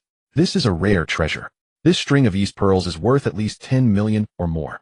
I suspect this is the only string of East pearls in the world. When these business tycoons realized the value of the string of East pearls, they all began to bid fervently. 22 million. 24 million. 30 million. At that moment, Yi Hao suddenly exclaimed. Zhou Wenyu's face turned. That bastard. Even though Zhou Wenyu was a member of the Zhou family, he couldn't casually pull out 30 million.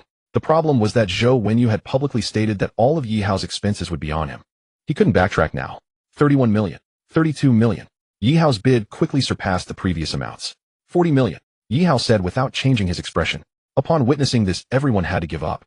This person clearly wasn't short on money. How could they compete? Yi Hao didn't push it too far. After bidding for the string of East Pearls, he didn't bid on anything else. This made Zhou Wenyu's anxious heart relax a bit. After the auction ended, the two girls handed the two exhibits to Yi Hao. Yi Hao immediately grasped the ancient jade, and he felt a flow of spiritual energy. It was pure and rich. Yi Hao didn't continue absorbing it, but cautiously placed the ancient jade into his pocket. Is there anything special about this ancient jade? What do you mean? Wang Hua asked curiously. I won't tell you.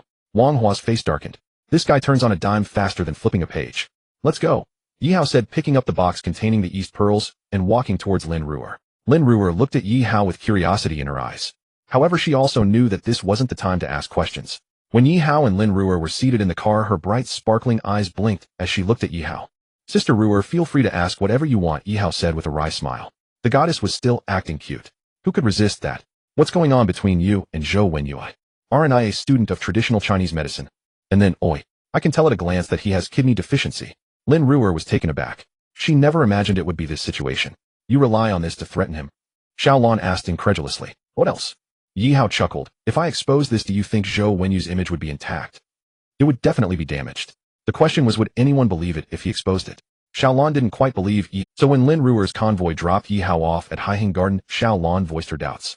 Miss, do you believe it? I don't believe it, Lin Ruer said softly. When Yi Hao returned home, everything had changed.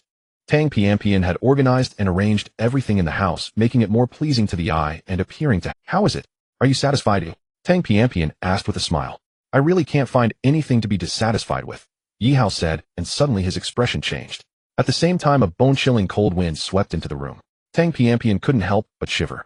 Why is Pianpian? Go back to your room, Yi Hao said in a deep voice. What's wrong? Something unclean has entered, Yi Hao stated after some thought. After all, Tang Pianpian was aware of the existence of Meng Yi. Tang Pianpian's eyes showed a look of shock, and then she swiftly darted to Yi Hao's side, her ample chest pressed tightly against his arm, her eyes scanning the surroundings vigilantly. Don't worry, it's just a minor character, Yi Hao reassured. Hearing Yi Hao's words, Tang Pianpian relaxed slightly. Did I not tell you not to come here again? Yi Hao coldly glared at the white-clothed female ghost who had intruded. The white-clothed female ghost knelt on the ground with a thud, pleading, Please, master, save me. Just then a tremendous force shattered the glass window, and an imposing figure appeared in the living room. You wretched creature, today I shall slay you, declared the figure clad in a bagua robe wielding a peachwood sword. As soon as he finished speaking, the sword traced a mysterious arc in the air. The white-clothed female ghost felt as if her entire body was restrained, unable to move even a little. Just as the peachwood sword was about to strike her, a shard of glass hit the wrist of the Taoist priest. The priest winced in pain, causing the peachwood sword to slip from his hand. You dare to obstruct me? Not only will I obstruct you today, but I will also teach you a lesson. Yi Hao stepped forward and slapped the Taoist priest twice across the face. The priest was taken aback. Do you have any idea she is a fierce ghost? I know. Then why are you protecting her? Who told you to invade my home? Just because I entered your house you think, or else what? Xiaoming's mood was quite displeased. How could there be such a strange person? However, he had to admit that this person's strength surpassed his own. Otherwise, how could he have been lifted so easily? Now that you've hit me, shouldn't you let me take her away? Xiaoming said after calming down. No way. Why not? Who gave you permission to make a move in my room? Do you intend to keep her? Do you know that humans and ghosts are on different paths? I just feel sorry for her. Feel sorry. This one will turn into a fierce ghost in a while, and who knows how many innocent lives she will take then.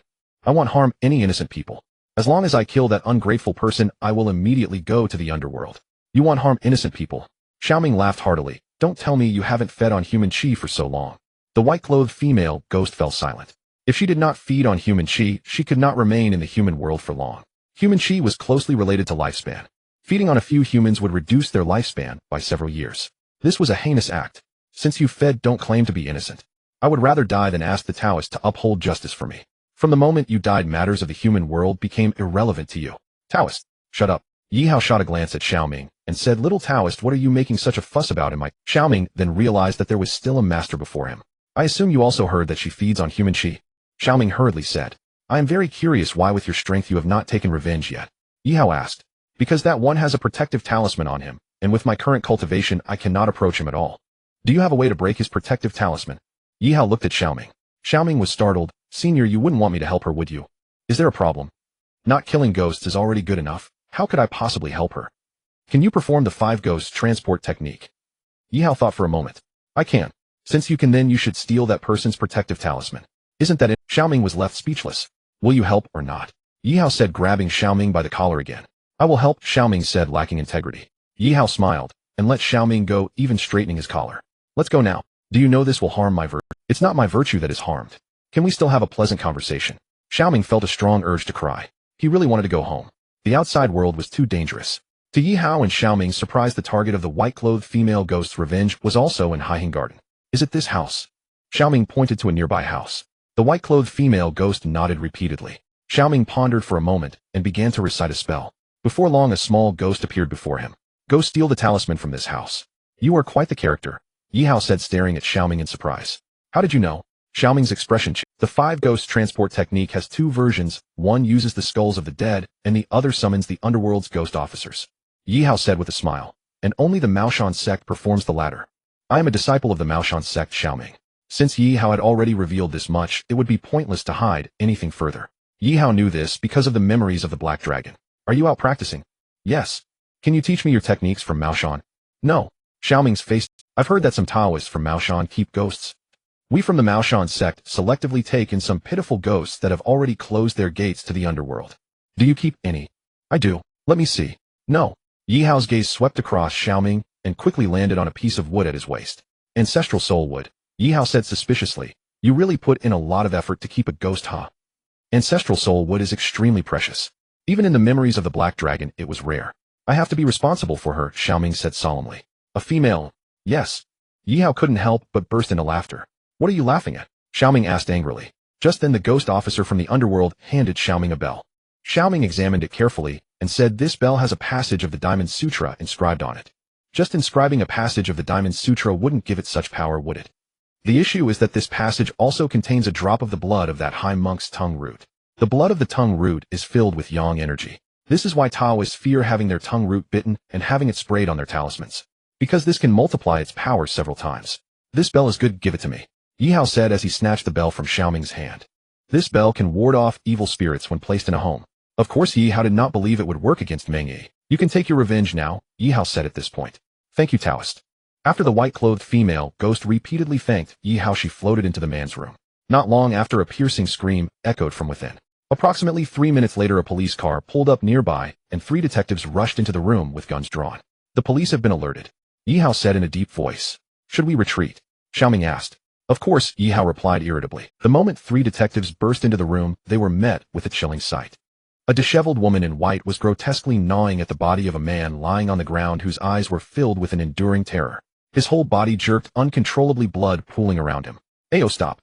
The leading detective said in a deep voice. The woman in white glanced at him. The faces of the 3 detectives changed dramatically, and after exchanging glances they turned and fled the scene. Ayo, that was a freaking ghost. And once the 3 of them reached downstairs, their faces were pale. Eve, problem is that this ghost is still killing people. Are we just going to go back like this? The second detective said. Ayo, call for backup, bring in a larger team. The leading detective replied gravely. Ayo, make the call right now. The third detective immediately contacted headquarters. If this is an emergency, send a larger team right away, he said vaguely. The operator quickly reported the incident to Deputy Chief Zhang Cheng, who promptly mobilized over 50 officers and coordinated with the armed police. The armed police quickly dispatched a squad. In no time, both teams arrived at Heir Garden. They immediately sealed off the entire corridor where the incident occurred. What happened? Zhang Cheng asked as he approached the 3 detectives. It's hard to explain, the leading detective said with a bitter smile. What do you mean? Ao saw a woman in white gnawing on a person. The leading detective hesitated but spoke the truth. What? Many leaders including Zhang Cheng were taken aback. A ghost eating a person? That's absurd. What era are we in? Do you still believe in ghosts? Zhang Cheng said coldly. If there are ghosts, then someone is just playing tricks. At this point, Zhang Cheng along with over 10 armed detectives arrived at the door of the room where the incident occurred. Zhang Cheng exchanged glances with the 2 detectives beside him, then forcefully kicked the door open. The 2 armed police immediately rushed inside. They quickly locked onto the woman in white on the ground. Put your hands up. The 2 detectives commanded sternly. Along with the 2 detectives came 10 others from the entrance who swiftly surrounded the woman in white. At this moment, over a dozen armed police officers also charged in, rushing into the other rooms in the vicinity, but they found nothing and retreated. Seeing that the situation was under control, Zhang Cheng said in a deep voice, "Ayo, put your hands up." The woman in white raised her head with an unhappy expression. When all the detectives and armed police saw her face, their hearts skipped a beat. This was clearly a ghost. However, as the saying goes, courage is found in numbers, and with so many police present, no one turned to flee. "Ayo, get lost." The voice of the ghostly woman was icy and piercing. "Ayo, playing tricks are we?" Zhang Cheng cocked his gun. "I'll give you 3 breaths to stand up, or don't blame me for being rude." Ayo, shut up." The voice of the ghostly woman transformed into a booming sound wave, shattering the glass in the surrounding rooms. The police on scene covered their ears in agony. At that moment, as the ghostly woman continued to emit her wail, 2 figures appeared in the room. Xiaoming said coldly, "Aoi, demonic beast." Xiaoming's words carried a Taoist purification chant, instantly silencing the ghostly wail. The woman in white displayed a look of fear, and then she attempted to flee. Trying to escape. Xiaoming threw a handful of mung beans at the woman in white. When the beans hit her, she fell to the ground, and at the same time white smoke began to pour from her body. She writhed painfully on the ground. "Taoist, please spare me." "Ao, you have already succumbed to the demon for devouring human flesh. No one can save you now." Xiaoming's gaze was cold. Yi Hao sighed softly as he watched the ghostly woman. After killing this man, she left without a care, but what was concerning was that she had resorted to cannibalism. Cannibalism is a grave taboo. As Xiaoming said, this woman in white had already succumbed to the demon. Succumbing to the demon meant there was no hope of salvation.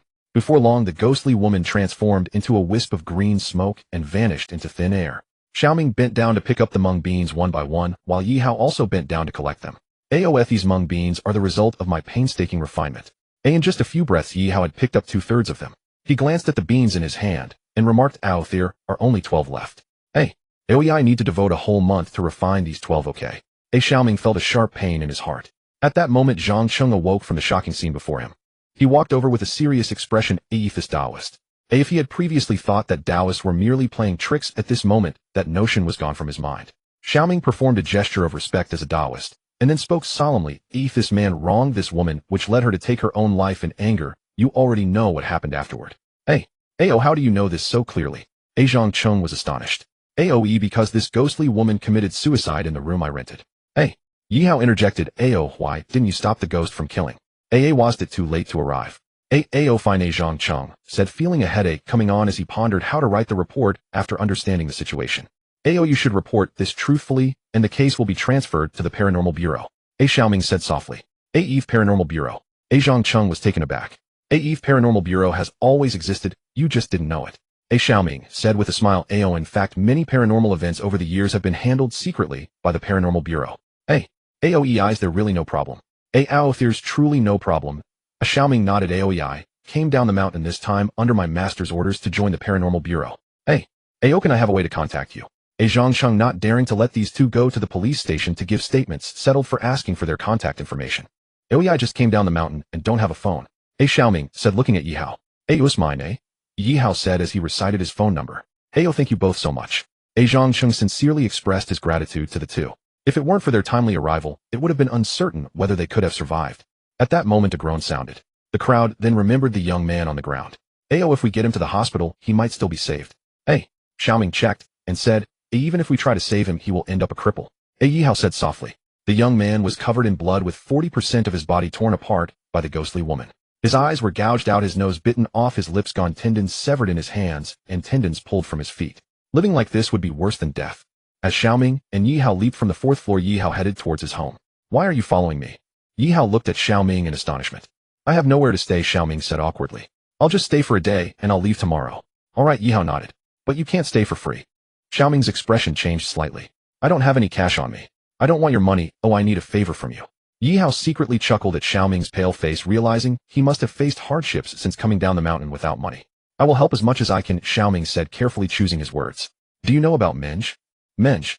Xiaoming's face turned serious. "Have you seen Menge?" "I have. This beast Menge hides within a person's soul like a maggot, and with my current cultivation I cannot drive it away." Xiaoming said in a deep voice. "Is your Maoshan sect part of the Taoist sects?" "It is."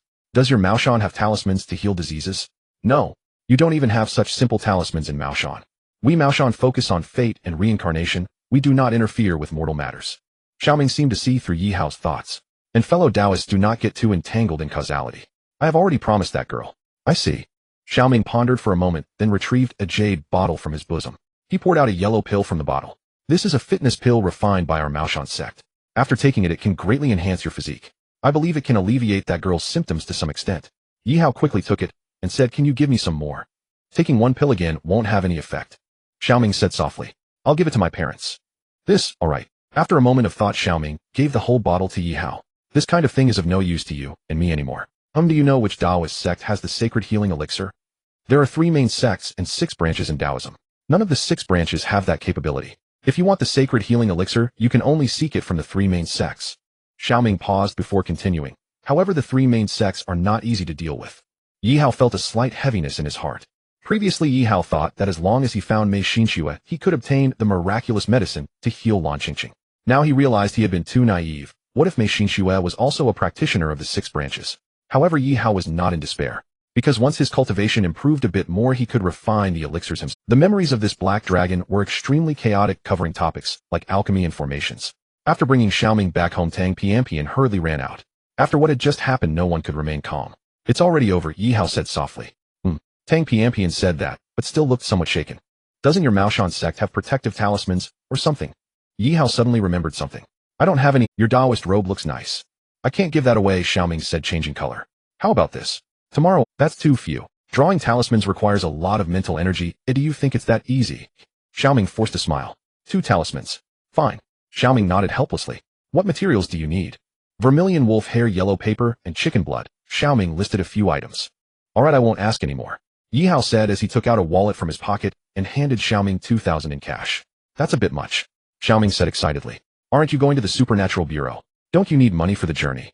Yi Hao's words filled Xiaoming with gratitude. Even the earlier incident where Yi Hao snatched his soybeans had faded away. You can stay in my room tonight. Yi Hao Yi Hao then returned to the master bedroom with Tang Pianpian. Yi Hao placed the copper bell beside the bed. This copper bell is used to scare away evil spirits. And here are 3 soybeans for you. Yi Hao said, pulling 3 soybeans from his pocket. What are these? These soybeans are not ordinary. Each one is inscribed with a talisman. Why are you giving me these? There's been a problem with the cycle of reincarnation, and spirits and demons have started. Yi Hao sighed lightly. I've seen souls at our school more than once. You know, our school is built on a mass grave. In the past, the righteous energy from the students could suppress it, but do you think it can still hold back now? Tang Pianpian couldn't help but change color. The great powers of the world and the officials of the underworld have begun to act, so, with the little Taoist protective talismans, there's no need to worry about safety. Yi Hao said softly. Tang Pianpian felt a little reassured. Are you tired now? Not tired. If you're not tired, I'll read for a while. Yi Hao said as he began to read a comprehensive guide on traditional Chinese medicine. Tang Pianpian picked up an economics book and started reading. As time passed, Yi Hao's memory became increasingly remarkable. Yi Hao was eager to know if after some time he would be able to achieve the legendary ability of reading 10 lines at a glance. After quietly reading for 3 hours, Yi Hao put the book down, and when he saw the book in Tang Pianpian's hands, he was taken aback. Why are you reading an economics book? Recently, I've become interested in economics. Have you thought about investing? I have thought about it, but my plans require a lot of money. How much do you need? In the early stages, I might need $1 billion. Yi Hao's expression changed upon hearing this. Are you serious? The future will be an era of the internet. I plan to create a completely new app. Right now, Baidu and Alibaba are in the preparation stage. If I can develop this app first, I believe I can get a share of the internet pie in the future. How much startup capital do you need? Because this requires hiring top-notch network experts and having decent office conditions, the initial startup capital will be around 20 million. Tang Pianpian had long had a plan in mind. How long will the initial setup take? The hardest part now is to develop this app. If I can hire top network experts, I think it will take about a year. Network experts are not a problem. I happen to know a few hackers. Yi Hao pondered for a moment and said, as for the funding, I can provide around 30 million. What? Tang Pianpian's expression changed. How could you possibly have so much money? It is quite reasonable for Tang Pianpian to have such doubts. If Yi Hao could casually produce 30 million, why not buy a house in Magic City? A couple of days ago, I tricked a guy who gave me a string of East pearls. Tang Pianpian's eyes lit up. Let me see. Yi Hao stood up and brought the East pearls from the guest room. These pearls are so beautiful, Tang Pianpian said, her eyes revealing a dreamy look. If you like them, keep them, Yi Hao said with a smile. Tang Pianpian's cheeks involuntarily flushed. These East pearls are worth 30 million. Yi Hao had given them to her without a second thought. How could Tang Pianpian not overthink it? This is too precious. She hurriedly packed the East pearls into a box. I will hand this string of East pearls to the auction house in the next few days, Yi Hao said softly, so you can start preparing the— You trust me this much? Tang Pianpian pondered for a moment, staring into Yi Hao's eyes. I will not disappoint your expectations. Tang Pianpian said in a serious tone. Don't put too much pressure on yourself. Yi Hao replied, pulling out the phone number of Tai Shishio. I need your help with something. Yi Hao got straight to the point. We can speak candidly between brothers. Tai Shixia's eyes lit up when he heard Yi Hao had something to discuss. Yi Hao's formidable strength made the entire Zhuke team eager to have him join, but Yi Hao had already refused them. Can you make apps? Of course. What I need is a top-notch computer engineer. I am a top-notch computer engineer. Yi Hao harbored doubts about Tai Shixia's words for some reason. What about the Grim Reaper and Ning Xian? The Grim Reaper is an internationally renowned hacker and Ning Xian is an advisor for the National Security Intelligence Agency. So they're that impressive. Otherwise, I want to design an app. Are you interested in helping out? Helping out is easy. What I mean is to work at my company. Tai Shixiu hesitated. The company will offer you a satisfying Yi Hao, my salary isn't low. Tai Shixiu felt it was necessary to bring this up. What price are other Microsoft offered me 3,500,000 last month. I will give you 5 million, Yi Hao said after a brief contemplation. Tai Shixiu was stunned. Are you serious? His value was around 3 million and Microsoft had offered him 350,000 to get him to the United States. It must be said that Yi Hao's 5 million salary impressed Tai Shixiu. But the question was, could Yi Hao really afford 5 million?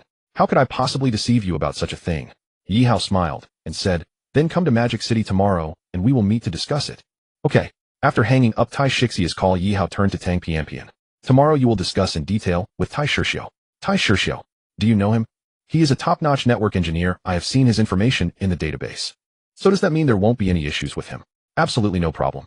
Tang Pianpian became excited. Tai Shixiu's connections are undoubtedly broader than ours. Inviting computer talent through him can save a lot of manpower and resources. Whom you handle this matter as you see fit. Yi Hao nodded.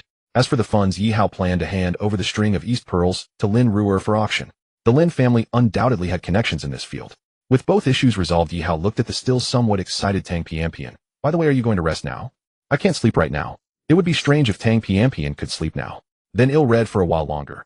Yi Hao decided to finish reading this compendium of traditional Chinese medicine as soon as possible.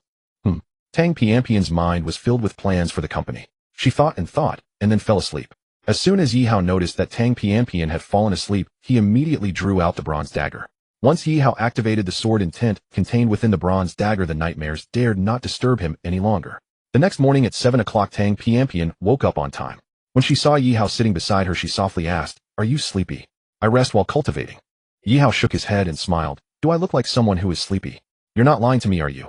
"What benefit would I gain from lying to you about this, eh?" Yi Hao stood up and said, "And remember, I am not an ordinary person. I just realized I seem to have forgotten something." Tang Pianpian said, slapping her head. "What?" "I forgot to sew the pouch." "Then sew it now. I have classes in the morning." "If you have classes, just..." Yi Hao smiled and said, "Tai Shixiu will arrive at the airport in 2 hours. Oh, won't you come with me to pick him up?" "We should go together." Tang Pianpian hurriedly replied. Since Tai Shixiu was related to the company's app development, Tang Pianpian needed to meet him. Moreover, there were many details to finalize in their meeting, and Yi Hao was undoubtedly unreliable in such matters.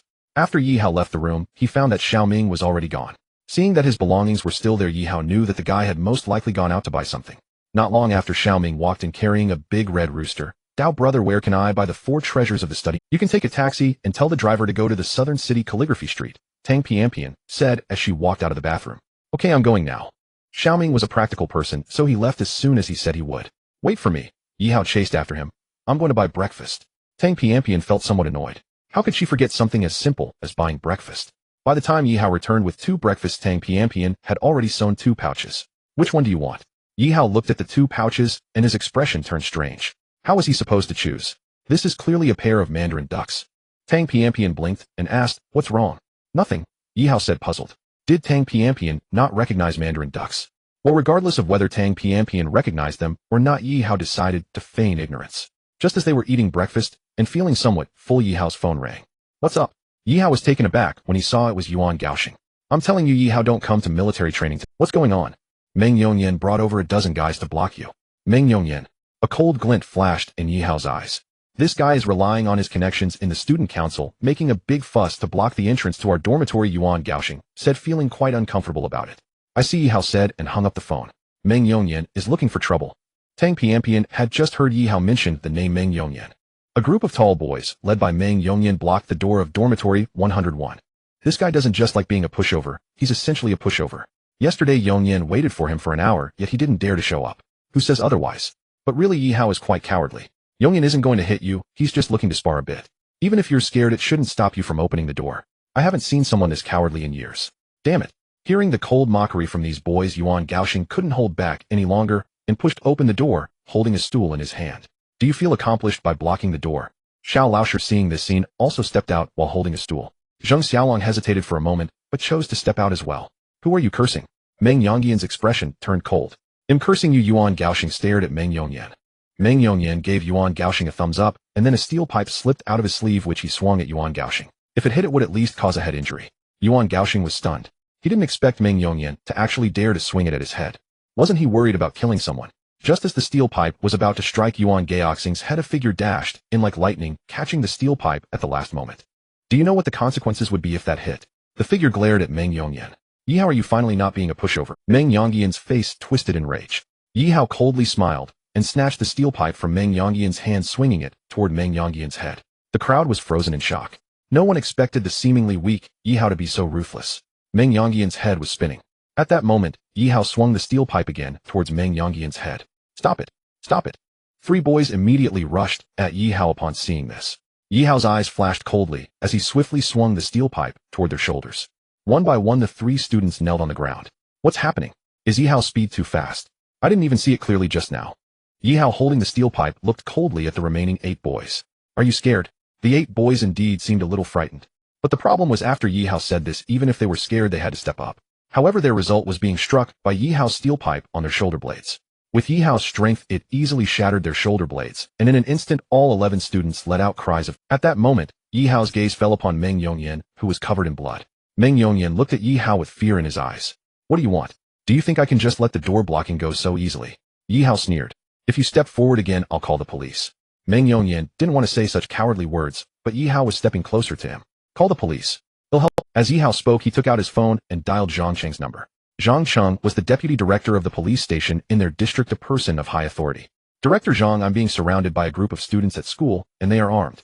Is there such a thing happening under the clear sky? Zhang Cheng immediately spoke in anger. I'll be right there. In truth, Zhang Cheng didn't believe Yihao's words. What a joke. Someone jumped off the 4th floor. How could a dozen students possibly be his match? Yihao made this call mostly to have someone come and clean up the aftermath. Now that I've called the police for you, shouldn't we talk? Yihao asked calmly while holding the steel pipe. Meng Yongyan remained silent. Are you mute?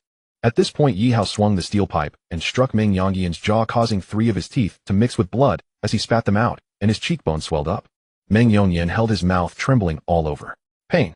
Pain to the bone. I'm asking you a question. Yihao noticed Meng Yongyan not answering and immediately raised the steel pipe again. Don't.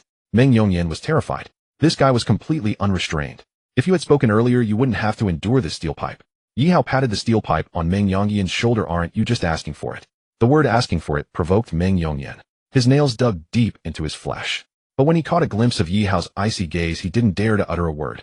It's not that you can't block me, the premise is that you need to have the ability to do so. Yihao said, kicking out one of the boys who had screamed the loudest. Being this injured and still making such a noise is embarrassing. The other boys immediately fell silent. They were worried about Yihao attacking, and they also felt embarrassed. Yihao didn't say anything further, but stood quietly in place waiting. About 5 minutes later, the sound of police sirens rang out, and then more than 20 police officers rushed into Yihao's dormitory. Zhang Cheng was at the forefront. When he saw the scene before him, he was stunned. This kid is too ruthless. When Zhang Cheng asked this, he was looking at Yihao. Officer, he attacked me with a weapon. As soon as Meng Yongyan said this, Zhang Cheng interrupted him. Without hesitation, I didn't ask you to speak. Yihao spoke slowly. Because I had a conflict with this guy, he called a dozen brothers to block the door to my dormitory. I received a call from my roommate and rushed over immediately. When I reached the door, I noticed he was about to strike my roommate's head. According to the way he was swinging, my roommate had absolutely no chance of survival. Yihao continued, in this situation, was it wrong for me to intervene? That's called acting in good faith. This officer, even if he was acting in good faith, he continued to assault us after. Meng Yongyan said with frustration. Including you, there are 12 boys. If I hadn't acted decisively, I would have been beaten to death by you. Yihao said in a deep voice. That falls under justifiable defense. Zhang Cheng said, testing the waters. I wonder if you have any witnesses or evidence. I'm a witness, Yuan Gaoxing said immediately. This. Zhang Cheng said softly, since you are also one of the parties involved, you can't be a witness. I have video evidence. Yihao said, looking towards Tang Pianpian in the crowd. At this moment, the onlooking classmates noticed that Tang Pianpian was also among the crowd. Ignoring the gazes of everyone present, Tang Pianpian handed her phone to Zhang Cheng. After reviewing the video, Zhang Cheng asked, could you make a copy of the video for me? Of course, Tang Pianpian replied, using Bluetooth to send a copy of the video to Zhang Cheng. Arrest these troublemakers and take them back to the police station. Zhang Cheng said in a deep voice. Just then, the director of the Academic Affairs Office of the Traditional Chinese Medicine University and Lung Shui rushed over. When the director saw the tragic state of Meng Yongyan and the other 12 students, he asked in a solemn tone, "What happened?" Zhang Cheng briefly explained the situation. The director of the Academic Affairs Office, somewhat astonished, glanced at Yi Hao, but soon turned serious and said, "They are just a bunch of kids, could you give them a chance?" If these students ended up in the police station with a criminal record, their graduation from the traditional Chinese medicine university would be out of the question. It would mean that all their hard work over the years would be in vain. Director, you may have given them a chance, but what about me, the victim? Yi Hao calmly looked at the director and said, "If Meng Yongyan and the others had cornered me, what do you think they would have done to me? If my mental state were better, it wouldn't matter, but if it's not, how could I continue my studies at the university?" Yi Hao continued. They had thought about this result before they acted, yet they still acted without hesitation. As he said this, Yi Hao's tone turned cold. "But in the end, they haven't caused any consequences, have they? I only know that if wrongdoings go unpunished, there will be no repentance." Yi Hao said with conviction, "Director Zhang, is it possible to classify an armed act involving more than 3 people as organized crime?" Upon hearing this, Meng Yongyan and the others turned pale. In this day and age, being involved in organized crime typically carried a minimum sentence of 3 years. For now, it can be classified as organized crime, but whether it ultimately is will require further investigation. Zhang Cheng nodded. The 12 students, including Meng Yongyan, were paralyzed with fear. They couldn't understand how merely helping out in a fight could be classified as organized crime. Yi Hao, if it's classified this way, their lives will be ruined. The director finally realized the implications, sensing that Yi Hao knew Zhang Cheng. "If they won't let me have peace, why should I care about their lives?" Yi Hao replied indifferently. Yi Hao, Leng Shui approached. "Could you give them a chance?" Yi Hao pondered for a moment before saying no. "Yi Hao, since you didn't show up when you should have, then don't show up." Leng Shui immediately understood that Yi Hao was blaming her for arriving too late. "I was busy outside just now. All I know is that if I had been a minute later, Yuan Gaoxing's head would have been smashed open." Yi Hao said calmly. "Take them away." Zhang Cheng waved his hand, and the 12 students, including Meng Yongyan, the director of the Academic Affairs Office, sighed helplessly and said, "Yi Hao, you should show some mercy. Director, they'll be released in half a month." Yi Hao replied with a smile, "I only wanted them to understand that they need to consider the consequences before acting." The director was momentarily taken aback, then patted Yi Hao on the shoulder and said, "Next time, don't be so heavy-handed." "I will be careful, you rascal." After the director left, Leng Shui glared at Yi Hao fiercely. "Teacher Leng, I need to take a day off." Yi Hao changed the subject. "What do you need to take a day off for?" "To pick up a—" "Go ahead." Leng Shui pondered for a moment before saying. Yi Hao then chatted with Yuan Gaoxing and the others for a while, before heading to Magic City Airport with Tang Pianpian. What Yi Hao didn't notice was that a figure in the crowd had been quietly watching this scene. When this figure saw Yi Hao and Tang Pianpian leaving side by side, her eyes dimmed for an instant. "That bastard!" Why, he was about to rush out, but was stopped by this figure. "What are you doing?" "Yi Hao is playing both sides. I'm going to help you teach him a lesson." Bai He said, angrily clenching her fists. "Don't say such things." Zhang Lan looked at Bai He and said, "Yi Hao and I are not in a boyfriend-girlfriend relationship." "Who are you kidding?" Bai He refused to believe it. "I've been pursuing Yi Hao all along, but he hasn't agreed," Zhang Lan said seriously. "Yi Hao has the right to choose, and you shouldn't get involved in this matter." "I'm trying to help you." Bai He stomped her foot angrily. I know. As Zhang Lan spoke, she suddenly felt dizzy, and Bai He quickly stepped forward to support Zhang Lan, who was on the verge of. After a brief meeting with Taisher Xiu, Yi Hao and his companion finalized the details of their collaboration, and then Taisher Xiu hurriedly bought a plane ticket to Kyoto. It's impossible for one person like Taisher Xiu to create an app alone. In this regard, Taisher Xiu's connections played a huge advantage, which is also why Yi Hao paid him 5 million in salary. "Could you accompany me to look at some office buildings?" Tang Pianpian asked with anticipation. Yi Hao nodded. Last night, Tang Pianpian had already chosen a few office buildings. After a tour today, they finally settled on one floor of an office building. The rent for this floor was 3 million a year. Yi Hao paid a deposit of 50,000 to temporarily secure this office building, planning to provide the subsequent funds when signing the agreement in 2 days. What Yi Hao didn't expect was that at 3 o'clock in the afternoon, he received a text message on his phone. "Your bank card has received a deposit of 28,888,000. It's here." Yi Hao showed the text message to Tang Pianpian. "With this funding, I can confidently develop the app. Oh, as long as it has some influence, we can seek financing." Tang Pianpian said softly. "Financing is a normal practice in the business world. Without funds, how can one develop without financing? You can handle this matter as you see fit." "I don't want to hear the process," Yi Hao replied lazily. Let's go order some office supplies now." Since the funds had arrived, it was time to prepare early. Just as Yi Hao was about to agree, his phone rang. "Miss Lan, have you arrived?" Yesterday, after Yi Hao received the fitness pills from Xiaoming, he informed Lan Qingqing about it. To his surprise, Lan Qingqing had rushed to Magic City without stopping. As he thought about it, Yi Hao's expression became, if it weren't for an urgent situation, how could Lan Qingqing rush over? "Yes, I've arrived at Magic City Airport." Lan Qingqing's pleasant voice rang out. "Next, I'll go to Yuan E Hotel." "Okay, I'm on my way there too," Yi Hao said softly. "We'll see you soon," Lan Qingqing said before breaking into a violent cough. and after coughing for a while her palm was covered in fresh blood. I told Qingqing to stay home and rest well, but she insisted on believing a college student's nonsense. Look at how she's been tormented now, a middle-aged wealthy woman said coldly. Lan Qingqing was about to say something when she suddenly coughed again, this time bringing up a small amount of blood clots. Qingqing, a middle-aged man in a suit, said, his eyes filled with sorrow. Dad, I'm fine. Lan Qingqing managed to force a smile, but it seemed pale and helpless. If this was at home, it wouldn't be happening. The middle-aged woman handed over a cup of hot water with concern. Mom, Yihao wouldn't lie to me, Lan Qingqing softly said after washing her hands. The Taoist sects have always existed in an ethereal realm. They wouldn't interact with the secular world. How could a student like Yihao possibly have any connection with such beings? The middle-aged woman said solemnly. With Qingqing's current condition, there's no need for her to be in the hospital anymore. Lan Zhongtian gently shook his head and said, I brought Qingqing here to see Huasu. Huasu, did you make an appointment with Master Hua? Yes. Huasu is not only famous domestically, but also internationally. Every day, countless people make appointments, but without a certain status, it's almost impossible to secure one. I hope Master Hua has the ability to cure Qingqing's illness, the middle-aged woman said, though she held little hope in her heart. Huasu had long stated that Qingqing's condition was beyond the healing of medicine. Even with Hua's medical skills, it would only help alleviate her condition, while modern medicine would be utterly helpless. Lan Qingqing hadn't even made it to the Yuan E Hotel, as she fainted right after stepping off the private jet. She was urgently taken to the traditional Chinese medicine hospital in the Magic City. Because Huasu was there, Yihao received this news 2 hours later. When he arrived at the hospital, he saw Qingqing's face as pale as paper. At that moment, Lan Qingqing was taking an oxygen, and she managed to smile faintly at Yihao. You must be Yihao, Lan Zhongtian said softly. Yes, and you are. Yihao noticed the middle-aged man's resemblance to Lan Qingqing and had figured it out. I am Lan Zhongtian, Qingqing's father. Thank you for coming to see Qingqing, Lan Zhongtian said with great energy. Qingqing is my friend, Yihao said as he stepped forward to check on Lan Qingqing. Qingqing cannot be disturbed right now. The middle-aged woman blocked Yihao. Lan Zhongtian gently shook his head at her. Only then did the middle-aged woman reluctantly step aside. Yihao sat by the bed and looked at the weak Lan Qingqing, asking, what happened? Just as Lan Qingqing was about to speak, a nearby nurse hurriedly said, the patient cannot speak right now. Yihao gestured for Lan Qingqing to remain silent and placed 2 fingers on her pulse.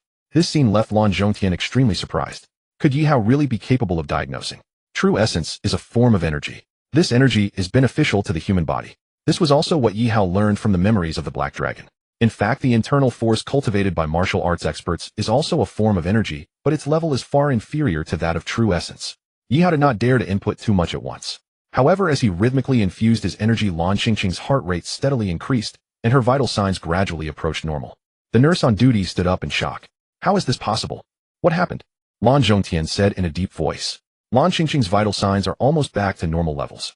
After the nurse finished speaking, she hurriedly pressed the emergency button. Lan Zhongtian looked at Yihao in disbelief. Could it be that this young man's actions were responsible for Lan Qingqing's improving condition? Shortly after, 3 doctors arrived at the special care ward. Family member, we need to examine Lan Qingqing's condition, an elderly doctor politely said to Yihao. Yihao nodded and stood up, but as soon as he did, he felt a bit dizzy. I must have overexerted myself, Yihao thought. If he had officially stepped into the first level of body refinement, he wouldn't be this exhausted. Stepping into the first level would create a large cycle within his body. Unlike now, if he didn't store his true essence, it would be depleted. The 3 doctors carefully examined Lan Qingqing's vital signs, and the results they obtained were hard for even them to believe. Lan Qingqing was currently only slightly weaker than normal, and aside from that, her vital signs were completely normal. This is impossible. It doesn't make sense. Let's consult the director, the 3 doctors said, and immediately rushed to the director's office after reaching this conclusion. A moment later, an elderly man with white hair appeared in Lan Qingqing's ward. After carefully examining her body, he gently shook his head and said, a fleeting moment. What do you mean? Lan Qingqing's recovery is merely an illusion. In 2 or 3 days, she will return to her original state. Huasu sighed lightly. The 3 doctors wanted to ask Huasu more questions, but he waved his hand and said, you all can leave. The 3 doctors left respectfully, not daring to say more. Hua's gaze fell on Lan Zhongtian. Mr. Lan, who treated Qingqing just now. Lan Zhongtian's gaze involuntarily fell on Yihao. It's truly unexpected for a young friend like you to possess such pure internal force at this age. However, I hope you do not inject internal force into Qingqing to stabilize her body in the future. Why not? The essence of internal force contains destructive power, so this would be like drinking poison to quench thirst for Qingqing. Who told you this was internal force? Yihao shook his head slightly. What? Huasu was taken aback. Yihao smiled and walked to Lan Qingqing's bedside, then took out a jade bottle from his pocket and poured out a pill. Take this. At this moment, Lan Qingqing had already removed her oxygen mask. There was no need for it anymore as her bodily functions had returned to normal. Lan Qingqing nodded and swallowed the pill. As soon as the pill entered her mouth, it transformed into a rich energy that surged through her limbs, and gradually Lan Qingqing felt an endless power filling her entire body. How do you feel it? I feel like I have boundless energy. That's right. Yi Hao said with a smile, this pill can greatly enhance your physique. For an ordinary person, taking it could extend their lifespan by 5 to 6 years, which is quite normal. Yi Hao's words left Hua Su and the others stunned. Hua Su stepped forward and asked, what kind of elixir is that? Hua Su had now come into contact with the concept of elixirs, but only had a basic understanding of it. Yi Hao handed one over to Hua Su, who smelled it lightly, and exclaimed in shock, this pill contains 300-year-old Huangjing, 500-year-old ginseng, and 200-year-old snow frog. Hua Su listed over 10 precious herbs, saying, this pill can indeed be considered an elixir. Yi Hao poured out a pill and handed it to Hua Su, who sniffed it lightly, and exclaimed in shock, this pill contains 300 years of Huangjing, 500 years of ginseng, and 200 years of snow frog. Hua Su continued to name over a dozen precious Chinese herbs, saying, this pill truly deserves to be called a spiritual elixir. Would it be convenient for you to sell me one, young friend? Hua Su rubbed his hands together and said, I want to study its formulation. You won't be able to replicate it. Yi Hao shook his head and replied, even if you could, you wouldn't have the raw materials to make it. Hua Su bitterly nodded. The availability of raw materials has always been a constraint in traditional Chinese medicine. Can you sell me one? At this moment, the middle-aged noblewoman Ping Mei stepped forward, her eyes intense. She had just heard Yi Hao mention that this pill could extend a person's life by 5 or 6 years. Yi Hao gently, I am the mother of Qingqing, Ping Mei said, displeased. So what? Yi Hao could tell at a glance that this Ping Mei could not possibly be Qingqing's biological mother, but even if she were, he would not easily give her one. How about this? They'll buy 2 of your spiritual elixirs. Lan Zhongtian was also interested in the elixir in Yi Hao's hand. Does Mr. Lan think that the spiritual elixirs of the Taoist sect are mere worldly goods that can be bought? Yi Hao smiled as he looked at Lan Zhongtian and said, moreover, do you think him that short on money in your eyes? A hint of anger appeared on Lan Zhongtian's face. Qingqing, I have something to attend to, so am leaving first, Yi Hao said to Lan Qingqing and turned to leave. You all, Lan Qingqing stamped her foot and chased after Yi Hao. You have no idea what you're talking about, Lan Zhongtian said angrily. Hua Su cast a glance at Lan Zhongtian and said, Mr. Lan, I must remind you of something. This young friend is not someone you can afford to offend, even if you have deep roots in Macau. My. Lan Zhongtian was taken aback. Even without mentioning this young friend's connections with the Taoist sect based solely on his current cultivation, your bodyguards would not be his match. How is that possible? Lan Zhongtian was stunned. His bodyguard was a top-notch expert at the 9-star level. Hua Su, however, said no more and turned to leave. Ping Mei's expression grew serious as she said, a 9-star expert at such a young age is likely to enter the innate stage. Innate level experts have certain privileges in the nation. It seems that Yi Hao's friend must be a cultivator from the Taoist sect, and considering Yi Hao's immense cultivation at such a young age, do you think he possesses any Taoist manuals? Lan Zhongtian pondered. You don't mean to covet Yi Hao's manuals, do you? Ping Mei was startled. Our Lan family can never dominate in Macau, but with the support of Master Bai Rua, it might be possible. Are you suggesting that you want Master Bai Rua to deal with Yi Hao? Ping Mei hesitated. Master Bai Rua is at the innate level. He could handle Yi Hao, but what about Qingqing's illness? For the sake of the Lan family, Qingqing can be temporarily sacrificed, Lan Zhongtian replied after a long silence. Ping Mei trembled all over. For the first time, she found this man to be so unfamiliar. Ping Mei was somewhat opportunistic, but she had not yet lost her sanity to the extent of Lan Zhongtian. Yi Hao, I'm sorry. Lan Qingqing caught up to Yi Hao, her face filled with regret. I should be the one apologizing, Yi Hao said softly. The spiritual elixir to cure your illness will take some more time to prepare. Please don't say that. Lan Qingqing hurriedly said, the more you say this, the guiltier I feel. Then let's not say anything at all. Yi Hao smiled at Lan Qingqing, whose big eyes were brimming with tears. You should go back now. Oh, I have class to attend. Lan Qingqing did not notice that Yi Hao's smile vanished the moment he turned around. Perhaps even Lan Zhongtian did not realize that his condescending attitude had infuriated Yi Hao. Yi Hao also did not notice that as he received the Black Dragon's memories, the pride of the Black Dragon was subtly influencing him. Previously, Yi Hao would never have walked away so easily. After leaving the hospital, Yi Hao dialed Tang Piampian's number. Upon learning that she was at the computer mall configuring computers, he hurried over, and then Yi Hao and Tang Piampian purchased a batch of equipment together. By the time they returned to Haihing Garden, it was already 8 o'clock in the evening. Yi Hao saw 2 talisman papers and a letter on the table. The letter was left by Xiaoming. He informed Yi Hao that he had gone to the Supernatural Bureau and hoped to see him again when fate allows. The 2 talisman papers on the table were protective charms. Piampian, tomorrow buy a small plastic bag to store the charms in before putting them in your purse. Yi Hao said this to prevent the talisman papers from getting damaged or wet. I have those small plastic bags. Tang Piampian quickly took out 2 small plastic bags from her room. How come you have everything? Yi Hao said in surprise. I am Doryman, Tang Piampian said, mimicking a cat's meow. Yi Hao couldn't help but shiver. I say, senior, are you testing my self-control? Isn't it forbidden for Taoists to get close? Tang Piampian blinked her eyes and asked, "Who told you that?" Yi Hao glared fiercely at Tang Piampian and warned, "If you tempt me again you will bear the consequences." Tang Piampian immediately showed a frightened expression. "Don't bully me. This place was no longer suitable for her to stay. If I stay any longer something bad will happen." Yi Hao got up and returned to his room, taking out a comprehensive book on traditional Chinese medicine to read. He believed he could finish this book today. Yi Hao was confident that he could score full marks in this subject now. This material was purely about memorization with no fluff. The next morning Yi Hao and Tang Piampian walked to the university side by side. "Yi Hao, shouldn't we buy a car? Do you have a driver's license?" "I have taken the test." "Then let's buy a car," Yi Hao said, taking the convenient route. "Okay, let's go car shopping in the afternoon." Sure. Yi Hao now had nearly 30 million in assets, so buying a car worth several $100,000 was no problem at all. "Looks like I also need to get a driver's license." Yi Hao thought for a moment and said. After arriving at school, Yi Hao went straight to the playground. At this moment, all of his classmates looked at him with awe. The video of Yi Hao beating Meng Yongyan and 12 other boys spread widely throughout the school. No one expected this seemingly frail figure to be so formidable. This is what a man should be. 1 against 12 and not a scratch. This is a real man. I find him increasingly pleasing to the eye. While some girls in the class were fawning over him, a girl from the neighboring class walked over with her head down and quietly handed Yi Hao an envelope, saying, "This is a letter I wrote for you." As some girls in the class were daydreaming, a girl from the neighboring class approached Yi Hao with her head down and quietly said, "This is a letter I wrote for you." After saying this, the girl fled from the scene. Yi Hao stared blankly at the pink envelope in his hand, wondering, could this be the legendary love letter? Thinking for a moment, Yi Hao smiled lightly, putting the love letter into his pocket to rejoin his group. But at that moment a figure blocked his path. "Yi Hao." With a loud slap, Bai He swung her hand toward Yi Hao's face, but with Yi Hao's reflexes, how could she? Yi Hao grasped Bai He's wrist and asked, "What are you doing?" "You scoundrel," Bai He spat angrily. "How have I become a?" Yi Hao was utterly confused. "You're a piece of trash. Bai He, are you sick or something?" Yi Hao's expression cooled. He had no previous interactions with Bai He. Just as Bai He was about to say something, Zhang Lan hurriedly ran over, asking, "Bai He, what are you doing?" "I'm here to seek justice." "I don't need any justice," Zhang Lan said in a low voice. "This guy is eating from one bowl while looking into another. Why are you still pleading for such scum?" Bai He, Zhang Lan's pretty face turned cold. "I told you my matters are none of your business." Zhang Lan said nothing, only gazing firmly at Bai He.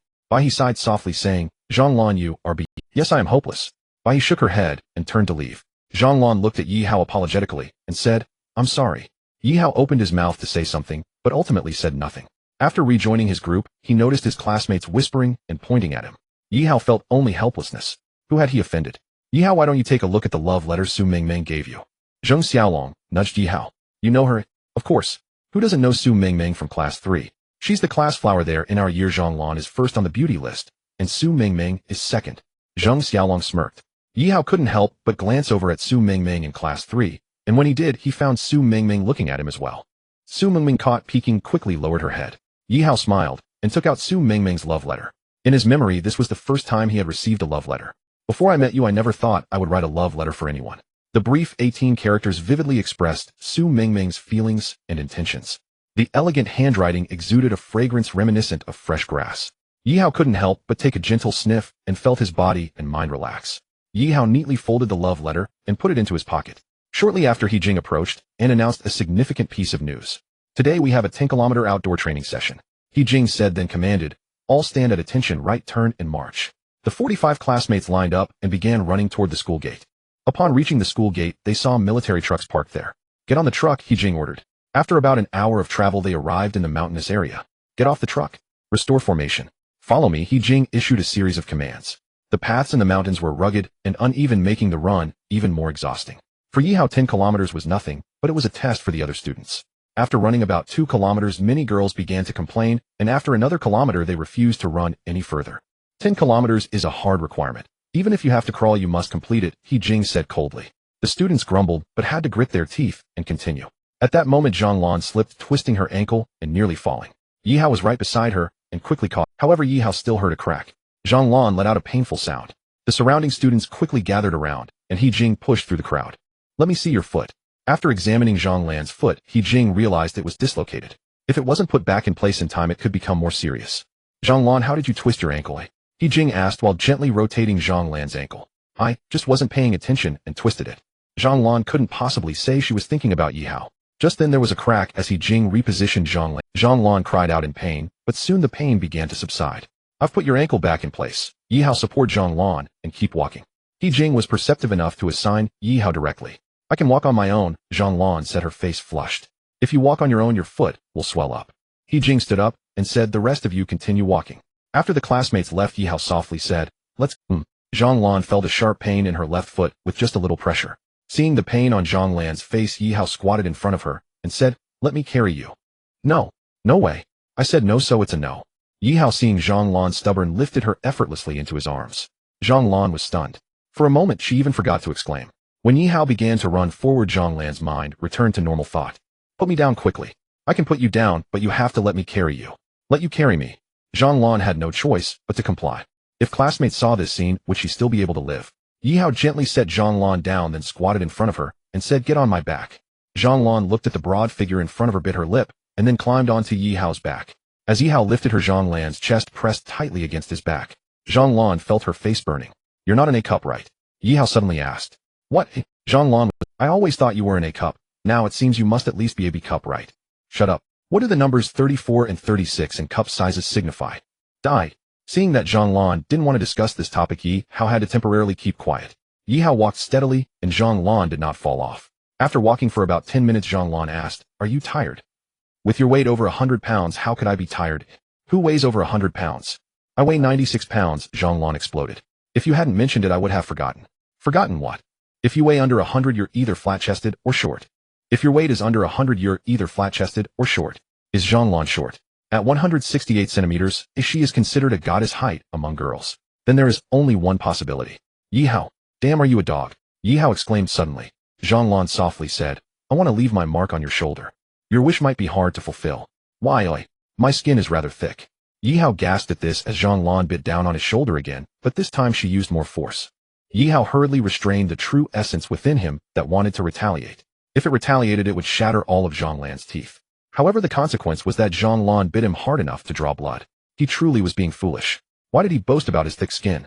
With tears streaming down her face, Zhang Lan said, I know I'm not as beautiful as Tang Pianpian. I know I'm not as smart as Tang Pianpian. I know I'm not as graceful as Tang Pianpian. Compared to Tang Pianpian, I'm just an ugly duckling, but I don't know why I just like you. Yi Hao's body trembled. Tang Pianpian and I are not in a romantic relationship, Yi Hao said after a moment of silence. Really? Zhang Lan's eyes lit up. Really? Yi Hao nodded. Put me down, Zhang Lan said after a while. What's wrong? You need to let me down first. Yi Hao squatted down to let Zhang Lan down. Zhang Lan held him still, lifted his military jacket, and immediately saw the red-stained t-shirt. Zhang Lan trembled as she touched Yi Hao's wound, saying, Does it hurt? Not at all. You're lying to me. Okay, it hurts. Are you even a man? Zhang Lan lay back on Yi Hao's back again. Just as Yi Hao was about to rise, he suddenly heard a startled cry. Someone fell off a cliff. Fell off a cliff. Upon hearing this, Yi Hao quickly carried Zhang Lan and ran forward. Soon they arrived at the scene of the incident. Yi Hao and the others walked along the winding mountain path. The slope was relatively gentle, but after 10 kilometers, they had climbed to a higher altitude. Bai He doesn't even know how she fell. Bai He was walking fine. It was as if someone pushed her, and she rolled down the mountain after a few tumbles. Hearing this, Zhang Lan's face changed dramatically. Bai He. Yi Hao gently put Zhang Lan down and said, They'll go take a look. You must save Bai He. Yi Hao responded affirmatively and pushed through the crowd toward the front. He Jia was anxiously pacing at the edge. Since a student was in trouble, He Jia was sure to face consequences. He Jia didn't care about the severity of the punishment as long as he could save the girl. Yi Hao reached the edge of the cliff and saw Bai He on a tree branch. Bai He was so scared she was paralyzed, clinging tightly to the branch without daring to move. That branch won't hold for much longer, Yi Hao said upon seeing this. I've notified the military district. They'll send people soon. But I'm worried that the branch will break before they arrive, He Jia said solemnly. Everyone take off your jackets, tie the sleeves together, and make a rope like this. Zhang Lan suddenly thought of something. It was indeed a good idea. He Jia's eyes brightened as he quickly removed his military jacket. Everyone do as Zhang Lan says. At that moment, Bai He let out a scream. Yi Hao saw the branch break halfway. Not good, He Jia hurriedly said. Yi Hao contemplated for a moment, then pulled out the bronze dagger from his pocket, and with a shocking expression from the crowd, Zhang Lan nearly fainted from afar. She had insisted that Yi Hao must save Bai He, but she hadn't meant for him to go to his death.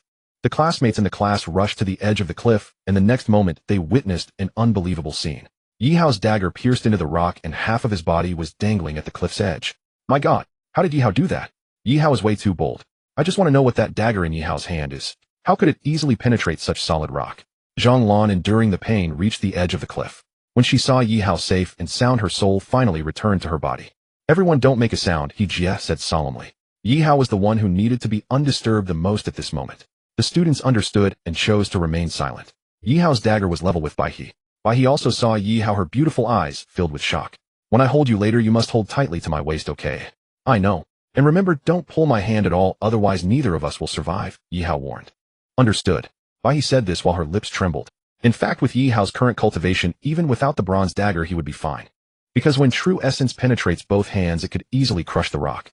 Yi Hao approached Bai He while moving to position himself. When he reached Bai He's side, Yi Hao said in a deep voice, "Hold me." I'm scared, Bai He said, and then began. She truly was scared. No matter how she looked at it, she felt that the branch was more reliable. Crack.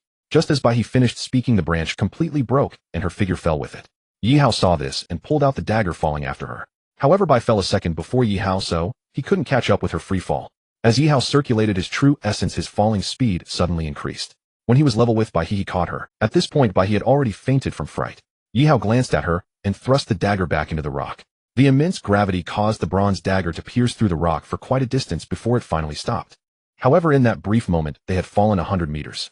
It would be quite shocking to go back up, so they could only continue. Yi Hao held Bai He and pulled out the dagger again. After stabilizing himself by stopping to fall 2 or 3 times, he finally landed safely. Bai He. Yi Hao shook her. She showed no response. She is not dead, a calm voice suddenly rang out.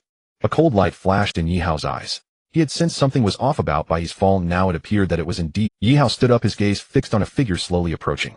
Who are you? Bai Ruo. A Macanese. Yi Hao detected a strong Macanese accent in Bai Ruo's tone.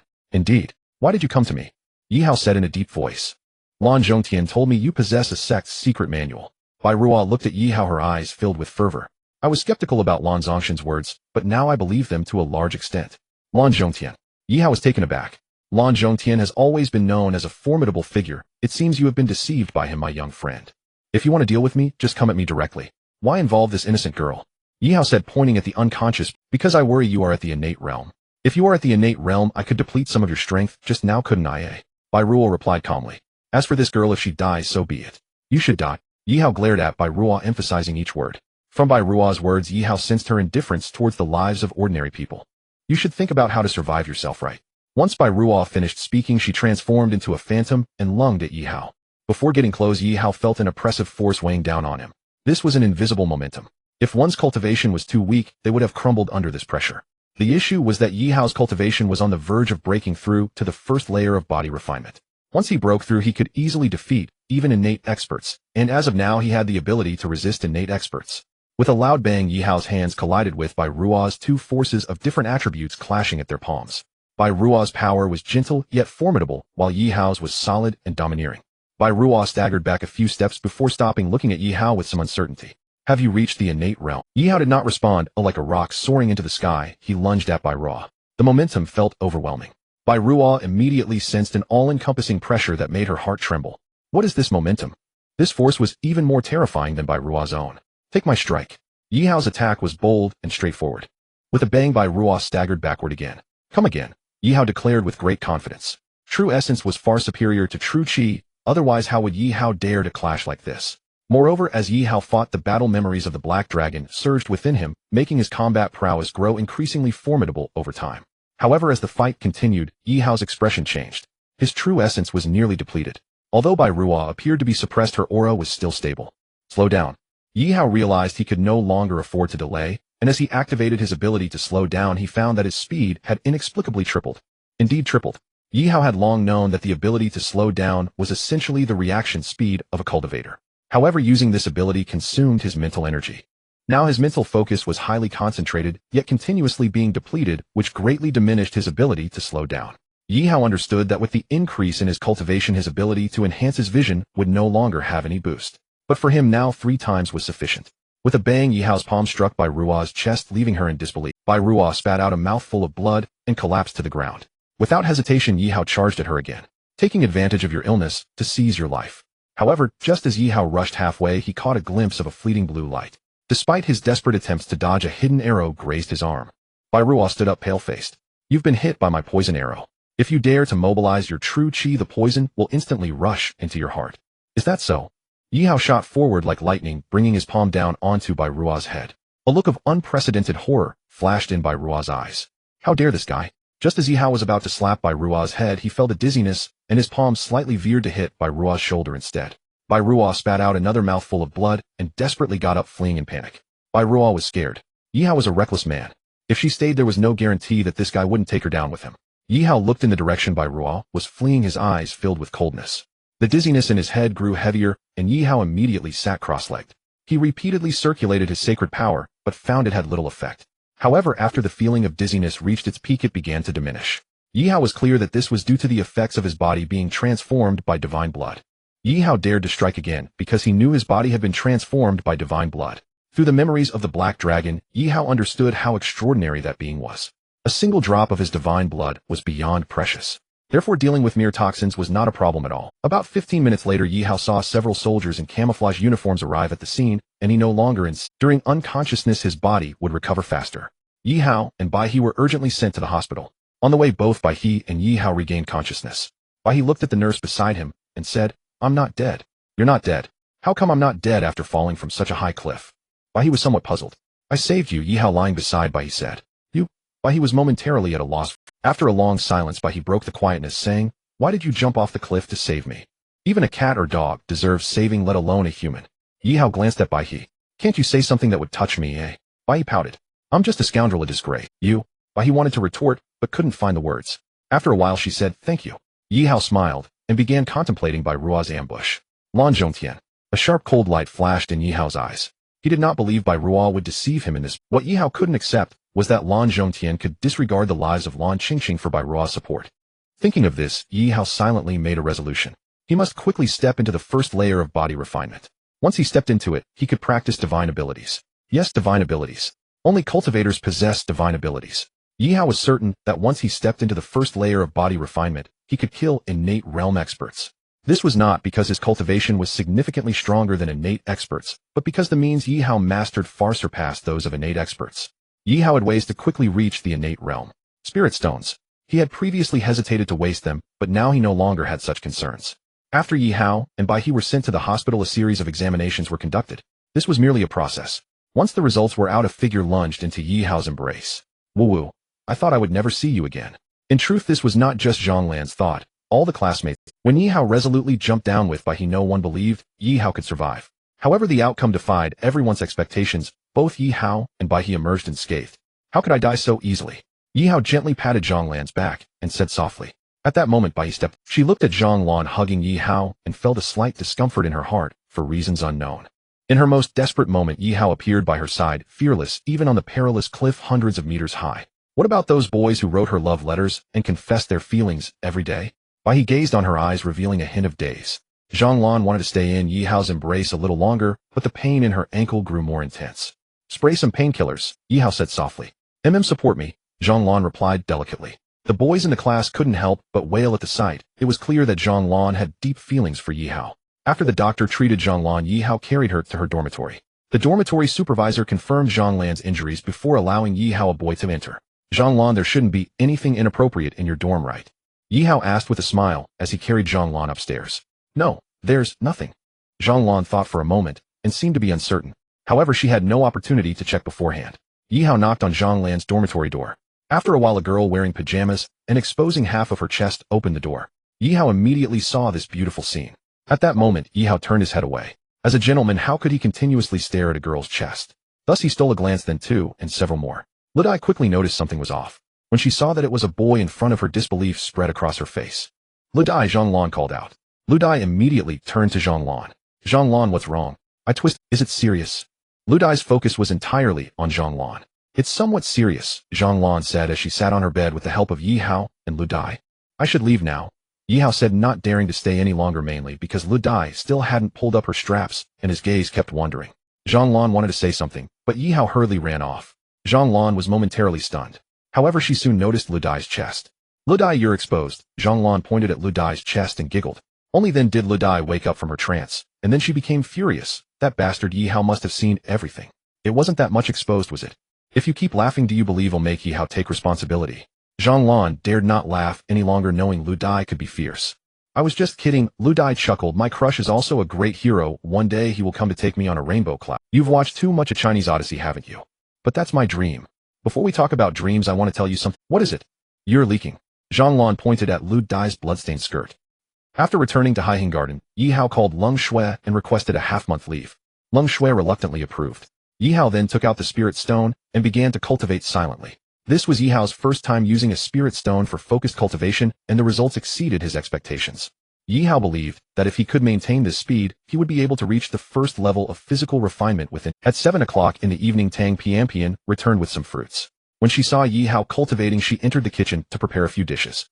As Tang Pianpian was stir-frying the last dish, Yi Hao ended his session and rose. Upon stepping out of his room, he was greeted by a fragrant aroma. I didn't expect the famous school belle Tang to have such good culinary skills. Of course, Tang Pianpian said as she poured a spoonful of oil into the pan. Then with a flick of her wrist, she flipped the vegetables in the pan, and the flames ignited as the hot oil met the intense heat. This level of skill, Yi Hao's eyes lit up. Hurry and praise me. Tang Pianpian insisted, staring at Yi Hao. Chef Tang. Yi Hao laughed heartily. That's insincere, lacking genuine appreciation, Tang Pianpian replied as she plated the dishes. I penalize you to serve the rice. Tang Pianpian's cooking was excellent. Yi Hao had always thought Guoxiu's culinary skills were great, but compared to Tang Pianpian, they were in a different league. Pianpian, where did you learn to cook? From my grandfather. Your grandfather must be quite skilled then. My grandfather was a chef at the presidential palace when he was young. At this, Tang Pianpian's expression dimmed. Because of this identity, he had his legs broken during the calamity. Yi Hao felt a deep sense of regret. The 10-year calamity is a term that many Chinese people prefer not to mention. It utterly destroyed China's moral etiquette and the transmission of civilization. After a moment of silence, Tang Pianpian asked, was it you who saved Bai He today? So you really can scale walls and leap roofs? Yes. You need to be careful when you act from now on, Tang Pianpian warned. I'm worried someone above is keeping. Just as Yi Hao was about to say something, he felt a stir in his heart. You're right, they've already come looking for me. Tang Pianpian's pretty face instantly changed. Don't worry, Yi Hao said softly. Just then there was a knock at the door. Yi Hao stood up and opened the door. A man in black military uniform saluted Yi Hao and said, you must be Yi Hao. That's right, Yi Hao nodded. Is it convenient for you to come with us now, eh? Sure, let's go. Yi Hao's expression was calm, understanding that such matters had to be faced eventually. Tang Pianpian rushed over. Yi Hao signaled that everything was fine. I will be back soon, Yi Hao said softly. But Tang Pianpian still held on to Yi Hao's hand tightly. The man in the black military uniform observed this scene and said, we are inviting Yi Hao to join our organization. Rest assured we mean no harm. Are you sure? I am sure, the young man said solemnly. Tang Pianpian hesitated for a moment before releasing Yi Hao, saying, remember to keep in touch.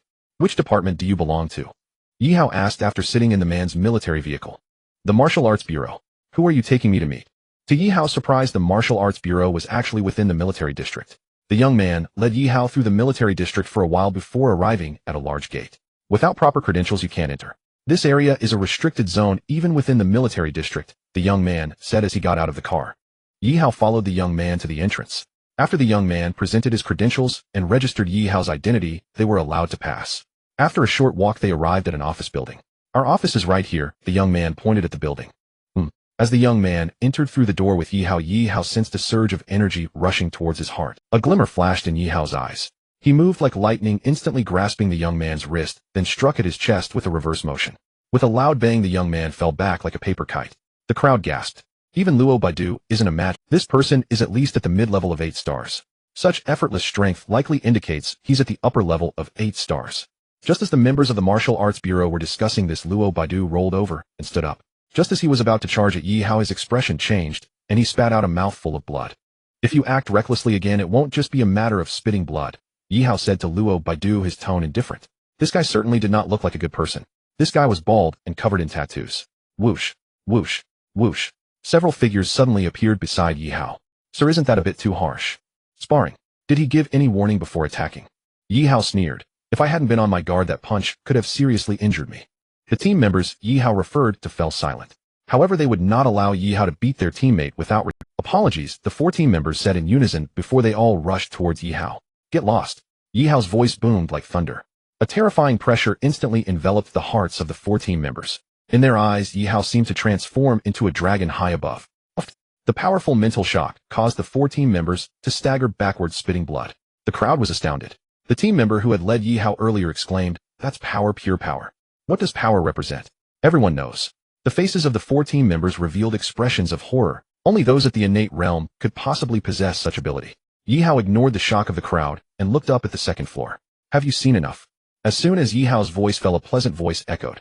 Yi Hao, we need to talk. Yi Hao leaped into the air and landed on the second floor, then pushed open the large door in front of him. What entered Yi Hao's sight was a fair-skinned, beautiful woman, though her long legs were currently resting on the table. Don't you think that posture affects your image? Yi Hao pulled out a chair and sat across from the woman.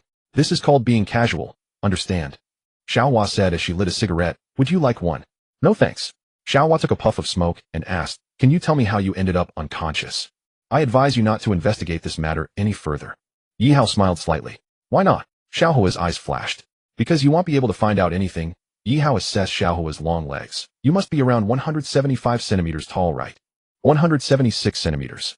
No wonder I feel like you're taller than me. Yi Hao remarked, standing at only 178 centimeters.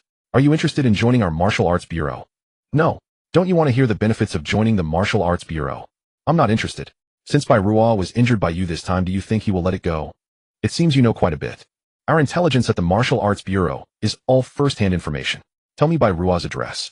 You must offer something in return, right? I will assist your martial arts bureau once. 3 times, or no deal. Xiaohua said this with confidence as she looked at Yi Hao. However, contrary to her expectations, Yi Hao stood up and turned to leave. Xiaohua did not immediately call out to stop him. She was waiting. She was waiting for Yi Hao to turn back. But Yi Hao walked out the door without looking back. Come back. Xiaohua said angrily. Yi Hao did not even pause. Once Xiaohua gritted her teeth. Yi Hao suddenly appeared in front of Xiaohua. Don't let it happen again in my presence, Xiaohua said angrily as she looked at Yi Hao. The chance of that is almost zero. Yi Hao replied, smiling. By the way, may I ask what your cultivation level is? I'd like to keep that to myself. Given your cultivation level at least mid to late innate stage, a typical person with that level would be at least 30 or 40 years old, right? Yi Hao remarked. I must say you take great care of yourself. You jerk. Xiaohua flicked her cigarette towards Yi Hao. The cigarette, boosted by her true energy, traveled as fast as a bullet. Yi Hao instantly activated his ability to slow down its speed. Even so, Yi Hao barely managed to catch the cigarette, but the next moment his fingertips emitted a wisp of smoke, and he hurriedly flicked the cigarette away. Yi Hao looked at his fingers where the flesh between his 2 fingers was burnt. Isn't that a bit too harsh? Who told you? This year I'm 21. Give me Bai Ruo's address. You can contact me when you decide to deal with Bai Ruo, and I will send someone to accompany you. Bai Ruo is also an innate master. Why don't you recruit him? Innate masters do indeed have certain privileges, but those privileges do not include taking lives indiscriminately. Can you tell me what privileges innate masters have? One of the privileges is the right to kill if they encounter provocations or threats against themselves. Xiaohua tossed Yi Hao a credential. Major General. Yi Hao said, speechless upon seeing the rank on the credential. A major-level officer in China is considered high-ranking. Our identities will not be made public, and this is your worldly identity, Xiaohua said calmly. I believe this credential will make your dealings much easier. Yi Hao did not refuse the olive branch thrown by Xiaohua. He still remembered the incident at the police station. If he had this identification, who would dare to arrest him? Xiaohua watched Yi Hao's departing figure, her delicate fingers clenched into a fist. You will not escape my grasp. It was still the same young man who had sent Yi Hao back. However, the young man looked at Yi Hao with a gaze full of reverence. A congenital master, even within the Martial Arts Bureau, holds a high position. I am Shanlei. The young man introduced himself as Yi Hao was about to get out of the car. Yi Hao nodded and left. As Yi Hao took out his keys to open the door, he heard hurried footsteps from inside the room, followed by Tang Pianpian. Seeing Yi Hao unharmed, she breathed a sigh of relief. Yi Hao walked straight to the dining table. Why haven't you eaten? I was waiting for you. Tang Pianpian said as she picked up a dish of stir-fried vegetables. I will heat it up. No need, this is fine. Yi Hao replied as he began to eat the rice. Tang Pianpian didn't dwell on the issue any longer. What did they want with you? They wanted me to join the Martial Arts Bureau. Martial Arts Bureau. A type of organization hidden in the shadows. Did you join? No. Will the Martial Arts Bureau come after you? No, Yi Hao assured Tang Pianpian with a reassuring look. I'm just a student. Such matters don't concern me. It's best to not get involved in such matters. Tang Pianpian nodded. I will be breaking through in the next few days, so please do not disturb me unless necessary. Yi Hao said to Tang Pianpian. That night Yi Hao practiced in Tang Pianpian's room. As he continuously absorbed the spiritual energy contained within the spirit stones, his cultivation gradually reached a critical point. Break for me. Yi Hao mobilized all his true essence and charged towards the bridge of heaven and earth. With a loud boom, Yi Hao's spirit trembled violently, and he spat out a mouthful of blood. The pain was indescribable. Even with Yi Hao's willpower, he shook all over. Not broken yet. Noticing that the bridge of heaven and earth still had not been penetrated, Yi Hao's face was filled with bitterness. According to the Black Dragon's memories, breaking through the bridge of heaven and earth required continuous impacts. Again, Yi Hao gritted his teeth and once more mobilized all his true essence to charge at the bridge of heaven and earth. Still there was no breakthrough. Again, when Yi Hao charged for the 3rd time, the bridge of heaven and earth suddenly cracked open. As the true essence continued to surge, it returned once again to the bridge of heaven and earth. Cycle. After more than 2 months of cultivation, Yi Hao finally stepped into the first layer of body refinement. At this point, Yi Hao could truly call himself a cultivator. Yi Hao believed that with his current cultivation, he could easily kill Bai Ruo, but he still continued to absorb the spiritual energy from the spirit stones to consolidate his cultivation. If he didn't consolidate, there was a significant risk of regression in his cultivation. Of course, this risk was quite low. Yet Yi Hao did not want to take that chance. After stabilizing for a day and a night, Yi Hao contemplated which divine ability to cultivate. According to the Black Dragon's memories, he could now cultivate two types of divine abilities. One was the Heavenly Thunder Art, and the other was the Rainfall Technique. After some thought, Yi Hao chose to cultivate the Heavenly Thunder Art. Because the Heavenly Thunder Art is pure and yang, it is the nemesis of all impurities in the world. In these chaotic times filled with evil spirits, the Heavenly Thunder Art is undoubtedly the top choice. Yi Hao closed his eyes and mentally went through the first layer of the Heavenly Thunder Art. Once he grasped it sufficiently, he began to sense the nearby lightning elements. Sensing the lightning elements depended on the cultivator's aptitude. Those with good aptitude could sense it in 2 or 3 hours, while those with poor aptitude might take months. Yet Yi Hao sensed them for a while, and suddenly lively sparks appeared in his eyes. These sparks contained a turbulent and domineering power. Is this the lightning element? Yi Hao's heart trembled. As Yi Hao sensed these lightning elements, he released his goodwill towards them. Before long, these lightning elements surged into Yi Hao's body like a swarm. When a spark of electricity appeared at his fingertips, Yi Hao was utterly speechless. My aptitude is too good, isn't it? Yi Hao stared in astonishment. After thinking for a moment, he realized that his aptitude was far from exceptional. It was likely thanks to the Black Dragon. The essence and memories of the Black Dragon had all transformed into a Dragon Pearl, and now the Dragon Pearl was slowly being absorbed by him. Moreover, the Dragon tribe possessed the innate divine abilities to control thunder and rain, which explained why Yi Hao could comprehend it so quickly. With this in mind, Yi Hao felt a surge of excitement. Since he could grasp the lightning elements so quickly, could he also comprehend the water elements? Thinking of this, Yi Hao mentally reviewed the rainfall technique, then began to sense the water elements in the world. Sure enough, it didn't take long for him to sense the water elements. When a drop of water appeared at Yi Hao's fingertips, he had already taken the first step into mastering this divine ability. Next, he needed to continuously absorb the lightning and water elements from the world to strengthen his divine abilities. However, Yi Hao decided to temporarily set aside the rainfall technique. The initial power of the rainfall technique was inferior to that of the Heavenly Thunder Art, so Yi Hao resolved to learn the Heavenly Thunder Art first.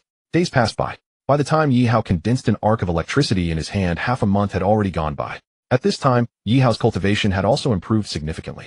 It's time to deal with Bai Ruo. Yi Hao's eyes flashed with a cold light. Wind and thunder building. This was an investment of the Lan family in Magic City. Lan Zhongtian looked at Bai Ruo, who still appeared pale, filled with trepidation. Who would have thought that Bai Ruo, a master of the congenital realm, almost fell into Yi Hao's hands? Fortunately, Yi Hao was poisoned by Bai Ruo. He must have died from the poison by now. Senior, this is a century-old ginseng I bought for a high price. Lan Zhongtian handed over a brocade box. Bai Ruo glanced at the brocade box and said, "You are quite thoughtful." In truth, Bai Ruo was extremely dissatisfied with Lan Zhongtian, as it was this guy who nearly caused her death. If she could obtain the Taoist scriptures in Yi Hao's hands, it would be one thing, but the problem was that she hadn't even seen a hair of him. However, Bai Ruo still needed to rely on Lan Zhongshan's connections and funds to treat her injuries. Thus, even if Bai Ruo was displeased with him, she had to wait until she recovered. But based on the current situation, it would take her at least 3 months to fully heal. This was assuming she had the precious tonic of the century-old ginseng. A single drop of juice from a century-old ginseng can sustain a dying life, so its preciousness goes without saying. Just as Bai Ruo took out the century-old ginseng to consume, a calm voice echoed in the room. "Do you think it is still necessary to waste this century-old ginseng now, eh? Do you think it is still necessary to waste this century-old ginseng?" As soon as the words fell, the tightly locked doors shattered with a bang, and then Yi Hao's figure appeared before the two. Bai Ruo suddenly stood up. "You didn't die?" Bai Ruo looked at Yi Hao in astonishment. Even at his peak, Bai Ruo was not Yi Hao's opponent, let alone now, when he was severely injured. "Isn't that obvious?" Yi Hao said as he walked towards Bai Ruo. Lan Zhongshan's expression changed, and he slowly retreated to the side. "Where are you going?" Bai Ruo immediately asked upon noticing Lan Zhongshan's actions. Lan Zhongtian no longer hesitated, and instantly rushed to Yi Hao's back. "Yi Hao, this guy Bai Ruo is forcing me to deal with you." A flash of killing intent crossed Bai Ruo's eyes. "Yi Hao, after I kill Lan Zhongtian, we will settle our accounts." Yi Hao pondered for a moment, and then gently stepped aside. Lan Zhongshan's face changed drastically. He did not expect things to develop this way. However, he immediately shouted to Yi Hao, "You are Qingqing's friend, you cannot stand by and watch. Since you know I am Qingqing's friend, why did you send someone to kill me?" Yi Hao stared at Lan Zhongtian. "That's not true. Lan Zhongtian would never admit to such a thing. Whether it is or not, you know in your heart." Yi Hao slowly shook his head and said, "In any case, I have nothing to do with you." Before Lan Zhongtian could say anything more, Bai Ruo lunged at him, slapping Lan Zhongshan's head hard, forcing it into blood splattered everywhere. Yi Hao glanced at the scene and then focused on Bai Ruo. You forcibly suppressed your injury. How could I not go all out against you? Unfortunately, no matter how strong you are now, you cannot be my opponent. Yi Hao's cultivation was no longer what it used to be. After activating his ability to slow down time, he swiftly slapped Bai Ruo's heart with his hand. Just as Bai Ruo was retreating, Yi Hao raised his hand and grabbed his arm, then struck Bai Ruo's heart again. Only after 3 consecutive strikes did Yi Hao release his grip. Bai Ruo's internal organs were all shattered by Yi Hao and blood continuously surged from his mouth. After convulsing a few times, he fell motionless. Yi Hao picked up the century-old ginseng and walked out of the room. As for what happened next, he left it to the Martial Arts Bureau's team. They should be familiar with such matters. On his way home, Yi Hao received a phone call. Looking at the name displayed on the caller ID, he hesitated for a moment. Lan Qingqing. Yi Hao did not know how to face Lan Qingqing. Although Yi Hao did not kill Lan Qingqing's father, he felt uneasy. After a while, Yi Hao's phone rang again. It was still Lan Qingqing. Yi Hao pressed the answer button. Qingqing, did you kill my dad? Lan Qingqing asked. No, but you appeared at the Fenglei building today. Indeed. Don't you have anything to say to me? I'm sorry. I understand. Lan Qingqing hung up the phone in tears. Beside her, Ping Mei gritted her teeth and said, I told you it must be Yi Hao. Why would Yi Hao kill my father? Lan Qingqing wiped her tears and asked. Because. Ping Mei stammered, unsure of what to say. 95% of my father's will leave his property to me, and only 5% is left to you. If you do not tell the truth, you will not even get that 5%. After all, Lan Qingqing had the bloodline of Lan Zhongtian, and when she calmed down, she became frightening. Ping Mei's expression changed. Qingqing, you can't do this. Ping Mei knew very well that Lan Zhongshan's brothers would never be loyal to her. Therefore, she did not doubt Lan Qingqing's. Hurry up and say it. Lan Qingqing said in a deep voice. Ping Mei did not dare delay and recounted everything as it was. Yi Hao is a congenital master. Lan Qingqing said incredulously. If Yi Hao is not a congenital master, how could he have severely injured Master Bai Ruo? Does that mean he really killed my dad? Lan Qingqing stared blankly ahead. After Yi Hao returned home, he continued his cultivation. The body refinement stage has 3 levels. These 3 levels correspond to the early, mid, and late stages of congenital training. Yi Hao no longer cared about the consumption of spirit stones, but this spirit stone would not last him more than 2 days. If I had known, I would have asked Xiaoming if he had any spirit stones. While thinking of Xiaoming, Yi Hao heard a noise coming from the window, and he was shocked to see a paper crane flapping its wings at the window. Yi Hao got up and opened the window. After the paper crane came in, it landed on Yi Hao's hand. Yi Hao unfolded the paper crane, which read, "Meet at the east entrance of Namlin Garden at 10 o'clock tonight, signed by Xiaoming." Although Xiaoming did not mention anything, Yi Hao decided to go. Xiaoming seemed like a trustworthy person. There was no reason for him to deceive him. With this in mind, Yi Hao continued his cultivation. Around 8 o'clock in the evening, Tang Pianpian returned home. Yi Hao stood up and looked at Tang Pianpian, who had a fatigued expression, and asked, "Are you tired?" "A bit." "Who told you to work so hard?"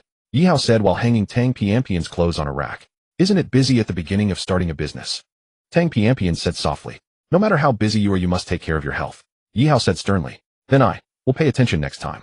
Tang Pianpian could not help but feel a wave of sweetness in her heart. She understood Yi Hao's concern. "You have never paid attention once," Yi Hao said as he pulled Tang Pianpian to sit on the bed, then placed his fingers on her satin-like arm. As streams of holy power flowed into Tang Pianpian's body, her fatigue and weariness were instantly swept away, and she became revitalized. "Is this true qi?" Tang Pianpian said with shock in her eyes. "This is a more advanced energy than true qi, called true essence." Yi Hao said softly, "If input for a long time, it can enhance your physique. This won't affect you, right?" Tang Pianpian hurriedly asked. If it affected Yi Hao, she would not let him input again in the future. "No. Are you sure? When have I ever lied to you?" "Okay. Tonight we are going out for dinner, and after we eat you will take me to the east entrance of Namlin Garden. There are still 2 hours until 10 o'clock. It's still possible to have dinner and then go." "What are we going to Namlin Garden for?" "That place is a desolate jungle. Xiaoming invited me, but I don't know what for. However, I suspect it involves something supernatural. Will it be dangerous?" Yi Hao looked at Tang Pianpian's worried expression and pondered for a moment before saying, "I once obtained a tremendous opportunity, an opportunity so great that you cannot imagine. What I can tell you is that even if I die, I can be reborn." Yi Hao was uncertain whether the divine blood had the ability to resurrect, but it was indeed difficult to completely kill him. Hearing Yi Hao's words, Tang Pianpian wore an expression of disbelief. "Let's go," Yi Hao said with a smile. Tang Pianpian had purchased a mini car specially designed for women by BMW. The price of this car was not expensive, only a little over 300,000. Originally, Tang Pianpian wanted to buy a car worth around 100,000, but Yi Hao insisted she buy this one. This was because the Mini was Tang Pianpian's desktop wallpaper. Tang Pianpian brought Yi Hao to Shaojiangnan.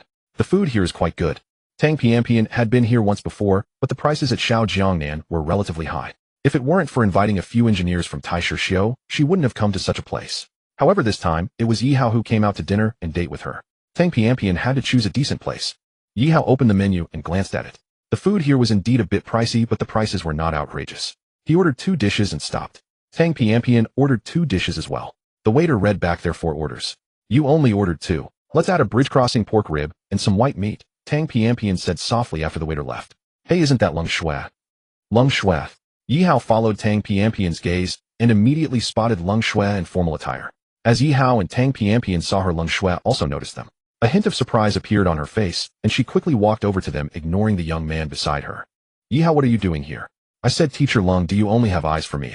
Yi Hao pointed at Tang Piampian across the table with a faint smile. There's also a stunning beauty here. To be honest, Lung Shui had not noticed Tang Piampian until now. Tang Piampian, how come you're with Yi Hao? She asked in astonishment. When did this guy get together with Tang Piampian? Tang Piampian was momentarily at a loss for how to describe her relationship with Yi Hao. Teacher Lung, is it wrong for the school beauty to have a meal with me? Yi Hao said, proactively noticing Tang Piampian's embarrassment. It's not that it's wrong, but I'm worried you'll bully Tang Piampian. As she spoke, Lung Shui sat down next to Tang Piampian. Is it convenient to share a table? Whether it's convenient or not, you've already sat down, Yi Hao replied with a smirk. Wang Hao, these 2 are students from the traditional Chinese medicine university, Lung Shui said to the young man next to her. Wang Hao did not expect that a pleasant date would turn into this. However, since Lung Shui had already said it, Wang Hao had no choice but to sit down. After taking the menu, Wang Hao handed it to Yi Hao. You 2 can order anything you want. Today's expenses are all. Yi Hao's expression stiffened. This was looking down on others. But soon he opened the menu and found the wine section. He'll have a bottle of Penfolds Grange Shiraz red wine, he said. Wang Hao was taken aback. What kind of wine was that? Wang Hao had drunk a lot of expensive wines, but he had never heard of this one. Lung Shui's expression changed slightly. Wang Hao's ignorance did not mean that she was unaware. A bottle of Penfolds Grange Shiraz cost nearly 300,000. How about we switch to a bottle of Lafite? Lung Shui shot Yi Hao a glare. I'm tired of the 1982 Lafite. Just this Penfolds Grange Shiraz 2 bottles. Wang Hao said unhappily. Wang Hao deliberately mentioned the 1982 Lafite because it was the most expensive, trying to show off his wealth. Upon hearing Wang Hao, the waiter would no longer be polite.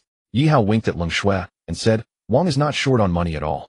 Right, we are not short on money, Wang Hao said, taking the menu and quickly ordering 6 or 7 dishes before flipping to the wine section. However, when Wang Hao's gaze swept across the price of Penfolds Grange, his expression changed. 300,000. Are you joking? Earlier, Wang Hao had acted so arrogantly because he thought Xiao Jiangnan couldn't have excessively priced wines. In fact, typical Xiao Jiangnan didn't even have the 1982 Lafite. The expensive wines were usually around a few thousand. The problem was this was Magic City. This Xiao Jiangnan not only had the 1982 Lafite, but also the even pricier Penfolds Grange Shiraz. Kid, are you messing with me? Wang Hao immediately lost his temper. What do you mean? Yi Hao did not expect Wang Hao to be so small-minded. Normally no one would lose their temper on the spot. If you did, what would your companion think? Yi Hao did not know that Wang Hao was not a real rich second generation. He only had a bit over 500,000 in his card. He couldn't afford these 2 bottles of wine. 60,000 for 2 bottles of red wine, and you're still saying I'm messing with you? I remember you said earlier to order whatever we wanted, right? And I only ordered 1 bottle, didn't I? Yi Hao frowned and said, what are you pretending to be so tough for if you don't have money? As if you have money. I actually do have more money than you, Yi Hao said with a faint smile. Just the clothes you're wearing. Wang Hao sneered. Strictly speaking, Yi Hao was wearing domestic second and third tier brands, while Wang Hao was wearing international second and third tier brands with a price difference of nearly 10 times, which was why Wang Hao said that. Wang Hao, don't show off your little fortune in front of Yi Hao, Lung Shui said at this moment. What? Wang Hao was taken aback. Do you see the watch Yi Hao is wearing? Lung Shui pointed at Yi Hao's wrist. You can't afford this model. Vacheron Constantin. Looking at it, it should only be worth 20 to 30,000. Wang Hao still knew the market for Vacheron Constantin. This is a luxurious men's watch just launched by Vacheron Constantin this year, with a global limited release of 3,000 pieces, which sold out in just 3 days. As Lung Shui spoke, her gaze towards Yi Hao changed. Wang Hao's heart sank. This watch is priced at 5 million and has now risen to 6 million, but it's not available on the market at all. Lung Shui's words left Tang Piampian stunned. It was only then that she realized Yi Hao's watch was so expensive. 6 million. There are many high-quality replicas out there. Wang Hao still did not believe that Yi Hao could afford such an expensive watch. This Vacheron Constantin watch is inlaid with 18 purple diamonds, and I can tell whether they are real or fake at a glance. Lung Shui gently shook her head and said, and the tizat you're wearing is fake. A cutting remark.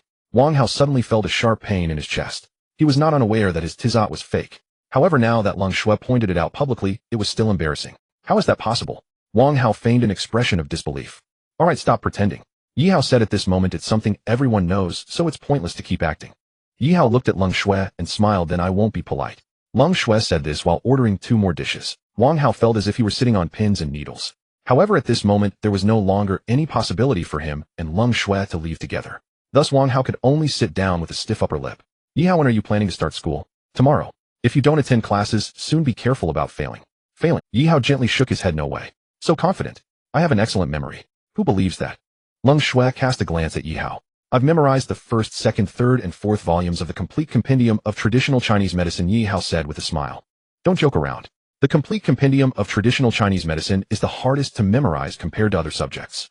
Leng Shui, having been a teacher for several years, wouldn't dare claim she has memorized all 4 volumes. Why don't you ask a question? The effects of peony. Yi Hao pondered for a moment and replied: 1 abdominal pain, due to deficiency, 2 bone pain, 3 swollen ankles, 4 diabetes. 5 persistent nosebleeds, 6 nasal bleeding and hemoptysis, 7 bloody discharge during dysmenorrhea, lower abdominal pain, 8 continuous menstruation, 9 long-term unhealed leukorrhea, 10 knife wounds, 11 swollen tongue, 12 fishbone stuck in the throat. How to treat the 7th bloody discharge. 1 ounce of peony stir-fried until yellow, 6 ounces of baijian lightly stir-fried. Each dose is 2 taels with 1 liter of water boiled to a 1/6 of its original volume. Another method: grind the 2 herbs from the previous formula into a powder. Each dose is 2 qian taken with wine. Leng Shui's eyes involuntarily showed astonishment, and then she asked, what is the alias for licorice? Guilao sweet grass, Ural licorice sweet root. How is chuan xiong prepared as a traditional Chinese medicine? Remove dirt and sand, dry it after sun exposure, then remove the roots. What patients should avoid taking turmeric? Those with iron deficiency and blood loss or stagnant blood should avoid it, and pregnant women should use caution. As Leng Shui asked, her eyes gradually revealed a look of disbelief. Because Leng Shui is the teacher of this subject, she is more familiar with the Complete Compendium of Traditional Chinese Medicine than any other teacher. She clearly knew that Yi Hao's answers were word for word. She asked questions from the first-year content to the 4th year, yet no matter how obscure her questions were, Yi Hao was always able to provide an immediate answer. After almost 100 questions, Leng Shui gave up. Because unless Yi Hao had mastered the entire Complete Compendium, it would be impossible for him to answer all these questions. How did you do it? Didn't I say it before? I still find it a bit hard to believe. Leng Shui thought, and took out her phone, displaying an academic paper she read last night. How long will it take you to memorize this article? Yi Hao glanced at it. It was only 2,000 words, 2 minutes. As he spoke, Yi Hao began to read. His reading speed was becoming increasingly rapid, and by the time he finished, it hadn't even been 2 minutes. All right, Yi Hao said as he handed the phone to Leng Shui. Did you memorize it all? Yes. You go ahead. Leng Shui held the phone and said. Yi Hao then started to recite quickly and clearly from the first word. He finished reciting the lengthy academic paper in under 2 minutes. Leng Shui's hand trembled as she held the phone, and it took her a while to calm down slightly. It turns out that having an excellent memory is not just a legend. That's because you haven't seen enough. Yi Hao said as he stood up to pour red wine for Leng Shui and Tang Pian. Who are you talking about? When Leng Shui said this, she suddenly realized that she had no authority as a teacher in front of Yi Hao. I'm talking about myself. Yi Hao shook the crystal glass, causing the red wine to swirl slightly. Don't say it, but I really did spill some.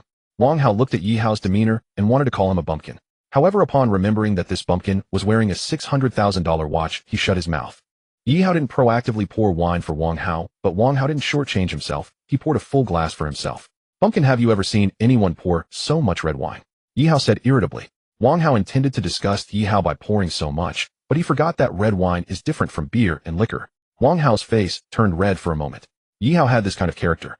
As long as you didn't provoke him, everyone would be fine, but if you provoked him, then be prepared to be slapped in the face. Around 9:20, Yi Hao checked the time and handed a gold card from his wallet to the waiter. The bill, please. According to bank regulations, personal accounts with over 300,000 can be upgraded to VIP status, and at that time, they would be issued a gold card. Tang Pian left 1 million in Yi Hao's bank card. But who would have thought that this meal would cost 610,000? Yi Hao didn't think much of it. Money is meant to be spent. Only 1 bottle of red wine was opened, and the remaining bottle Tang Pian naturally took home. Teacher Leng, where are you going? When Yi Hao asked this question, Wang Hao was extremely dissatisfied. Shouldn't I be the one asking this question? I have 2 movie tickets here. Wang Hao had just said this when Leng Shui looked at Yi Hao and asked, where are you two going? I'm going to Nanlin Garden. What are you going to do at Nanlin Garden in the middle of the night? You don't need to worry about that. No way, I'm your teacher. How could I not worry? Leng Shui deliberately said. What about going together? Yi Hao could easily pick up on Leng Shui's insinuation. Leng Shui deliberately made a fuss, actually wanting to take this opportunity to get rid of Wang Hao. Then let's go. Leng Shui nodded, and then looked at Wang Hao. I'm really sorry, but I need to make a trip to Nanlin Garden. Nanlin Garden is just a small grove. What are you going there for? Wang Hao thought of this and hurriedly said, it's not safe at Nanlin Garden. I'll accompany you. No need. It's fine. I'm free anyway. Wang Hao still wanted to win Leng Shui over. How could he let Yi Hao take the lead? However, once they went outside, Wang Hao realized he was overthinking. Because Yi Hao was riding in Tang Pian's mini. In other words, Yi Hao was going with Tang Pian. But since he had already decided to follow, how could Wang Hao give up? Leng Shui refused Wang Hao's invitation and sat in Tang Pian's car. Pian, when did you buy the car? Just bought it. A hint of surprise flashed in Leng Shui's eyes. Even as a fellow woman, she had taken notice of someone like Tang Pian. Leng Shui remembered that Tang Pian's family conditions were average, so it didn't make sense for her to afford this many. Could it be that Tang Pian is being supported by Yi Hao? Thinking of this, Leng Shui looked towards Yi Hao. Yi Hao noticed the unusual look in Leng Shui's eyes and asked, Teacher Leng, what does that look mean? Yi Hao, what is your relationship with Pian? I have no relationship with Zhang Lan, Yi Hao replied. Are you pretending to be foolish? I don't understand what you mean. Zhang Lan likes you. I know. Is that your explanation? Leng Shui said in surprise. Yi Hao. Leng Shui's voice suddenly rose by. Yi Hao looked at the furious Leng Shui and sighed. Zhang Lan and I are not from the same world. Teacher Leng, Yi Hao is not lying to you, Tang Pian said softly, surprising Leng Shui, who was driving. Pian, don't be deceived by Yi Hao's words. Leng Shui looked at Tang Pian and suddenly realized that the girl had likely fallen for Yi Hao. Pian, I must tell you that Yi Hao's identity is not simple, far beyond what you see on the surface. I know much more than you do, and Teacher Leng, I hope you do not slander Yi Hao. Tang Pian said seriously. You forget it. Seeing Tang Pian's expression, Leng Shui understood that further persuasion was futile. Teacher Leng, is it really appropriate for you to slander someone while guarding the party involved? Yi Hao shot a glance at Leng Shui. Is there a problem? Leng Shui glared. No problem. Yi Hao was too lazy to argue with Leng Shui, so he simply closed his eyes, choosing to ignore the trouble.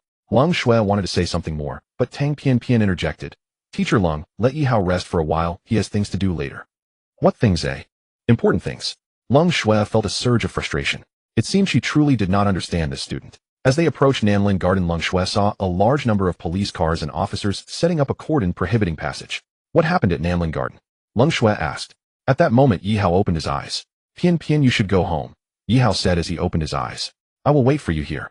I don't know how long I'll be busy for. Anyway, I have nothing to do, Tang Pian said softly. All right. Yi Hao pushed open the car door and walked towards the cordon. After Yi Hao left, Leng Shui widened her eyes and looked at Tang Pian saying, from what I gather from your words, you two are living together. Yes.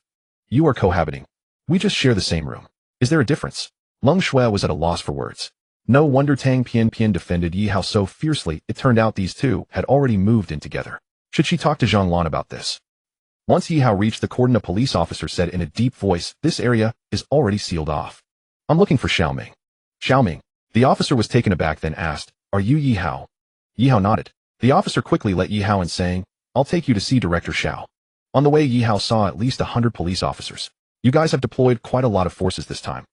This time we deployed over 500 officers. Do you know what happened? My task is just to secure this area. Yi Hao acknowledged with a sound. Mysterious events naturally should not be known by too many people. After a while, Yi Hao saw Xiaoming, who was dressed in a bright yellow Taoist robe. Yi Hao. Xiaoming quickly approached upon seeing Yi Hao. What's going on? Yi Hao asked. A female ghost was discovered here, Xiaoming said in a low voice. With your skills you can easily subdue her. This female ghost is extraordinary. Upon hearing this, Yi Hao's expression grew serious. Although Yi Hao's cultivation was undoubtedly stronger than Xiaoming's when it came to methods, he was far inferior to Xiaoming. Then call your experts from the Paranormal Bureau. There are only 2 people in the entire Magical City Paranormal Bureau. What about that person? After I arrived, they went wandering around. Holy crap. The only expert I know in Magical City is you, Xiaoming said, appearing rather embarrassed. Alright, do you have any plan to deal with that female ghost? Yi Hao thought for a moment and asked. The reason Yi Hao agreed was also to test how powerful his Heavenly Thunder technique was. My plan is for you to hold off the female ghost while I find an opportunity to use the ghost sealing talismans on her. I want to know if your ghost sealing talismans are effective. These ghost sealing talismans were passed down to me by my master. Then let's go. Yi Hao followed Xiaoming as they walked forward. After about 5 minutes, Yi Hao saw a girl in a light gauze floating in midair. Her graceful figure and unparalleled beauty. The girl without any makeup was stunningly beautiful. In Yi Hao's memory, no woman could compare to the one before him. This girl seemed like a fairy from a painting, a goddess from the moon. Make your move, Xiaoming said in a deep voice. I won't move, Yi Hao refused. Why? Xiaoming was taken aback. How can you bear to harm something so beautiful? Yi Hao pointed at the girl in white gauze. The appearance of a female ghost is merely an illusion. Do you really think she looks like this? Xiaoming looked at Yi Hao with disdain and said, I think your Tao heart needs to be steadied. You kid are doing well. It hasn't been long since you learned to look down on me. Yi Hao tapped Xiaoming's head and then soared into the air. A master of the innate realm can use true qi to briefly hover in the air. Yi Hao felt an intense urge to pin Xiaoming down and make him repeat himself 100 times. Mental resistance. What resistance? Yi Hao didn't even know what mental energy was. Wait a moment, brother Yi, I will assist you. As Xiaoming spoke, a golden talisman appeared in his hand. As he recited incantations, the talisman soared into the air and transformed into a gigantic Tao imprint that descended towards the woman in white. The woman in white snorted coldly. Her voice instantly transformed into a terrifying sound wave, causing the descending Tao imprint to vanish into thin air. Xiaoming's eyes nearly popped out at this scene. This was the ghost-repelling talisman personally bestowed by his master. Brother Yi, what's going on? Seeing that Yi Hao did not respond, Xiaoming realized something was amiss. He quickly drew the golden sword hanging at his waist. With a thought, the sword transformed into a beam of golden light piercing towards the woman in white. Just as the golden sword was about to strike the woman in white, her delicate fingers pinched the sword. Oh my god! Xiaoming's face turned as pale as a sheet. He had never heard of a ghost daring to touch a golden sword, let alone pinching it with 2 fingers. Could this lady possibly be the TMD Ghost King? With this thought, Xiaoming turned and ran. Yi Hao cursed inwardly. What am I supposed to do if you run away? Xiaoming quickly vanished from sight, and the woman in white did not pursue him, but calmly looked at Yi Hao and said, "You interrupted my quiet cultivation. How do you think I should punish you?" Yi Hao opened his mouth and found he had regained his ability to speak. I came here purely to admire," Yi Hao said hurriedly. "Then why did you try to lock my shoulder blades?" "I wanted to test your cultivation, senior." "Did you figure it out?" "Your cultivation is extraordinary. I am far inferior."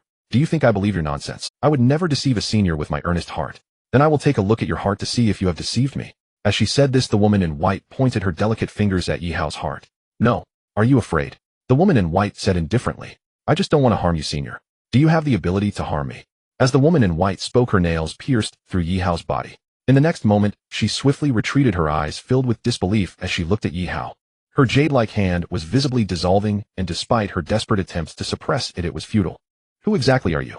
The woman in white looked at Yi Hao in shock. With her cultivation level, how many in the world? However, she never expected that even Yi Hao's blood was beyond her capacity to endure. "Come back," Yi Hao said in a deep voice. As Yi Hao's words fell, several drops of blood detached from the woman in white's body and returned to Yi Hao's wound. Without those drops of blood, her injuries immediately stopped. "Why did you save me?" As the woman in white operated her mystic arts, her arm regrew after a short while. "I feel that you are not that kind of malicious person, senior." Yi Hao spoke softly. "But you were about to take out my heart just now." "That was because I offended you, senior." Yi Hao's attitude was very humble. In fact, Yi Hao had no choice but to do so, because the divine blood could not eliminate the girl before him in a short time, while she could easily eliminate him. So Yi Hao decisively withdrew the divine blood. The woman in white looked at Yi Hao with a somewhat complex expression. "What's up with your blood?" "There is a drop of divine blood within me." "Divine blood?" The woman in white gently shook her head. "There are no divine beings in this world anymore." "How could you have divine blood?" "Well, I don't even know if it is divine blood." Yi Hao scratched his head and said, "Tell me more." Yi Hao simply recounted the incident to the woman. Yi Hao dared not withhold anything. However, he slightly modified the ending of the story. "The immortal said he would come to see me again when the time is right," Yi Hao said solemnly. In reality, Yi Hao knew that the immortal did not think highly of him, but because their meeting was fated, he granted him a drop of divine blood. That being who could tear space apart, could it really be a great power? The woman in white said uncertainly. Yi Hao did not answer. "I am a ghost immortal." At this point, the woman in white introduced herself. "Ghost immortal. Ghosts can also cultivate to become immortals." The woman in white said softly. "What's the difference between a ghost immortal and an immortal?" "Immortals look down upon all living beings from above. Strictly speaking, I have not transcended yet." The woman in white said seriously, "Just like the earth immortals among your cultivators." "Land immortals?" "Though they are called land immortals, if they have not transcended, they cannot truly be considered immortals." Yi Hao understood the strength of the woman in white at this point. A ghost immortal. She had already achieved her goal. Xiaoming actually wanted to take this woman in white as his own. Yi Hao believed that even the entire Maoshan sect might not be able to defeat her. "May I ask for your name, senior?" "Su Xiaoyu." "Are you reminiscing about the past here?" 500 years ago I cultivated here, but I did not expect the passage of time to erase everything that once was. The wheel of time rolls on, and no one can stop it. Indeed. The woman in white nodded and gazed into the distance. After a long while, the woman in white tossed a golden threaded bag to Yi Hao. "Meeting is a fateful encounter. This is for you." Yi Hao received the bag and examined it, asking, "What is this?" "A Qiankuan bag." "A Qiankuan bag." Upon hearing this, Yi Hao's face lit up with joy. Through the memories of the Black Dragon, he had long heard of such celestial treasures. There are some spirit stones and spirit pills inside the Qiankuan bag, and the jade slip contains detailed explanations. The woman in white said this and quietly left. Spirit stones. Spirit pills. Yi Hao was so excited that he trembled all over. What does Yi Hao lack the most right now? Resources. With these resources, Yi Hao could climb to a higher level in a short time. Yi Hao always thought his cultivation was not bad, but today in front of the woman in white, Yi Hao realized he was just a small fry. With just a glance, she could bind him and render him unable to move. After safely storing the Qiankuan bag, Yi Hao walked outside. After a short distance, he saw Xiaoming wandering around restlessly. Xiaoming. Who? Xiaoming's hairs instantly stood on end. When he saw Yi Hao's figure, he unconsciously took 2 steps back. Are you a human or a ghost? I am a ghost, Yi Hao said, looking at Xiaoming. Impossible, you have no ghostly aura on you. Xiaoming stared at Yi Hao for a moment before responding. Yi Hao glanced at Xiaoming and said, I told you not to seek me for such matters in the future. After finishing this sentence, Yi Hao turned and walked away. Only then did Xiaoming realize that Yi Hao was alive. He hurriedly caught up with Yi Hao and curiously asked, why didn't that female ghost kill you? Yi Hao couldn't help but stop in his tracks. Do you really wish for my death? No. It's just that I feel that female ghost had no reason to spare you. Stop right there. That elder is not a female ghost. Yi Hao interrupted Xiaoming, who knew whether that elder had left. What? That elder has already attained ghost immortal. Xiaoming's eyes widened. Otherwise, Xiaoming slapped his thigh, saying, I was curious about why that person had an aura of auspiciousness around them. Xiaoming, does your Maoshan sect have any earth immortals? I don't know. Can your Maoshan sect deal with an earth? Yes. This time it was Yi Hao who was shocked. Is Maoshan that powerful? We may not be able to, but we can summon our ancestral masters. If we can invite the 3 founders of Maoshan, even legendary immortals can be dealt with. But not everyone is qualified to summon the ancestral masters, right? That depends on one's aptitude. Yi Hao nodded. There is a reason why any sect that has lasted for many years does not perish. Why didn't you summon the ancestral masters earlier? With my current strength, I have no ability to summon the ancestral masters at all. Why is your martial arts cultivation not keeping up with your talisman cultivation? Martial arts cultivation can be improved anytime as long as I have spirit stones, but talisman cultivation must undergo systematic inheritance, Xiaoming stated honestly. I have come to the mortal realm for one purpose, to improve my martial arts cultivation. So you have a lot of spirit stones. I only have 1 on me right now. What good is 1? This 1 can allow me to advance to the first layer of body refinement. As for the next stages, the sect will continue to provide. Your sect is really stingy. It's not about being stingy, it's just that spirit stones are too scarce. Hearing Xiaoming say this, Yi Hao had no intention of making trouble with him. I'm leaving. Yi Hao waved to Xiaoming and headed straight for the place where Tang Pianpian parked. How did it go? Tang Pianpian asked. We'll talk when we get home, Yi Hao said softly. What can't be said here? Leng Shui said unhappily. Yi Hao glanced at Leng Shui.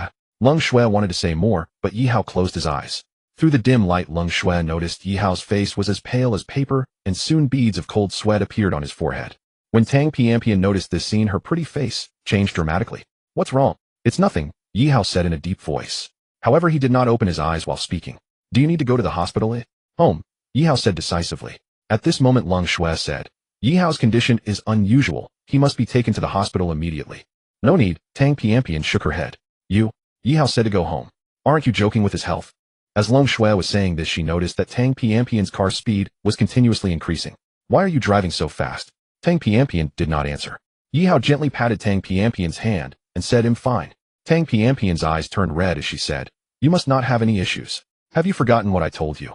Yi Hao forced a smile. No. Then don't worry.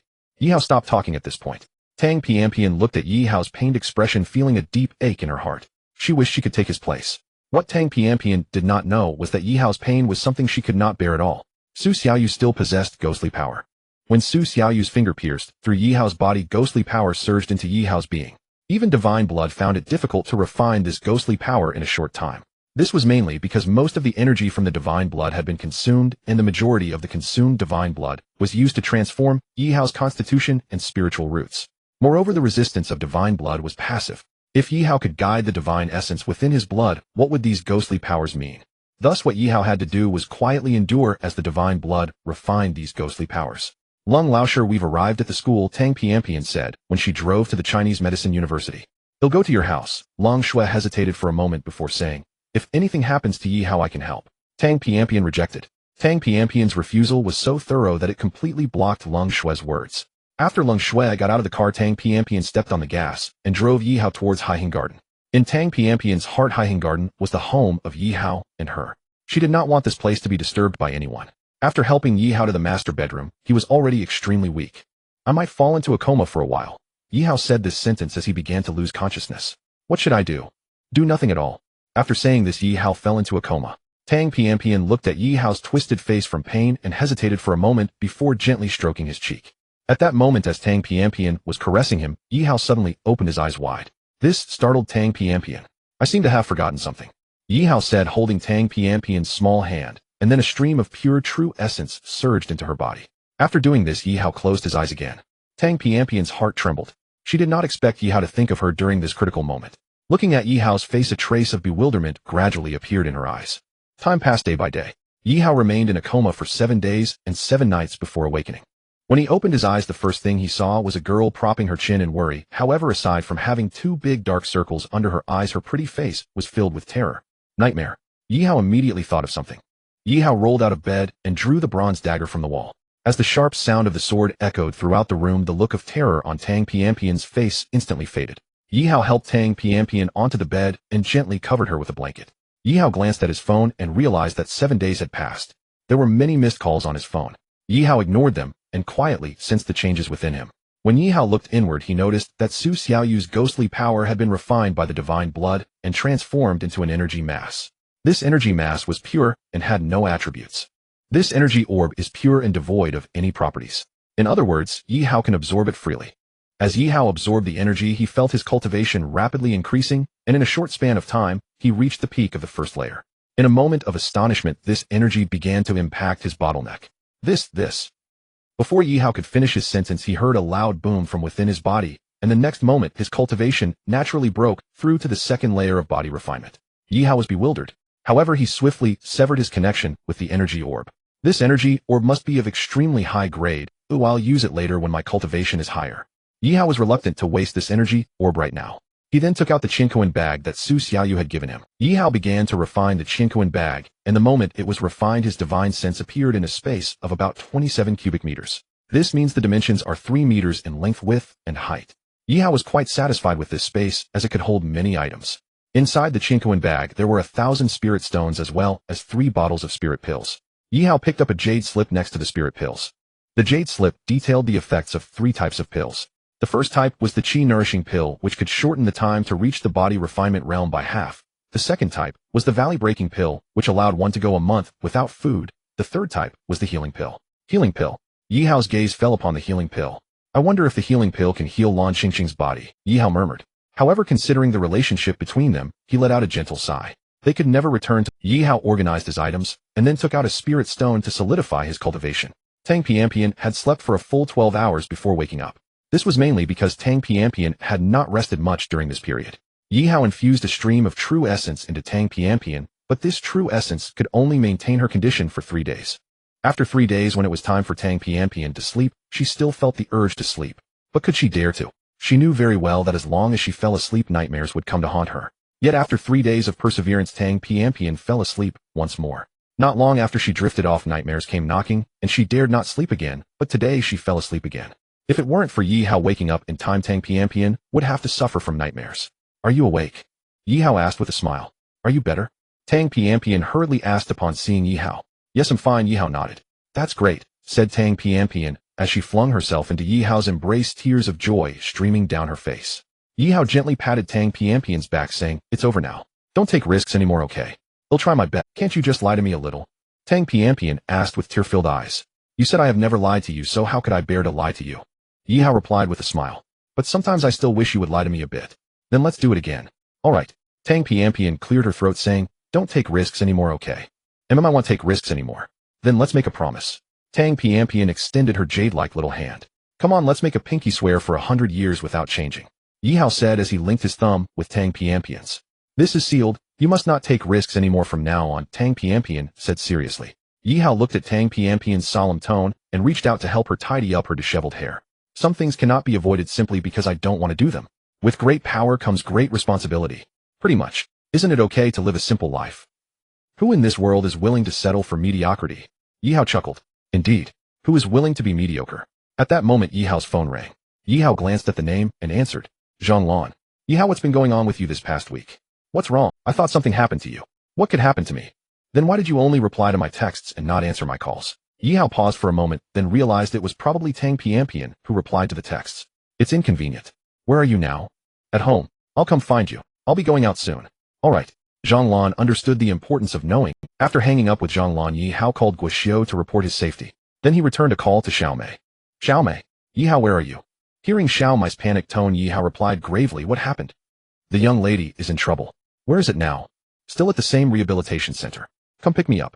Without certain connections, one cannot enter that rehabilitation center. After hesitating for a moment, Yi Hao decided to call Lan Qingqing. The phone rang 10 times without being answered. Just as Yi Hao was about to hang up, the call connected. Yi Hao. Don't call me Qingqing. I'm sorry. You don't need to apologize to me. Yi Hao fell silent. If nothing's wrong, I'll hang up now. Where are you now? At this time, what do you think I can do other than guarding my father's spirit? How is your health?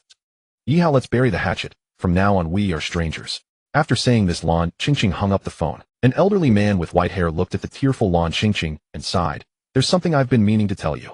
Lan Qingqing sobbed without responding. Your father didn't die at Yi Hao's hands. What? Lan Qingqing suddenly lifted her head. Your father died under by Ruo's power. It's quite easy for us to see this.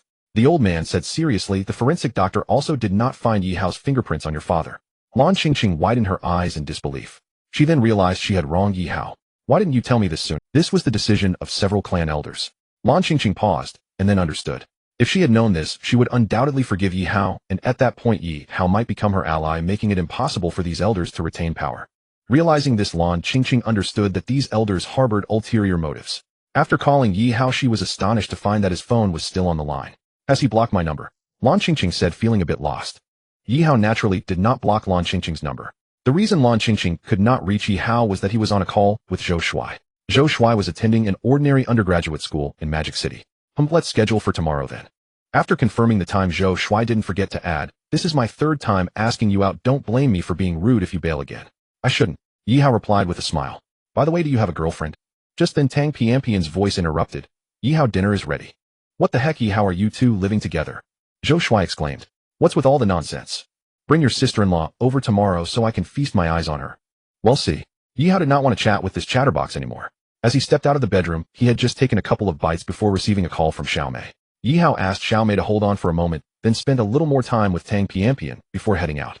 Lin Ruer was in a rehabilitation center, so there was no need for Yi Hao to rush to see her right. Tang Pianpian worked hard for an hour to prepare a table full of dishes, and Yi Hao just took a few bites before leaving, which was quite disappointing for her. The attack occurred 2 days ago. 20 assassins brazenly broke into Lin Ruer's residence. If it weren't for 2 teams of armed police patrolling nearby, Lin Ruer would not have survived. This attack resulted in the tragic deaths of 8 bodyguards, 6 severely injured, and 2 lightly wounded. Among them, Lin Ruer's personal bodyguard Xiaolan was one of the severely injured. Xiaolan has not yet awakened. What about Ruer? The young lady was shot in the abdomen and is still in recovery. In the intensive care unit, Lin Ruer's face was pale without a trace of blood, and a hint of pain flickered across her brows. Yi Hao's arrival did not stir Lin Ruer from her semi-conscious state. Yi Hao placed 2 fingers on Lin Ruer's jade-like arm, and as a stream of true essence flowed through her body, the pain on her face gradually faded. Xiao Mei's eyes revealed an incredulous expression. After a while, Lin Ruer awakened, and she was momentarily stunned upon seeing Yi Hao beside her. How do you feel? Yi Hao gently asked. It feels like there is a gentle energy within me. This energy can alleviate your pain for 3 days. Yi Hao had now reached the 2nd level of body refining, making his true essence even purer. Was this done by Yin Luo? Yes. You should continue to rest. Where are you going? I'm going to check on Xiaolan. Xiaolan's condition was much more serious than Lin Ruer's. Xiaolan was still in a deep coma. The doctor said if she did not awaken in 3 hours, she would likely never awaken again. Patients cannot be disturbed now. The duty nurse quickly stopped Yi Hao and Xiao Mei from entering.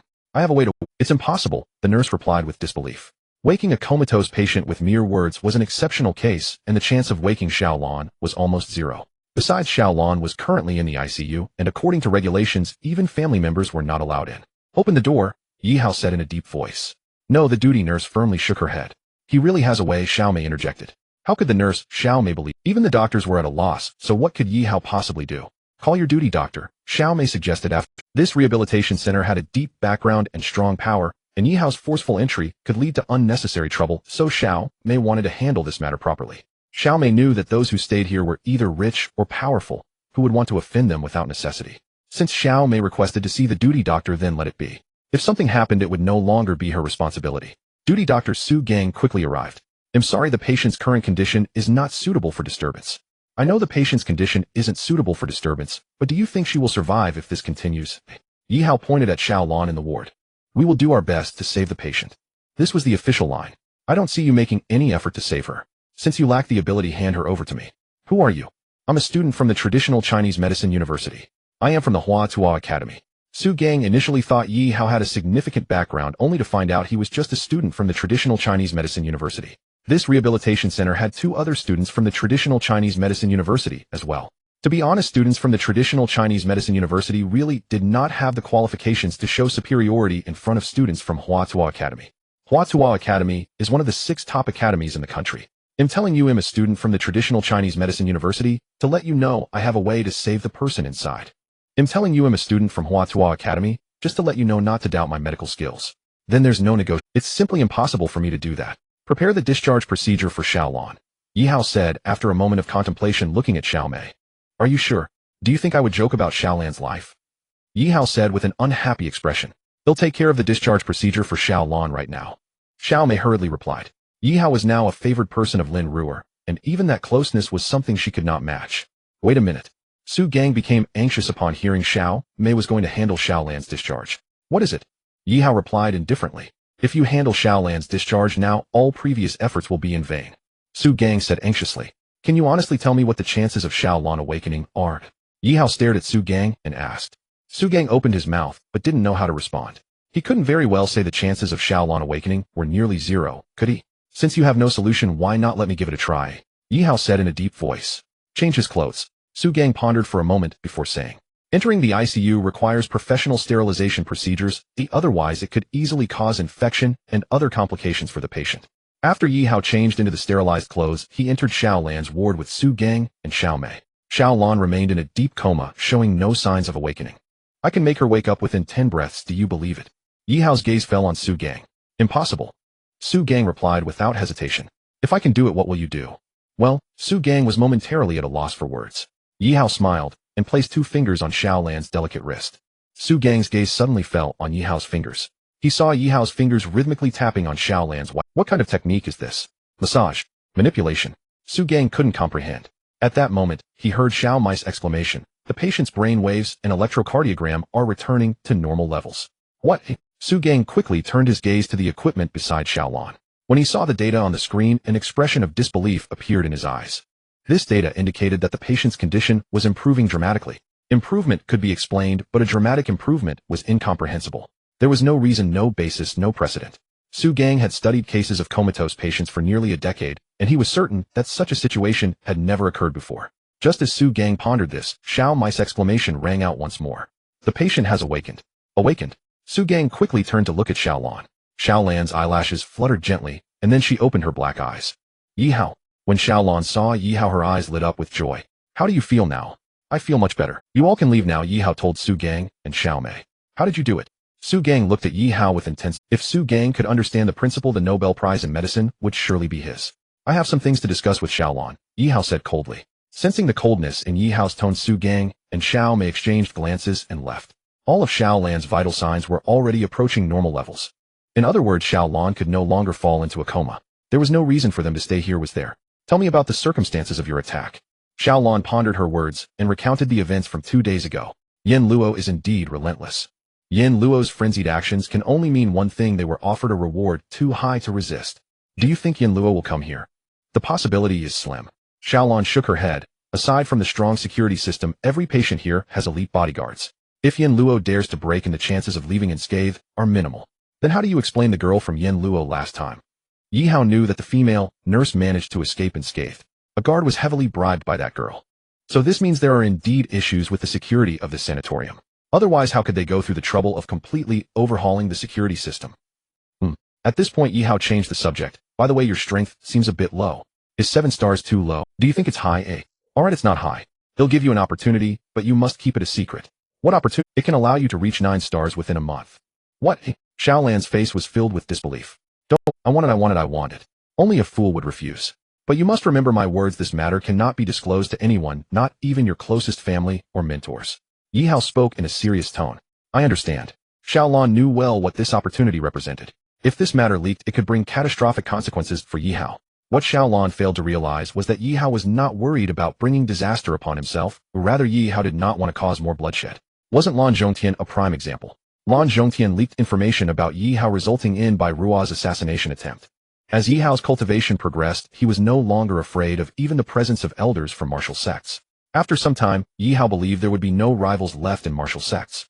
It should be noted that Yihao's normal cultivation speed was not something cultivators from Taoist sects could compare to.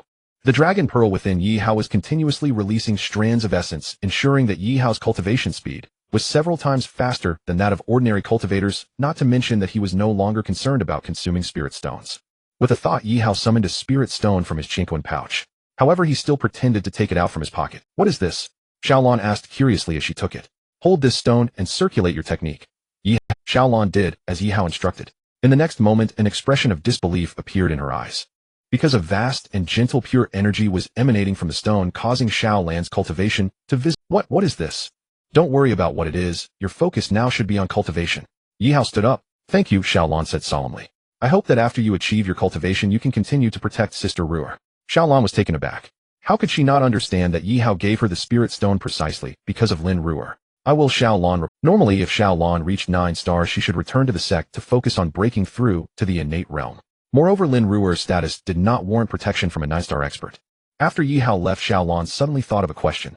Yi Hao's cultivation. Previously she estimated Yi Hao's cultivation to be 8 stars. Now it seemed he was at least 9 stars. While Yi Hao was changing clothes, a bodyguard in black burst in. You're Yi Hao, right? Who are you? Come with me. Who are you? Yi Hao's expression turned cold. This guy was acting like some big shot. How could Yi Hao possibly obey him? You talk too much. A look of impatience flashed across the black-clad bodyguard's face, and then his large hand reached towards Yi Hao's shoulder blade. A glint of cold light flashed in Yi Hao's eyes. As the opponent's hand landed on his shoulder, Yi Hao swiftly seized 3 of his fingers, then moved behind him and delivered a powerful kick to the back of his knee. The black-clad bodyguard staggered and knelt on one knee, and at that moment a sharp pain shot through his 3 fingers. Let go, the black-clad bodyguard roared. Yi Hao continued to grip his 3 fingers. If you say to let go, then I would lose face, right? Do you know who I am? Aren't you just a bodyguard? Yi Hao mocked coldly. What? If you can't win, you have to flaunt your master's identity. You? Yi Hao was being quite cunning, having said that how could the opponent still mention his master's identity? Wouldn't that just insult himself as being a dog? Misunderstanding, misunderstanding, misunderstanding. At that moment, a middle-aged man in a suit hurried over. Just because you say it's a misunderstanding, it is a misunderstanding. Yi Hao said indifferently. This guy just came up and wanted me to go with him. I merely asked a question and he tried to drag me away. What? Is this your place? Zhou Boda glanced angrily at the bodyguard in black after hearing Yi Hao's words. Just now he had clearly instructed this man to invite Yi Hao over, but who would have thought that he would take action as soon as he arrived? He had rushed over after hearing the sounds of fighting, and sure enough it was this guy who had caused trouble for himself. This matter was my bodyguard's fault. You may demand any compensation you desire. Zhou Boda expressed his stance on the issue and immediately proposed compensation. I only want 3 of his fingers, that will suffice. As soon as the words left his mouth, there was a crack and the 3 fingers of the bodyguard in black were broken. The other party immediately let out a terrible scream. To be honest, your bodyguard not only lacks strength, but also cannot withstand any pain. At this point, Yi Hao struck at the bodyguard's neck with a knife, causing the man to roll his eyes and faint. I didn't expect you to have not only exceptional medical skills, but also to have reached a pinnacle in your cultivation. Zhou Boda cast a glance at the bodyguard in black and smiled as he spoke to Yi Hao. Let me think you sought me out because that doctor named Su leaked the news about my saving someone, right? Yi Hao looked at Zhou Boda and smiled. Zhou Boda smiled, but did not reply. Yi Hao had no intention of making trouble for Su Gang, and continued smiling at Zhou Boda. Our grudges end here. After saying this, Yi Hao continued to change his clothes. Zhou Boda's expression changed. How can we play if you leave? I have a small request. Zhou Boda took a step forward and spoke softly. Since you have already said it is a small request, then it would be better not to mention it at all, Yi Hao replied with a smile. Zhou Boda's mouth twitched. Can't you just play by the rules? Yi Hao said as he bypassed Zhou Boda and walked. Zhou Boda had no choice but to turn around and return to the nearby hospital room. Where is he? An officer asked inside the room. He wasn't invited here. Zhou Boda forced a smile. You can't invite him with your status. The officer frowned. If you can't invite him, then bring him here by force. An old man, half gray-haired and dressed in military uniform, said with mild anger. The old man's rank was surprisingly that of a 2-star general. The major officer nodded and was about to leave. Wait, Zhou Boda hurriedly said. What's wrong? The major officer asked. Make sure not to use force against him. Why, oi? My bodyguard He-Yong was knocked unconscious in a single round. He-Yong is from the special forces, right? Yes. That means this guy's strength is quite impressive, the major officer said with a smile, cracking his knuckles. Seeing this scene, Zhou Boda understood that his persuasion had backfired. Majorly, I suggest you go take a look. Zhou Boda hurriedly said after seeing the other party leave enthusiastically. What? Do you think Sima Rome is not a match for him? What do you want me to say? The Sima family is no ordinary family, dealing with that kid should be easy.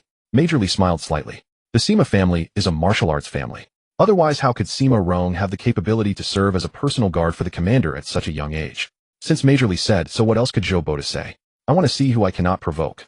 After a while, a voice sounded at the door, and then a figure burst through the hospital room. Major Li stood up abruptly after seeing the bruised Sima Rong. He was very clear about Sima Rong's combat strength. This man's strength was nearly at the 8-star level. But what is happening now? How did he end up bruised and battered by Yi Hao? Yi Hao approached with a gloomy expression. Are you the one I cannot provoke? Yi Hao glared at Major Li coldly. Under Yi Hao's gaze, Major Li felt a sinking feeling in his heart, yet his years of military experience prevented him from being afraid. I was sent by the old commander to invite you. Are you sure you weren't forcibly brought here? This is a misunderstanding. I don't know if it's a misunderstanding, but if you don't give me an explanation today, what will you do? I will break his legs, Yi Hao said, pointing at Sima Rong. You dare? Do you want to see if I dare?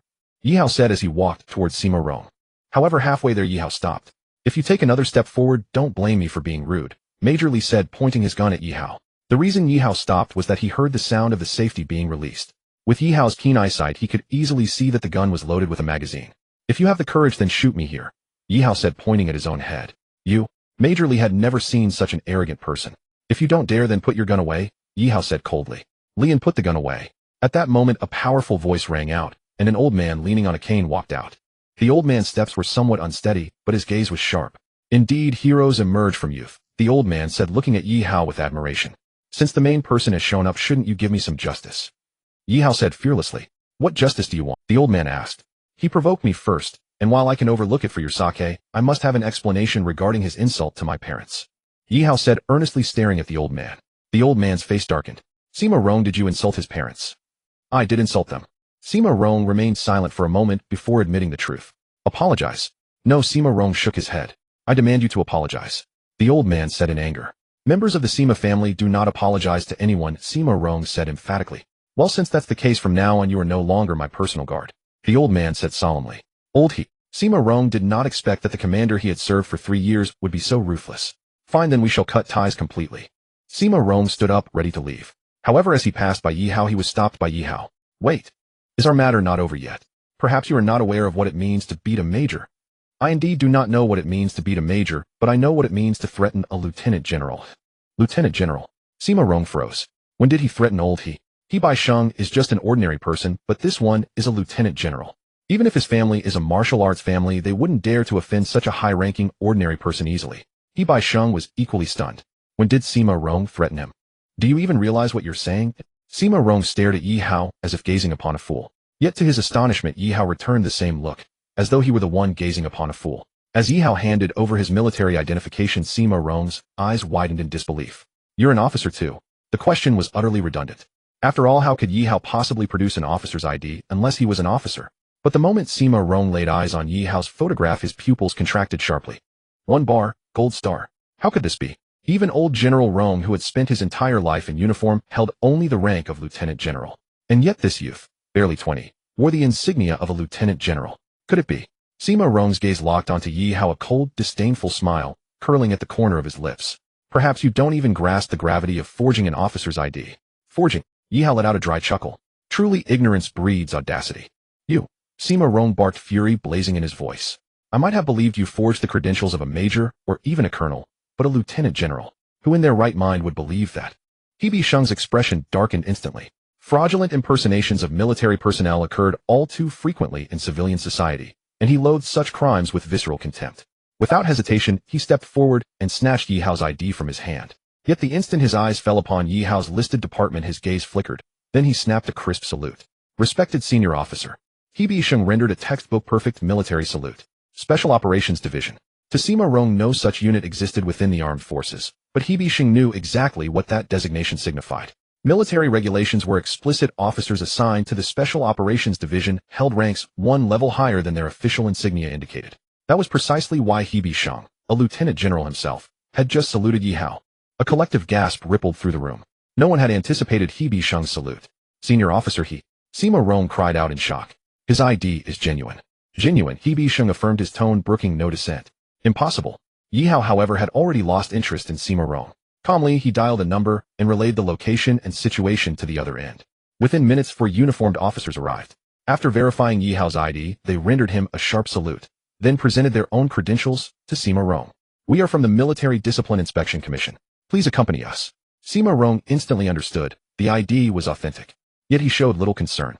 Fixing Yi Hao with a deliberate, measured stare, he declared, no matter your background, I assure you I will be released very soon. I shall await that day, Yi Hao replied coolly. As Sima Rong was led away, Hebe Sheng hesitated, then murmured, the Sima clan runs deep across China. This matter may well fade into silence. It is far too early to draw such conclusions, Yi Hao said, and turned to leave. Wait, interjected Colonel Li stepping forward. Respected senior officer, would you please treat our veteran general? I am not a physician, Yi Hao replied, and walked out. Indeed, he was no doctor. He could awaken Xiaolan, but that did not mean his true energy could heal Hebe Sheng's injured leg. Zhou Bodar watched Yi Hao's retreating figure and ventured cautiously, Senior Officer how is it possible for someone so young to attain the rank of Lieutenant General? Through normal channels? Utterly impossible. The military strictly observes seniority and precedence. Hebe Sheng cast a sidelong glance at Zhou Bodar. But certain specialized units operate outside those norms, and their members are the nation's sharpest blades. With that, Hebe Sheng let out a light, dismissive laugh. I'm feeling rather drowsy. Zhou Bodar's eyes shimmered with quiet gratitude. He understood perfectly Hebe Sheng had just discreetly revealed Yi Hao's identity. Zhou Bodar promptly took his leave. Back at the Zhou residence, he ordered his subordinates to investigate Yi Hao's origins, yet the results yielded only the most basic public information. Details concerning Yi Hao's parents or home address were entirely absent. Clearly, accessing deeper records requires special authorization. Zhou Bodar immediately grasped the implication. With the Zhou family's extensive influence, even high-level clearance would normally suffice. Yet this failure signaled that Yi Hao's background was extraordinary. Remarkable, he serves as Lin Rower's personal bodyguard. Yet Zhou Bodar uncovered one telling detail. Strange, what virtue does Lin Rower possess that warrants Yi Hao's direct protection? Zhou Bodar tapped his desk puzzled. Now that the Zhou and Zheng families are jointly pressuring the Lin clan, will Yi Hao intervene in their corporate warfare? This question demanded serious consideration. After a moment's reflection, Zhou Bodar declared, temporarily suspend the economic blockade against the Lin family. But Senior Lin Rower remains hospitalized and the Lin leadership is fracturing amid power struggles. That is precisely our optimal window to strike. Zhou Bodar's secretary paused uncertainly. Carry out my order, he commanded, voice low and firm. Yes, sir. After leaving the convalescent hospital, Yi Hao headed directly to the regional branch of the Martial Arts Bureau. Xiaohua's legs rested casually atop her desk, swinging with gentle rhythm. Quite at ease, aren't you? What would... Xiaohua reached for a cigarette and placed it between her lips. Just as Yi Hao blurred into motion a streak of lightning, Xiaohua's eyes gleamed faintly. At the instant, Yi Hao's hand neared the lighter, Xiaohua's palm shifted sideways with effortless grace, redirecting his wrist with a subtle, unyielding force. Then she lit the cigarette and exhaled a perfect smoke ring toward him. Your cultivation has advanced again. Only days apart, Xiaohua observed, mildly astonished. Yi Hao's pupils contracted, shocked that even after breaking through to the second tier of body refinement, he still stood no match for her. So, you've reached the mountain-regretting realm, Yi Hao murmured, inwardly awestruck. Only a master of that realm could face him with such unruffled composure. Xiaohua offered no confirmation. Speak, what brings you it? Are you familiar with the Sima clan? A martial arts lineage. Yi Hao recounted his confrontation with Sima Rong.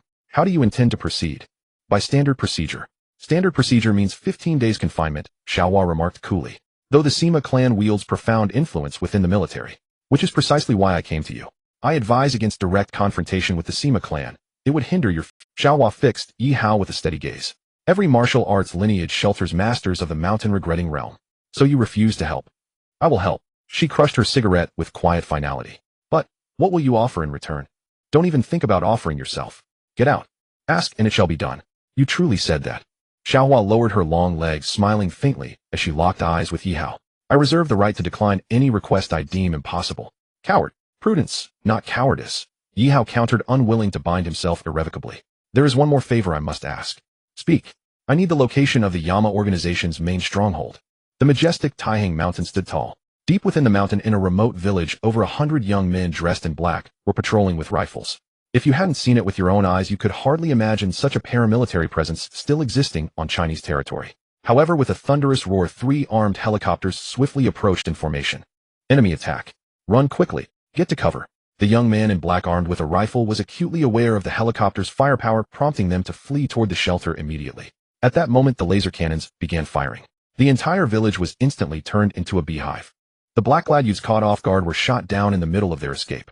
Despite their training, they could not evade such damage. After a round of gunfire, rockets were launched towards the shelter. Once the rocket artillery exploded, the area turned into a sea of flames. At that moment, Special Forces soldiers rapidly descended via ropes, quickly locating suitable positions for ambush. These Special Forces did not rush into the inferno. Their mission was merely to eliminate targets. Meanwhile, shadows darted into the flames like leopards. So fast. I can't even lock on. No wonder they wanted us to suppress their fire. I wonder which mysterious unit this is, eh? While these special forces discussed, Yi Hao had already dashed into the flames. Once inside, he activated his X-ray vision abilities. As Yi Hao saw through the various shelters, he discovered dozens of assassins hiding behind them. There are assassins behind each shelter. Yi Hao picked up a handful of stones and tossed them towards the shelters housing the assassins, sending the stones flying in multiple directions into the covers. Members of the Martial Arts Bureau who accompanied Yi Hao exchanged astonished glances. They were unsure how Yi Hao knew there were assassins behind those shelters. However, before coming, Xiaohua had instructed them to obey Yi Hao's commands. As they rushed forward, they indeed discovered assassins hiding behind those shelters. The assassins were already on edge. With their minds scattered, they fell victim to the ambush quickly. At this moment, Yi Hao alone pursued deeper into the shelter area. How could the Yanluo organization, which had been operating here for many years, not have tunnels? The senior members of the Yanluo organization, seeing the military even deploy armed helicopters, knew survival was nearly impossible. Thus they chose to flee immediately. But could they run faster than Yi Hao? Before long, Yi Hao caught up with the group of assassins. With a powerful grip, he seized the solid wall, causing debris to crumble into his hands. These fragments hurled by Yi Hao unleashed a terrifying impact, speed, and penetrative power, piercing through the chests of the fleeing assassins. Even the leader of the Yanluo organization was no exception. Yi Hao approached the leader and asked, "Tell me who hired you to assassinate Lin Ruo." Lin Ruer. The other party was taken aback. "I didn't expect this job to be the problem." "Answer my question," Yi Hao said coldly. "I've spent 20 years of hard work destroyed in an instant. Do you think I would tell you who the employer is, eh? I might spare your life if you tell me. Just kill me. You do have the integrity of an assassin." Just as Yi Hao said this, he noticed black blood flowing from the other person's mouth. At that moment, the few surviving assassins also began to bleed black from their mouths. After a while, several members of the Martial Arts Bureau approached. "Is there anything valuable to check?" Yi Hao said in a deep voice, "I want to find out who is targeting Lin Ruer." The intelligence of the Yanluo organization activated its self-destruct program immediately. "So, does that mean we haven't obtained any information?" "We captured a few assassins hoping to extract some news from." Yi Hao shook his head gently. The lower-tier assassins wouldn't know such details, and those who did among the higher-ups had already committed suicide. The clue was severed.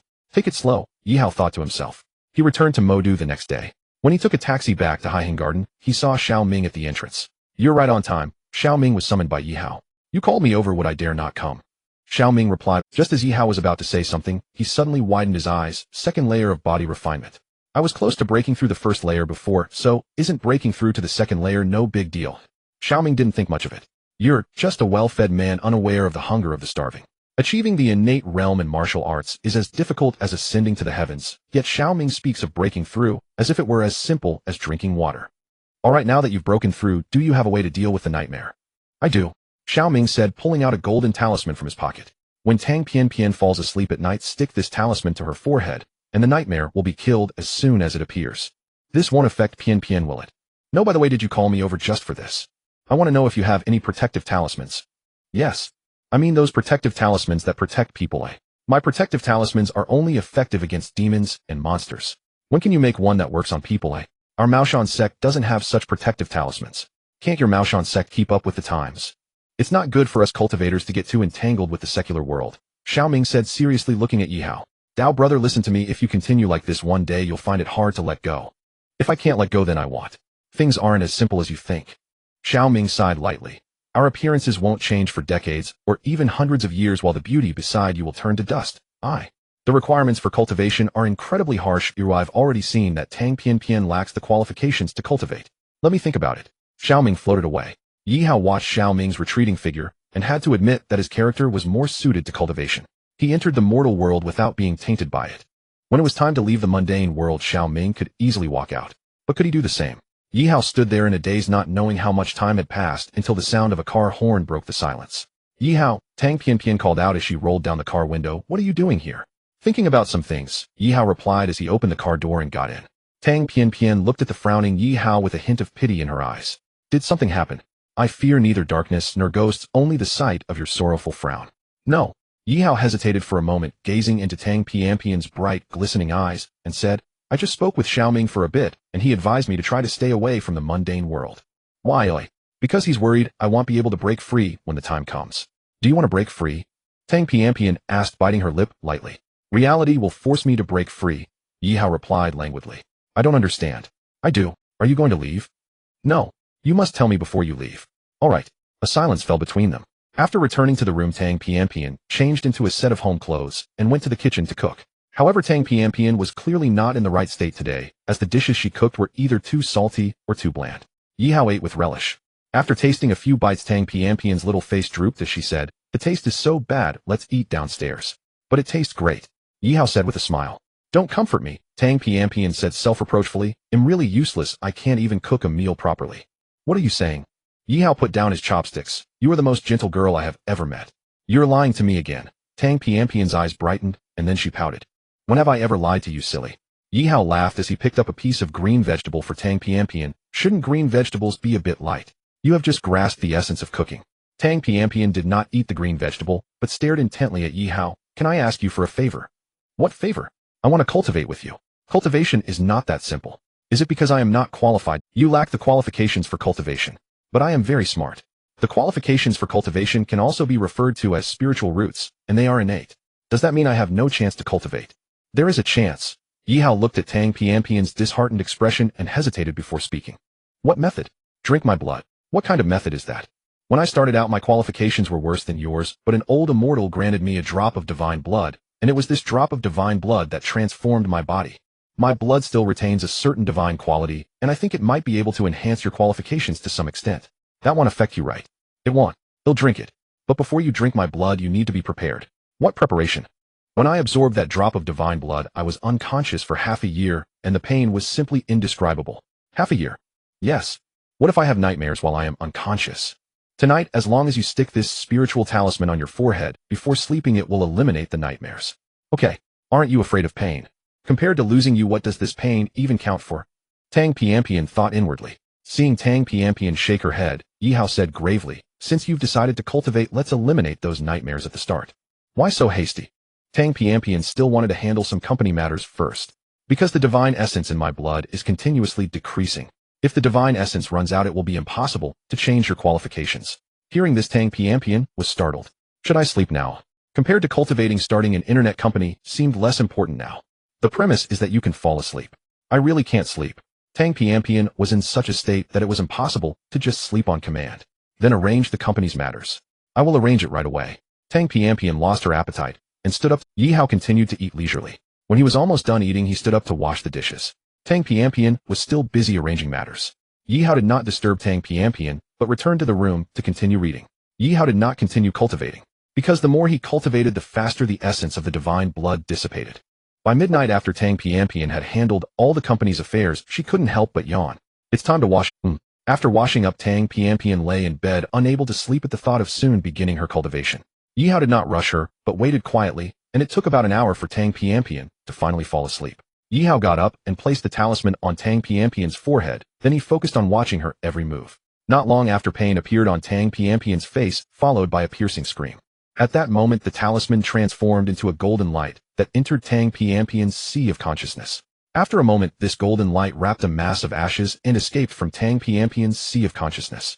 Yi Hao stared at the pile of ashes, thinking, could this be the corpse of the nightmare? With that thought, Yi Hao's fingertips sparked with lightning, enveloping the pile of ashes. Yi Hao believed that under the might of this pure and overwhelming lightning, the nightmare had no chance of revival. Then Yi Hao awakened Tang Pianpian. Tang Pianpian looked at Yi Hao in a daze. "What about the nightmare?" "It's dead. Can we start cultivating now?" "Yes." Yi Hao said this and took out a silver needle, piercing his finger, then squeezed out a drop of blood. "I don't know how powerful it is, so let's try with just one drop first." The blood continued to swirl on Yi Hao's fingertip. Tang Pianpian hesitated for a moment, and then gently opened her lips to envelop Yi Hao's fingertip. Her tongue swirled around Yi Hao's fingertip, and she absorbed the blood. At that moment, Yi Hao felt his heart, liver, and intestines quiver intensely. Tang Pianpian's face also turned red. However, she soon began to feel a surge of heat. "It's a bit hot." "Is it just a bit hot?" "Yes." "Then that means you haven't drunk enough," Yi Hao said as he took out a bronze dagger and made a cut on his wrist, allowing a trickle of blood to flow down. Seeing this, Tang Pianpian quickly grabbed Yi Hao's arm and began to drink eagerly. But as she drank, Tang Pianpian was astonished to find that Yi Hao's wound was healing. "Your body, eh? My boat's healing speed is 10 times that of an ordinary person, or even more," Yi Hao said softly. "How do you feel now?" "It's even hotter than before." "Can you endure it?" "I can't. When I did this, I fainted from the pain." Yi Hao understood that Tang Pianpian still hadn't drunk enough. "This time drink heartily, or else I'll have to cut myself again in a while." "All right." This time Yi Hao gritted his teeth and cut his artery, blood gushing out immediately. Tang Pianpian quickly leaned forward to block the wound with her mouth and began to drink. Before long, Yi Hao's complexion began to turn pale. Arterial bleeding is no trivial matter. Even if Yi Hao possesses remarkable recovery abilities, it still requires time. Moreover, Tang Piampian is still crazily sucking away. Only when the wound stopped oozing blood did Tang Piampian cease her actions, and at that moment she involuntarily let out a burp. I'm full now, Tang Piampian said shyly. You drank at least 500 cc. Yi Hao felt a mix of frustration and helplessness. Just as Tang Piampian was about to say something, she felt waves of heat rushing to the top of her head. It's hot, so hot, Tang Piampian exclaimed, covering her head and shouting. Yi Hao turned on the air conditioning and set the temperature to 16 degrees. However, Tang Piampian's condition still showed little improvement. Yi Hao understood this was a necessary phase for her, just as he had once awoken after a 6-month coma. Not long after, Tang Piampian also fell into a coma. Yi Hao kept vigil by her side. On the third day, he took out a hunger-suppressing pill and had Tang Piampian take it. In fact, Yi Hao could have sent Tang Piampian to the hospital, but with the hunger-suppressing pill there was no need for nutritional fluids. 1 day, 2 days. By the 10th day, Tang Piampian slowly awoke. When Tang Piampian regained consciousness, she felt that everything before her had changed. When she closed her eyes and looked up again, she was astonished to see a woman practicing yoga upstairs, and she also spotted a child watching cartoons. Just as she wanted to look further, she felt a wave of fatigue. Tang Piampian hurriedly closed her eyes, not daring to look any longer. How is it?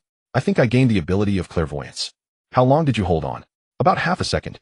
It seems the divine blood has indeed altered your constitution, Yi Hao said with a smile, but I have some unfortunate news to share with you. What news?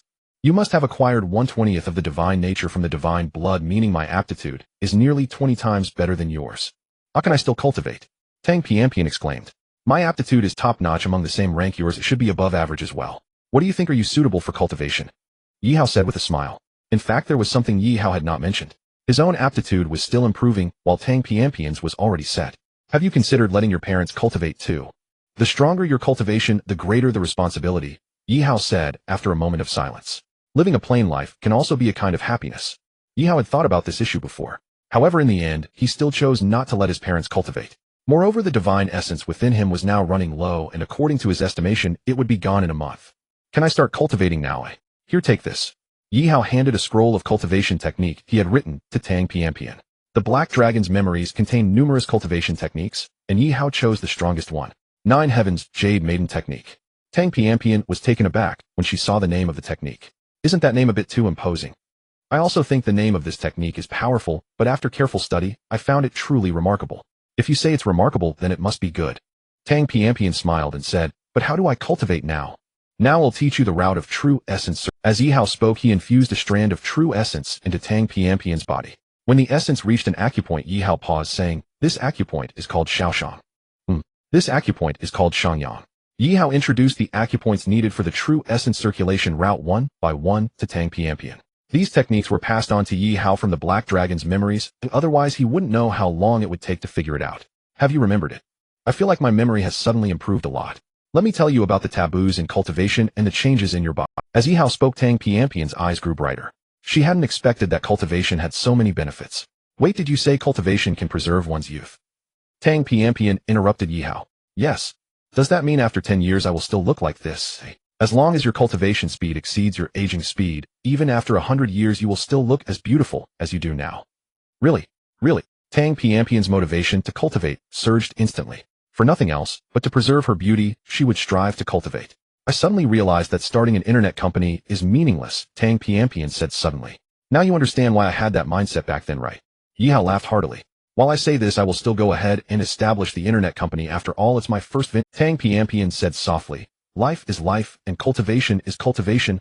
Both can coexist. Yi Hao looked at Tang Piampian and said, I have plenty of resources. We can cultivate without any issues, so you don't need to rush your cultivation. In the next couple of days, I'll get you on the right track, and then I'll head back to school. Speaking of which, it seems I haven't attended a single class. Yi Hao said with a smile. Yeah, after I sort out the company affairs, I also plan to go back to school. Tang Piampian now wanted to be with Yi Hao every moment.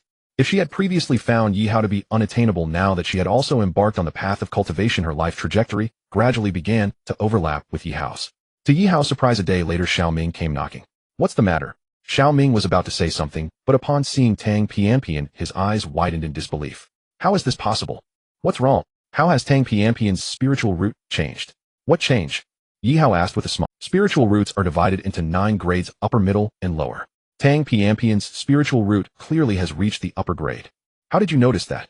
Tang Pianpian's spiritual root is radiating precious light. Even a fool would know her spiritual root is upper grade. By the way, don't you understand the art of divination? I don't understand. I'll teach you later. This doesn't involve the inheritance of your sect, right? This is public knowledge. Xiaoming said seriously, Dao brother, there's something I don't know if I should mention or not. Go ahead. I don't know how Tang Pianpian's spiritual root mutated, but if the evil cultivators find out about her current situation, the consequences would be dire. Evil cultivators. The 3 sects and 6 schools I mentioned earlier are all righteous sects, but in reality there are many evil sects in this world. But does that mean Pian has to join your Maoshan sect?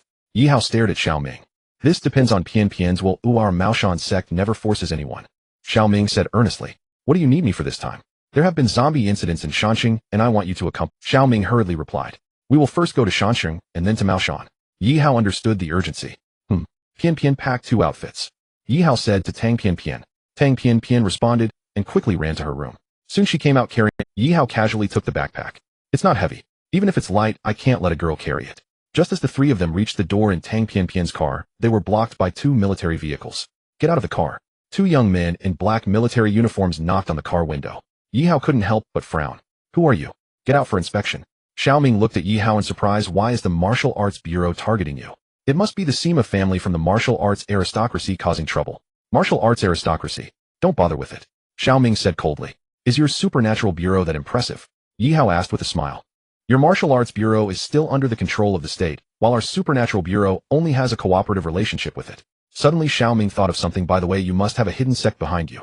Since you mentioned it's a hidden sect, it shouldn't appear openly in the world. Yi Hao said as he got out of the car and walked towards the military vehicle. Stop. The 2 young men from the martial arts bureau drew their guns. If you have the guts, then shoot, Yi Hao said nonchalantly. While speaking, Yi Hao did not stop his footsteps. The 2 young men exchanged glances, but none dared to fire. They all understood the identity of the person before them. Who would dare to shoot? Yi Hao looked at a middle-aged man in the front seat and said, if I'm not mistaken, you are from the Sima family. So what if I am? If so, why are you still sitting there looking composed? As soon as the words fell, Yi Hao's fist struck the glass window, and the moment it shattered, his fist transformed into a hand grabbing the man's hair and pulling him out through the glass like dragging a dead dog. Sima Zhengfang was stunned. He did not expect that his innate cultivation would be powerless against Yi Hao. Yi Hao's words contained a terrifying momentum. This momentum shocked Sima Zhengfang's spirit. Otherwise, how could he not fight back? Several members of the Martial Arts Bureau were about to step forward, but Yi Hao coldly scanned them and said, who dares to come forward? The terrifying sound waves spread invisibly, and those members of the Martial Arts Bureau dared not advance. Go back and tell the Sima family that if they want to send someone decent. Yi Hao looked at the blood-soaked Sima Jingtian and said, today's matter of personal revenge is not over. After saying this, Yi Hao casually threw Sima Jingtian onto the military vehicle, and with a bang, even though the military vehicle had been specially modified, it still left a huge dent. He opened the car door and sat inside. Let's go. Tang Pian looked at Yi Hao with some admiration and said, can I do that in the future? This is just the beginning, Yi Hao said with a smile. When we fight zombies, you'll see the true power of the Taoist arts. Do we need to prepare glutinous rice for fighting zombies? Tang Pian asked while driving. According to the information received, this zombie is likely a black zombie, so both glutinous rice and black dog blood will be useful. At this time, Xiaoming said, can you deal with flying zombies? For flying zombies, I don't have the capability, which is I can't help but feel like you're a bit unreliable. My cultivation is rapidly improving, right? In another 2 or 3 years, no matter if they are flying zombies or not, I can slay them with a single sword. Xiaoming wasn't speaking empty words. What he lacked most now was time. By the way, can you see my spiritual root? Yi Hao suddenly thought of something. Xiaoming stared at Yi Hao for a moment, then performed the qi observation technique. After a moment, he shook his head. I can't see your spiritual root. If I didn't know your cultivation was high, I would have thought you had no spiritual root. Are you sure? I'm sure. Tang Pian looked at Yi Hao in surprise. She knew that Yi Hao's spiritual root was at least 20 times higher than her own. Her own spiritual root had reached the top grade, so Yi Hao's spiritual root would undoubtedly be higher. But now Xiaoming couldn't see it. Could it be above the 9th grade? Tang Pian had a bold guess in her heart. That could only be the explanation. Yi Hao remained silent and continued to cultivate. Yi Hao didn't know if the ones in Shanxing were flying zombies, but he wanted to quickly elevate his cultivation to the 3rd layer of body refinement. In the past 10 days, Yi Hao had approached the 3rd layer through taking qi-nourishing pills and using spirit stones to cultivate. After arriving at the military airport, the 3 of them boarded a military helicopter. Yi Hao continued to silently improve his cultivation. A few hours later, they landed at a military airport in Shanxing. A military vehicle was already waiting there. Let me introduce the current situation. After getting on the military vehicle, Xiaoming asked, that zombie has run into the city. Xiaoming's expression changed. The city is undoubtedly a densely populated area. If that zombie has run into the city, won't it cause a huge uproar? The military has already sealed off all streets, but people are still being bitten to death from time to time. What about the bodies of those who were bitten to death? They were burned on the spot. Xiaoming nodded. Burning them on the spot is indeed the right thing to do, otherwise the corpses could turn into zombies again. Let's head to the city immediately. Xiaoming didn't want to waste a moment. After arriving in the city, they indeed saw a large number of soldiers patrolling with heavy weapons. Xiaoming glanced at the time. It was nearly 5 o'clock. Immediately prepare some things for me. What do you need? Black dog blood graphite line dyed with chicken blood glutinous rice divine sand. How much? A lot. The soldier didn't know how much Xiaoming meant by a lot, but the military's efficiency was undoubtedly quick. In no time 10 bags of glutinous rice were delivered. Then 100 crowing roosters were brought in, and they started killing the chickens and letting them bleed. Seeing this scene, Xiaoming, who was setting up the formation, had a darkened face. This is too much. Xiaoming, how many sins have you committed? Yi Hao pointed at the line of roosters waiting. Enough. Xiaoming rushed over anxiously. At this point, more than a dozen roosters had already been slaughtered. Xiaoming's face darkened as he ordered the troops to take away the remaining roosters. Kill them. At this moment, Yi Hao walked over. What for? Xiaoming looked at Yi Hao and asked. Perhaps I could make use. Yi Hao replied. Since Yi Hao said so, Xiaoming did not insist. But he needed to clarify some other items. 1 pound of black dog blood, 1 bundle of graphite, thread, and half a pound of divine sand will suffice. 4 pounds of black dog blood, 4 bundles of graphite, thread, and 2 pounds of divine sand. The quartermaster raised the amount Xiaoming requested to 3 times. What if it wasn't enough later? The terror of zombies had long since spread throughout the army, having already injured dozens of soldiers. He did not want the zombies to escape due to insufficient materials. With our country's current capabilities, we can provide you with anything you need immediately. Yi Hao looked at Xiaoming and said, you can no longer view today's civilized society through the lens of the past. Previously, Xiaoming had said a large amount because he thought the army might not be able to obtain many items in a short time. All right, Xiaoming said as he began to set up the formation on the ground. Yi Hao quietly cultivated beside him. Yi Hao had already sensed that he was on the verge of a breakthrough. Nightfall, Xiaoming saw that everything was ready. He picked up a piece of golden yellow talisman paper and gently waved it, causing it to ignite instantly. Corpse summoning talisman, go for me. As Xiaoming's voice fell, the talisman paper transformed into a beam of golden light and shot away into the distance. You all retreat 30 meters. Xiaoming glanced at the soldiers around him. These soldiers were armed with heavy weapons. Without hesitation, they retreated 30 meters. Xiaoming's position was equipped with laser lights, making it almost as bright as day. Roar! Just as these soldiers retreated 30 meters, a roar echoed. Yi Hao's expression changed, and he stood up. I will let you know when to act, Xiaoming said solemnly, while holding a century-old peachwood sword. Yi Hao nodded. Not long after, a zombie dressed in Qing Dynasty official robes appeared on top of a high building, and then the zombie leaped gracefully to land right in front of Xiaoming. The zombie stared at Xiaoming with eyes full of murderous intent. Rise! Xiaoming flicked the peachwood sword in his hand, causing 4 graphite threads soaked in black dog blood to soar into the air and entangle the zombie. When the graphite threads touched the zombie, they immediately burst forth with golden light. The zombie crashed about in the graphite threads, but struggled to escape successfully. Go! Xiaoming guided the peachwood sword, and a basin of rooster blood transformed into a long stream that poured over the zombie, causing black smoke to rise from its body. The zombie roared furiously. Then it reached out its hands to grasp the graphite threads, and with a fierce pull managed to snap them. The flesh on its face grew even more grotesque due to the corrosion of the rooster blood. With a loud bang, the zombie stomped hard on the ground and transformed into a blur as it lunged at Xiaoming. Xiaoming threw glutinous rice soaked in dog blood at the zombie. The glutinous rice seemed to come alive, crackling as it struck the zombie. However, the glutinous rice still failed to prevent the zombie from advancing. Xiaoming's expression changed.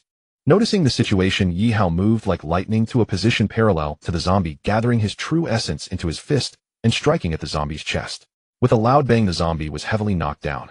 However, at the moment of being knocked down, it flipped back up again. It glared at Yi Hao, eyes filled with fierce killing intent.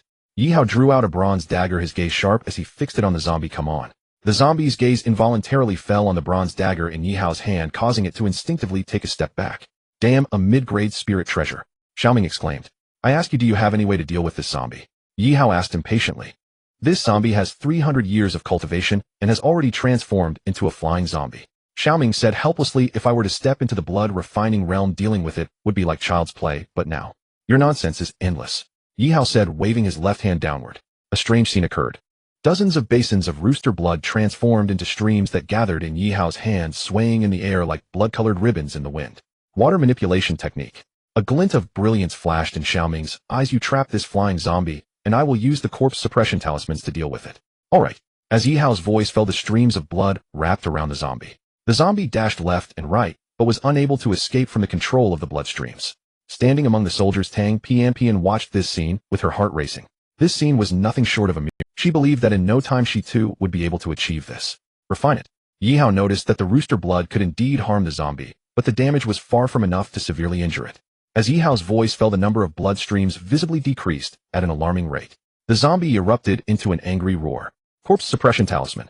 At this moment, the talisman paper on Xiaoming's peachwood sword transformed into a golden talisman, which suppressed the zombie, rendering it unable to move. The zombie continued to roar, but that corpse suppression talisman pressed down on it like a mountain. Yi Hao took this opportunity to continuously refine the rooster blood. The soldiers in the field looked at this scene with expressions of disbelief. Had they not believed such supernatural events, but now they had no choice but to believe. This zombie has finally been suppressed. The scene before them indicated that the zombie had completely lost its ability to resist. But unexpectedly, a burst of black brilliance suddenly erupted from the zombie. As soon as this black brilliance appeared, it forcibly shattered the corpse suppression talisman, and then shattered the dozen blood streams that were entangling the zombie. Yi Hao and Xiaoming both groaned and staggered back a few steps. What's going on? Yi Hao frowned. This zombie is being controlled by someone. Xiaoming's face darkened, nearly dripping with water. Is this what you meant by an evil sect? Yi Hao was alarmed. Xiaoming nodded. As the two spoke, the zombie's crimson eyes locked onto Yi Hao and Xiaoming. I will hold, Xiaoming said firmly, holding the peachwood sword. I thought you might run this time, Yi Hao laughed. When would I ever joke about that? Xiaoming had barely finished speaking when a sharp crack rang out, and a thunderbolt struck the zombie with brutal force. The zombie shrieked as black smoke snaked from its body. Are you just going to stand there watching? Yi Hao asked. Is this your control lightning art? Xiaoming stared wide-eyed. Otherwise, Yi Hao retorted. With your current cultivation, how could you possibly master a lightning control technique? Xiaoming cried out. And even a lightning art would not have such potency as yours. You talk too much. Without another word, Xiaoming gripped his peachwood sword and charged at the zombie. Just as Xiaoming was about to strike, another thunderbolt descended from the heavens and smashed into the zombie. At the same instant, his peachwood sword pierced the creature's brow. The zombie collapsed at once. Burn it, Xiaoming said. Several soldiers sprinted forward carrying flamethrower. Flames belched like dragons, and the zombie dissolved at a rate visible to the naked eye. Do not stop, Xiaoming ordered in a low voice. Yi Hao weary walked toward Tang Pianpian. The zombie had already been largely consumed by the blaze, with Xiaoming watching. It could no longer rear up again. Halfway there, Yi Hao saw a figure blur and shift, lunging toward Tang Pianpian. The shadow moved with utter terrifying swiftness. Not good. Yi Hao understood in an instant the figure had surely coveted Tang Pianpian's spiritual root. He activated his ability to retard motion, then pushed his own speed to the utmost. Even so, Tang Pianpian was swept into the air by that shadow. I didn't expect to capture a woman with a superior spiritual root this time. Put her down. Yi Hao fixed the black-robed middle-aged man with a stern gaze. Boy, you destroyed my zombie, and I haven't settled accounts with you yet. The black-robed man sneered. I never thought you'd hand yourself over so willingly. Saying that, he gestured with a great hand toward Yi Hao. Yi Hao's body was immediately hurled forward against his will toward the black-robed man. Die! Die! The first die came from the black-robed man. As he spoke, 5 fingers reached for Yi Hao's throat. The second die came from Yi Hao himself.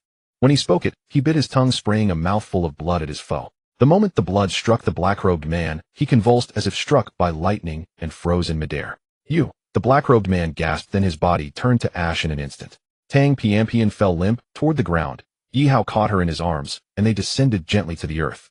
Xiaoming rushed over. Staring at Yi Hao in utter disbelief, he said, That one was of the Lianxua realm. How did you kill him? I find that whenever you call me, trouble follows, Yi Hao said helplessly to Xiaoming. The last time Xiaoming had asked him to hunt a ghost, they had encountered a ghostly immortal. This time it would have been bad enough to meet a flying zombie, but who could have predicted they would stir up an evil practitioner of the Lianxua realm? Don't change the subject. My master gave me a protective talisman, Yi Hao told Xiaoming, but it has been expended now. Xiaoming looked somewhat embarrassed. Yi Hao was not exaggerating. Divine blood, holy and sacred, was the simplest counter to an evil practitioner. The problem was that Yi Hao had very little divine blood left in him. Once he absorbed all the divinity from that blood, the ability would likely be gone. Let's go to Maoshan, Yi Hao said in a low voice. We must head to Maoshan, Xiaoming nodded. Have you considered why this evil practitioner would brazenly bring a zombie into the mountain city? Tang Pianpian asked softly. Whatever the reason, this is not something for us to meddle in, Xiaoming said gravely. A being of the Lianxua realm was too powerful. Yi Hao stood no chance. Maoshan's sect, the venerable Chinese order famed for hunting ghosts and exorcising demons. Yi Hao and Tang Pianpian followed Xiaoming as he led them around to the rear mountains of the Maoshan sect. This is Maoshan, Xiaoming said, pointing at a cliff ahead. Yi Hao paused. Xiaoming formed a hand seal, and a gate appeared before the three of them.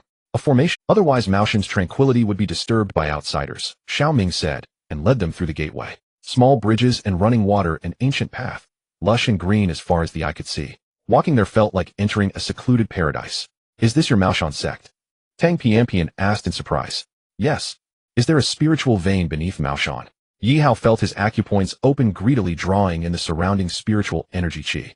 Every one of the 3 sects and 6 gates has a spiritual vein. How else could they be called blessed grotto heavens? Xiaoming smiled.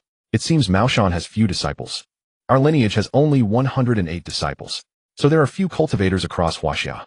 Indeed, orthodox sects have relatively few practitioners, but the ranks of the evil path are many, because dark arts are easier to rush and master quickly compared to the righteous way. Xiaoming spoke solemnly. Quantity does not equal quality. The evil path may swell in numbers, but it lacks top-tier masters, otherwise the 3 sects and 6 gates could not hold the advantage. Why is that? Tang Piampian asked. Because most dark arts are fast-track. Speedy cultivation means unstable foundations. With an unstable base, how can one climb to the summit? While they talked, Xiaoming led Yi Hao and the others into a courtyard. Master Xiaoming requests an audience, he said respectfully at the gate. Come in, came an ancient voice. When Xiaoming ushered Yi Hao and Tang Piampian into the main hall, a voice of surprise sounded. A shabby old man emerged, clutching a chicken leg, his face alight with delight. A superior spiritual root. I brought my friend to ask Master to help conceal her spiritual root, Xiaoming. Girl, would you be willing to join my Maoshan? The scruffy elder asked in a grave tone. Tang Piampian glanced at Yi Hao and gently shook her head. What a pity, the scruffy elder said when she refused, a look of regret crossing his face. Then his large hand began to trace a spirit talisman in the air. With the final stroke, a translucent talisman appeared before their eyes. Void congealing talisman. Yi Hao breathed, astonishment etched across his face.